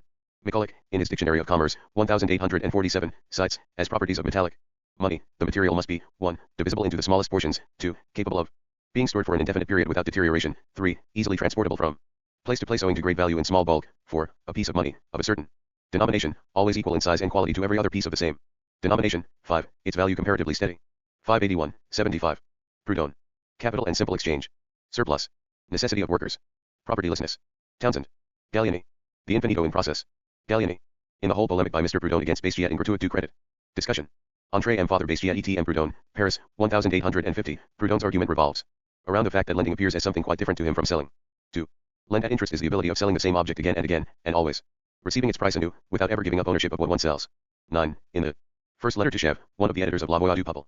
76. A different form in which the reproduction of capital appears here deceives him into thinking that this constant reproduction of the capital, whose price is always obtained back again, and which is always exchanged anew for labor at a profit which is realized again and again in purchase and sale, constitutes its concept. What leads him astray is that the object does not change owners, as with purchase and sale, thus basically only the form of capital lent at interest with the form of reproduction peculiar to fixed capital. With house rent, about which Chev speaks, it is directly the form of fixed capital. If the circulating capital is regarded in its whole process, then it may be seen that, although the same object, this specific pound of sugar, e.g., is not always sold anew, the same value does always reproduce itself anew, and the sale concerns only the form, not the substance. People who are capable of making such objections are obviously still unclear about the first elementary concepts of political economy. Proudhon grasps neither how profit, nor, therefore, how interest, arises from the laws of the exchange of values. House, money, etc. should therefore not be exchanged as capital, but rather as commodity, at cost price. 44. The good fellow does not understand that the whole point is that value is exchanged for labor, according to the law of values, that, hence, to abolish interest, he would have to abolish capital itself, the mode of production founded on exchange value, hence wage labor as well. Mr. Proudhon's inability to find even one difference between loan and sale, in effect, the hatter who sells hats, obtains their value in return, neither more nor less. But the lending capitalist not only gets back the whole of his capital, he receives more than the capital, more than he brings into the exchange, he receives an interest above the capital. 69. Thus Mr. Proudhon's hatters reckon neither profit nor interest as part of their cost price. He does not grasp that, precisely by receiving the value of their hats, they obtain more than these cost them, because a part of this value is appropriated in the exchange, without equivalent, with labor. Here also is great thesis mentioned above. Since in commerce, the interest on capital is added to the worker's wages to make up the price of the commodity, it is impossible for the worker to buy back what he has himself produced. To live by working is a principle which, under the reign of interest, implies a contradiction. 105, in letter 9, p. 144-52, the good Proudhon confuses money as medium of circulation with capital, and therefore concludes that the capital existing in France bears 160%, namely 1,600 millions annual interest in the state debt, mortgage etc. for a capital of 1,000 millions, the sum of currency, circulating in France. How little he understands about capital in general and its continual reproduction is shown by the following, which he imputes as specific to money capital, i.e. to money lent out as capital, since, with the accumulation of interest, money capital, exchange after exchange, always comes back to its source, it follows that this relending, always done by the same hand, always profits the same person. 154. All labor must leave a surplus. Everything ought to be sold, nothing lent. This the simple secret. Inability to see how the exchange of commodities rests on the exchange between capital and labor, and profit and interest in the latter. Proudhon wants to cling to the simplest, most abstract form of exchange. The following pretty demonstration by Mr. Proudhon, since value is nothing more than a proportion, and since all products are necessarily proportional to one another, it follows that from a social viewpoint products are always values and produced values. For society, the difference between capital and product does not exist. This difference is entirely subjective to individuals. 250. The antithetical nature of capital, and the necessity for it of the propertyless worker, is not easily expressed in some earlier English economists, e.g. the Reverend Mr. J. Townsend, 77, the father of population theory, by the fraudulent appropriation of which Malthus, a shameless plagiarist generally, thus e.g. his theory of rent is borrowed from the farmer, Anderson, made himself into a great man. Townsend says, it seems to be a law of nature that the poor should be to a certain degree improvident, that there may be always some to fulfill the most servile, the most sordid, and the most ignoble offices in the community. The stock of human happiness is thereby much increased. The more delicate ones are thereby freed from drudgery, and can pursue higher callings etc. Undisturbed. A dissertation on the Poor Laws, edition of 1817, p. 39. Legal constraint to labor is attended with too much trouble, violence, and noise, creates ill will etc., whereas hunger is not only a peaceable, silent, unremitted pressure, but, as the most natural motive to industry and labor, it calls forth the most powerful exertions. 15. This the answer to what labor is in fact more productive, the slaves, or the free workers. A. Smith could not raise the question, since the mode of production of capital presupposes free labor. On the other side, the developed relation of capital and labor confirms A. Smith in his distinction between productive and unproductive labors. Lord Broomsdale jokes against it, and the objections, supposed to be serious, by say Storch, McCulloch, and Tutti Quanti do not make any impact on it. A. Smith misses the mark only by somewhat too crudely conceiving the objectification of labor as labor, which fixates itself in a tangible hand-grifflich object. But this is a secondary thing. With him, a clumsiness in expression. With Gallieni, too, the workmen are supplied by a law of nature. Gallieni published the book in 1750. God makes sure that the men who exercise occupations of primary utility are born in abundant numbers. 78 Della Moneta, Volume 3, Scritteri Classici. Italiani di Economia Politica. Part Moderna. Milano, 1803. But he already has the correct concept of value, it is only toil which gives value to things. 74. Of course, labor is distinct qualitatively as well, not only in so far as it is performed in different branches of production, but also more or less intensive etc. The way in which the equalization of these differences takes place, and all labor is reduced to unskilled, simple labor, cannot of course be examined yet at this point. Suffice it that this reduction is in fact accomplished with depositing of products of all kinds of labor as values. As values, they are equivalents in certain proportions, the higher kinds of labor are themselves appraised in simple labor. This becomes clear at once if one considers that e.g. Californian gold is a product of simple labor. Nevertheless, every sort of labor is paid with it. Hence the qualitative difference is suspended, and the product of A higher sort of labor is in fact reduced to an amount of simple labor. Hence these computations of the different qualities of labor are completely a matter of indifference here, and do not violate the principle. Metals are used for money because they are valuable, they are not valuable because they are used for money. LOCCIT 95. It is the velocity of circulation of money, and not the quantity of metal, which makes more or less money appear. 99. Money is of two kinds, ideal and real, and is adapted to two uses, to evaluate things and to purchase them. Ideal money is as good as, sometimes, better than, real money for evaluating things. The other use of money is to buy those things to which its value may be equal. Prices and contracts are valued in ideal money, and executed in real. P112 SEQ. The metals have the peculiar and singular quality that in them alone all relations reduce themselves to one only, which is their quantity. Nature did not endow them with a varying quality either in their internal constitution or in their external form and shape. 126, 127. This is very important. Observation. Value supposes a common substance, and all differences, proportions etc., reduced to merely quantitative ones. This the case with precious metals, which thus appear as the natural substance of value. Money, like a law which reduces all things to their necessary proportions, is that which articulates all things in a single voice. Price. 152. Only the same ideal money is of account, which is to say, all things are stipulated, contracted, and evaluated in it, which came about for the same reason that the monies which are ideal today are the most ancient monies of a nation, and all of them were once real, and, because they were real, they were used in accounting. 152. This also the formal clarification of Urquhart's ideal money etc. For the blacks etc. The iron bar was originally real money, then changed into ideal, but they tried at the same time to hold on to its previous value. Now, since the value of iron, as becomes apparent to them in commerce, fluctuates relative to gold etc., therefore the ideal bar, so as to preserve its original value, expresses varying proportions of real amounts of iron, a laborious calculation which does honor to these gentlemen's power of abstraction. In the debates caused by the Bullion Committee 1810, Castlereagh advanced similar confused notions. A beautiful statement by Gallieni, the infinity which things lack in progression, they find in circulation. 156. About use value, Gallieni nicely says, price is a relation, the price of things is their proportion relative to our need, which has as yet no fixed measure. But this will be found. I myself believe it to be man himself. 159-162. Spain, during the same period when it was the greatest as well as the richest power, counted in reals and in the tiniest maravedis. 172, 173. It is, rather, he, man, who is the sole and true wealth. 188. Wealth is a relation between two persons. 221. When the price of a thing, or rather its proportion relative to others, changes proportionately to all of them, it is a clear sign that it is its value alone, and not that of all the others, which has changed. 154. The costs of preserving the capital, of repairing it, also have to be taken into account. The positive limitation of quantity in paper money would accomplish the only useful purpose that cost of production does in the other. Optike. 78. The merely quantitative difference in the material of money. Money is returned in kind only, with loans, which fact distinguishes this agent from all other machinery, indicates the nature of its service, clearly proves the singleness of its office. 267. With money in possession, we have but one exchange to make in order to secure the object of desire, while with other surplus products we have two, the first of which, securing the money, is infinitely more difficult than the second. 287, 288. Banker, differs from the old usurer, that he lends to the rich and seldom or never to the poor. Hence he lends with less risk, and can afford to do it on cheaper terms, and for both reasons, he avoids the popular odium which attended the usurer. 44. Newman, F.W., Lectures on Political Economy, London, 1851. Advances. Storage. Theory of savings. Storage. McCulloch. Surplus. Profit. Periodical destruction of capital. Fullerton. Arndt. Natural interest. Everyone hides and buries his money quite secretly and deeply, but especially the Gentiles, who are the almost exclusive masters of commerce and of money, and who are infatuated with this belief that the gold and silver they hide during their lifetime will be of use to them after death. 314. François Bernier, Volume I, Voyages Contenant Law. Description d'états du Grand Vigole etc., Paris, 1830. Matter in its natural state is always without value. Only through labor does it obtain exchange value, become element of wealth. McCulloch, Discours sur l'origine de l'économie politique etc. Translo by Prévost. Geneva and Paris, 1825. p. 57. Commodities in exchange are each other's measure. Storage. Cours d'économie politique avec denotes etc. Parjbc, Paris, 1823, Volume I, p. 81. In the trade between Russia and China, silver is used to evaluate all commodities. Nevertheless, this commerce is carried on by barter. p. 88. Just as labor is not the source of wealth, so is it not its measure. p. 123 LOCCIT. Smith, let himself be misled into the opinion that the same cause which made material things exist was also the source and the measure of value. p. 124. Interest the price one pays for the use of a capital. p. 336. Currency must have a direct value, but be founded on an artificial need. Its material must not be indispensable for human existence, because the whole amount of it, which is used for currency, cannot be used individually, and must always circulate. Volume 2, p. 113, 114. Money takes the place of anything. p. 133. TV 79 Considerations Sir. Law Nature du Revenu National, Paris, 1824. Reproductive consumption is not properly an expense, but only an advance, because it is reimbursed to him who makes it. p. 54. Is there not a manifest contradiction in this proposition that a people grows wealthy by its savings, or its privations, that is to say, by voluntarily condemning itself to poverty? p. 176.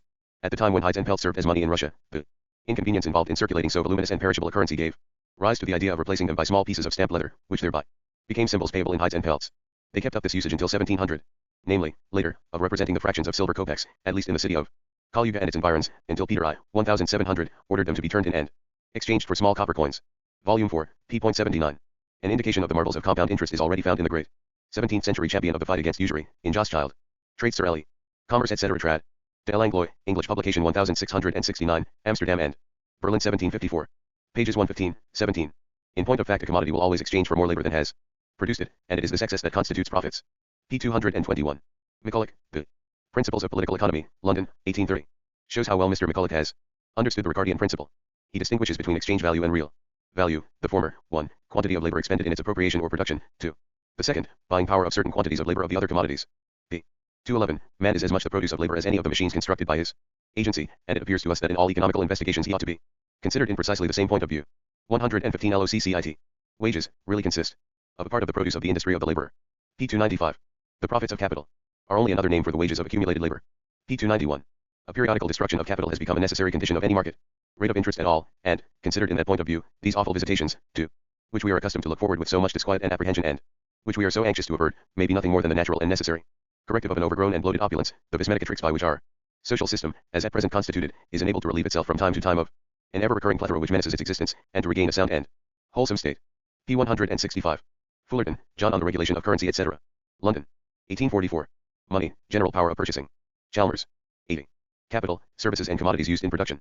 Money, the measure of value, the medium of exchange, and the universal equivalent, more practically, the means of obtaining capital, the only means of paying for capital previously obtained. For credit, virtually, security for obtaining its equivalent value in capital, commerce is the exchange of capital for capital through the medium of money, and the contract being for the medium, money alone can satisfy the contract and discharge the debt. In selling, one kind of capital is disposed for money for obtaining its equivalent value in any kind of capital. Interest, the consideration given for the loan of money. If the money is borrowed for the purpose of procuring capital, then the consideration given is a remuneration for the use of capital, raw materials, labor, merchandise etc., which it obtains. If borrowed for the purpose of discharging a debt, for paying for capital previously obtained and used, contracted to be paid for in money, then the consideration given is for the use of money itself, and in this respect interest and discount are similar. Discount solely the remuneration for money itself, for converting credit money into real money. A good bill gives the same command over capital as bank notes, minus the charge for discount, and bills are discounted for the purpose of obtaining money of a more convenient denomination for wages and small cash payments, or to meet larger engagements falling due, and also for the advantage to be gained when ready money can be had by discounting at a lower rate than 5%, the usual allowance made for cash. The main object, however, in discounting depends fundamentally upon the supply and demand of legal tender money. The rate of interest depends mainly on the demand and supply of capital, and the rate of discount entirely on the supply and demand of money. March 1358, Economist, letter to the editor. Mr. K. Arndt, quite in his proper place where he reasons about the dog tax, 81 has made the following interesting discovery.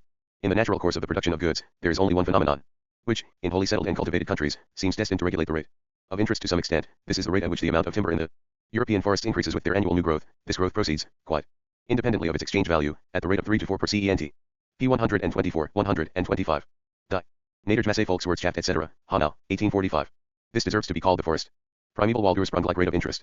Interest and profit. Carry. Pawning in England. The remaining value or overplus will in each trade be in proportion to the value of the capital employed. Ricardo. 82.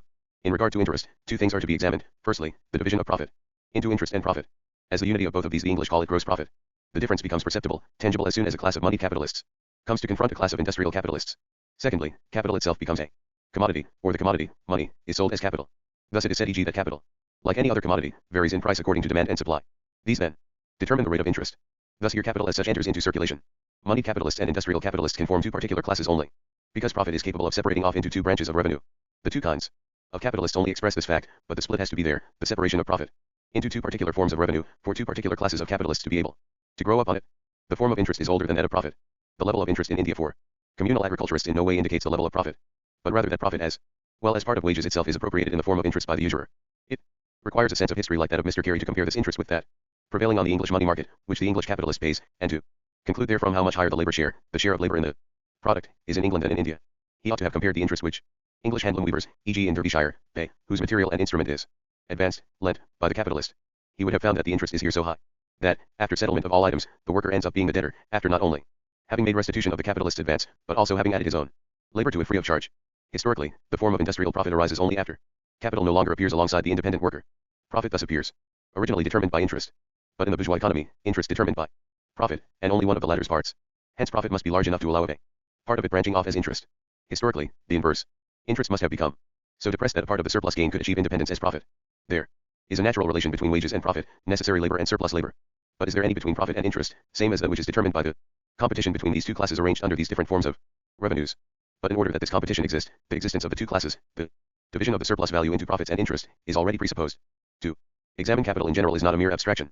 If I regard the total capital of e.g. a nation as distinct from total wage labor, or as distinct from landed property, or if I regard capital as the general economic basis of a class as distinct from another class, then I regard it in general. Just as if I regard man e.g. as physiologically distinct from the animals. The real difference between profit and interest exists as the difference between a moneyed class of capitalists and an industrial class of capitalists. But in order that two such classes may come to confront one another, their double existence presupposes a divergence within the surplus value posited by capital. Political economy has to do with the specific social forms of wealth, or rather of the production of wealth. The material of wealth, whether subjective, like labor, or objective, like objects for the satisfaction of natural or historical needs, initially appears as common to all epochs of production. This material therefore appears initially as mere presupposition, lying quite outside the scope of political economy, and falls within its purview only when it is modified by the formal relations, or appears as modifying them. What it is customary to say about this in general terms is restricted to abstractions which had a historic value in the first tentative steps of political economy, when the forms still had to be laboriously peeled out of the material, and were, at the cost of great effort, fixed upon as a proper object of study. Later, they become leathery commonplaces. The more nauseating, the more they parade their scientific pretensions. This holds for everything which the German economists are in the habit of rattling off under the category goods. The important thing is that both interest and profit express relations of capital. As a particular form, interest-bearing capital stands opposite, not labor, but rather opposite profit-bearing capital. The relation in which on one side the worker still appears as independent, i.e. not as wage laborer, but on the other side his objective conditions already possess an independent existence alongside him, forming the property of a particular class of usurers. This relation necessarily develops in all modes of production, resting more or less on exchange, with the development of merchant wealth or money. Wealth in antithesis to the particular and restricted forms of agricultural or handicraft wealth. The development of this mercantile wealth may itself be regarded as the development of exchange value and hence of circulation and of money relations in the former spheres.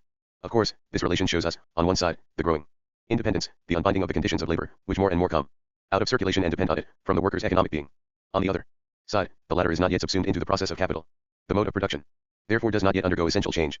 Where this relation repeats itself within the bourgeois economy, it does so in the backward branches of industry, or in such branches as still struggle against their extinction and absorption into the modern mode of production. The most odious exploitation of labor still takes place in them, without the relation of capital and labor here carrying within itself any basis whatever for the development of new forces of production, and the germ of newer historic forms. In the mode of production itself, capital still here appears materially subsumed under the individual workers or the family of workers, whether in a handicraft business or in small-scale agriculture. What takes place is exploitation by capital without the mode of production of capital. The rate of interest appears very high, because it includes profit, and even a part of wages. This form of usury, in which capital does not seize possession of production, hence is capital only formally, presupposes the predominance of bourgeois forms of production, but reproduces itself again in subordinate spheres within the bourgeois economy itself. Second historic form of interest, lending of capital to wealth which is engaged in consumption, appears historically important here as itself a moment in the original rise of capital, in that the income, and often the land, too, of the landed proprietors, accumulates and becomes capitalized in the pockets of the usurer. This is one of the processes by which circulating capital or capital in the form of money comes to be concentrated in a class independent of the landed proprietors. The form of realized capital as well as of its realized surplus value is money. Profit, not only interest, thus expresses itself in money, because in that value is realized and measured. The necessity of payments in money, not only of money for the purchase of commodities etc., develops wherever exchange relations and money circulation take place. It is by no means necessary that exchange should be simultaneous with money. The possibility is present that one party cedes his commodity and the other makes his payment only later. The need for money for this purpose, later developed in loans and discounts, a chief historic source of interest. This source does not concern us at all yet. At this point, is to be looked at only along with credit relations. Difference between buying, M, C, and selling, C, and when I sell, I have, 1, added the profit to the commodity and obtained it, 2, an article universally representative or convertible, money, for which, money being always saleable, I can always command every other commodity, the superior salableness of money being the exact effect or natural consequence of the less salableness of commodities. With buying, different. If he buys to sell again or supply customers, whatever may be the probability, there is no absolute certainty of his selling at a remunerative price. But not all buy so as to sell again, but rather for their own use or consumption etc. P. 117 SEQ Corbett, Th. An Inquiry into the Causes and Modes of the Wealth of Individuals, London, 1841. Economist, April 10, 1858, a parliamentary return moved for by Mr. James Wilson, shows that the mint coined in 1857 gold to the value of £4,859,000, of which £364,000 was in half sovereigns. The silver coinage of the year amounted to £373,000. The cost of the metal used being £363,000. The total amount coined in the 10 years, ending the 31st of December, 1857, was £55,239,000 in gold, and £2,434,000 in silver. The copper coinage last year amounted in value to £6,720, the value of the copper being £3,492, of this £3,163 was in pence, £2,464 in halfpence, and £1,120 in farthings. The total value of the copper coinage of the last 10 years was £141,477, the copper of which it was composed being purchased £4.73,503. According to Thomas Culpeper, 1641, Josiah Child, 1670, Patterson, 1694, Locke, 1700, wealth depends on the self-enforced reduction of the interest rate of gold and silver, accepted in England during nearly 2 centuries. Gannell, 83. When Hume, in antithesis to Locke, developed the determination of the interest rate by the rate of profit, he already had before his eyes a far greater development of capital, even more so. Bentham when, towards the end of the 18th century, he wrote his Defense of Usury. From Henry VIII to Anne, statutory reduction of interest. In every country, 1. A producing class and 2. A moneyed class, which lives from the interest on its capital. P. 110. J. St. Mill, Some Unsettled Questions of Political Economy, London, 1844. It is by frequent fluctuation in a month, and by pawning one article to relieve another, where a small sum is obtained, that the premium for money becomes so excessive. 240 licensed pawnbrokers in London and about 1,450 in the country. The capital employed is estimated at about 1 million. Turned over at least 3 times annually. Each time on the average for 33 1/3% profit, so that the inferior orders of England pay 1 million annually for a temporary loan of 1 million, exclusive of what they lose by goods being forfeited. P. 114. Volume I. J. D. Tuckett, A History of the Past and Present State of the Laboring Population, etc., London, 1846. How merchant takes the place of master. Some works cannot be operated on other than a large scale, e.g. porcelain making, glass making, etc. Hence are never handicrafts. Already in the 13th and 14th centuries, some works, like weaving, were carried on a large scale. Poppy, p. 32. In earlier times all factories belonged to the crafts, and the merchant remained merely the distributor and promoter of the handicrafts. This was still most strictly observed in the manufacture of cloth and textiles.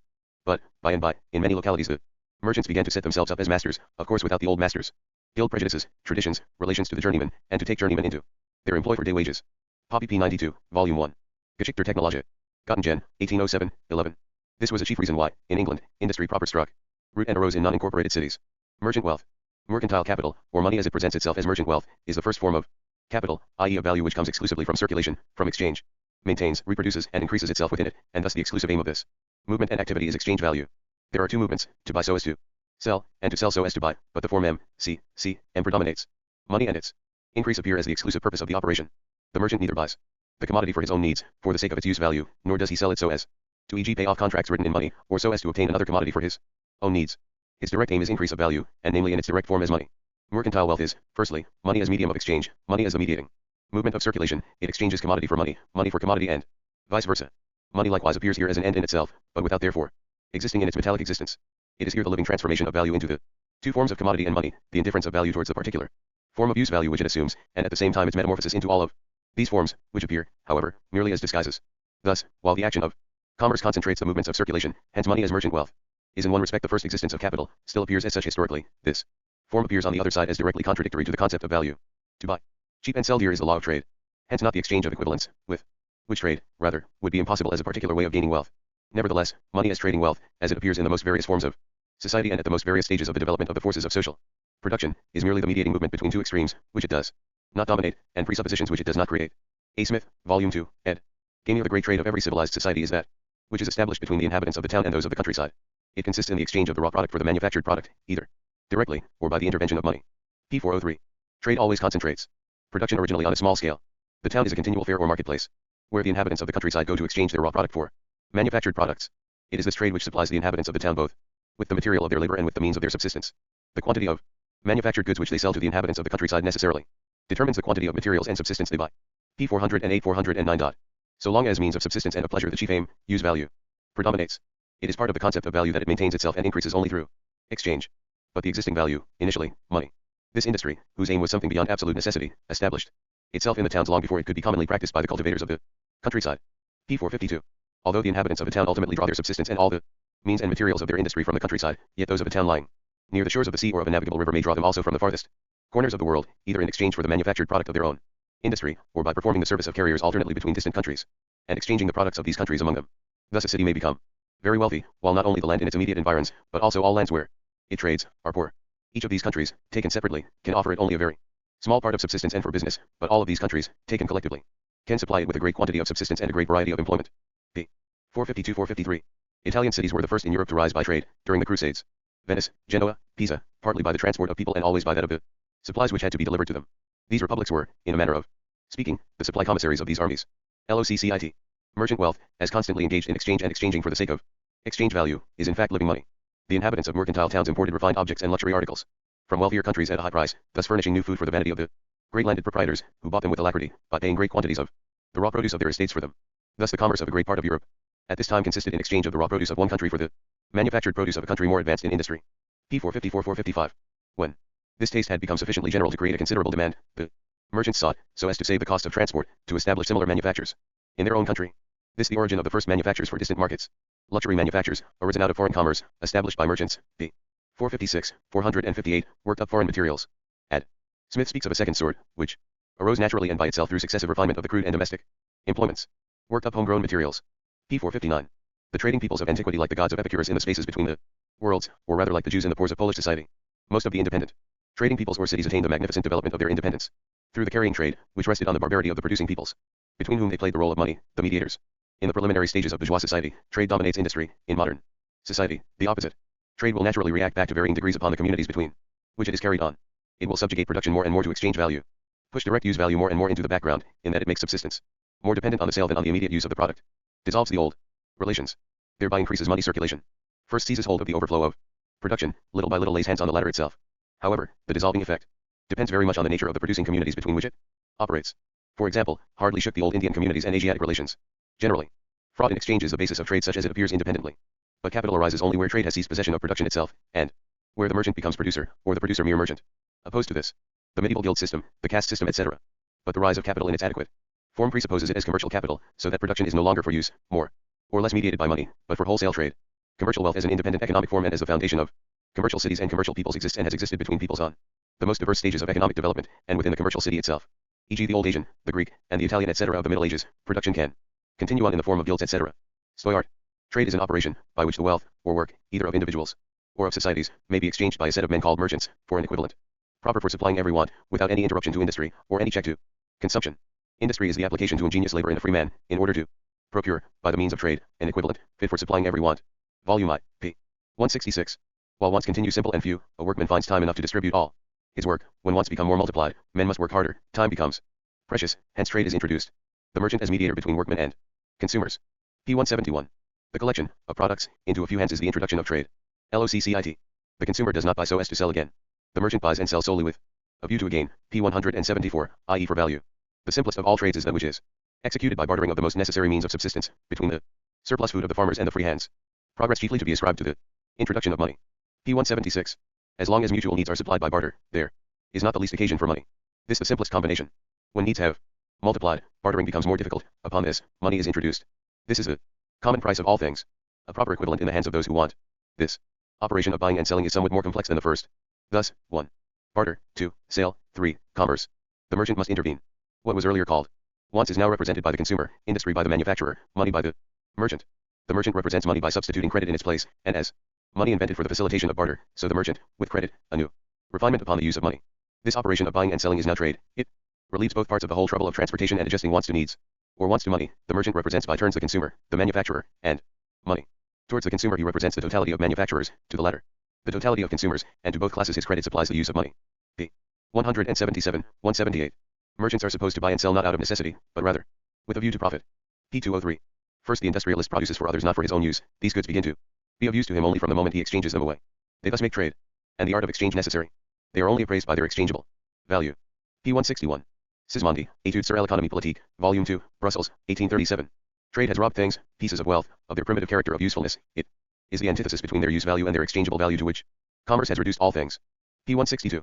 At the beginning, utility is the true measure of values. Trade exists then, in the patriarchal state of society, but it has not entirely absorbed the society. It is practiced only upon the surplus of each one's production, and not on what constitutes its existence. P. 162, 163. By contrast, the character of our economic progress is that trade has taken on the burden of the distribution of the totality of the annually produced wealth, and it has consequently suppressed absolutely its character of use value, letting only that of exchangeable value remain. 163. Before the introduction of trade, the increase in the quantity of the product was a direct increase of wealth. Less significant at that time was the quantity of labor by means of which this useful thing was obtained. And really, the thing demanded loses none of its usefulness. Even if no labor at all were needed to obtain it, grain and linen would not be less necessary to their owners, even if they fell to them from heaven. This is, without a doubt, the true estimate of wealth, enjoyment, and usefulness. But from the moment when men made their subsistence dependent on the exchanges they could make, or on commerce, they were forced to adhere to a different estimation, to exchange value, to value which results not from usefulness but rather from the relation between the needs of the whole society and the quantity of labor which was sufficient to satisfy this need, or as well the quantity of labor which might satisfy it in the future. P. 266, LOCCIT. In the estimation of values, which people endeavored to measure, with the introduction of currency, the concept of usefulness is quite displaced. It is labor, the exertion necessary to procure oneself the two things exchanged for one another, which has alone been regarded. P. 267. Gilbart, J.W. The History and Principles of Banking, London, 1834, has this to say about interest. That a man who borrows money with the intention of making a profit on it, should give a portion of the profit to the lender, is a self-evident principle of natural justice. A man makes a profit usually by means of traffic. But in the Middle Ages the population purely agricultural, and there, like under the feudal government, there can be only little traffic and hence little profit. Hence the usury laws in the Middle Ages justified. Furthermore, in an agricultural country a person seldom wants to borrow money except he be reduced to poverty or distress by misery. P. 163. Henry VIII limited interest to 10%, James I to 8, Charles II to 6, and to 5. 164, 165. In those days, the lenders were, if not legal, still actual monopolists, and thus it was necessary to place them under restraint like other monopolists. P. 165. In our time the rate of profit governs the rate of interest. In those days the rate of interest governed the rate of profit. If the moneylender burdened the merchant with a higher rate of interest, then the merchant had to put a higher rate of profit on his goods, hence a greater sum of money taken out of the pockets of the buyer so as to bring it into the pockets of the moneylenders. This additional price put on the goods made capital less able and less inclined to buy them. P. 165. LOCCIT. Commerce with equivalents impossible. Opdyke. Under the rule of invariable equivalence commerce etc. would be impossible. G. Opdyke, A Treatise on Political Economy, New York, 1851, p. 67. The positive limitation of quantity on this instrument, i.e. paper money, would accomplish the only useful purpose that cost of production does in the other, metal money. LOCCIT 300. Principal and interest. Interest. If a fixed sum of precious metal falls, then there's no reason that a smaller quantity of money should be taken for its use, for if the principal worth less for the borrower, so the interest in the same measure less difficult for him to pay. In California 3% per month, 36% per annum because of the unsettled state. In Hindustan, where borrowing by Indian princes for unproductive expenses, in order to balance the losses of capital on the average, very high interest, 30%, having no relation to profit which might be gained in industrial operations. Economist, January 22, 1853, the lender here charges interest so high as to be sufficient to replace the principal in a short time, or at least as on the average of all his lending transactions. Might serve to counterbalance his losses in particular instances, by the apparently exorbitant gains acquired in others. LOCCIT. The rate of interest depends, 1. On the rate of profit, 2. On the proportion in which the entire profit divided between lender and borrower. LOCCIT. Abundance or scarcity of the precious metals, the high or low scale of general prices prevailing, determines only whether a greater or less amount of money will be required in effecting the exchanges between borrowers and lenders, as well as every other species of exchange. Difference only, that a greater sum of money would be needed to represent and transfer capital lent, the relation between the sum paid for the use of capital and the capital expresses the rate of interest as measured in money. LOCCIT. Double standard. Previously, in countries where gold and silver legal standard, silver circulated almost exclusively, because from 1800 to 1850 the tendency was for gold to become dearer than silver. The gold was somewhat risen against silver, bore a premium in France on its relation to silver as fixed in 1802, so in the United States. In India. In the latter now silver standard, as in Holland etc. The circulation of the United States the first effected great import of gold from California, premium on silver in Europe, extensive shipment of silver coins and replacement by gold. The United States government struck silver coins as low as $1. Substitution of silver for gold in France. Economist, 15 November 1851. Let the standard of value be what it will, and let the current money represent any fixed portion of that standard, that may be determined upon, the two can only have a fixed and permanent value in relation to each other, by being convertible at the will of the holder. Economist. 84. The only way in which any class of coins can command a premium is that no one is obliged to pay them, while everyone is obliged to take them as a legal tender. Economist. 85. No country may consequently have more than one standard of the measure of value, for this standard must be uniform and unchanging. No article has a uniform, unchanging value relative to another, it only has such with itself. A gold piece is always of the same value as another, of exactly the same fineness, the same weight, and the same value in the same place, but this cannot be said of gold and any other article, e.g. silver. Economist, 1844. 86. The English pound somewhat less than one-third of its original value, the German florin equals Scotland before the Union reduced its pound to, the French livre equals, the Spanish maravedí equals less than 1/1,000, the Portuguese re still lower. P13, Morrison. 87. Before the law of 1819, causes in existence in determining the bullion price apart from the circulation of banknotes, 1. The more or less perfect condition of the coin. If the circulating metallic coin is debased below its standard weight, then the slightest turn of exchange causing a demand for exportation must raise the price of the uncoined bullion by at least the degradation of the coin. 2. Penal laws which forbade the melting and exporting of coin, and permitted the traffic in bullion with intensive demand for export. This gave latitude for variation of bullion price against coin even at times when paper completely convertible. In 1783, 1792, 1795, 1796, 1816, the bullion price rose above the mint price, because the bank creditors, in their anxiety to prepare for the resumption of cash payment, accepted gold considerably above the mint price. Fullerton. 88. The standard may be for gold, without 1 ounce of gold circulating. Economist. Under George III, 1774, silver legal tender only for 25 pounds. And the bank, by statute, now paid only in gold. Morrison. Lord Liverpool, beginning of the 19th century, made silver and copper into purely representative coins. LOCCIT. 89. Dissolving effect of money. Money a means of cutting up property. Urquhart's nonsense about the standard of money, the value of gold is to be measured by itself. How can any substance be the measure of its own worth in other things? The worth of gold is to be established by its own weight, under a false denomination of that weight, and an ounce is to be worth so many pounds and fractions of pounds.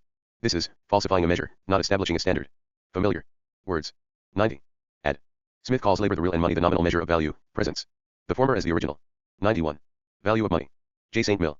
If the quantity of goods sold is given, and the number of sales and resales of these goods, then the value of money depends on its quantity, together with the number of times that each piece of money changes hands in this process. The quantity of money in circulation equals the money value of all commodities sold, divided by the number which expresses the velocity of circulation. If the amount of commodities and transactions be given, then the value of money is the inverse of its quantity multiplied by its velocity of circulation. But all these statements to be understood only in the sense that we speak only of the quantity of money which really circulates and is factually exchanged for commodities. The necessary quantity of Money determined partly by its production costs, partly by the velocity of its circulation. If the velocity of circulation is given, then the costs of production are determinate. If the production costs are given, then the quantity of money depends on the velocity of circulation. 92. Money has no equivalent other than itself or commodities. Hence degrades everything. At the beginning of the 15th century in France, even the sacred vessels of the church, chalices, etc. pawned to the Jews. Augur. 93. Money not a direct object of consumption, the currency never becomes an object of consumption, always remains a commodity, never becomes a good. Has a direct intrinsic value only for society, an exchangeable one for each individual. Its material must therefore have value, but founded on an artificial need, must not be indispensable for human existence, for the whole quantity of it which is used as currency can never be employed individually, it must always circulate. Storch. 94. John Gray, The Social System. A treatise on the principle of exchange, Edinburgh. 1831. To sell for money ought at all times to be made as easy as to buy with money. Production would then become the uniform and never failing cause of demand. 16. It is the quantity that can be sold at a profit, not the quantity that can be made, that is the present limit to production. 59. Money should be merely a receipt, an evidence that the holder of it has either contributed a certain value to the national stock of wealth, or that he has acquired a right to the said value from someone who has contributed to it. Money should be nothing more or less than portable, transferable, divisible, and inimitable evidences of the existence of wealth in store. 63, 64. An estimated value being previously put upon produce, let it be lodged in the bank, and drawn out again whenever it is required, merely stipulating, by common consent, that he who lodges any kind of property in the proposed national bank may take out of it an equal value of whatever it may contain, instead of being obliged to draw out the self-same thing that he put in. The proposed national banker should receive and take charge of every description of valuable, and give back any description of valuable again. LOCCIT 68. If money, says Gray, be of equal value with that which it represents, it ceases to be a representative at all. It is one of the chief desideratums in money, that the holder of it should be compelled at one time or other to present it for payment at the place from whence he received it.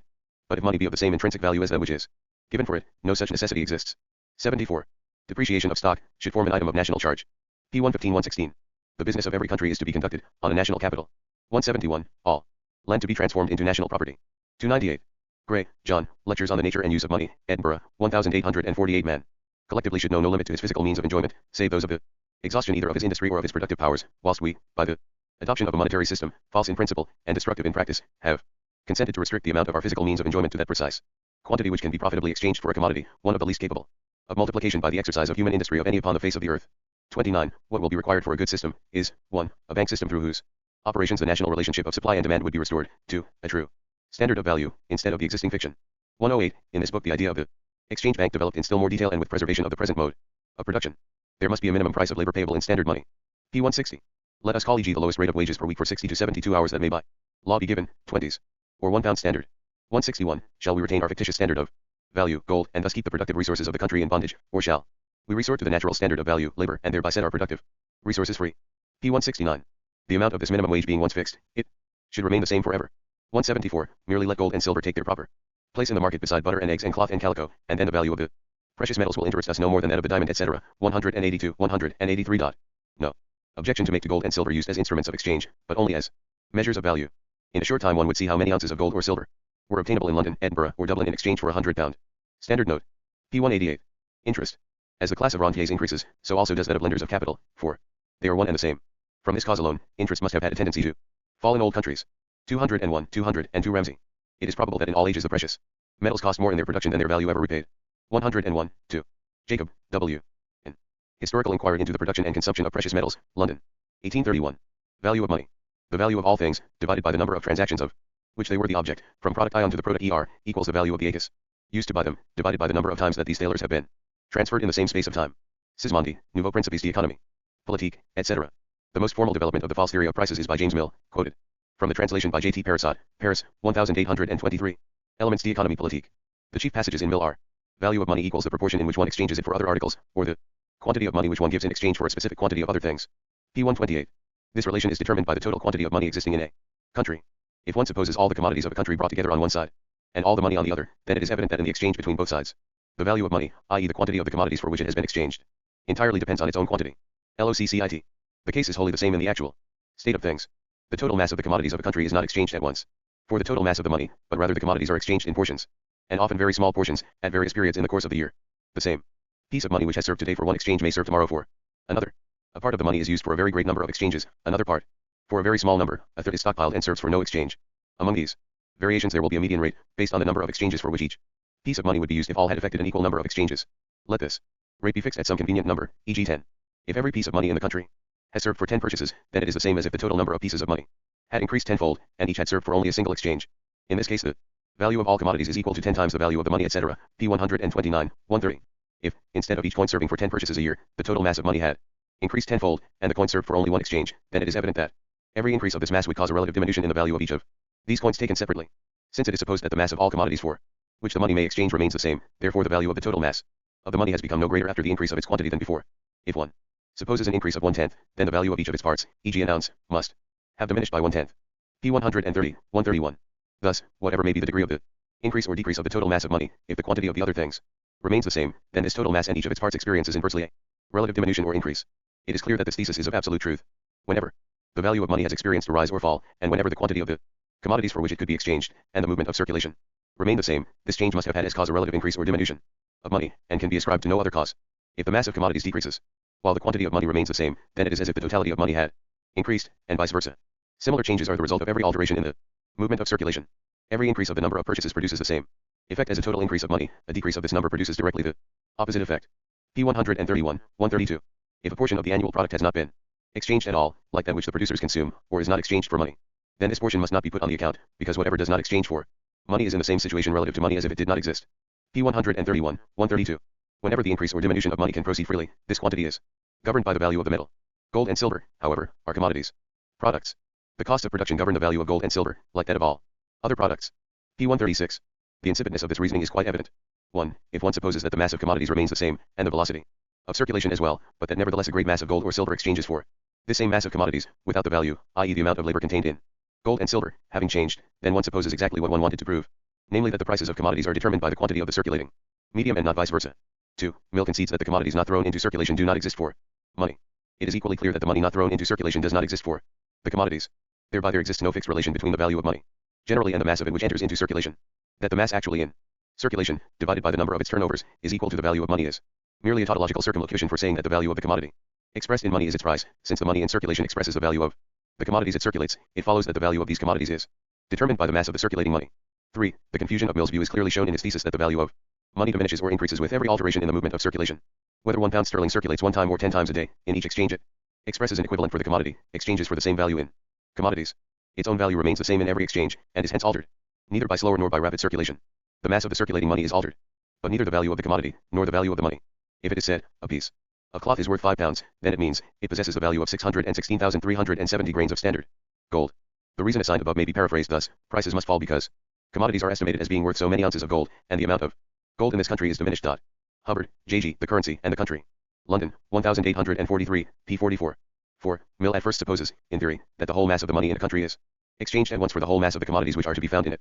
Says, then, that this is so in reality, namely for the main reason that in practice just the opposite takes place, and only portions of money are exchanged for portions of commodities, the fewest payments arranged by payment on the spot, time bargains. Follows, therefore, that the total amount of transactions or purchases made in a day is entirely independent of the money circulating on this day, and that the mass of money circulating on any given day is not the cause but the effect of a mass of previous transactions, each of them wholly independent of the money supply at the time. 5. Finally, Mill himself admits that with free circulation of money, and this is our only concern, the value of money is determined by its cost of production, i.e., according to his own admission, by the labor time contained in it. Monetary Affairs. In Ricardo's pamphlet, Proposals for an Economical and Secure Currency with Observations on the Profits of the Bank of England, London, 1816. There is a passage where he makes a shambles of his whole viewpoint. It says, namely, the amount of notes in circulation depends on the amount required for the circulation of the country, and this is governed by the value of the standard, the amount of payments, and the economy applied to accomplish them. P. 8 LOCCIT. Under Louis XIV, 16 France still had, for its state taxes in kind levied on the rural people. Augur. 95. Prices and mass of the circulating medium. Mere rise of prices not sufficient to create demand for additional currency.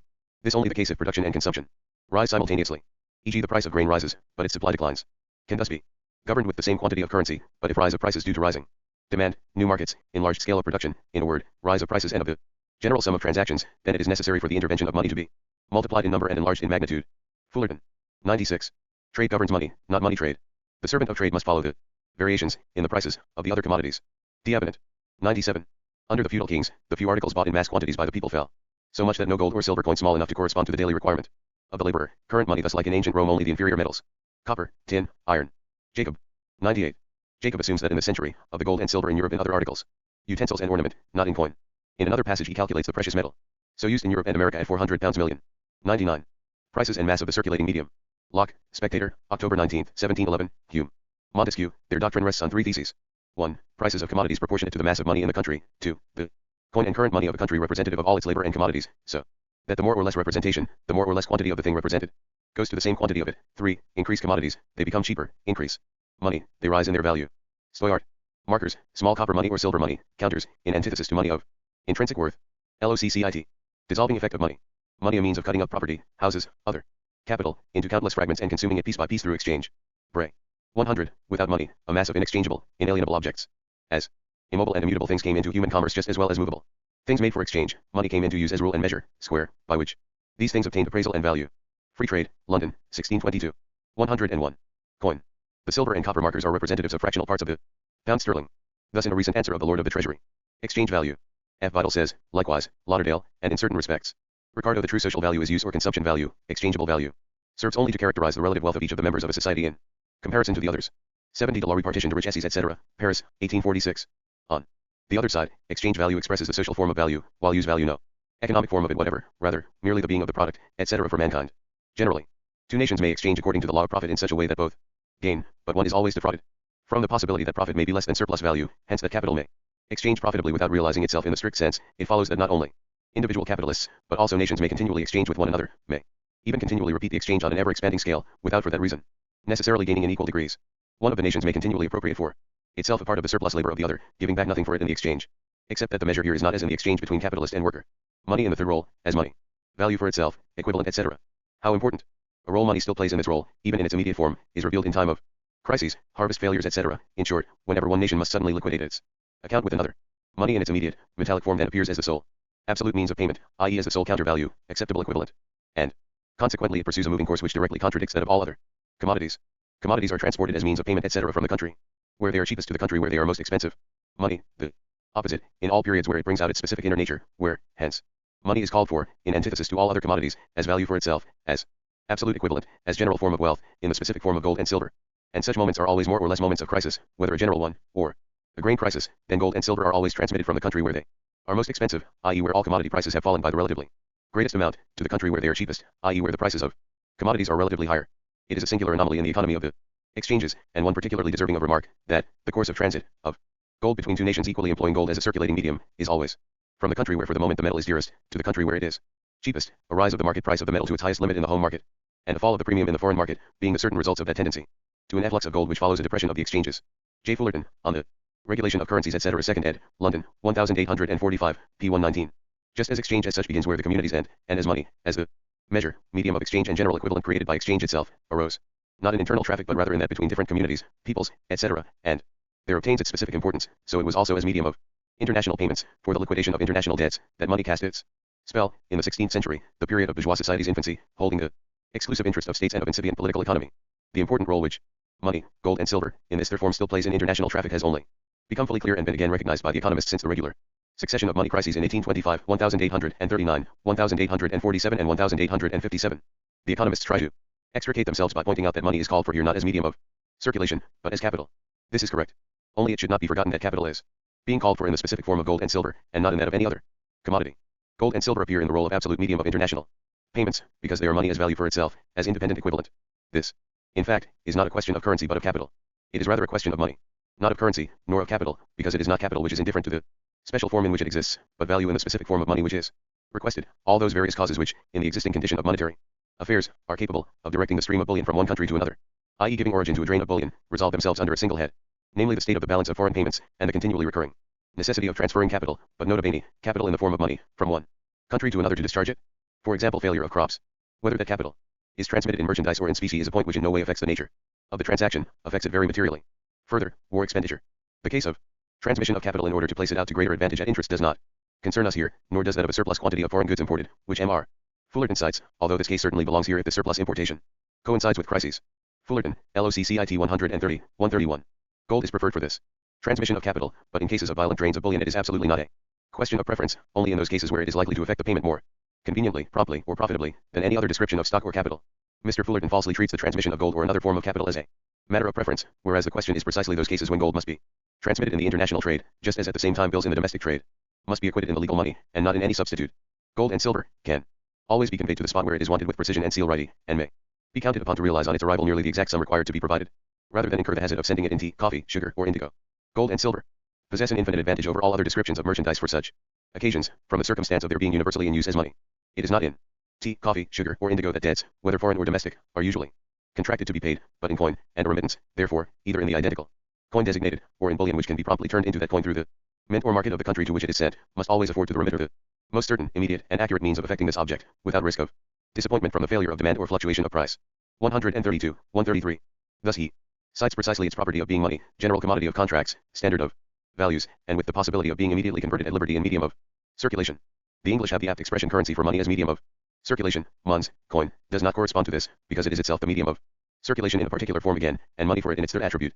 But since they have not particularly developed the latter, they declare this money to be capital, although they are then in practice forced to distinguish again between this particular form of capital, and capital generally. Ricardo appears to have entertained very peculiar and extreme opinions as to the limited extent of the offices performed by gold and silver in the adjustment of foreign balances. Mr. Ricardo had passed his life amid the controversies which grew out of the Restriction Act, 102, and had accustomed himself so long to consider all the great fluctuations of exchange and of the price of gold as the result of the excessive issues of the Bank of England, that at one time he seemed scarcely willing to allow that such a thing could exist as an adverse balance of commercial payments. And so slight an account did he set on the functions performed by gold in such adjustments, as to have even anticipated that drains for exportation would cease altogether so soon as cash payments should be resumed, and the currency restored to the metallic level. See Ricardo's evidence before the Lords Committee of 1819 on the Bank of England, p. 186. But since 1800, when paper quite displaced gold in England, our merchants did not really want it, for, owing to the unsettled state of continental Europe, and the increased consumption there of imported manufactures, in consequence of the interruption given to industry and to all domestic improvement by the incessant movement of invading armies, together with the complete monopoly of the colonial trade which England had obtained through her naval superiority, the export of commodities from Great Britain to the continent continued greatly to exceed her imports from thence, so long as the intercourse remained open, and after that intercourse was interrupted by the Berlin and Milan decrees, the transactions of trade became much too insignificant to affect exchanges in one way or the other. It was the foreign military expenditures and the subsidies, and not the necessities of commerce, that contributed in so extraordinary a manner to derange the exchanges and enhance the price of bullion in the latter years of the war. The distinguished economists of that period, therefore, had few or no real opportunities of practically estimating the range of which foreign commercial balances are susceptible. Believed that with war and overissue, the international transmission of bullion would cease. Had Mr. Ricardo lived to witness the drains of 1825 and 1839, he would no doubt have seen reason to alter his views. LOCCIT 133, 6. Price is the money value of commodities. Hubbard. 103. Money has the quality of being always exchangeable for what it measures, and the quantity required for the purposes of exchange must vary, of course, according to the quantity of property to be exchanged. 100. J.W. Boson K. Metallic, paper, and credit currency, etc., London. 1842. I am ready to admit that gold is a commodity in such general demand that it may always command a market, that it can always buy all other commodities, whereas other commodities cannot always buy gold. The markets of the world are open to it as merchandise at less sacrifice upon an emergency than would attend an export of any other article, which might in quantity or kind be beyond the usual demand in the country to which it is sent. Th. Took an inquiry into the currency principle, etc., 2nd ed. London, 1844, p. 10. There must be a very considerable amount of the precious metals applicable and applied as the most convenient mode of adjustment of international balances, being a commodity more generally in demand, and less liable to fluctuations in market value than any other. p. 12, 13. Causes, according to Fullerton, of the rise of bullion price above the mint price. Coin debased by wear to the extent of 3 or 4% below its standard weight. Penal laws which prohibited the melting and exportation of the coin, while the traffic in the metal of which that coin was composed remained perfectly free. These causes themselves, however, acted only during periods of unfavorable rate of exchange. The market price of money fell, however, from 1816 to 1821 always to the bank price of bullion, when the exchange in favor of England never rose higher, when the exchange unfavorable, than to such a rate as would indemnify the melters of the coin for its degradation by wear and for the penal consequences of melting it, but rose no higher. Fullerton, see his book, p. 8, 9. From 1819 to the present time, amid all the vicissitudes which the money has undergone during that eventful period, the market price of gold has on no occasion risen above 78s per ounce, nor fallen below 77s, 60, in extreme range of only 6 in the ounce. Nor would even that extent of fluctuation be now possible, for it was solely owing to the renewed deterioration of the coin that even so trivial a rise occurred as L1/2d in the ounce, or about % above the mint price, and the fall to 77s. 60 is entirely accounted for by the circumstance of the bank having at one time thought proper to establish that rate as the limit for its purchases. Those circumstances, however, exist no longer.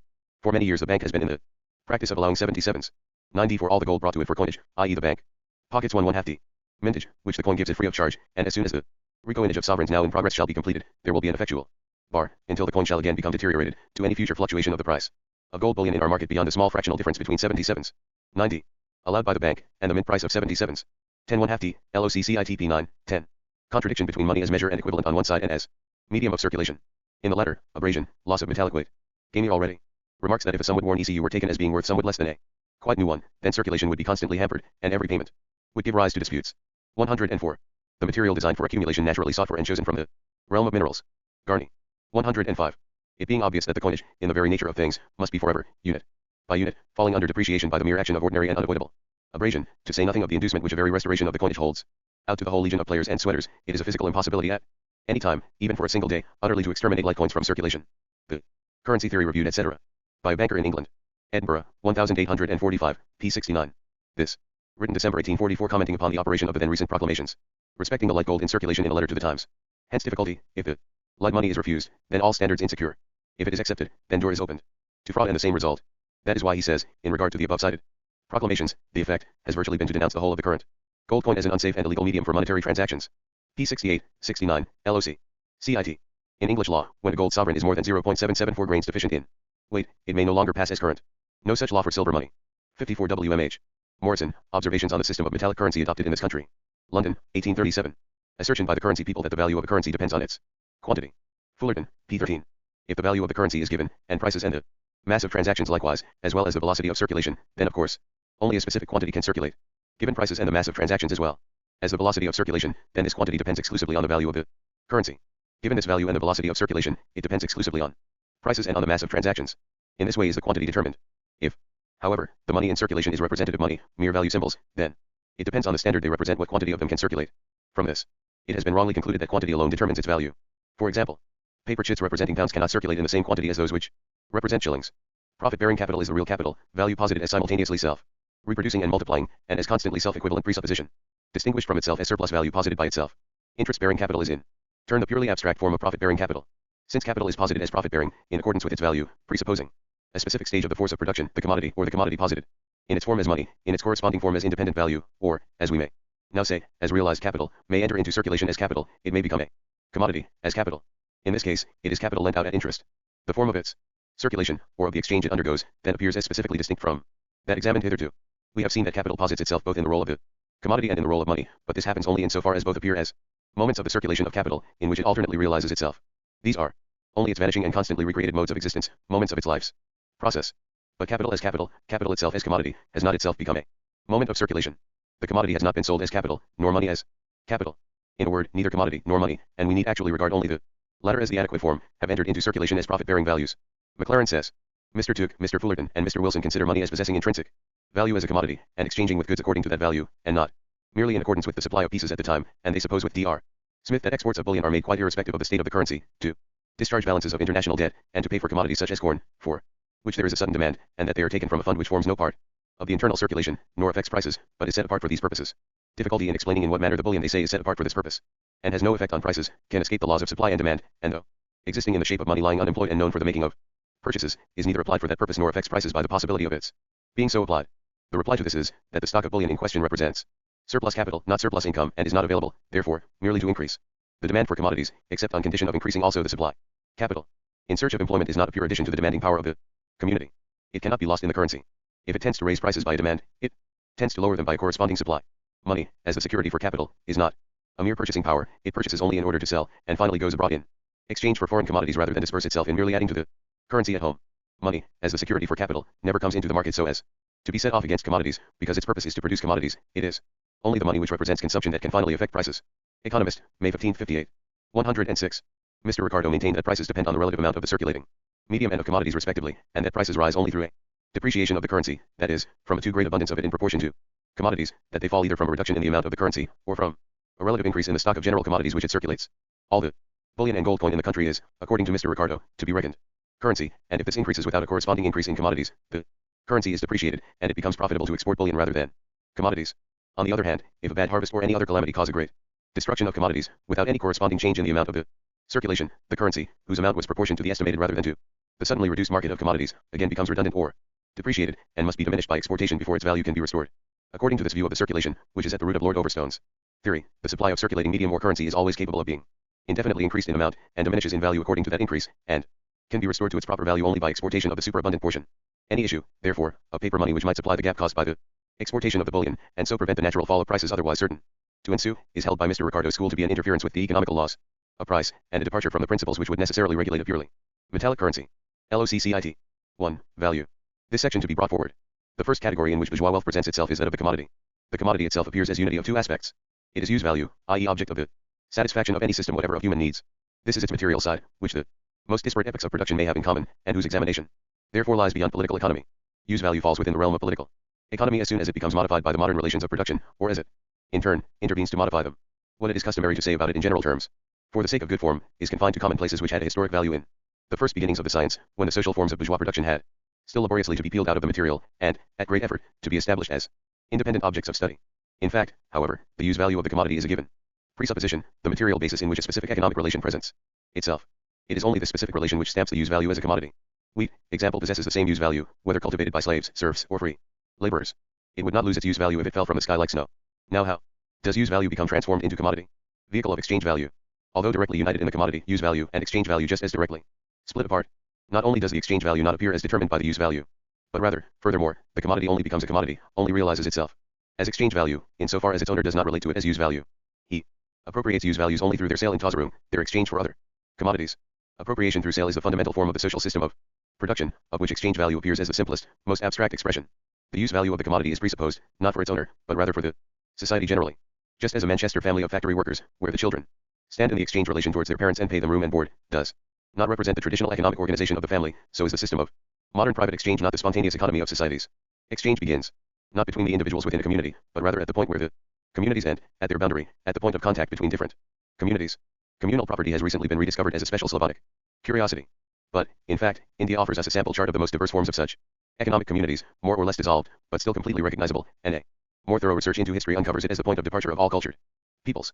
The system of production founded on private exchange is, to begin with, the historic dissolution of this naturally arisen communism. However, a whole series of economic systems lies in turn between the modern world, where exchange value dominates production to its whole depth and extent, and the social formations whose foundation is already formed by the dissolution of communal property, without. Here the manuscript breaks off. Bastiat and Carey 107. Bastiat. Harmonies Economics. 2 edition Paris, 1851. Forward. The history of modern political economy ends with Ricardo and Sismondi, antitheses. One speaking English, the other French, just as it begins at the end of the 17th century with Petty and Bois-Guilbert. Subsequent political economic literature loses its way, moving either towards eclectic, syncretistic compendia, such as e.g. the work of J.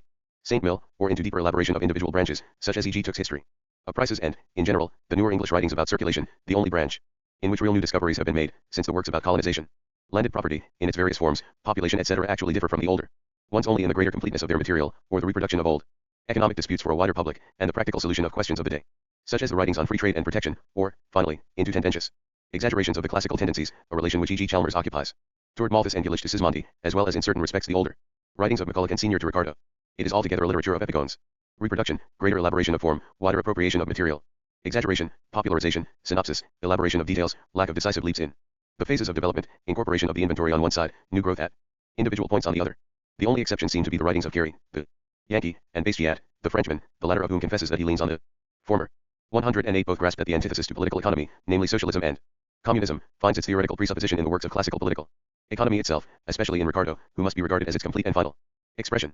Both of them therefore find it necessary to attack, as a misunderstanding, the theoretical expression which the bourgeois economy has achieved historically in modern economics, and to demonstrate the harmony of the relations of production at the points where the classical economists naively describe this antagonism. Notwithstanding the altogether different, even contradictory national environment from within which each of them writes, they are driven to identical endeavors. Carey is the only original economist among the North Americans. Belongs to a country where bourgeois society did not develop on the foundation of the feudal system, but developed rather from itself, where this society appears not as the surviving result of a centuries old movement, but rather as the starting point of a new movement, where the state, in contrast to all earlier national formations, was from the beginning subordinate to bourgeois society, to its production, and never could make the pretense of being an end in itself, where, finally, bourgeois society itself, linking up the productive forces of an old world with the enormous natural terrain of a new one, has developed to hitherto unheard of dimensions and with unheard of freedom of movement, has far outstripped all previous work in the conquest of the forces of nature, and where, finally, even the antitheses of bourgeois society itself appear only as vanishing moments. That the relations of production within which this enormous new world has developed so quickly, so surprisingly, and so happily should be regarded by Carey as the eternal, normal relations of social production and intercourse, that these should seem to him as hampered and damaged by the inherited barriers of the feudal period, in Europe, especially England, which actually represents Europe to him, and that the English economists should appear to him to give a distorted, falsified reflection, generalization of these relations, that they should seem to him to confuse accidental distortions of the latter with their intrinsic character. What could be more natural? American relations against English ones. To this his critique of the English theory of landed property, wages, population, class antitheses etc. may be reduced. In England, bourgeois society does not exist in pure form, not corresponding to its concept, not adequate to itself.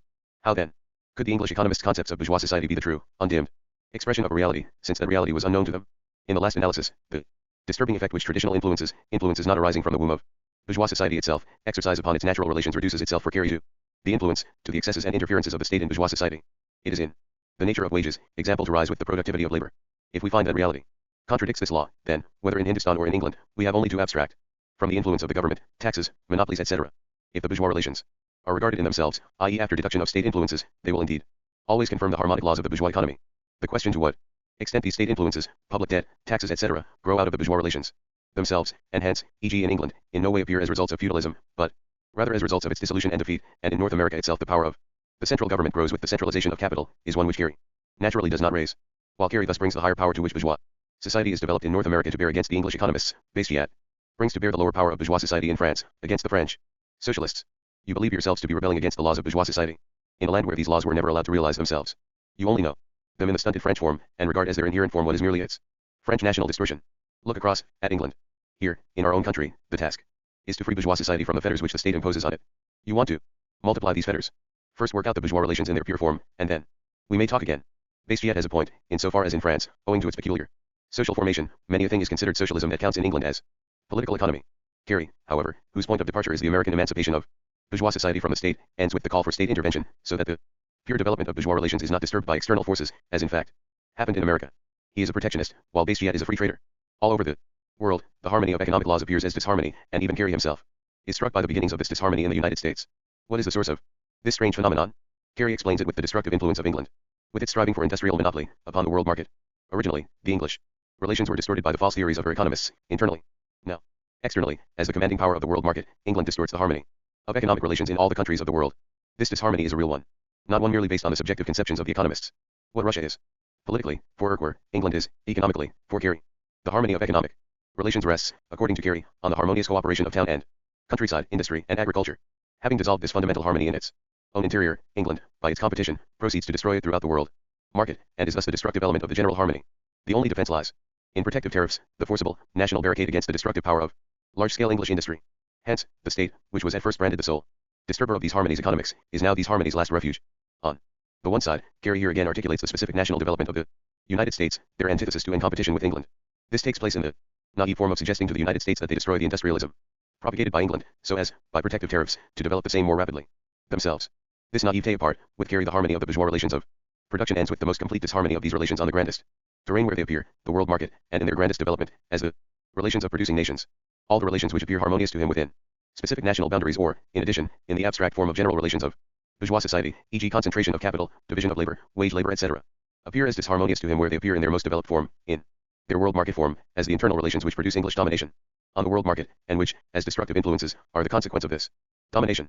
If patriarchal gives way to industrial production within a country, this is harmonious, and the process of dissolution which accompanies this development is conceived in its positive aspect alone. But it becomes disharmonious when large-scale English industry dissolves the patriarchal or petty bourgeois or other lower stages of production in a foreign country. The concentration of capital within a country and the dissolving effect of this concentration present nothing but positive sides to him. But the monopoly of concentrated English capital and its dissolving effect on the smaller national capitals of other countries is disharmonious. What Carey has not grasped is that these world market disharmonies are merely the ultimate adequate expressions of the disharmonies which have become fixed as abstract relations within the economic categories or which have a local existence on the smallest scale. No wonder, then, that he in turn forgets the positive content of these processes of dissolution, the only side he recognizes in the economic categories in their abstract form, or in the real relations within the specific countries from which they are abstracted, when he comes to their full appearance, the world market. Hence, where the economic relations confront him in their truth, i.e. in their universal reality, his principled optimism turns into a denunciatory, irritated pessimism. This contradiction forms the originality of his writings and gives them their significance. He is equally an American in his assertion of the harmony within bourgeois society, as in his assertion of the disharmony of the same relations in their world market form. In Bastiat, none of this. The harmony of these relations is a world beyond, which begins just at the point where the boundaries of France end, which exists in England and America. This is merely the imaginary, ideal form of the un-French, the Anglo-American relations, not the real form such as he confronts it on his own land and soil. Hence, as with him the harmony in no way arises out of the abundance of living observation, but is rather the flat, stilted product of a thin, drawn, antithetical reflection. Hence the only moment of reality with him is the demand that the French state should give up its economic boundaries. Carey sees the contradictions in the economic relations as soon as they appear on the world market as English relations. Bastiat, who merely imagines the harmony, begins to see its realization only at the point where France ceases, and where all nationally separate component parts of bourgeois society compete among one another liberated from the supervision of the state. This ultimate among his harmonies, and the presupposition of all his earlier, imaginary ones, is however itself in turn merely a postulate, which is supposed to be realized through free trade legislation. Thus, while Carey, quite apart from the scientific value of his researches, has at least the merit of articulating in abstract form the large-scale American relations, and, what is more, of doing so in antithesis to the old world, the only real background in Bastiat would be the small scale of the French relations, which everywhere poke their long ears through his harmonies. Still, this meritorious contribution is superfluous, because the relations of so old a country are sufficiently known and least of all required to become known by so negative a detour. Carey is rich, therefore, in, so to speak, bona fide research in economic science, such as about credit, rent, etc. Bastiat is preoccupied merely with pacifying paraphrases of researches ending in contrasts, hypocrisy of contentment. Carey's generality is Yankee universality. France and China are equally close to him. Always. The man who lives on the Pacific and the Atlantic. Bastiat's generality is to ignore all countries. As a genuine Yankee, Gary absorbs from all directions the massive material furnished him by the old world, not so as to recognize the inherent soul of this material, and thus to concede to it the right to its peculiar life, but rather so as to work it up for his purposes, as indifferent raw material, as inanimate documentation for his theses, abstracted from his Yankee standpoint. Hence his strayings and wanderings through all countries, massive and uncritical use of statistics, a catalogue-like erudition. Bestiat, by contrast, presents fantasy history, his abstractions sometimes in the form of arguments, another time in the form of supposed events, which however have never and nowhere happened, just as a theologian treats sin sometimes as the law of human existence, then, at other times as the story of the fall from grace. Hence both are equally unhistorical and anti-historical. But the unhistoric moment in Carey is the contemporary historic principle of North America, while the unhistoric element in Bestiat is a mere reminiscence of the French 18th century manner of generalizing. Hence Carey is formless and diffuse, Bestiat affected and formally logical. The most he achieves is commonplaces, expressed paradoxically, ground and polished into facets. With Carey, a couple of general theses, advanced in schoolmasterly form. Following them, a shapeless material, compendium, as documentation, the substance of his theses in no way digested. With Bestiat, the only material, abstracting from a few local examples, or whimsically refashioned English trivia, consists in the general theses of the economists. Carey's chief antithesis, Ricardo, in short, the modern English economists. Bestiat's, the French socialists. 14 on wages. The following are Bestiat's main theses. All men strive for constancy of income, fixed revenue. Truly French example. 1. All men want to be civil servants or make their sons civil servants. P. 371. Wages are a fixed form of remuneration, P. 376, and hence a very perfect form of association, in whose original form the aleatory predominates, insofar as all the associated are subject to all the risks of the enterprise. If capital takes the risk on its own account, the remuneration of labor becomes established under the name wages.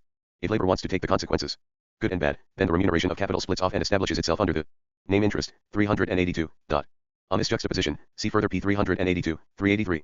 However, while the aleatory originally predominates in the worker's condition, the stability of wage labor is not yet sufficiently secured. There is an intermediate degree which separates the aleatory from stability.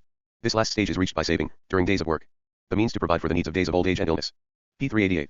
The final stage develops by means of mutual aid societies, LOCCIT, and in the final instance by means of the workers' retirement fund. P. 393.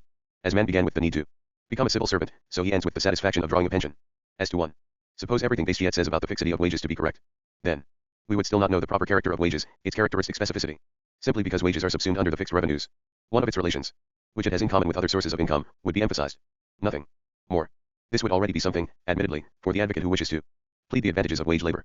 It would still be nothing for the economist who wishes to understand the peculiarity of this relation in its entire scope. A one-sided characterization of a relation, of an economic form, so as to make it the object of panegyrics in contrast to the opposite form, this cheap practice of lawyers and apologists is what distinguishes the logician, Bestiat. Thus, in place of wages, put, fixed income. Is a fixed income not a good thing? Does not everyone love to count on a sure thing? Especially every petty bourgeois, narrow-minded Frenchman? The ever-needy man. Human bondage has been defended in the same way, perhaps on better grounds. The opposite could also be asserted, and has been asserted. Equate wages to non-fixedness, i.e. progression past a certain point. Who does not love to get ahead, instead of standing still? Can a relation be bad which makes possible an infinite bourgeois progress? Naturally, Bestiat himself in another passage asserts wages as non-fixedness. How else, apart from non-fixedness, would it be possible for the worker to stop working, to become a capitalist, as Bestiat wishes? Thus wage labor is good because it is fixedness, it is good because it is non-fixedness, it is good because it is neither one nor the other, but both at the same time. What relation is not good, if it is reduced to a one-sided characterization and the latter is regarded as position, not as negation? All opportunist chattering, all apologetics, all philistine sophistry rest on this sort of abstraction. After this general preface, we come to Bestiat's actual construction. Only, be it noted, in passing, that his rural sharecropper, 109, this type who combines in himself the misfortune of the wage laborer with the bad luck of the small capitalist, might indeed consider himself fortunate if he were put on fixed wages. Proudhon's descriptive and philosophical history hardly holds a candle to that of his opponent Bestiat. The original form of association, wherein all the associates share all the risks of chance, is followed, as a higher stage of association entered into voluntarily by both sides, by a form in which the worker's remuneration is fixed. We will not call attention here to the genius of a procedure which begins by presupposing a capitalist on one side and a worker on the other, so as then, afterwards, to let the relation of capital and wage labor arise between them by their mutual agreement. The form of association in which the worker is exposed to all the chance risks of the business, in which all producers are equally exposed to these risks, and which immediately precedes the form of wages, where the remuneration of labor gains fixity, becomes stable, as thesis precedes antithesis, is, as Bestiat tells us, the state in which fishing, hunting, and herding form the dominant forms of production and society. First the wandering fisherman, hunter, herdsman, and then the wage laborer. Where and when has this historic transition from the semi-savage state into the modern taken place? If at all, then only in the burlesque. In real history, wage labor arises out of the dissolution of slavery and serfdom, or of the decay of communal property, as with Oriental and Slavonic peoples, and, in its adequate, epoch-making form, the form which takes possession of the entire social being of labor, out of the decline and fall of the guild economy, of the system of estates, of labor and income in kind, of industry carried on as rural subsidiary occupation, of small-scale feudal agriculture, etc. In all these real historic transitions, wage labor appears as the dissolution, the annihilation of relations, in which labor was fixed on all sides, in its income, its content, its location, its scope, etc. Hence as negation of the stability of labor and of its remuneration. The direct transition from the African's fetish to Voltaire's supreme being, or from the hunting deer of a North American savage to the capital of the Bank of England, is not so absurdly contrary to history as is the transition from bestiates fisherman to the wage laborer. Furthermore, in all these developments there is no sign of voluntary changes arising from mutual agreement. This construction, in which bestiate dishonestly conjures up his flat abstraction in the form of a historic event, is quite of the same rank as the synthesis in which the English friendly societies and the savings banks appear as the last word of wage labor and as the suspension of all social antinomies. Thus the historic character of wage labor is non-fixity, the opposite of bestiates construction. But how did he come at all to construe fixity as the all-compensating aspect of wage labor? What led him to the wish to present wage labor in this form, historically in other forms of society and of association, as a higher form of the remuneration of labor? All economists, when they come to discuss the prevailing relation of capital and wage labor, of profit and wages, and when they demonstrate to the worker that he has no legitimate claim to share in the risks of gain, when they wish to pacify him generally about his subordinate role vis the capitalist, lay stress on pointing out to him that, in contrast to the capitalist, he possesses a certain fixity of income more or less independent of the great adventures of capital. Just as Don Quixote consoles Sancho Panza with the thought that, although of course he takes all the beatings, at least he is not required to be brave. Thus an attribute which the economists attach to wage labor in antithesis to profit is transformed by bestiate into an attribute of wage labor in antithesis to earlier forms of labor, and as progress relative to the remuneration of labor in these earlier relationships. A commonplace which takes up the standpoint of the prevailing relation, which consoles one of its sides towards the other, is taken out of this relation by Mr. Bestiate and turned into the historic foundation of this relation's origin. In the relation of wages to profit, wage labor to capital, say the economists, wages have the advantage of fixity. Mr. Bestiate says this fixity, i.e. one of the aspects of the relation of wages to profit, is the historical foundation on which wage labor arose, or is an attribute of wages in antithesis not to profit, but rather to the earlier forms of the remuneration of labor, hence on which profit, hence the whole relation arose. Likewise, thus a truism about one facet of the relation of wages and profit is surreptitiously transformed for him into the historic basis of this whole relation. This happens because he is constantly preoccupied by reflections upon socialism, which latter is then dreamed to be everywhere the first form of association.